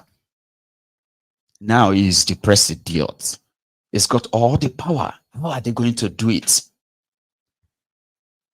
Election now, the charade. So Tinubu would need to perfect his rigging against these millions of young and old people. If he succeeds, which many people believe that he's going to succeed, great, fine. But you would have these guys to contend with. That's the point I'm making. You need to pay attention to this and don't join them in kind of like downplaying it. And they are just wasting their time. So what will make you different from Oshiomole that said there were only 4 people tweeting in a room? And they ended up kind of like squeezing the hell out of them in their supposed charade. Now they are giving you different narratives of why it's never going to be like that again, blah, blah, blah, blah. That's what they want you to believe. I don't think you should believe that. Okay? I've said it before. I'm not saying that they probably will get it, and get this establishment to force the hand of the establishment and make Peter Obi the president of Nigeria. Yeah, there are so many forces. It's not just Tinubu. There are other forces that will, but they can end Tinubu's reign and APC rule, and they can end this entire fraudulent democracy as well. And it won't be their fault. It will be the fault of those who believes that they have actually conquered the people. These are the people that will trigger the rest of you. You saw them in Kenya, Abi. That's fine. And I know that Nigeria, there are many, many other kind of factors too. I'm not ignoring them. Don't get me wrong. Is it going to be strong in the north as it's going to be strong in the south? Or is it going to be this? Nigeria is so divided. I get you.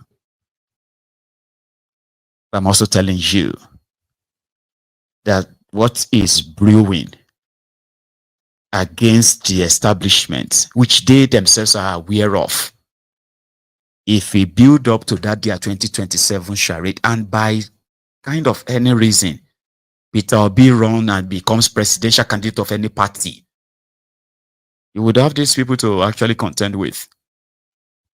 For real. You will. You know? But those who are with Kolu have nothing to worry about. The first person has now decided to make himself he said, I am imposing myself as the Director General of Tinubu's second term campaign. The guy is the Niger State Governor, Bago. And he gave his reasons. Now let's go to the call loser people now. Niger State, the headquarters of all kinds of terrorists operating in northern Nigeria. Just for the mention. Listen. I'm now the self-imposed Director General of the Tinubu campaign for 2020. And Niger State is the campaign headquarters for Aswaji.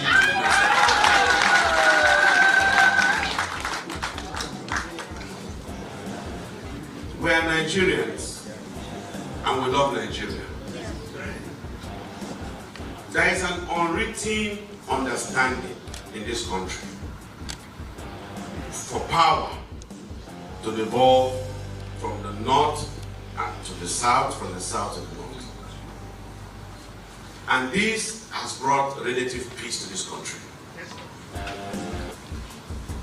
In the last 2 years plus, we just finished a tenure of 8 years of the late President Muhammadu Buhari. May Allah forgive his soul.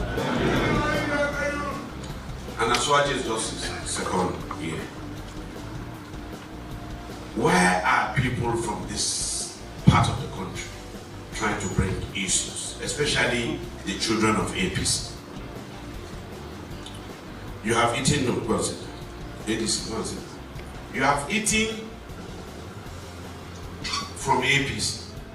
APC is what you are. Some of you were governors, ministers, advisors, commissioners, and you dwelled so much for 8 years. Now you're on sabbatical. And you have decided to come together to distort a government. Because we are one party, we decided to let things low. You talk about bad roads. Aswaju did not make the bad roads. We inherited it and we are fixing them. Babu did not make the bad roads. We inherited them, we are fixing them. And you have the gumption to talk about bad roads. Aswaju did not spoil your schools. He inherited them. He's trying to fix them. Likewise, Babu is doing the same. And you want to use that to campaign against us? You are shameless. Aswaju did not spoil your hospitals. He inherited them. Babu did not spoil your hospitals. He inherited them. We are building, rebranding, and we're doing them for you. What we expect from you as a thank you is to be loyal and be grateful that there was a transition from APC to APC. Not what you are doing.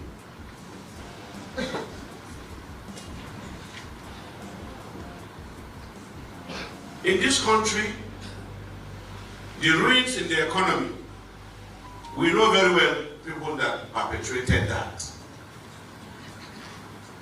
In this state, I know exactly what I inherited. But I've not spoken, I've not probed anybody. And I've not asked anybody to refund. Please, let the sleeping dog lie alone.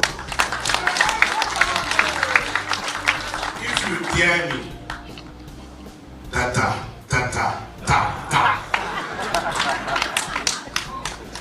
The insecurity was not caused by Aswaju or Bago.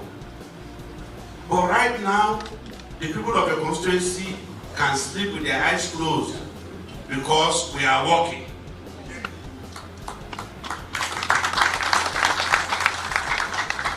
There is a section in Niger State that was not habitable in Muya local government. Now people are doing their businesses there. In Adunu, in Kafinkoro, Chimbi, Isheu, Zazaga, all those areas, they are calm for 2 years. It's never been like that before. Then somebody will look at us because we are going for a state assembly rerun, a by election, and a local government election. You want to use that against us?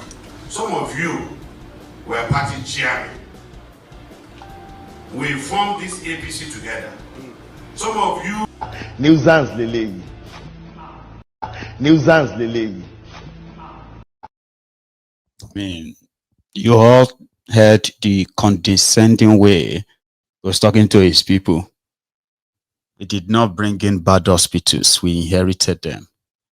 We didn't bring this. We inherited them. We didn't this. We didn't that. More than 300 communities have been, people from more than 300 communities across Niger State, in fact, more than 600 communities across Niger State have been displaced since this APC, Egbekegbe, came to power. Under this idiot, who may deal with some of these terrorists in his own state. And of course, his own people, if you go online and put it on the social media, because I've not got space, I would have shown you a few. You will see some of his people running away from their communities because of the Fulani terrorists. They said, yeah, but he said what he expects from the people is for them to be loyal and grateful. You know, not go and form another opposition against them after you enjoyed APC for 8 years. Then have you noticed that a lot of them, whenever they are talking about this Tinubu and the Southern presidency, they tend to make it look like, you know, it is Tinubu's entitlement. How dare you say you want to come and challenge Tinubu? You want to. So when they talk about the Southern presidency or something like that, it could be like saying entitlement of Tinubu. Like it is only the Yorubas that are in the South. So therefore, anybody that is standing up is against the South. I was like, okay. That's how they speak. That's how they talk, those guys.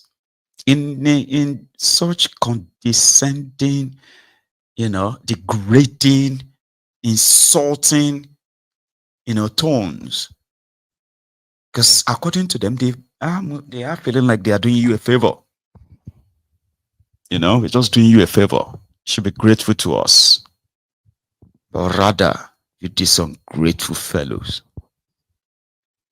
Similar to what Solu Dumb also had to say. He met with Kolu today inside the Old Rock. And after that meeting, he reminded everybody that he's been friend with Tinubu for 22 years. And he's so impressed with Tinubu's policies. Like he would say anything different or otherwise. Solu Dumb. Well, these caps were produced even from the time the president visited Anambra State. And you saw all the billboards and all the stuff, proclaiming that progressives are working together.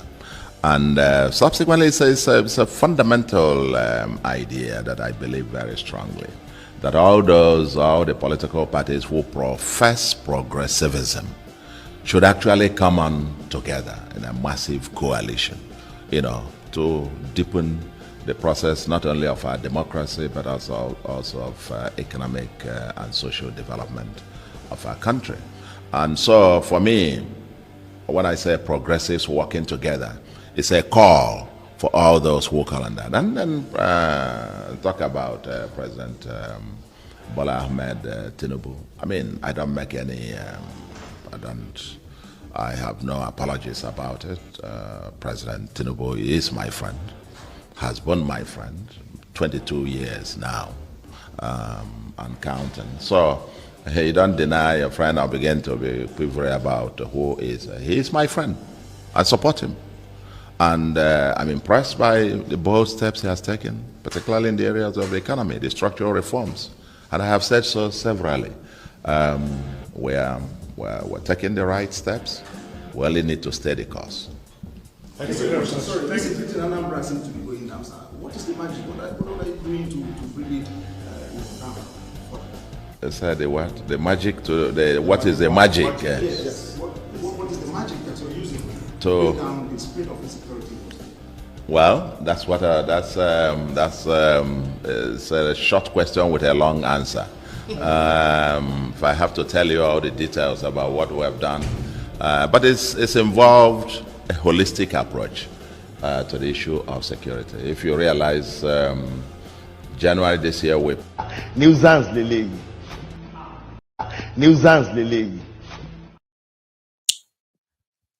Is not a Solu Dumb for nothing. All right. He's a politician now, and you just have to do whatever you have to do to remain in the game. For majority of those who, look at that guy. That was a former central bank governor of Nigeria.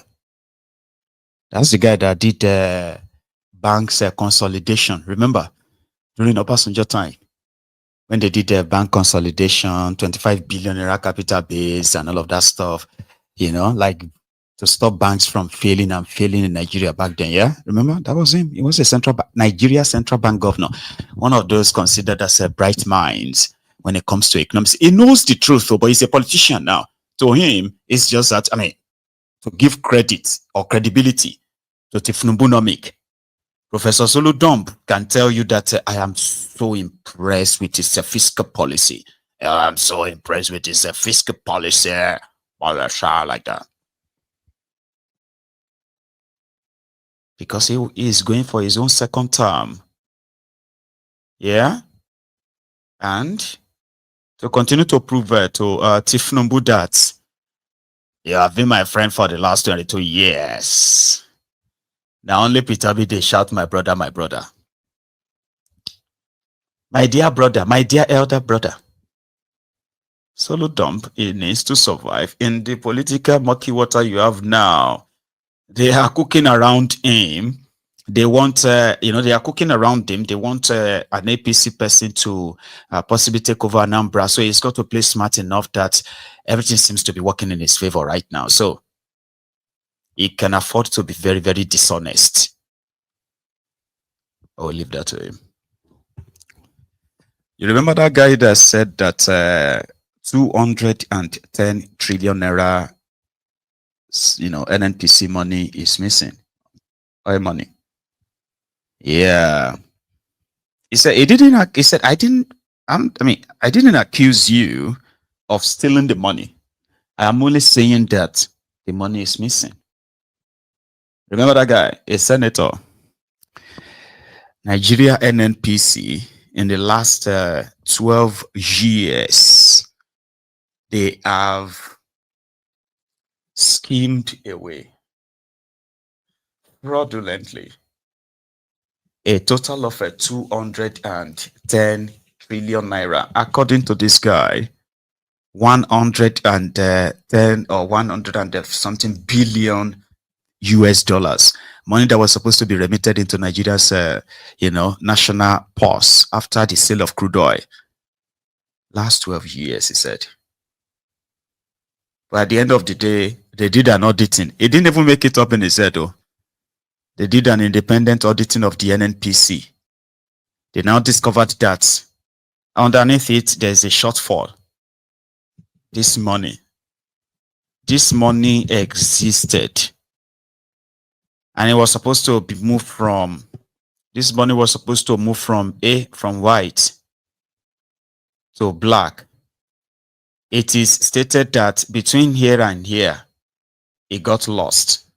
It didn't get here.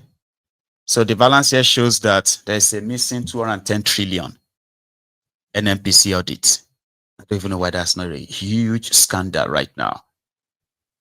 Well, maybe this is why. There are performative rogues in your National Assembly. They are currently on leave. Now they found a guy. Here he is, talking about Tinubu, APC, Egbekegbe, as well as ADC coalition. ADC is membered by Nigerians that we respect.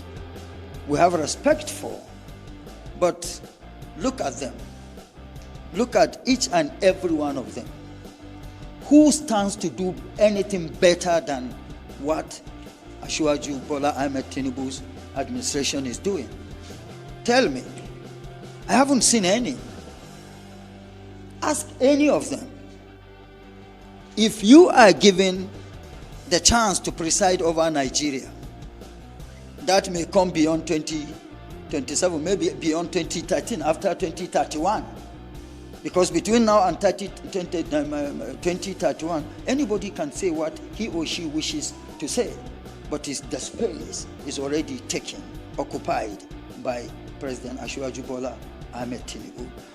Who amongst them will have the courage, the impetus to tell Nigerians and the world that if I am given the opportunity to preside over Nigeria, I will return subsidy? Let that person tell us. And if he or she is given the opportunity to preside over Nigeria, what is he going to do different to the foreign exchange market than what Asiwaju Bola Ahmed Tinubu's government is doing? If given the opportunity, talking about infrastructural development, what is he going to do different to convince Nigerians? Because it is beyond rhetorics. Electorates are very much well informed. And economically, what is the person going to do to really take Nigeria to the global front in all ramifications? much better or even better than what Asiwaju Bola Ahmed Tinubu's administration is doing. But I have not seen. These are people I have respect for and I relate with. But the reality is, let them tell us what they have in their kitty. Tell us. Not just baseless criticisms and stuffs that will not take anybody. We are talking Nigeria. We are not talking sectional or regional politics. We are talking Nigeria. President Asiwaju Bola Ahmed Tinubu is not president of Lagos. Neither is he president of the Southwest, or Southeast, or South-South, or Northwest, or Northeast, or North Central. He's the president of Nigeria. And they are also aspiring to be president of Nigeria. So what is it are we talking about? I cite you an instance. When the tax reform bill was introduced to the National Assembly, and of course went viral in the public domain, there were all kinds of criticisms, allegations, misinformation about it is skewed to this part of this. At the end of the day, now that the tax reform bill is passed into law, who is saying anything? It has the law has provided succor for the less privileged. For whoever earns less than 800,000 per annum is completely exempted from personal income tax. And as it is, as the tax law is, Lagos is losing from what it used to take. And as a result of removal of subsidy, no state in Nigeria today takes less than 3 times what it used to take.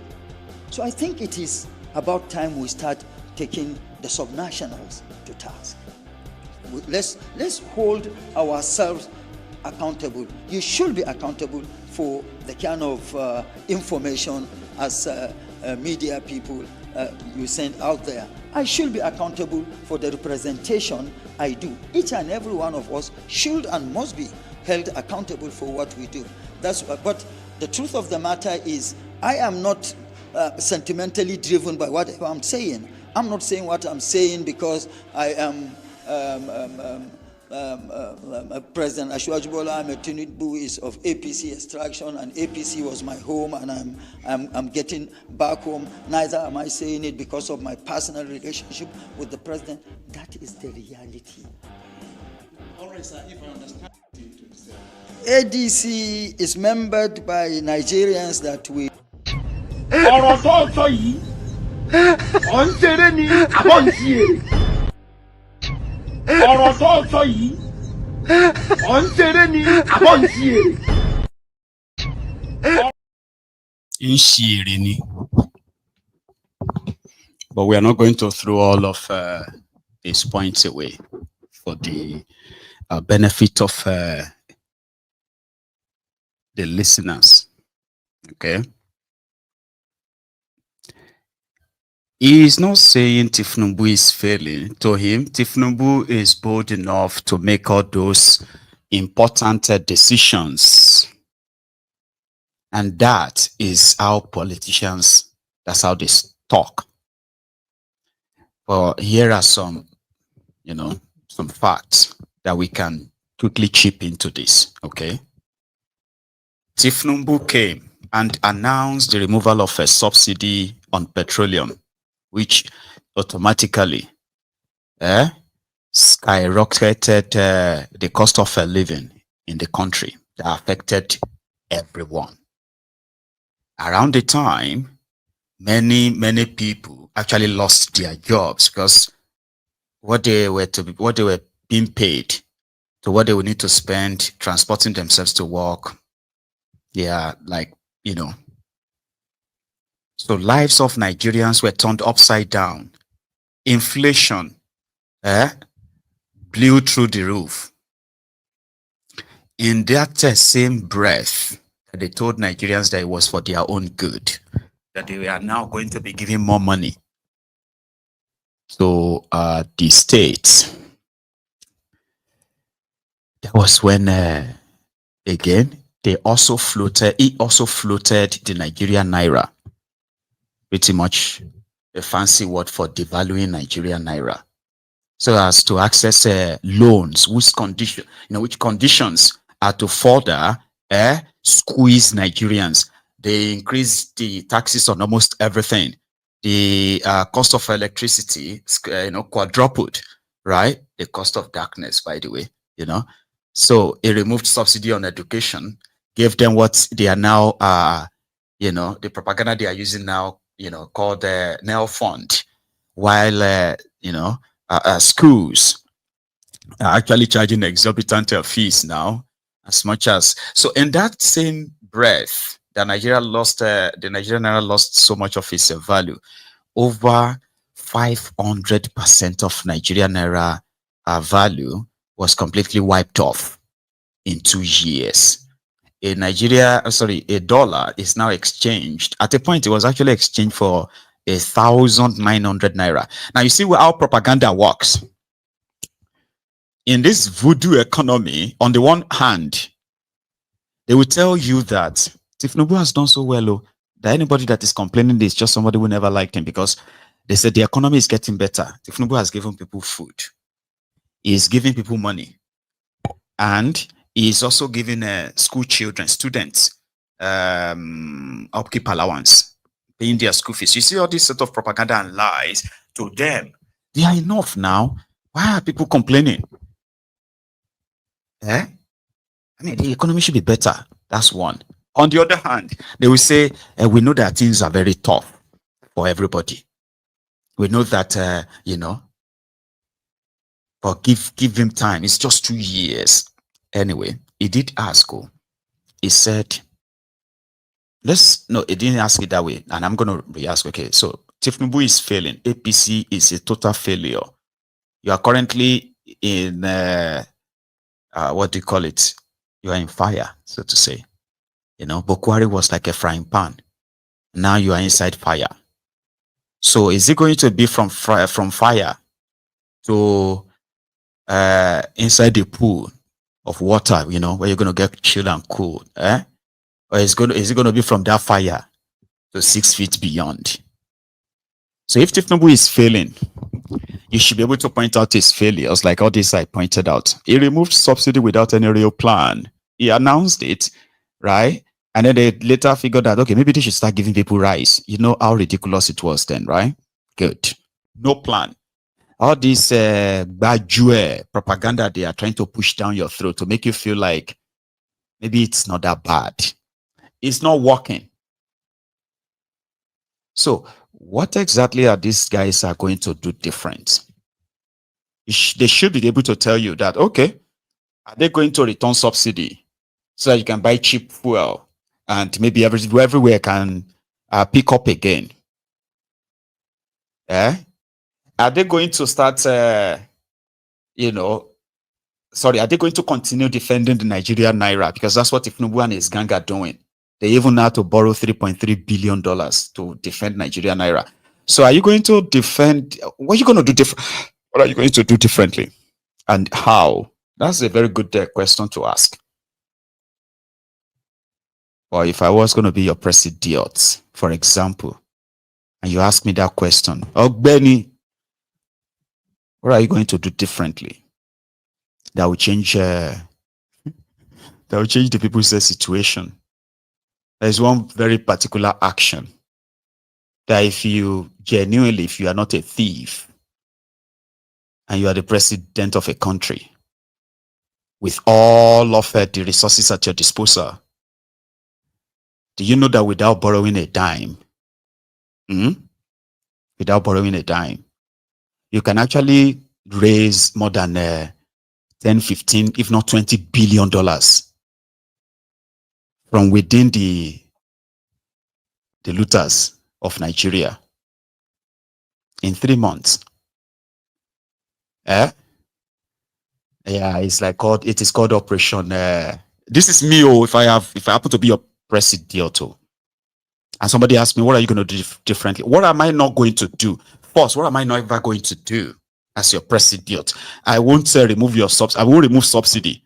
and then invest the money on a 150 billion naira yacht, 44 billion naira for my wife's office to go and get herself some brand new latest automobiles, right?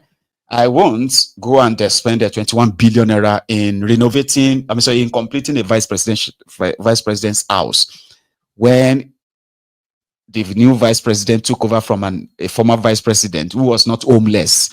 The former vice president was never homeless. He had a place with his family that he's staying. That place got renovated for this new one before he came in. Now he came in, Tinubu awarded 21 billion naira to go and build him a new mansion. A new mansion, befitting mansion. Now Shitiman has run away from that place now. He's not even staying there. So if I begin to pick all the rogues, the thieves in Nigeria, from state governors, former and present, that one alone can be a great news in Nigeria. You know that? You have to pick up, like, let's say, maybe 2,000 of them or 3,000 former generals, retired generals, current generals. Everybody, shall we don't be in charge of money one time or the other. And you let them know that you are all going to go to jail. I promise you, all of you. That's me. Now so I go sit down, they laugh. I say, you are all going to jail. Do you understand the power of the office of a president of a country? If you are not compromised, if you are not a criminal, anybody, if they say somebody is the number one billionaire in your country, that person will remain a billionaire if you are not interested in how they are making their billions. It's the same all over the world. The same. The state is so powerful that when corrupt people controls the state, like the way they control the country, they protect criminals who are actually sabotaging the country. So as a president, you can raise you tell them, everybody hand over whatever you show them what they've stolen. You show them where they are keeping all they have stolen. Do you think their EFCC, their DSS, and other security agents that you don't know about, do you think they don't have the file of most of these guys? They do. But since it is a corrupt system, party system, all they have to do is just to sell what they call the connection, or another thing, they have a name for it anyway. You know? So there are some wastages that you won't do. And just by blocking them alone, can free so much money. Enough to actually have something to invest in something. Not going about borrowing and borrowing that you are also indirectly looting. And you are telling the people that that's the best they can get. So anybody who wants to replace Tinubu, you should be able to ask them. You know? Some salient questions, like ask Obi, is he going to return the subsidy? Obviously, it's not going to return subsidy. Like, that's one thing some of them are saying, that Tinubu has taken the shot. And he needs to enjoy the fact that Nigeria didn't blow up when they did that to you. So the politicians are saying that it deserves to enjoy it. Anybody who is coming right now, they would dare not say they will return the subsidy. Or maybe they would. Or Charade said they will return it. That one never misses his words. Charade said subsidy is the only thing Nigerians are benefiting from their government. Something that they are benefiting. And the moment you remove it, they will feel that it's no longer there. Now, banks are making so much money. Some of these top multinational companies in Nigeria, they are making so much money selling services, not producing anything per se, just selling services, selling this or whatever. In Nigeria, buying bond, investing in federal government's bond, cashing out every year, declaring huge profits that is from non-productive section than just services as we speak. And the people who are supposed to be the center of the whole policy thing, they are those being squeezed. They are squeezing you left, right, and center. Your data, left, right, and center. They are squeezing you just to fit the 1% at the top. So anybody who is going to tell you, let's do it differently, Baba Biredodo asks them very well. Tell you what they really want to bring, to the table. Like I said, there are so many things that if you just stop doing them, it will be like in a magic. Unfortunately, I don't think you're going to have that. So we have received, I don't know if you have seen it, we have received further information concerning the airport incidents of 2 days ago, where that young lady who got assaulted, and then she also assaulted and slapped the air hostess, the air hostess of Ibom Hair. However, someone who was also like, a passenger on the flight sent a voice note to describe what really happened as it happened before, because things are beginning to kind of like turn on their own right now. Right now, the pilot has come out to say, it was really, really a bad taste for the airline crew to record her that way and still posted it on social media. So this themselves, it seems that the whole thing is backfiring now. Even though the young lady has been remanded in Kirikiri because of that incident, which a lot of people believe that that's kind of like extreme, like right away. So anyway, someone who said that it was on that flight that day had this to say. Listen up.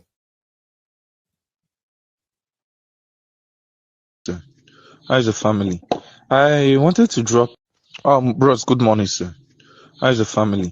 I wanted to drop a message at your Facebook. I actually dropped a message on your Facebook regarding to this Ibom air flight saga. But I just noticed that I could actually send a message to this your WhatsApp number. I don't know if it's the right one though, but let me just say something in regards to this air flight stuff.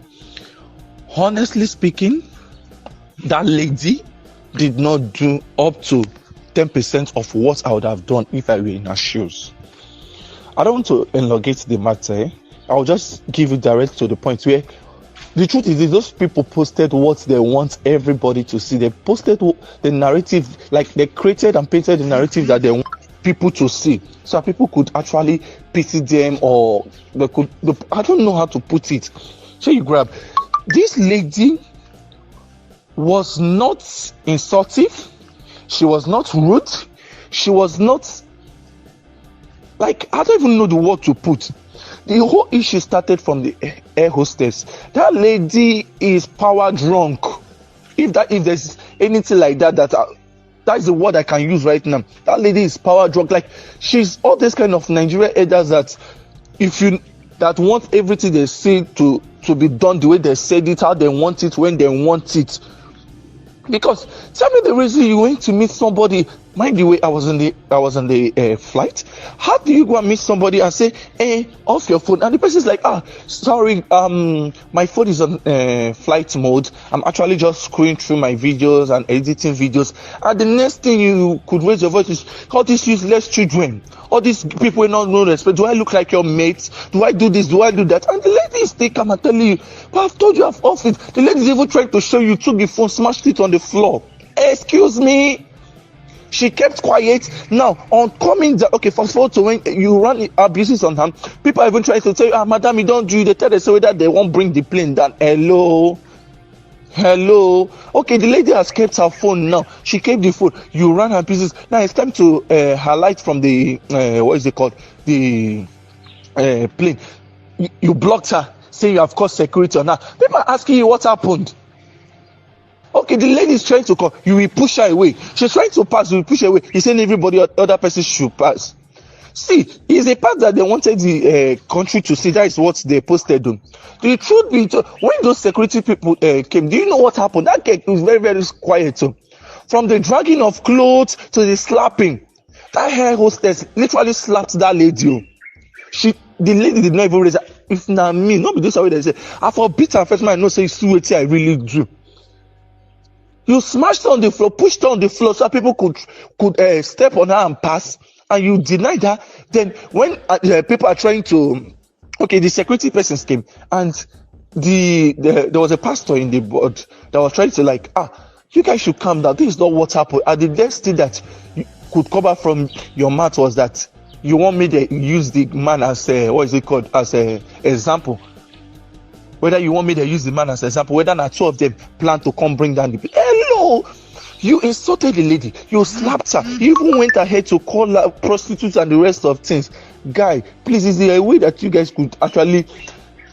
I beg, see, if you get what I don't know, I want to take... If you feel do this, my voice note, make people hear them, and I beg, I go happy where. But the truth is this, for me to come out, it go hard me because in Nigeria matter, you know, see they be, especially how they do this girl with do NYSC. So after voicing out at the end of everything, the 77K was being paid. Now they didn't give her NYSC. So I just send my enter your DM, tell you, well, if you guys will do that, you drop. Because the truth is that it was that hair hostess and the hair hostess now evil winch working on. Oh God, it is well on.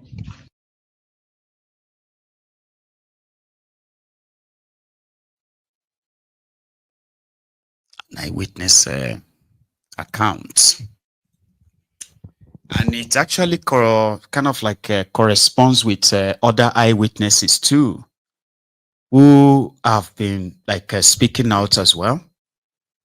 The pilot, the bombhead pilot, also was on channels this evening, and he himself frowned. He said he condemns that that hair hostess that recorded that video and posted a semi-nude video of the passenger being dragged in an humiliating way out of their own aircraft. Now listen, this is the pilot. Okay, so the first gap I noticed was I did not see where the cabin crew, as the flight attendants, called the pilots to say, hey, this is what's going on. The second gap I noticed is when the lady in question hits the flight attendant, nothing was done. Someone decided to start making a video. I say it all the time. Instead of making a video, why don't you try and resolve the issue? But social media these days is, I want to be the one who posts the video. Now, for the entire situation, there are three people I blame. Number one, the security agencies. Number two, the flight crew, the entire flight crew, captain, first officer, and flight attendants. And number three, the ground personnel. There should be some form of training to bridge conflict resolution among all three. Where, okay, if this is happening, we have an unruly passenger who makes the final call of kicking them off. Okay, who now decides to kick them off? From what I saw, it was almost like it was the ramp agents were the one that were bringing her out. That's not done anywhere except in Nigeria. You have police, you have airport police. The reason for airport police, that is literally, other than protecting lives and well-being, is for situations like that where if you have to take someone out, because the police is not just police for, like I said, protecting lives. They are also a form of sensitive security. When you see a police officer and he says, hey, you have to do this, you have to respect his authority. Nothing like that was done. Instead, it seems like the ramp agents took the laws into their hands to forcefully remove her. And then she was also assaulted in the process. So I don't know what the training is like in Nigeria or how they get their training done on what's who. And if you now relate the same thing with what happened on the guy's case, I think they said he's a musician or something. Yes, it's looking like... Sorry, it's not the pilot. It's just a commentator who happened to be a pilot on the matter. And here is another person who is also not a pilot, by the way. Yeah. And that's Isaac Fayushi. Listen. Airport officials, you no try. You no try at all with the way you handled that lady. Too bad. Too bad. You can't show all our Bobby to the world. The people who don't pay for Bobby can't see Bobby. why you no use the same force to undo Egbon last week? You know say you go jail if you mistreat the Egbon or mal undo the Egbon. Egbon is the citizen. That girl is just a bonus on a citizen.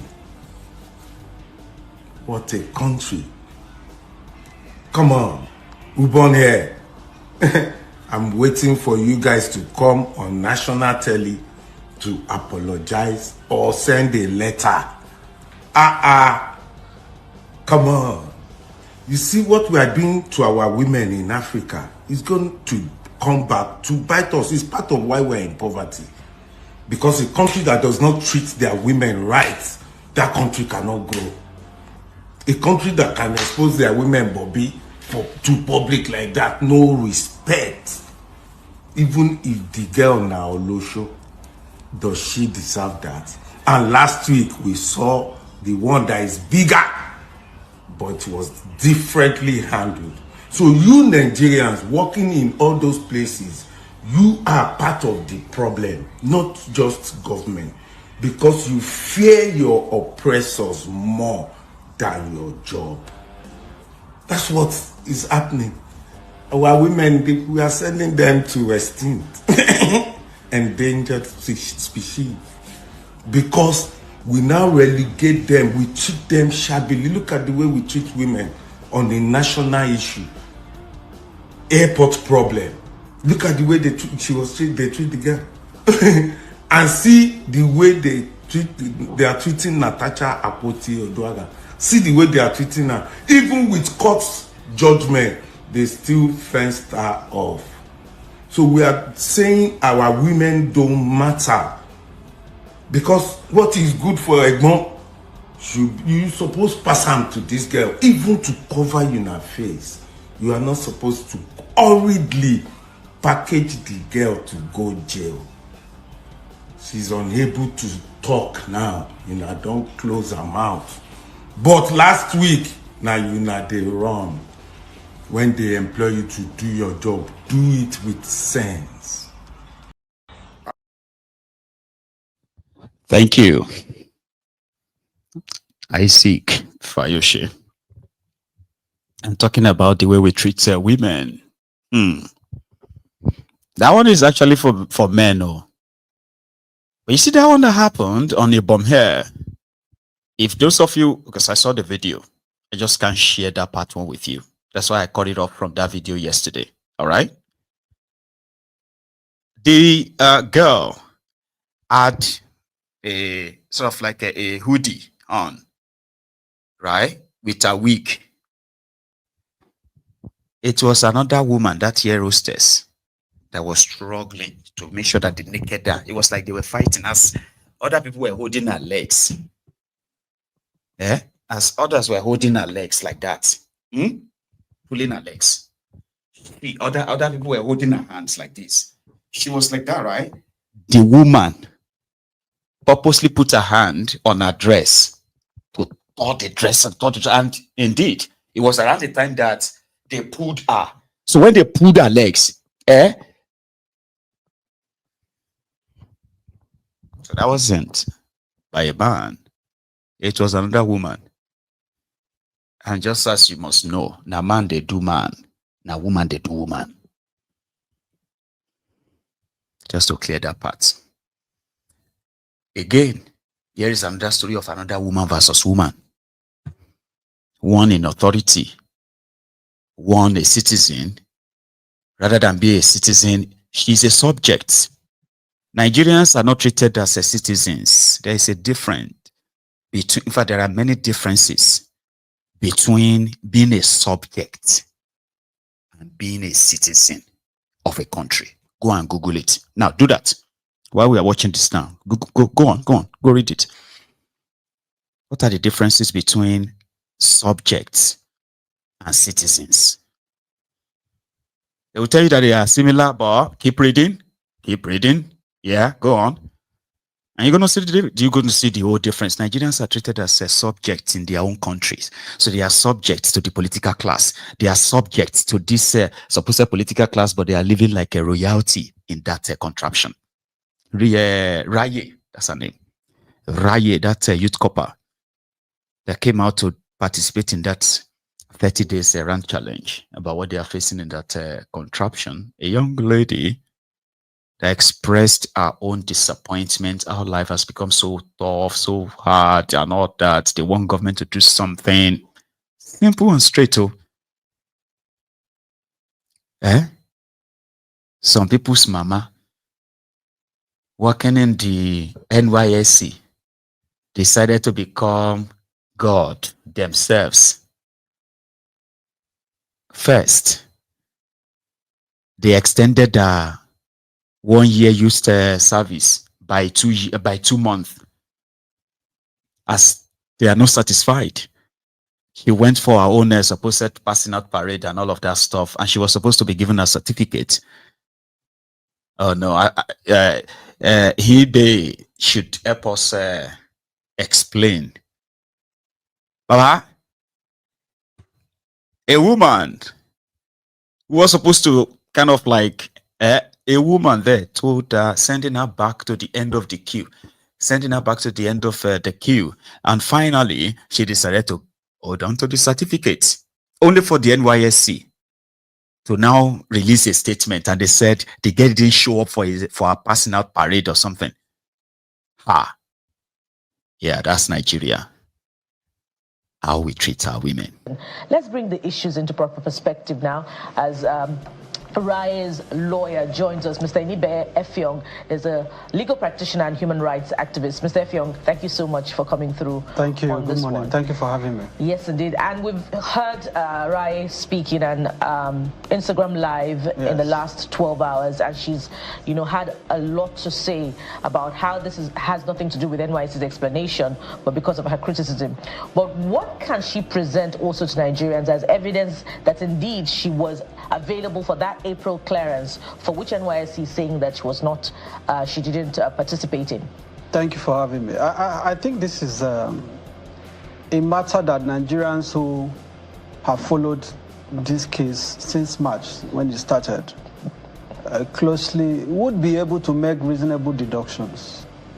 Now, let me start by saying that the statement issued by the management of the National Youth Service Corps yesterday is quite unfortunate. It betrays the very ideal behind the establishment of the NYSC. In their statement, they claim that Raye is being punished and penalized in compliance with the bylaws of the corps, and that her service period has been extended for 2 months, and her certificate of national service withheld because she missed or was absent from the biometric clearance for the month of April. But the truth of the matter is that not only did Rita Ogwamaye present herself for clearance in the month of April, specifically on the 7th of April, she also attended the CDS, which took place on the same date. Because if you are saying that a corps member did not undergo clearance for a particular month, one would want to know what was the reason for missing a clearance. They haven't said anything in that regard. And the simple reason is because what the NYSC has said publicly is completely false. This lady presented herself before her LGI, the local government inspector of Etiosa local government, one Mrs. Veronica Abele. This is the same woman who not only ignored her, initially she claimed, oh, go and join the queue, go to the back. She complied, of course. It got to her turn again. She will send her to the back again. This lady spent 6 hours Raya spent 6 hours hoping, pleading, begging, almost prostrating to be cleared. She refused to clear. And guess what? She sees a clearance letter. Because if you are saying someone has not been cleared, for you to be cleared as a comment member, many of us went through this scheme. For you to be cleared, you must have a clearance letter from your PPA. Without which, even the NYC cannot clear you. That is even if you show up. I have comment members who are serving in our firm.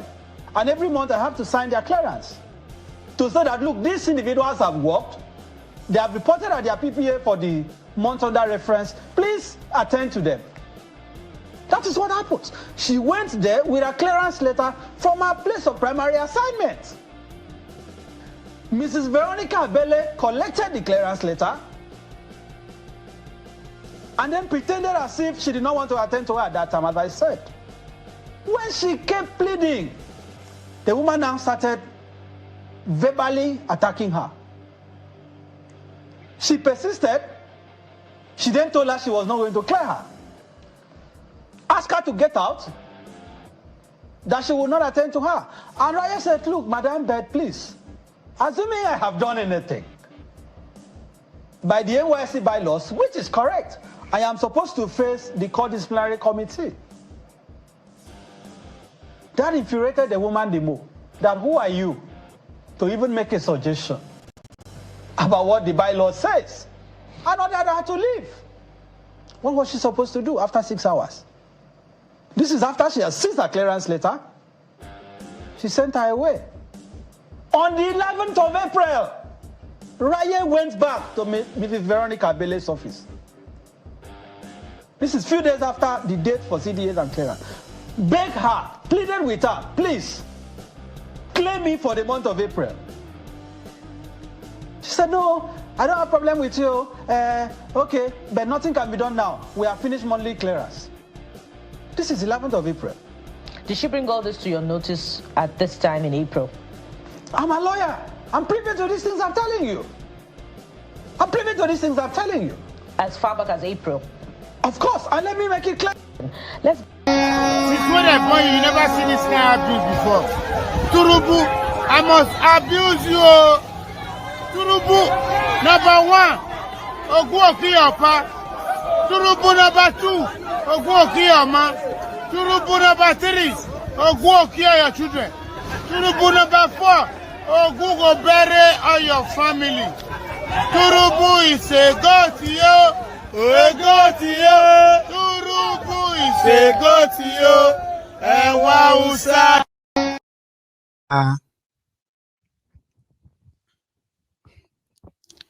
That's right. The young woman that broke the internet simply because she participated in what was then called 30 days rant challenge. The Nigerians, rather than took to the streets, they were making videos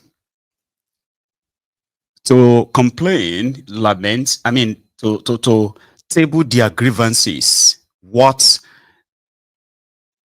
they are facing, the hardship in that contraption. So she's a youth copper receiving 33,000 naira. So she made a video and said, you've promised us this, increase in Alawi. The National Assembly has passed dates. Mr. President, you have signed dates. Things are tough. Things are hard. Whoever are those who are supposed to implement it, they should implement it and save us. And that went viral. The Ronuku speaked on it and they realized that she is doing a PPA in Etiosa, in Lagos. It was around the time that their bigotry was on steroid. So they pounced on her. They bullied her. They trolled her. They did so much. Then she got the support, of course, from other Nigerians who came to her aid, including a lawyer. She was threatened. NYSC responded. Not NYSC, this staff of NYSC. You see, in Nigeria, everybody will tell you, say, their mama are the best. My mom is the best mom in the world. My mother is the number 1 mother in the world. Because say, who be this? Whose mama be these ones where they frustrate other people's children in NYSC, I've been for schools or university, colleges, and whatever. Whose mama be these ones? Frustrating other people's children out there. So Rai has now petitioned, I think the same NYSC and others, that they should release a certificate. I don't even understand what is wrong with people. Somebody will tell you, you will never graduate. A lecturer will tell students, say, you will never graduate in this school. And such lecturer will still have his job or a job the following day. Like, for real, Nigeria. People who have been traumatized, most of you who passed through their schools, majority of you were traumatized by these rogues who are supposed to mentor you, to mold you, to shape your mind, your mindset about the country that you're about to go into. The world that you're about to go into, you have already been so traumatized by this, by these Olori Brukus, these unfortunate souls, who somehow just feels like you have to struggle, you have to suffer to get what ordinarily you deserve. It's a Nigerian thing, It is a belly something. In Bauchi, the Polytechnic students in Bauchi, they've taken to the street. In fact, they shut down their schools today. Why? Because of insecurity. I remember when the UNAB students in Abeokuta were always on social media to complain about the insecurity in their own schools too. In their own school then, where people, armed robbers and all that sort of like kidnappers, made their life hell. I don't know what it is now, if it has improved. But in Bauchi, it seems like the students can no longer concentrate on their education anymore if this problem persists. So they protested. Take a look.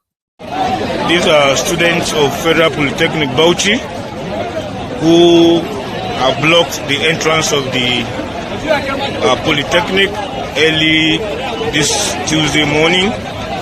They are protesting for lack of insecurity within the university, within the Polytechnic. They said early in the morning, at about 2 a.m.,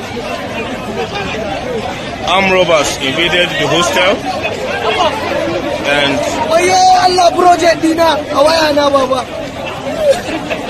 they stormed the hostels, raided the hostels, both the girls and the boys' hostel, wounded at least 10 students, snatched, robbed them of their phones and other accessories. 10 of them are wounded and are currently receiving treatment.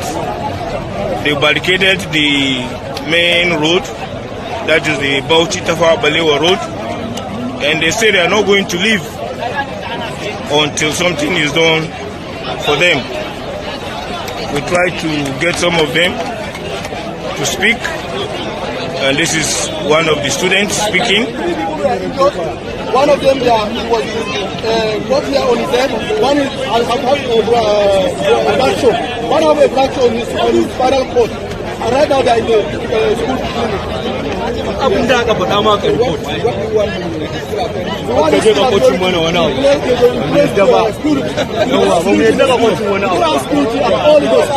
No life, nothing. No medicine.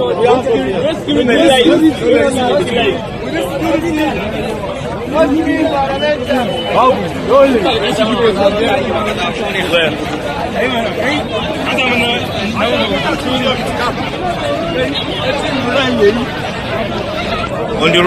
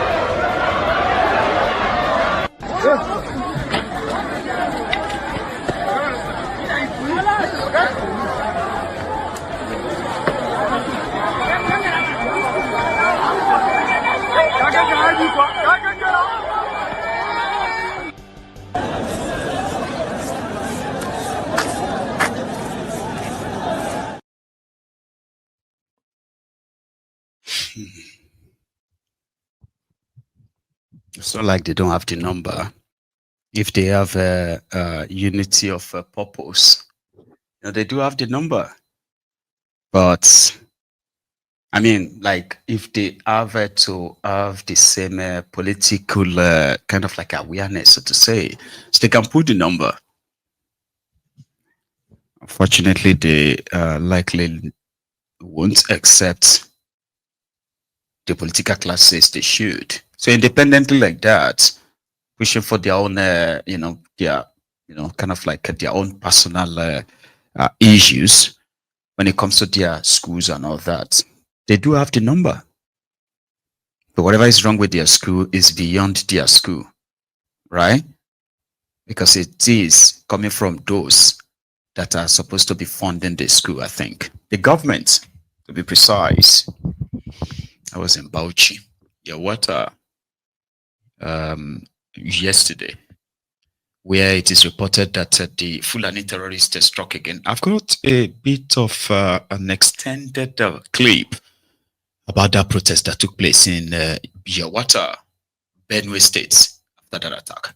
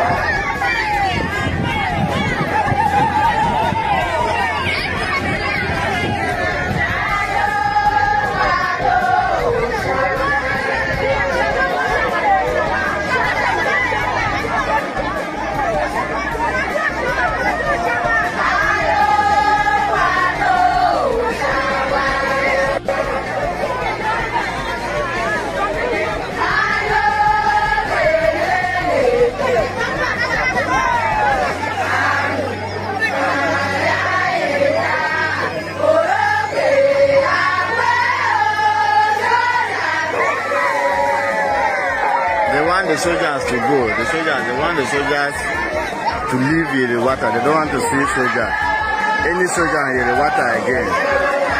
They think that, or they know that the soldiers are not neutral. The soldiers are not here to protect them. They are saying the soldiers are collaborating with the Fulanis who are killing them.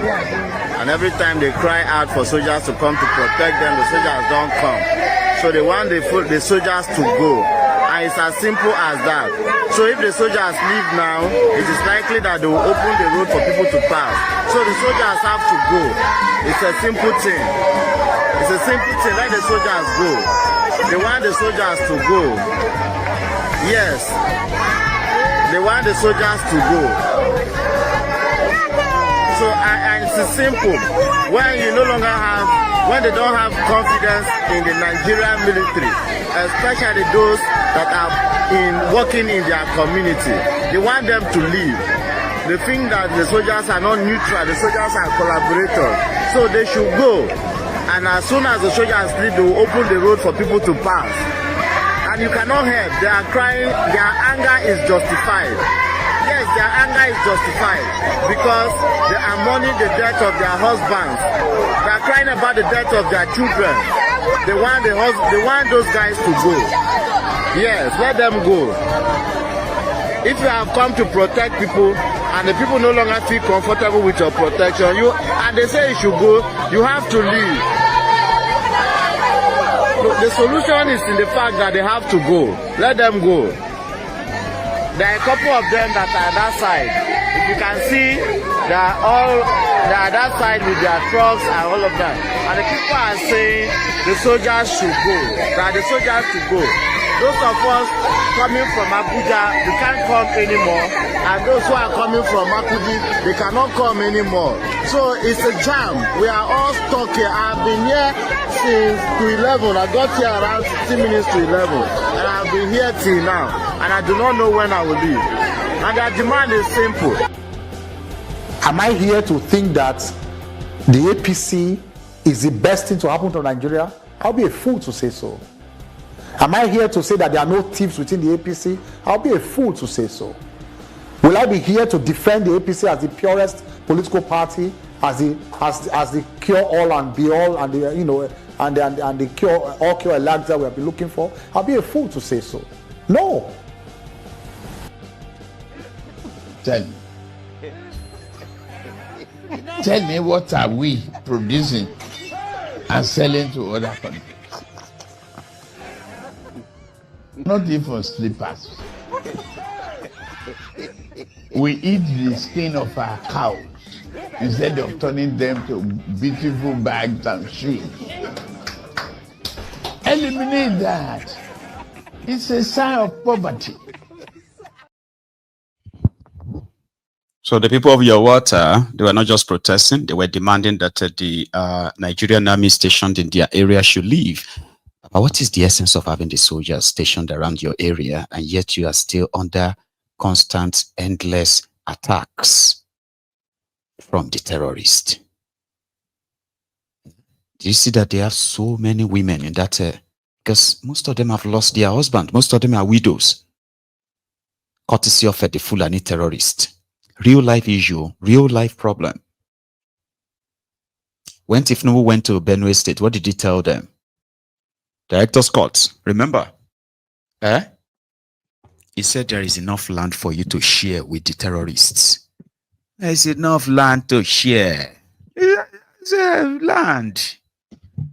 Let's just give them small. That's what Kolu said.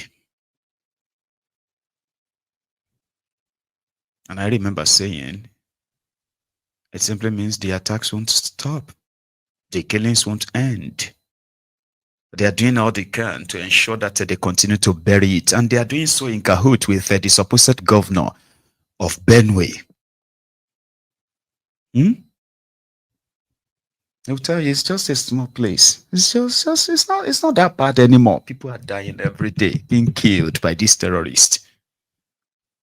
And I'm still looking forward to that day that I'm going to see one of them stand trial for killing Nigerians in Nigeria courts. You know?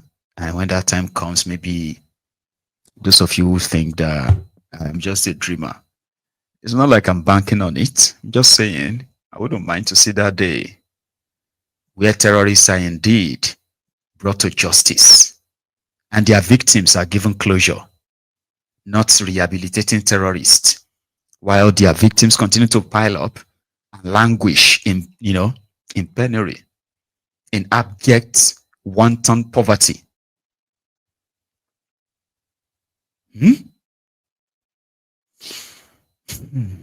And those who could make it happen, they are, I don't know. Somebody saw the clip of Akpabioli, and they automatically said their prayers have been answered. Is this a prayer? Is this an answered prayer?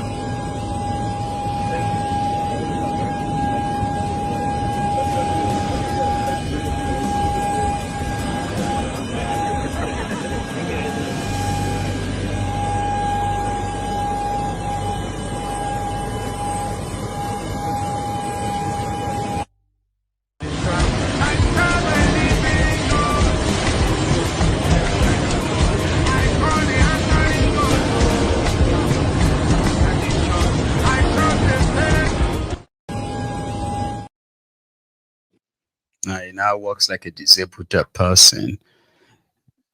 I don't know if he's at the operation or if he hasn't. I heard I was going to have an operation on that leg and all that.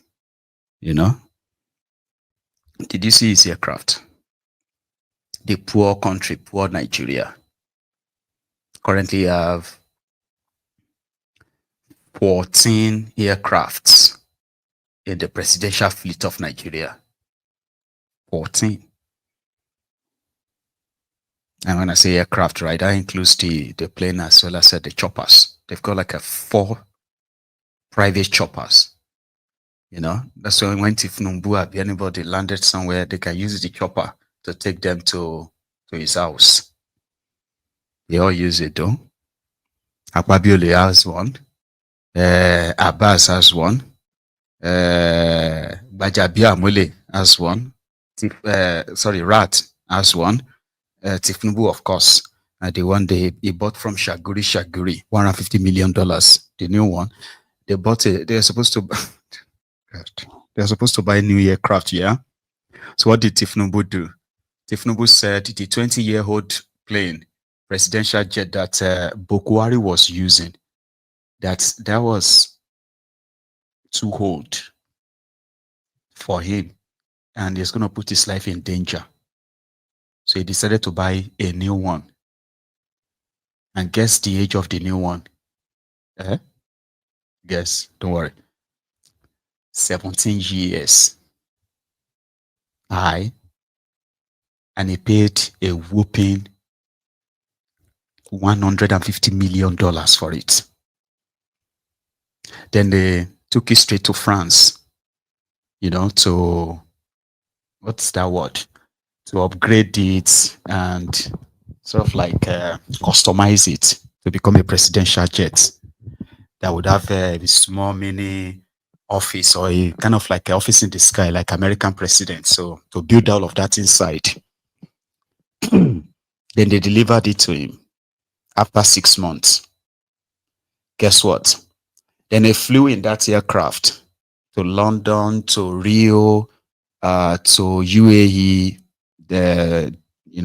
Abu Dhabi, and where else? I think he flew the plane to France. Then they left it in France because they had to go and do maintenance. Who does maintenance on a new aircraft? Brand new aircraft. Few months after they took delivery. So they bought a local plane just because Tinubu and his gang are looking for every means to scoop that country,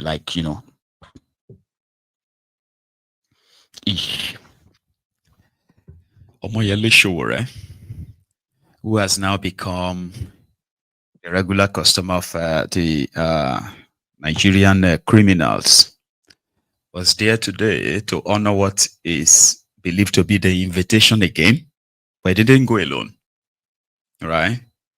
The last time where they, harassed him, you remember now, assaulted him in front of their own office, and then, took him straight to their detention center, and all that happened. So he was there today with his comrades. Now they are going to charge him. They're going to charge him for bullying the police side chick and exposing his side chick, in his own words. Revolution, we want to do something before we go. Revolution, greatest Nigeria people. Greatest of the greatest Nigeria people. I just come out of the visitation by the police, and I want to thank the revolutionary forces. If anybody tells you that this don't work, the person is deceiving you and deceiving himself or herself. By virtue of the struggle that we wage today, we have been able to recover my Ray-Ban glasses that I'm wearing.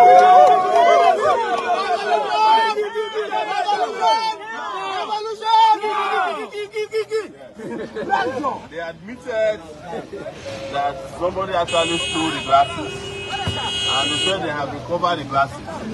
Of course, we expect them to prosecute the thief. Yes, national thief. Yes, national thief. Every thief must have a day in court. Yes. As a cause, They also served us amended 3 charges, and they said on Thursday we'll be in court. I will be happy to go to court. We have made it very clear that there's no backing down. There's no going back. They presented before us a different police petition actually, that we supported retired and serving policemen to have a better pension and better working conditions. And on camera, I admitted that I committed that crime of asking for a better life for policemen and pensioners. He said that I said pensioners should be taken care of. I said yes. They accused me of saying that policemen should receive nothing less than 300,000 naira to 500,000 naira. I admitted it and said yes. They said that I told policemen that they have a once-in-a-lifetime opportunity to exit slavery. I admitted it and I said yes. Revolutionary yes. So, and they said, don't I think that could have led to mutiny? I said, well, we have done it and it's over. There was no mutiny. But we keep encouraging policemen not to accept anything less than the best. Come on. So, at the end of the day, they asked me to leave. But I said to them, before I leave, I did my yes. And they finally calculated, accepted that my glasses were retrieved from the person who stole it. A police chief. A police chief. National chief. And they presented the glasses to me. That's what I'm wearing now. But I still told them that I'm not sure that this is the glass that is stole. But we'll find out. If it is not, I'll return back and collect the real one. But they promised that this is the glass they stole.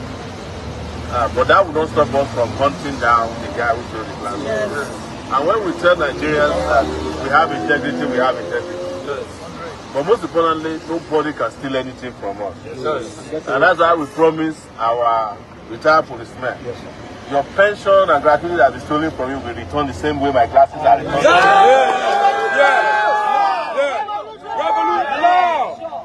And regardless of the bad eggs in the police, yes, we are going to keep fighting for the police. Yes.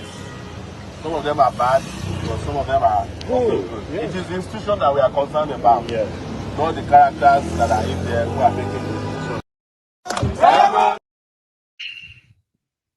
Yoram. So, Omoyele Sowore will be going to court, of course, on the charges that he himself said he admit. Yes.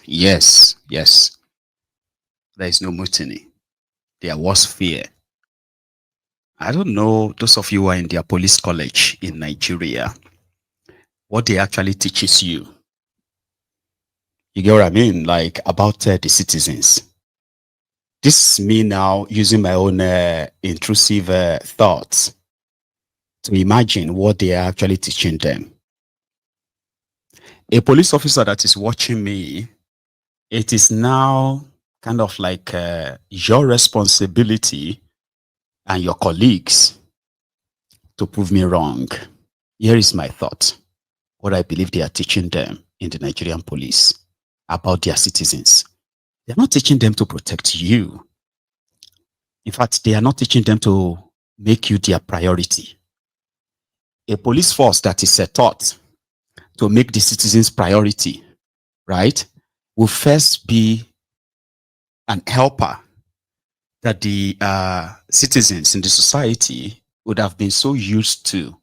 In Nigeria today, right, do you know that by law, if you have no place to sleep, by Nigerian law, I don't know, some of you are kind of conversant with it, you can help me. They say there is this Nigerian law, police act, that says that if you have nowhere to stay overnight, you could walk straight into any police station and speak to any officer you find there. Tell them you've got no place to stay and you needed a place overnight. And it is their responsibility to provide you a shelter. How many of you know that?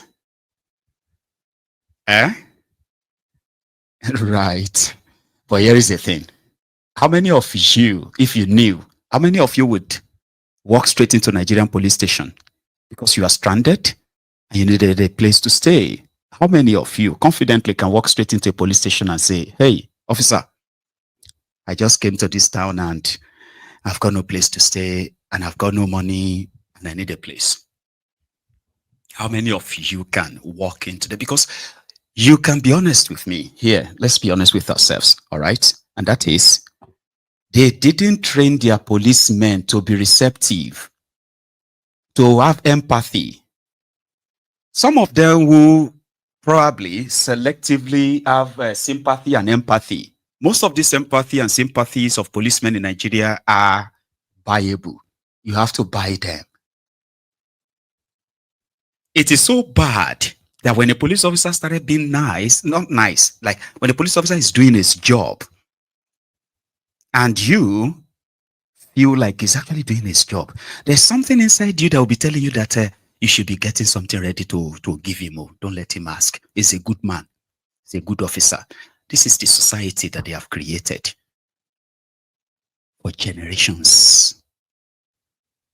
This is our reality.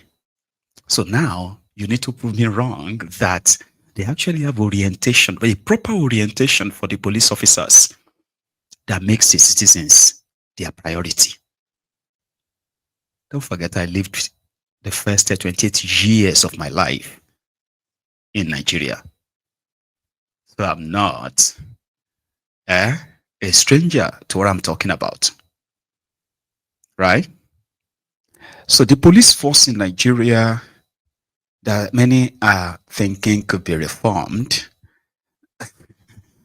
is a tough, deep-rooted something. But it is, it's kind of like a fixable, maybe if it is not Nigeria. You get what I mean? Like, as a Yoruba man, right? I should be a police officer in Yoruba land. Rise through the ranks and become a chief police officer in my region where I am born, raised, and you know what I mean? A place that, should be the reason why I am motivated to join the police force. Not join a police force, and then you ended up in Nasarawa and you have to bribe your way to go and look for a place where money day. They send me to Lagos. I want to send me to Abuja. Okay, I beg, if you feel send me to Enugu, if you send me to where money day. Because the primary purpose is not about service, unfortunately. And you know how this is also counterproductive. It is counterproductive as well for them too, because it makes it impossible for an average police officer to have a real life that you can say it is tailored along his, along his career. A fireman has a pension and his entire career is so planned by the system that all he has to do is just to make sure that he remains dedicated to his job, rise through the ranks, and if he becomes a boss or not, a time is coming that he's going to actually say, well, throw in the towels and retire. And when you retire as a fireman, there's also this, because it's your career, there's always a retirement that is also kind of like, suited along that your career. Police officers in Nigeria don't have that. They just pray to get so lucky to become aide-de-camp, ADC to governor, senator, become a security guard to politicians or the rich people. Just that, not doing the real policing that actually cares about the communities, cares about the people in those communities, cares to cut down crimes and protect the people. This institution that is not built around that is a danger to itself, not just to the entire country. It's actually a threat to national security in any country. But because we all understand the fundamentals, what actually led to this, compromised, corrupt system that you inherited from the colonial masters back then, and why it is proving difficult to actually be changed. Because those who are benefiting from it and those who are looking forward to benefit from it, there are so many that the only solution is to kill the entire thing, break up Nigeria, save lives, and see how things can actually work in a segmental form. If you don't want to break up the country, let me avoid to go their separate ways. There are other ways to break up the country. First, break up the centralization of the nonsense that people didn't agree to, and see how most institutions that were meant to serve you will become so effective and then serving you. Go. They have these guys in Imo. They call them Tetraco or something. I may be wrong about something like that. Tetraco.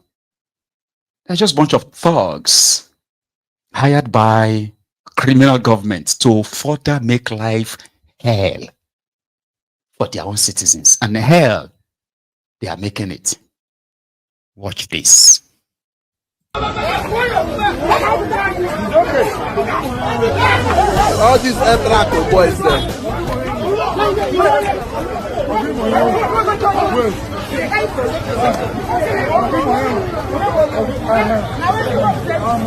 See the kind of accident they are causing in this Owerri. All these Etrako boys.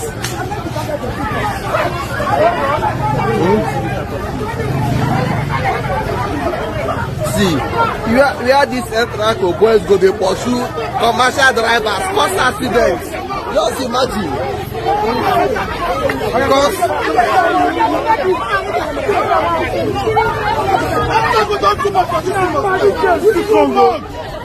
all these Etrako boys, see this one now. See this one don't get serious injury for this accident.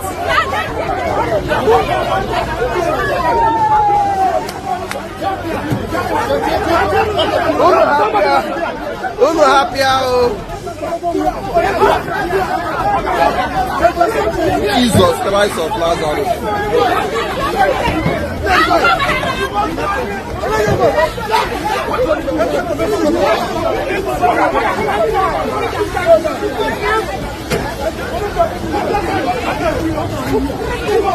Governor can hold this one.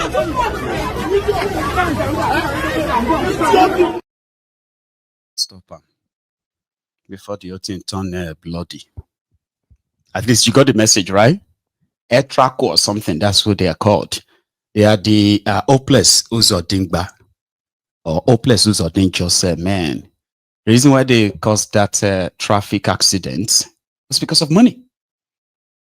Pursuing commercial vehicle drivers to extort them. And in the process, while that one was trying to escape them and all that, rammed into another car. Both of them ended up in a ditch, like the gutter.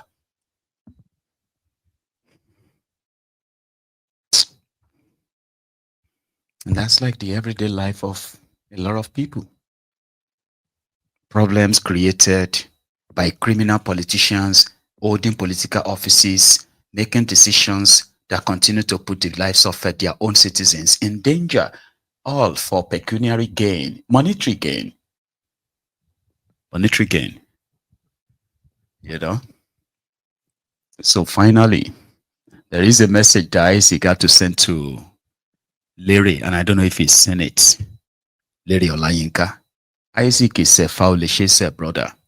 Larry is Faulishe's houseboy, currently serving on loan to Werewike in Abuja. Here is Larry. Sorry, here is Isaac to Larry.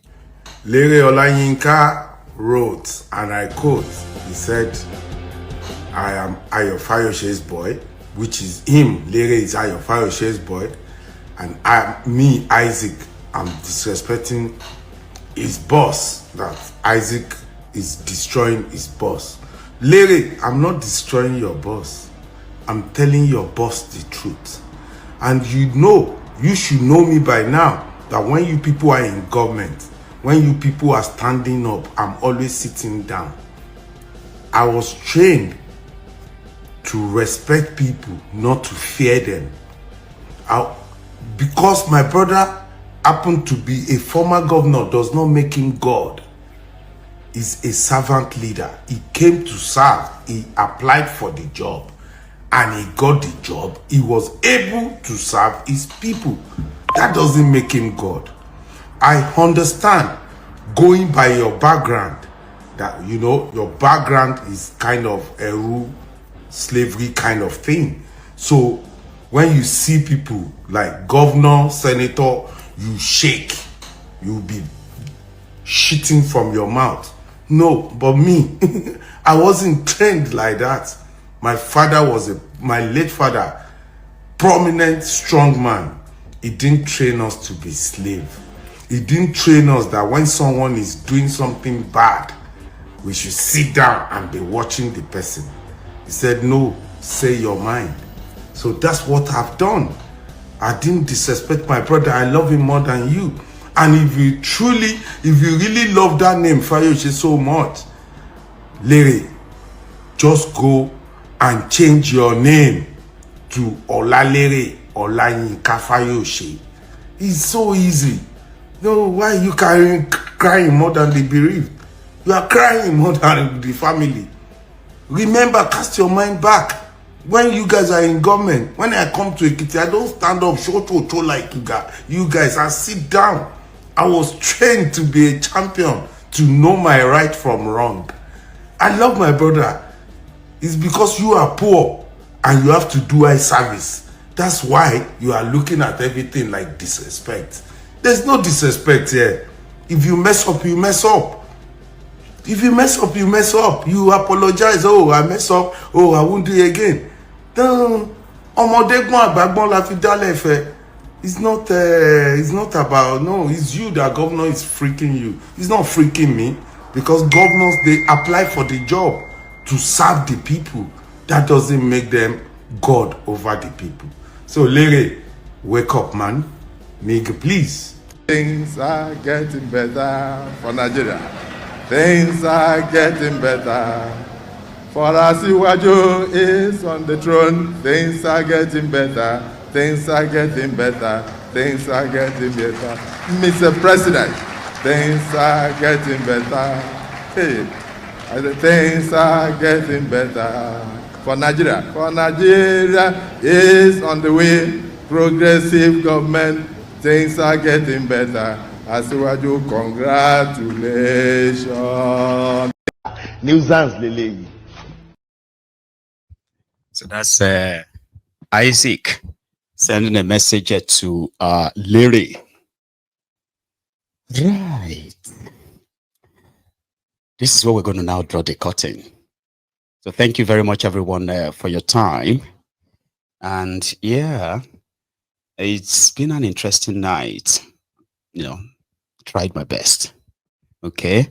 So again, please remember to kind of like, share, and yeah, if you haven't done that already, it will help to bridge this long sort of like YouTube algorithm and nonsense, right? And to the rest of you, the rest of us, those who are asking how, you know, they could reach out and support Mayegun. You know, you've got my buy me a coffee link. I don't know if I put it out there. I'll try and put it there. Now, if you check the description of the broadcast itself, you will see the link to my PayPal as well. You can use that. And if you live in the UK, that you prefer just bank to bank and all that, then. So, good morning to you. A good afternoon to you. And another good evening to you. And welcome back to MAIYEGUN'S Diary, Politico, the Temple of Truth. Tonight, please, after reading the caption of the broadcast, read the description of the broadcast as well. Like it, share it, invite your friends, invite your not so friendly friends, and tell them that MAIYEGUN today, MAIYEGUN is live. So tonight, we are going to be starting with the bazaar announcement made by Kolu's ministers. So yesterday, Tinubu had what they call the fake meeting, federal executive meeting, where some decisions were made, including financial decisions running into trillions of naira.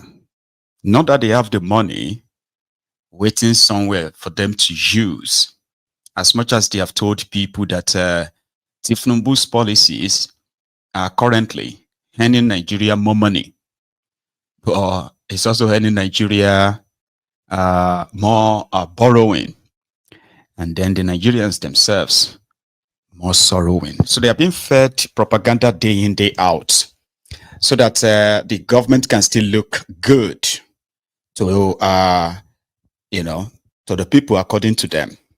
So what happened? after the meeting, after the AFEC meeting, they said they approved, some projects, and of course, what they will cost. So that's what we're going to start looking into this evening. That's what we're going to start from, rather. Even though we have Dani Bulaba, who was also with Shewan Kimbaloye last night. He also made, as usual, like it's like every week, he gets invited to come and spill his nonsense, praise Tinubu, and pretty much, undermine or downplay whatever it is the opposition says they are doing.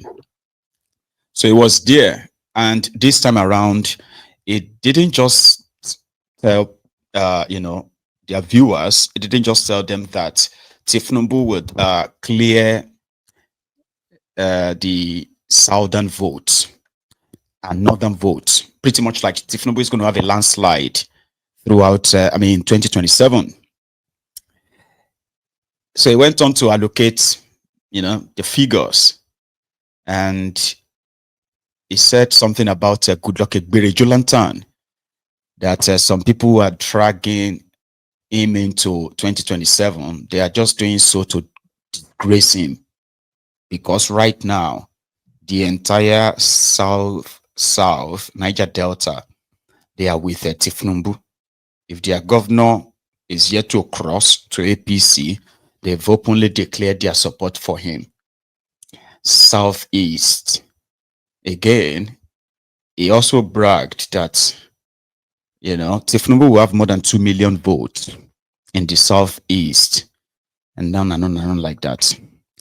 So let's start with the boring part, the announcement of the bazaar, the looting galore. So welcome to MAIYEGUN'S Diary Politico once again, the Temple of Truth. Please, after reading the caption of the broadcast and reading the description of the broadcast as well, kindly remember to like it and then share it to invite everyone that you can invite. The first person is the Minister of Misinformation. I don't even know his name, but you recognize him here, announcing what they call the basic, what they call the approved, borrowing and, contract. We are still coming to which contract to, but first part, Bazala. A presentation to the Federal Executive Council, and it was considered. The following 6 points were taken, and ministers were charged to adhere to them.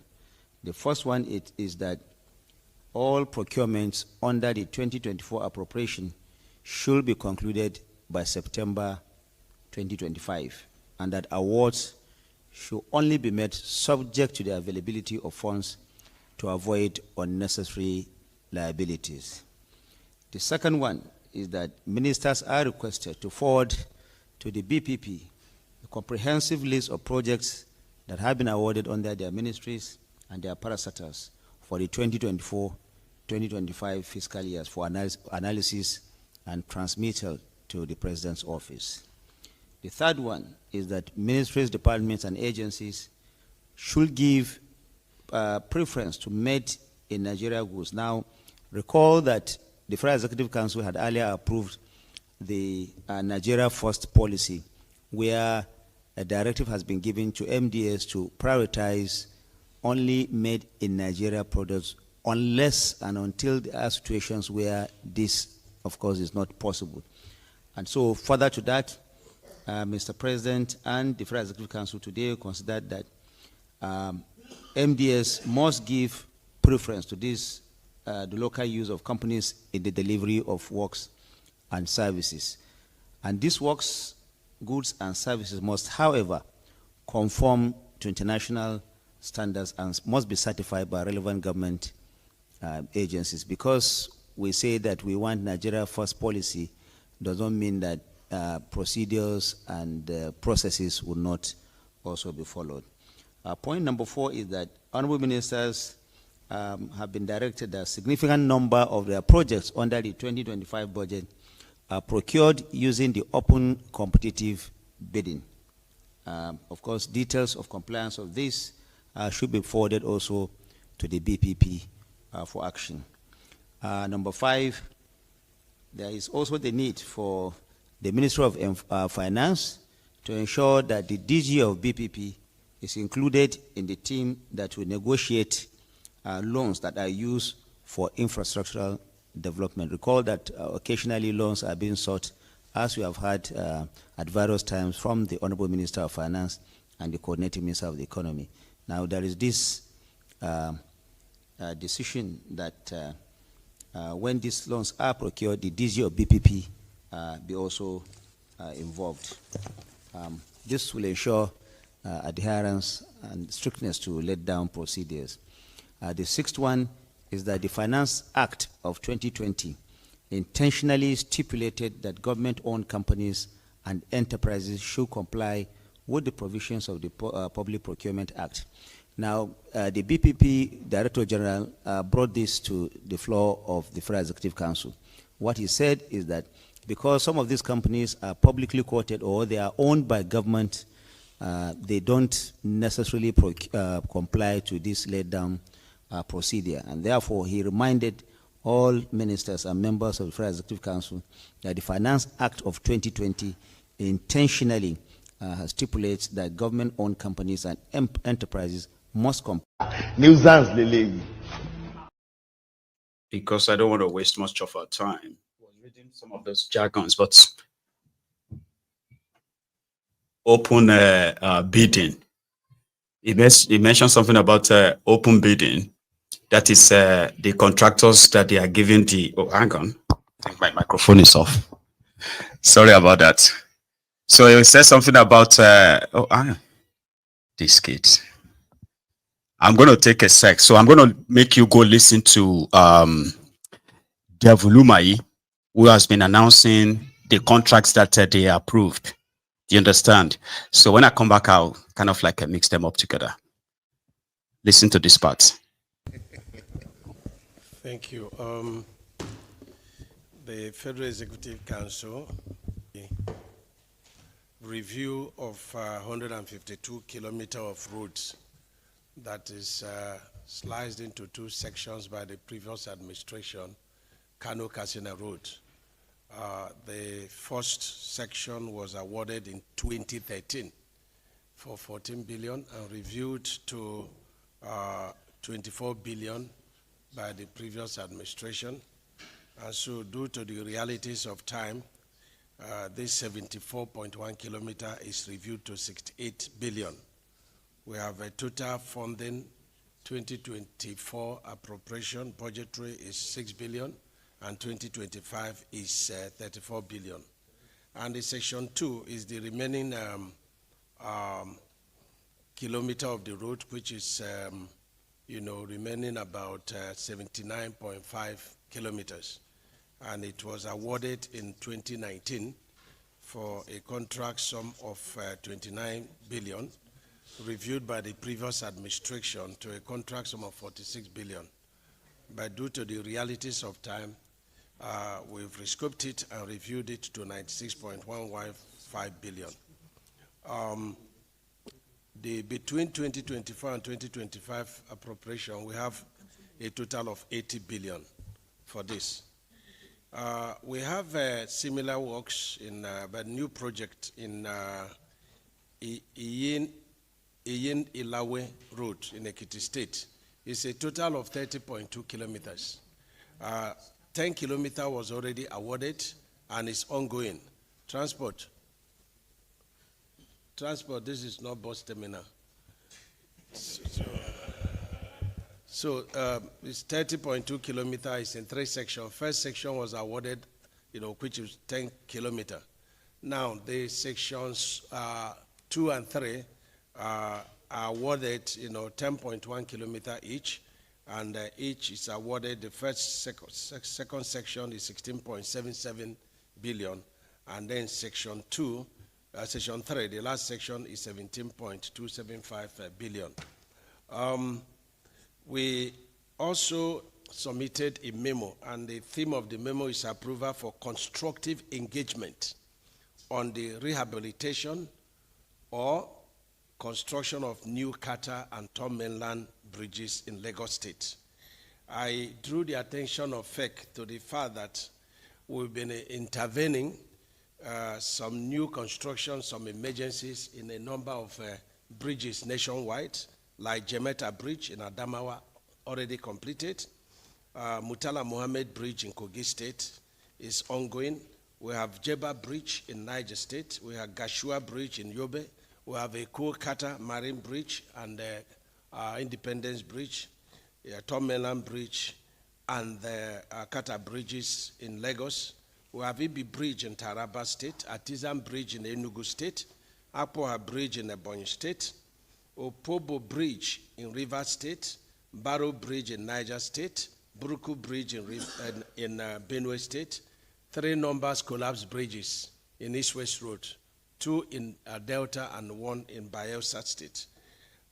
So these are bridges where, but just to mention but a few. Now, what are the issues of Tom Mainland Bridge and Kata Bridge? In 2019, there was a study to find out what is happening, below the water of Kata Bridge and the, Tom Mainland Bridge. And it was discovered that there were a lot of problems because the pipes were installed in the technical terms of skin friction because rock would not be discovered. Skin friction is a method whereby you secure the pipes. And under the aggregation of the pipes, you have the pipe cap. So it was discovered that these pipes, being held by sand, is being washed away due to illegal mining of sand and due to also ocean, currents. And so in 2019, ẹni òfò ni ẹ ṣòfò láyé ẹ tún ṣe lálìkìyàmọ ẹ̀yin rádaràda wọ̀nyí. Lórí burúkú ni o, develuma yìí. It's all those talk. That's the same way we kept, talking all that nonsense, jargons on their coastal road, Lagos Calabar coastal road. Anyway, let me quickly pick on the other one, the first one, who said they had a competitive bidding for all of these contracts. No, they don't. There was never any public announcement about any of their contracts. You can't see it anywhere. There are contracts that, for instance, when they wanted to give this 18 trillion naira Lagos Calabar Road project out, they just came out to announce it just like that. It was already awarded to Shaguri, Tinubu's confidant. And so, many other, all other ongoing contracts under Bokwari that this Devulumai has been kind of like, as their work minister taking over, he has succeeded in not only just cancelling most of the contract, he got them replaced with their own chosen contractors. No public bidding.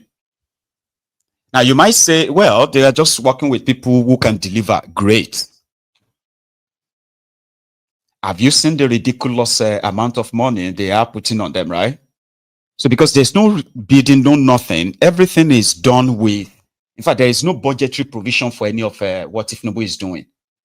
Do you know what they did? Which in itself, I believe is illegal, right? What Tinubu and his gang, what they did was that when Tinubu came in, they set up what they call the Presidential Infrastructural Fund. This is like a wallet created by Kolu for infrastructural development.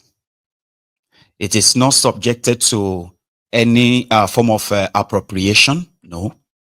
Not subjected to any form of National Assembly oversight, no. It is strictly for Tinubu and Isaku. And what do they do with, Where did they get the fund from? Loans. Loans that most of them are currently being eaten from Nigerians. Books are being doctored. Documents are being faked just to present a different picture to the public. And that is why when you take a look at those who claim to be experts, they just can't really put their head around it. How would according to them, how would the top 1% of the population, the politicians and their friends in the banking sector and what have you, how come they are making so much money? Because according to them, Nigerian stock has grown so much. But the growing of Nigerian stock, according to them, is not based on, revolutionized power sector. Or should I say, an increased manufacturing in the country. That the country is busy now. It's like construction site to every, and you can say, well, the amount of money that has been invested in construction this or construction that or manufacturing this and that, these are real value asset, like real money. But if Tinubu and his gang, they have created their voodoo economy. The voodoo economy where they are in partnership with IMF, World Bank, and so many other lenders who are the ones who are sitting together advising them on their economic policies and how it should be. So when you now look at some of them, you'll be like, how come the whole thing is not trickling down to the people? Because the people are basically not any factor in this other than squeeze them as much as you can. So Tinubu created the fund, which eventually will probably be their own scandal and their end eventually. So it is from that fund that Tinubu went on to go and borrow money for the coastal road. They've succeeded in borrowing over 2.4 trillion naira so far for the coastal road. And similarly, most of every other thing he claims to be doing is also, and when you get to check and say, how much is the kilometer per kilometer of this your road, the substandard stuff you're building, right? They will tell you stories that will possibly make you not to be interested again. So here is another one. In their fake meeting, they said it was in that same fake meeting that they approved nearly 800 billion naira for the renovation of Muritala Mohammed Airport in Lagos. They don't have that money. It is from the same presidential infrastructural fund or something. It is from that money that Otobo Keyamo got the approval of the central bank minister of finance to go ahead and borrow over $500 million for the upgrade of the airport. Who are those who will do the airport? Because before they tell you that this thing is going to cost 1 naira, that simply means that somebody has already done the costing, done the budgeting, everything, and they have already presented a proposal which the government found kind of like good, and they approved it in their fake. So when did people bid for all of this? When did they bid for this? Now, bid about. Gone are the days when you open newspaper and you are going to see different government jobs that they want you to come and bid for. But they don't do that anymore. Nah. So who is getting the contract of the airports? Somebody submitted that contract that they took to their fake and approved to go and get the loan of $500 million for. Now, these same guys sat yesterday and they approved, listen to this, so they approved 3.6 trillion naira for them to do structural adjustment. I've been a structural whatever for Third Mainland Bridge in Lagos. 3.6 trillion. About 3 trillion. God damn it. Anyway, so Devulumayi, who is doing all the costing. Okay. So they also, in Lagos, they also approved another 360 billion naira to build a new Kata bridge. Like, what does that even mean? Because they're like, build new Kata. Is it that they are going to construct a fresh new? Well, Devulumayi had something to say on that. So they are there. So when somebody says, I'm going to build a bridge for you for 360 billion naira, so somebody already bid it for that. And these guys sat in their meeting and they said, oh, that's a very good deal. Oh, let us go and build a bridge for 300 and oh, there is another one too. They are going to go and borrow 200 and something million dollars to invest in improving electricity in some industrial areas. Benkelemes, the guy that just unveiled his new mansion in Ibadan, is the one that announced about, let's say Devulumayi finish first. More will listen to the other part. Ido Bridge, Kata Bridge, and Tom Mainland Bridge at a contract sum of 65 billion. And their job was to, repay all the rusted piers, or in layman's terms, columns, and then look at the pie caps and then treat the pie caps because the rods were exposed and rusting was taking place, very badly. And so in the course of doing this, we also embedded in their contract, let them look at the 2013, underwater investigation and 2019.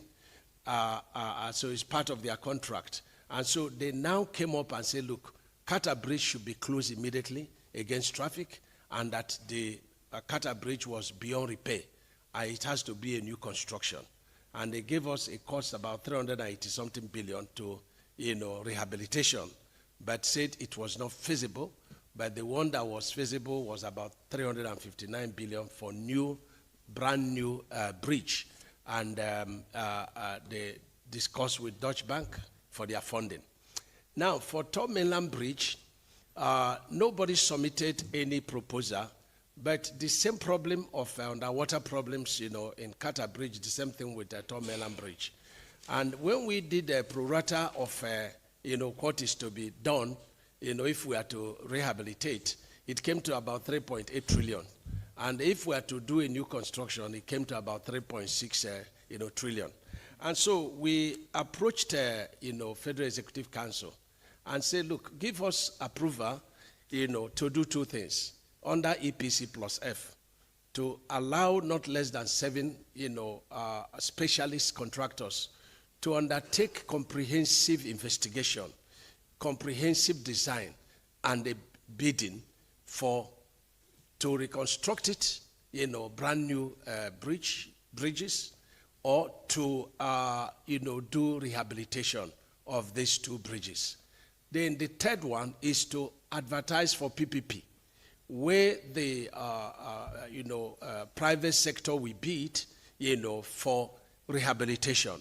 They will bid for rehabilitation. They will bid for, new construction. So these were the 4 approvals that Federal Executive Council gave to us. So we should go ahead under selective, method of procurement to ask for EPC plus F, reconstruction, rehabilitation. Then under PPP, to ask for private sector engagement to do full rehabilitation or do full construction. Let me also say, because we've seen in social media a lot of, especially Arise, they will be showing bridges that are in shocks. And let me say that today, the chairman, and the FEC approved that we should engage in the reconstruction of the Jalingo, bridge in Taraba State. And also, Ido Bridge was totally burned down, and the 3-span is to be removed. It's approved for intervention. You are aware of the Kefi flyover bridge, which is a major, flyover bridge that is bringing workers to, commuters. So it's approved also. You are also aware of the Mokwa Bridge in Niger State, where we lost a lot of people. The president also approved it for, intervention. I saw your, what you circulated in Kogi State, is it between Abuja and Kofi, where a bridge, one carriageway was totally, you are showing the reinforcement of the deck, we've closed that carriageway. The more you look, the less you see. The more you look, the less you see. Devolumai, his own is going to be worse than a Emefiele. I don't know who Tinubu's gang will use his head to break the kola nut, and he will be their fall guy when this whole thing comes to an end. That shameless criminal, Devolumai, chai. You won't even be able to feel sorry for him. And here is the thing. They actually believes that maybe eventually they will get away with all of this. But I don't think they will be able to get away with all of this just like that, without somebody being their fall guy with a wiki or Devolumai. My money will be on Devolumai. All those talks, right, is still back to one thing, right? Running, what do you call it? Running their scam with so much confidence, right? For instance, his explanation about Third Mainland Bridge that will cost, did you hear that part where he was like, he just dropped it in, just like a wound notice? Nobody has bidded for Third Mainland Bridge repair for now, but we used, like an estimate or so to arrive at a figure that if we want to build a new one, what does that even mean? Build a new one. Does that mean that you're going to put this one down and build a new 11-kilometer or 12-kilometer Third Mainland Bridge? Or then we were like, if we were to build a new one, it's going to be like a 3.8 trillion naira. Everybody pay trillion. But we felt like, okay, if we try to fix this one underwater, but the underwater all that nonsense is talking, all those engineering terms to get you confused, like, oh, it must be something serious. So, and this is the bridge they just recently spent over 120 billion. I didn't even add the 64 billion that he mentioned that they were supposed to go and paint the beam, the railings, the rusty part for 64 billion naira to paint railings, not to change the railings, or not to change all the Abby. Okay, maybe to change them too. 64 billion. That means they just recently, in the last 3 years, they have already expended on that same bridge. They have already expended over, nearly 200 billion naira. But they are telling Nigerians that, oh, more, you're all driving on a death trap. That for us to put it together, we are going to need a loan of $2.4 billion, 3.6 trillion naira. Then it drops something else as well. So we're expecting to be a PPP. So PPP is a private-public partnership. That simply means that the government's projects will be constructed and built by private businesses who will then put a toll on it in order to recoup their investments for a certain period of time. Then they hand it over back to the government. Lagos Calabar Expressway was supposed to be a PPP.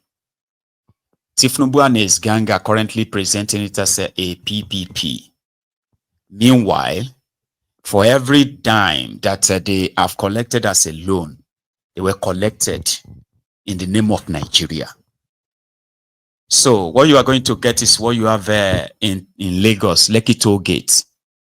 So whereby they use the Lagos State to borrow the money for the construction. They didn't even have to complete it. Now, when they get to a certain kilometers, they put a toll on it, and give it to one of them to be managing it, as if that company built the road, because that's what PPP means. It simply means that if government is going to pay anything at all, government is just going to settle the people who owns the land that the road that the road is going to pass right of way.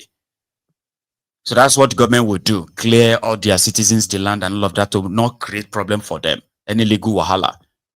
But they will have to bring much of the money to construct the project and collect. But right now, like they did in Lagos, that's what they're about to do now with this federal government, the money that they are borrowing in the name of all Nigerians. Do you get that now? But they have borrowed the money and they handed it over to Shaguri. So once they manage to do maybe 200 kilometers or maybe 300, if they manage to do half, 350 kilometers, they will put like about 4 or 5 tolls on it.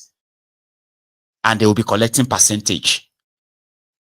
Despite the fact that it is Nigerians that are actually, like, Nigerians that are paying back the debt. But they will still put toll on it. Private companies. Tinubu and his gang, that's how they run things. So Devulumayi is dipping Nigerians into further debt, indebtedness. And hey, sorry. Yewande is around and she's, oh my God, she's extra. And she's also a daddy's girl. Daddy. Anyway. So this is how they run there and that's how they roll. Yeah? And I just want to believe that they probably think, since they got away with it in Lagos, the likes of Devulumayi and others, they are just stooges. They are just like, they're like stooges, and then they are like a pawn. They are those that will eventually take the fall. When Tinubu and his gang would have used every means to legalize this. So you just wake up one day and you realize that legally, na Shaguri own the road. And you have to pay to him. Even if you say, but they borrowed money to pay this thing. Nigeria is paying back the loan. Then I say, so what are you going to do about it? You better enter water. So similarly, in that same gathering, yeah, or in that same briefing, Benkelemes, your Minister of Darkness, yeah, also announced his own approval. They don't approve like 600 billion naira for him to go and invest in power sector to improve electricity around where they have manufacturing sectors in Nigeria. 260 something million. Listen to him. Let me go give my daughter a cuddle. She's been shouting right there next door. I don't want to get mad. I'll be back in a minute, all right? Minister of Darkness. Gentlemen of the press, I say good afternoon to you all. Today at the council meeting, 4 papers were presented by the Federal Ministry of Power with regards to the reform and the development of the transformation of the power sector. And the 4 papers were duly approved. The first paper was a request to the council to approve the resumption and continuation of disbursement of compensation for right of way for the Lagos-Ogun Industrial Hub Transmission Project. The request submitted was approval for the sum of 13 billion naira. The Lagos-Ogun Industrial Hub Transmission Project is being funded through a $238 million development loan from Japanese International Cooperation Agency, JICA. And this project, when completed, will not only improve capacity and credibility of power supply along the industrial axis of Lagos-Ogun, it will also be a good news for industrial development and ensure that industries around that axis enjoy uninterrupted supply that will enable us to achieve the renewed hope agenda of use what we produce and produce what we use by improving local production that will substitute imports. This should be good news for the industrial sector. And the other three papers were actually in respect of approval for procurement of various grades of power transformers to replace the weak and dilapidated ones across the national grid. If this is done, it will not only enhance power supply, but to also relieve overloaded power transformers that is operating across the national grid. And this will also enable us to cope with the increased wheeling capacity of the national grid. The national grid is over 50 years old, and we know that a lot of the power transformers, the cables, they are old, they are weak, so there is the necessity for us to regularly maintain the grid and replace all these old and dilapidated infrastructure for us to have a more stable and effective national grid. The total approvals for these transformers for procurement is $34 million plus an additional 5.2 billion naira. And the number of transformers actually total 14 in number, which includes a 2-number 150 MVA, 330, 132, 33 kV power transformers, and a 5-number 100 MVA, 132, 33 kV power transformers, and 5 numbers 60 MVA, 132, 33 kV power transformers, and lastly 2 numbers of 30 MVA, 132, 33 kV power transformers. Upon procurement of this will actually make the grid to be more efficient, more effective, and will improve power supply to all.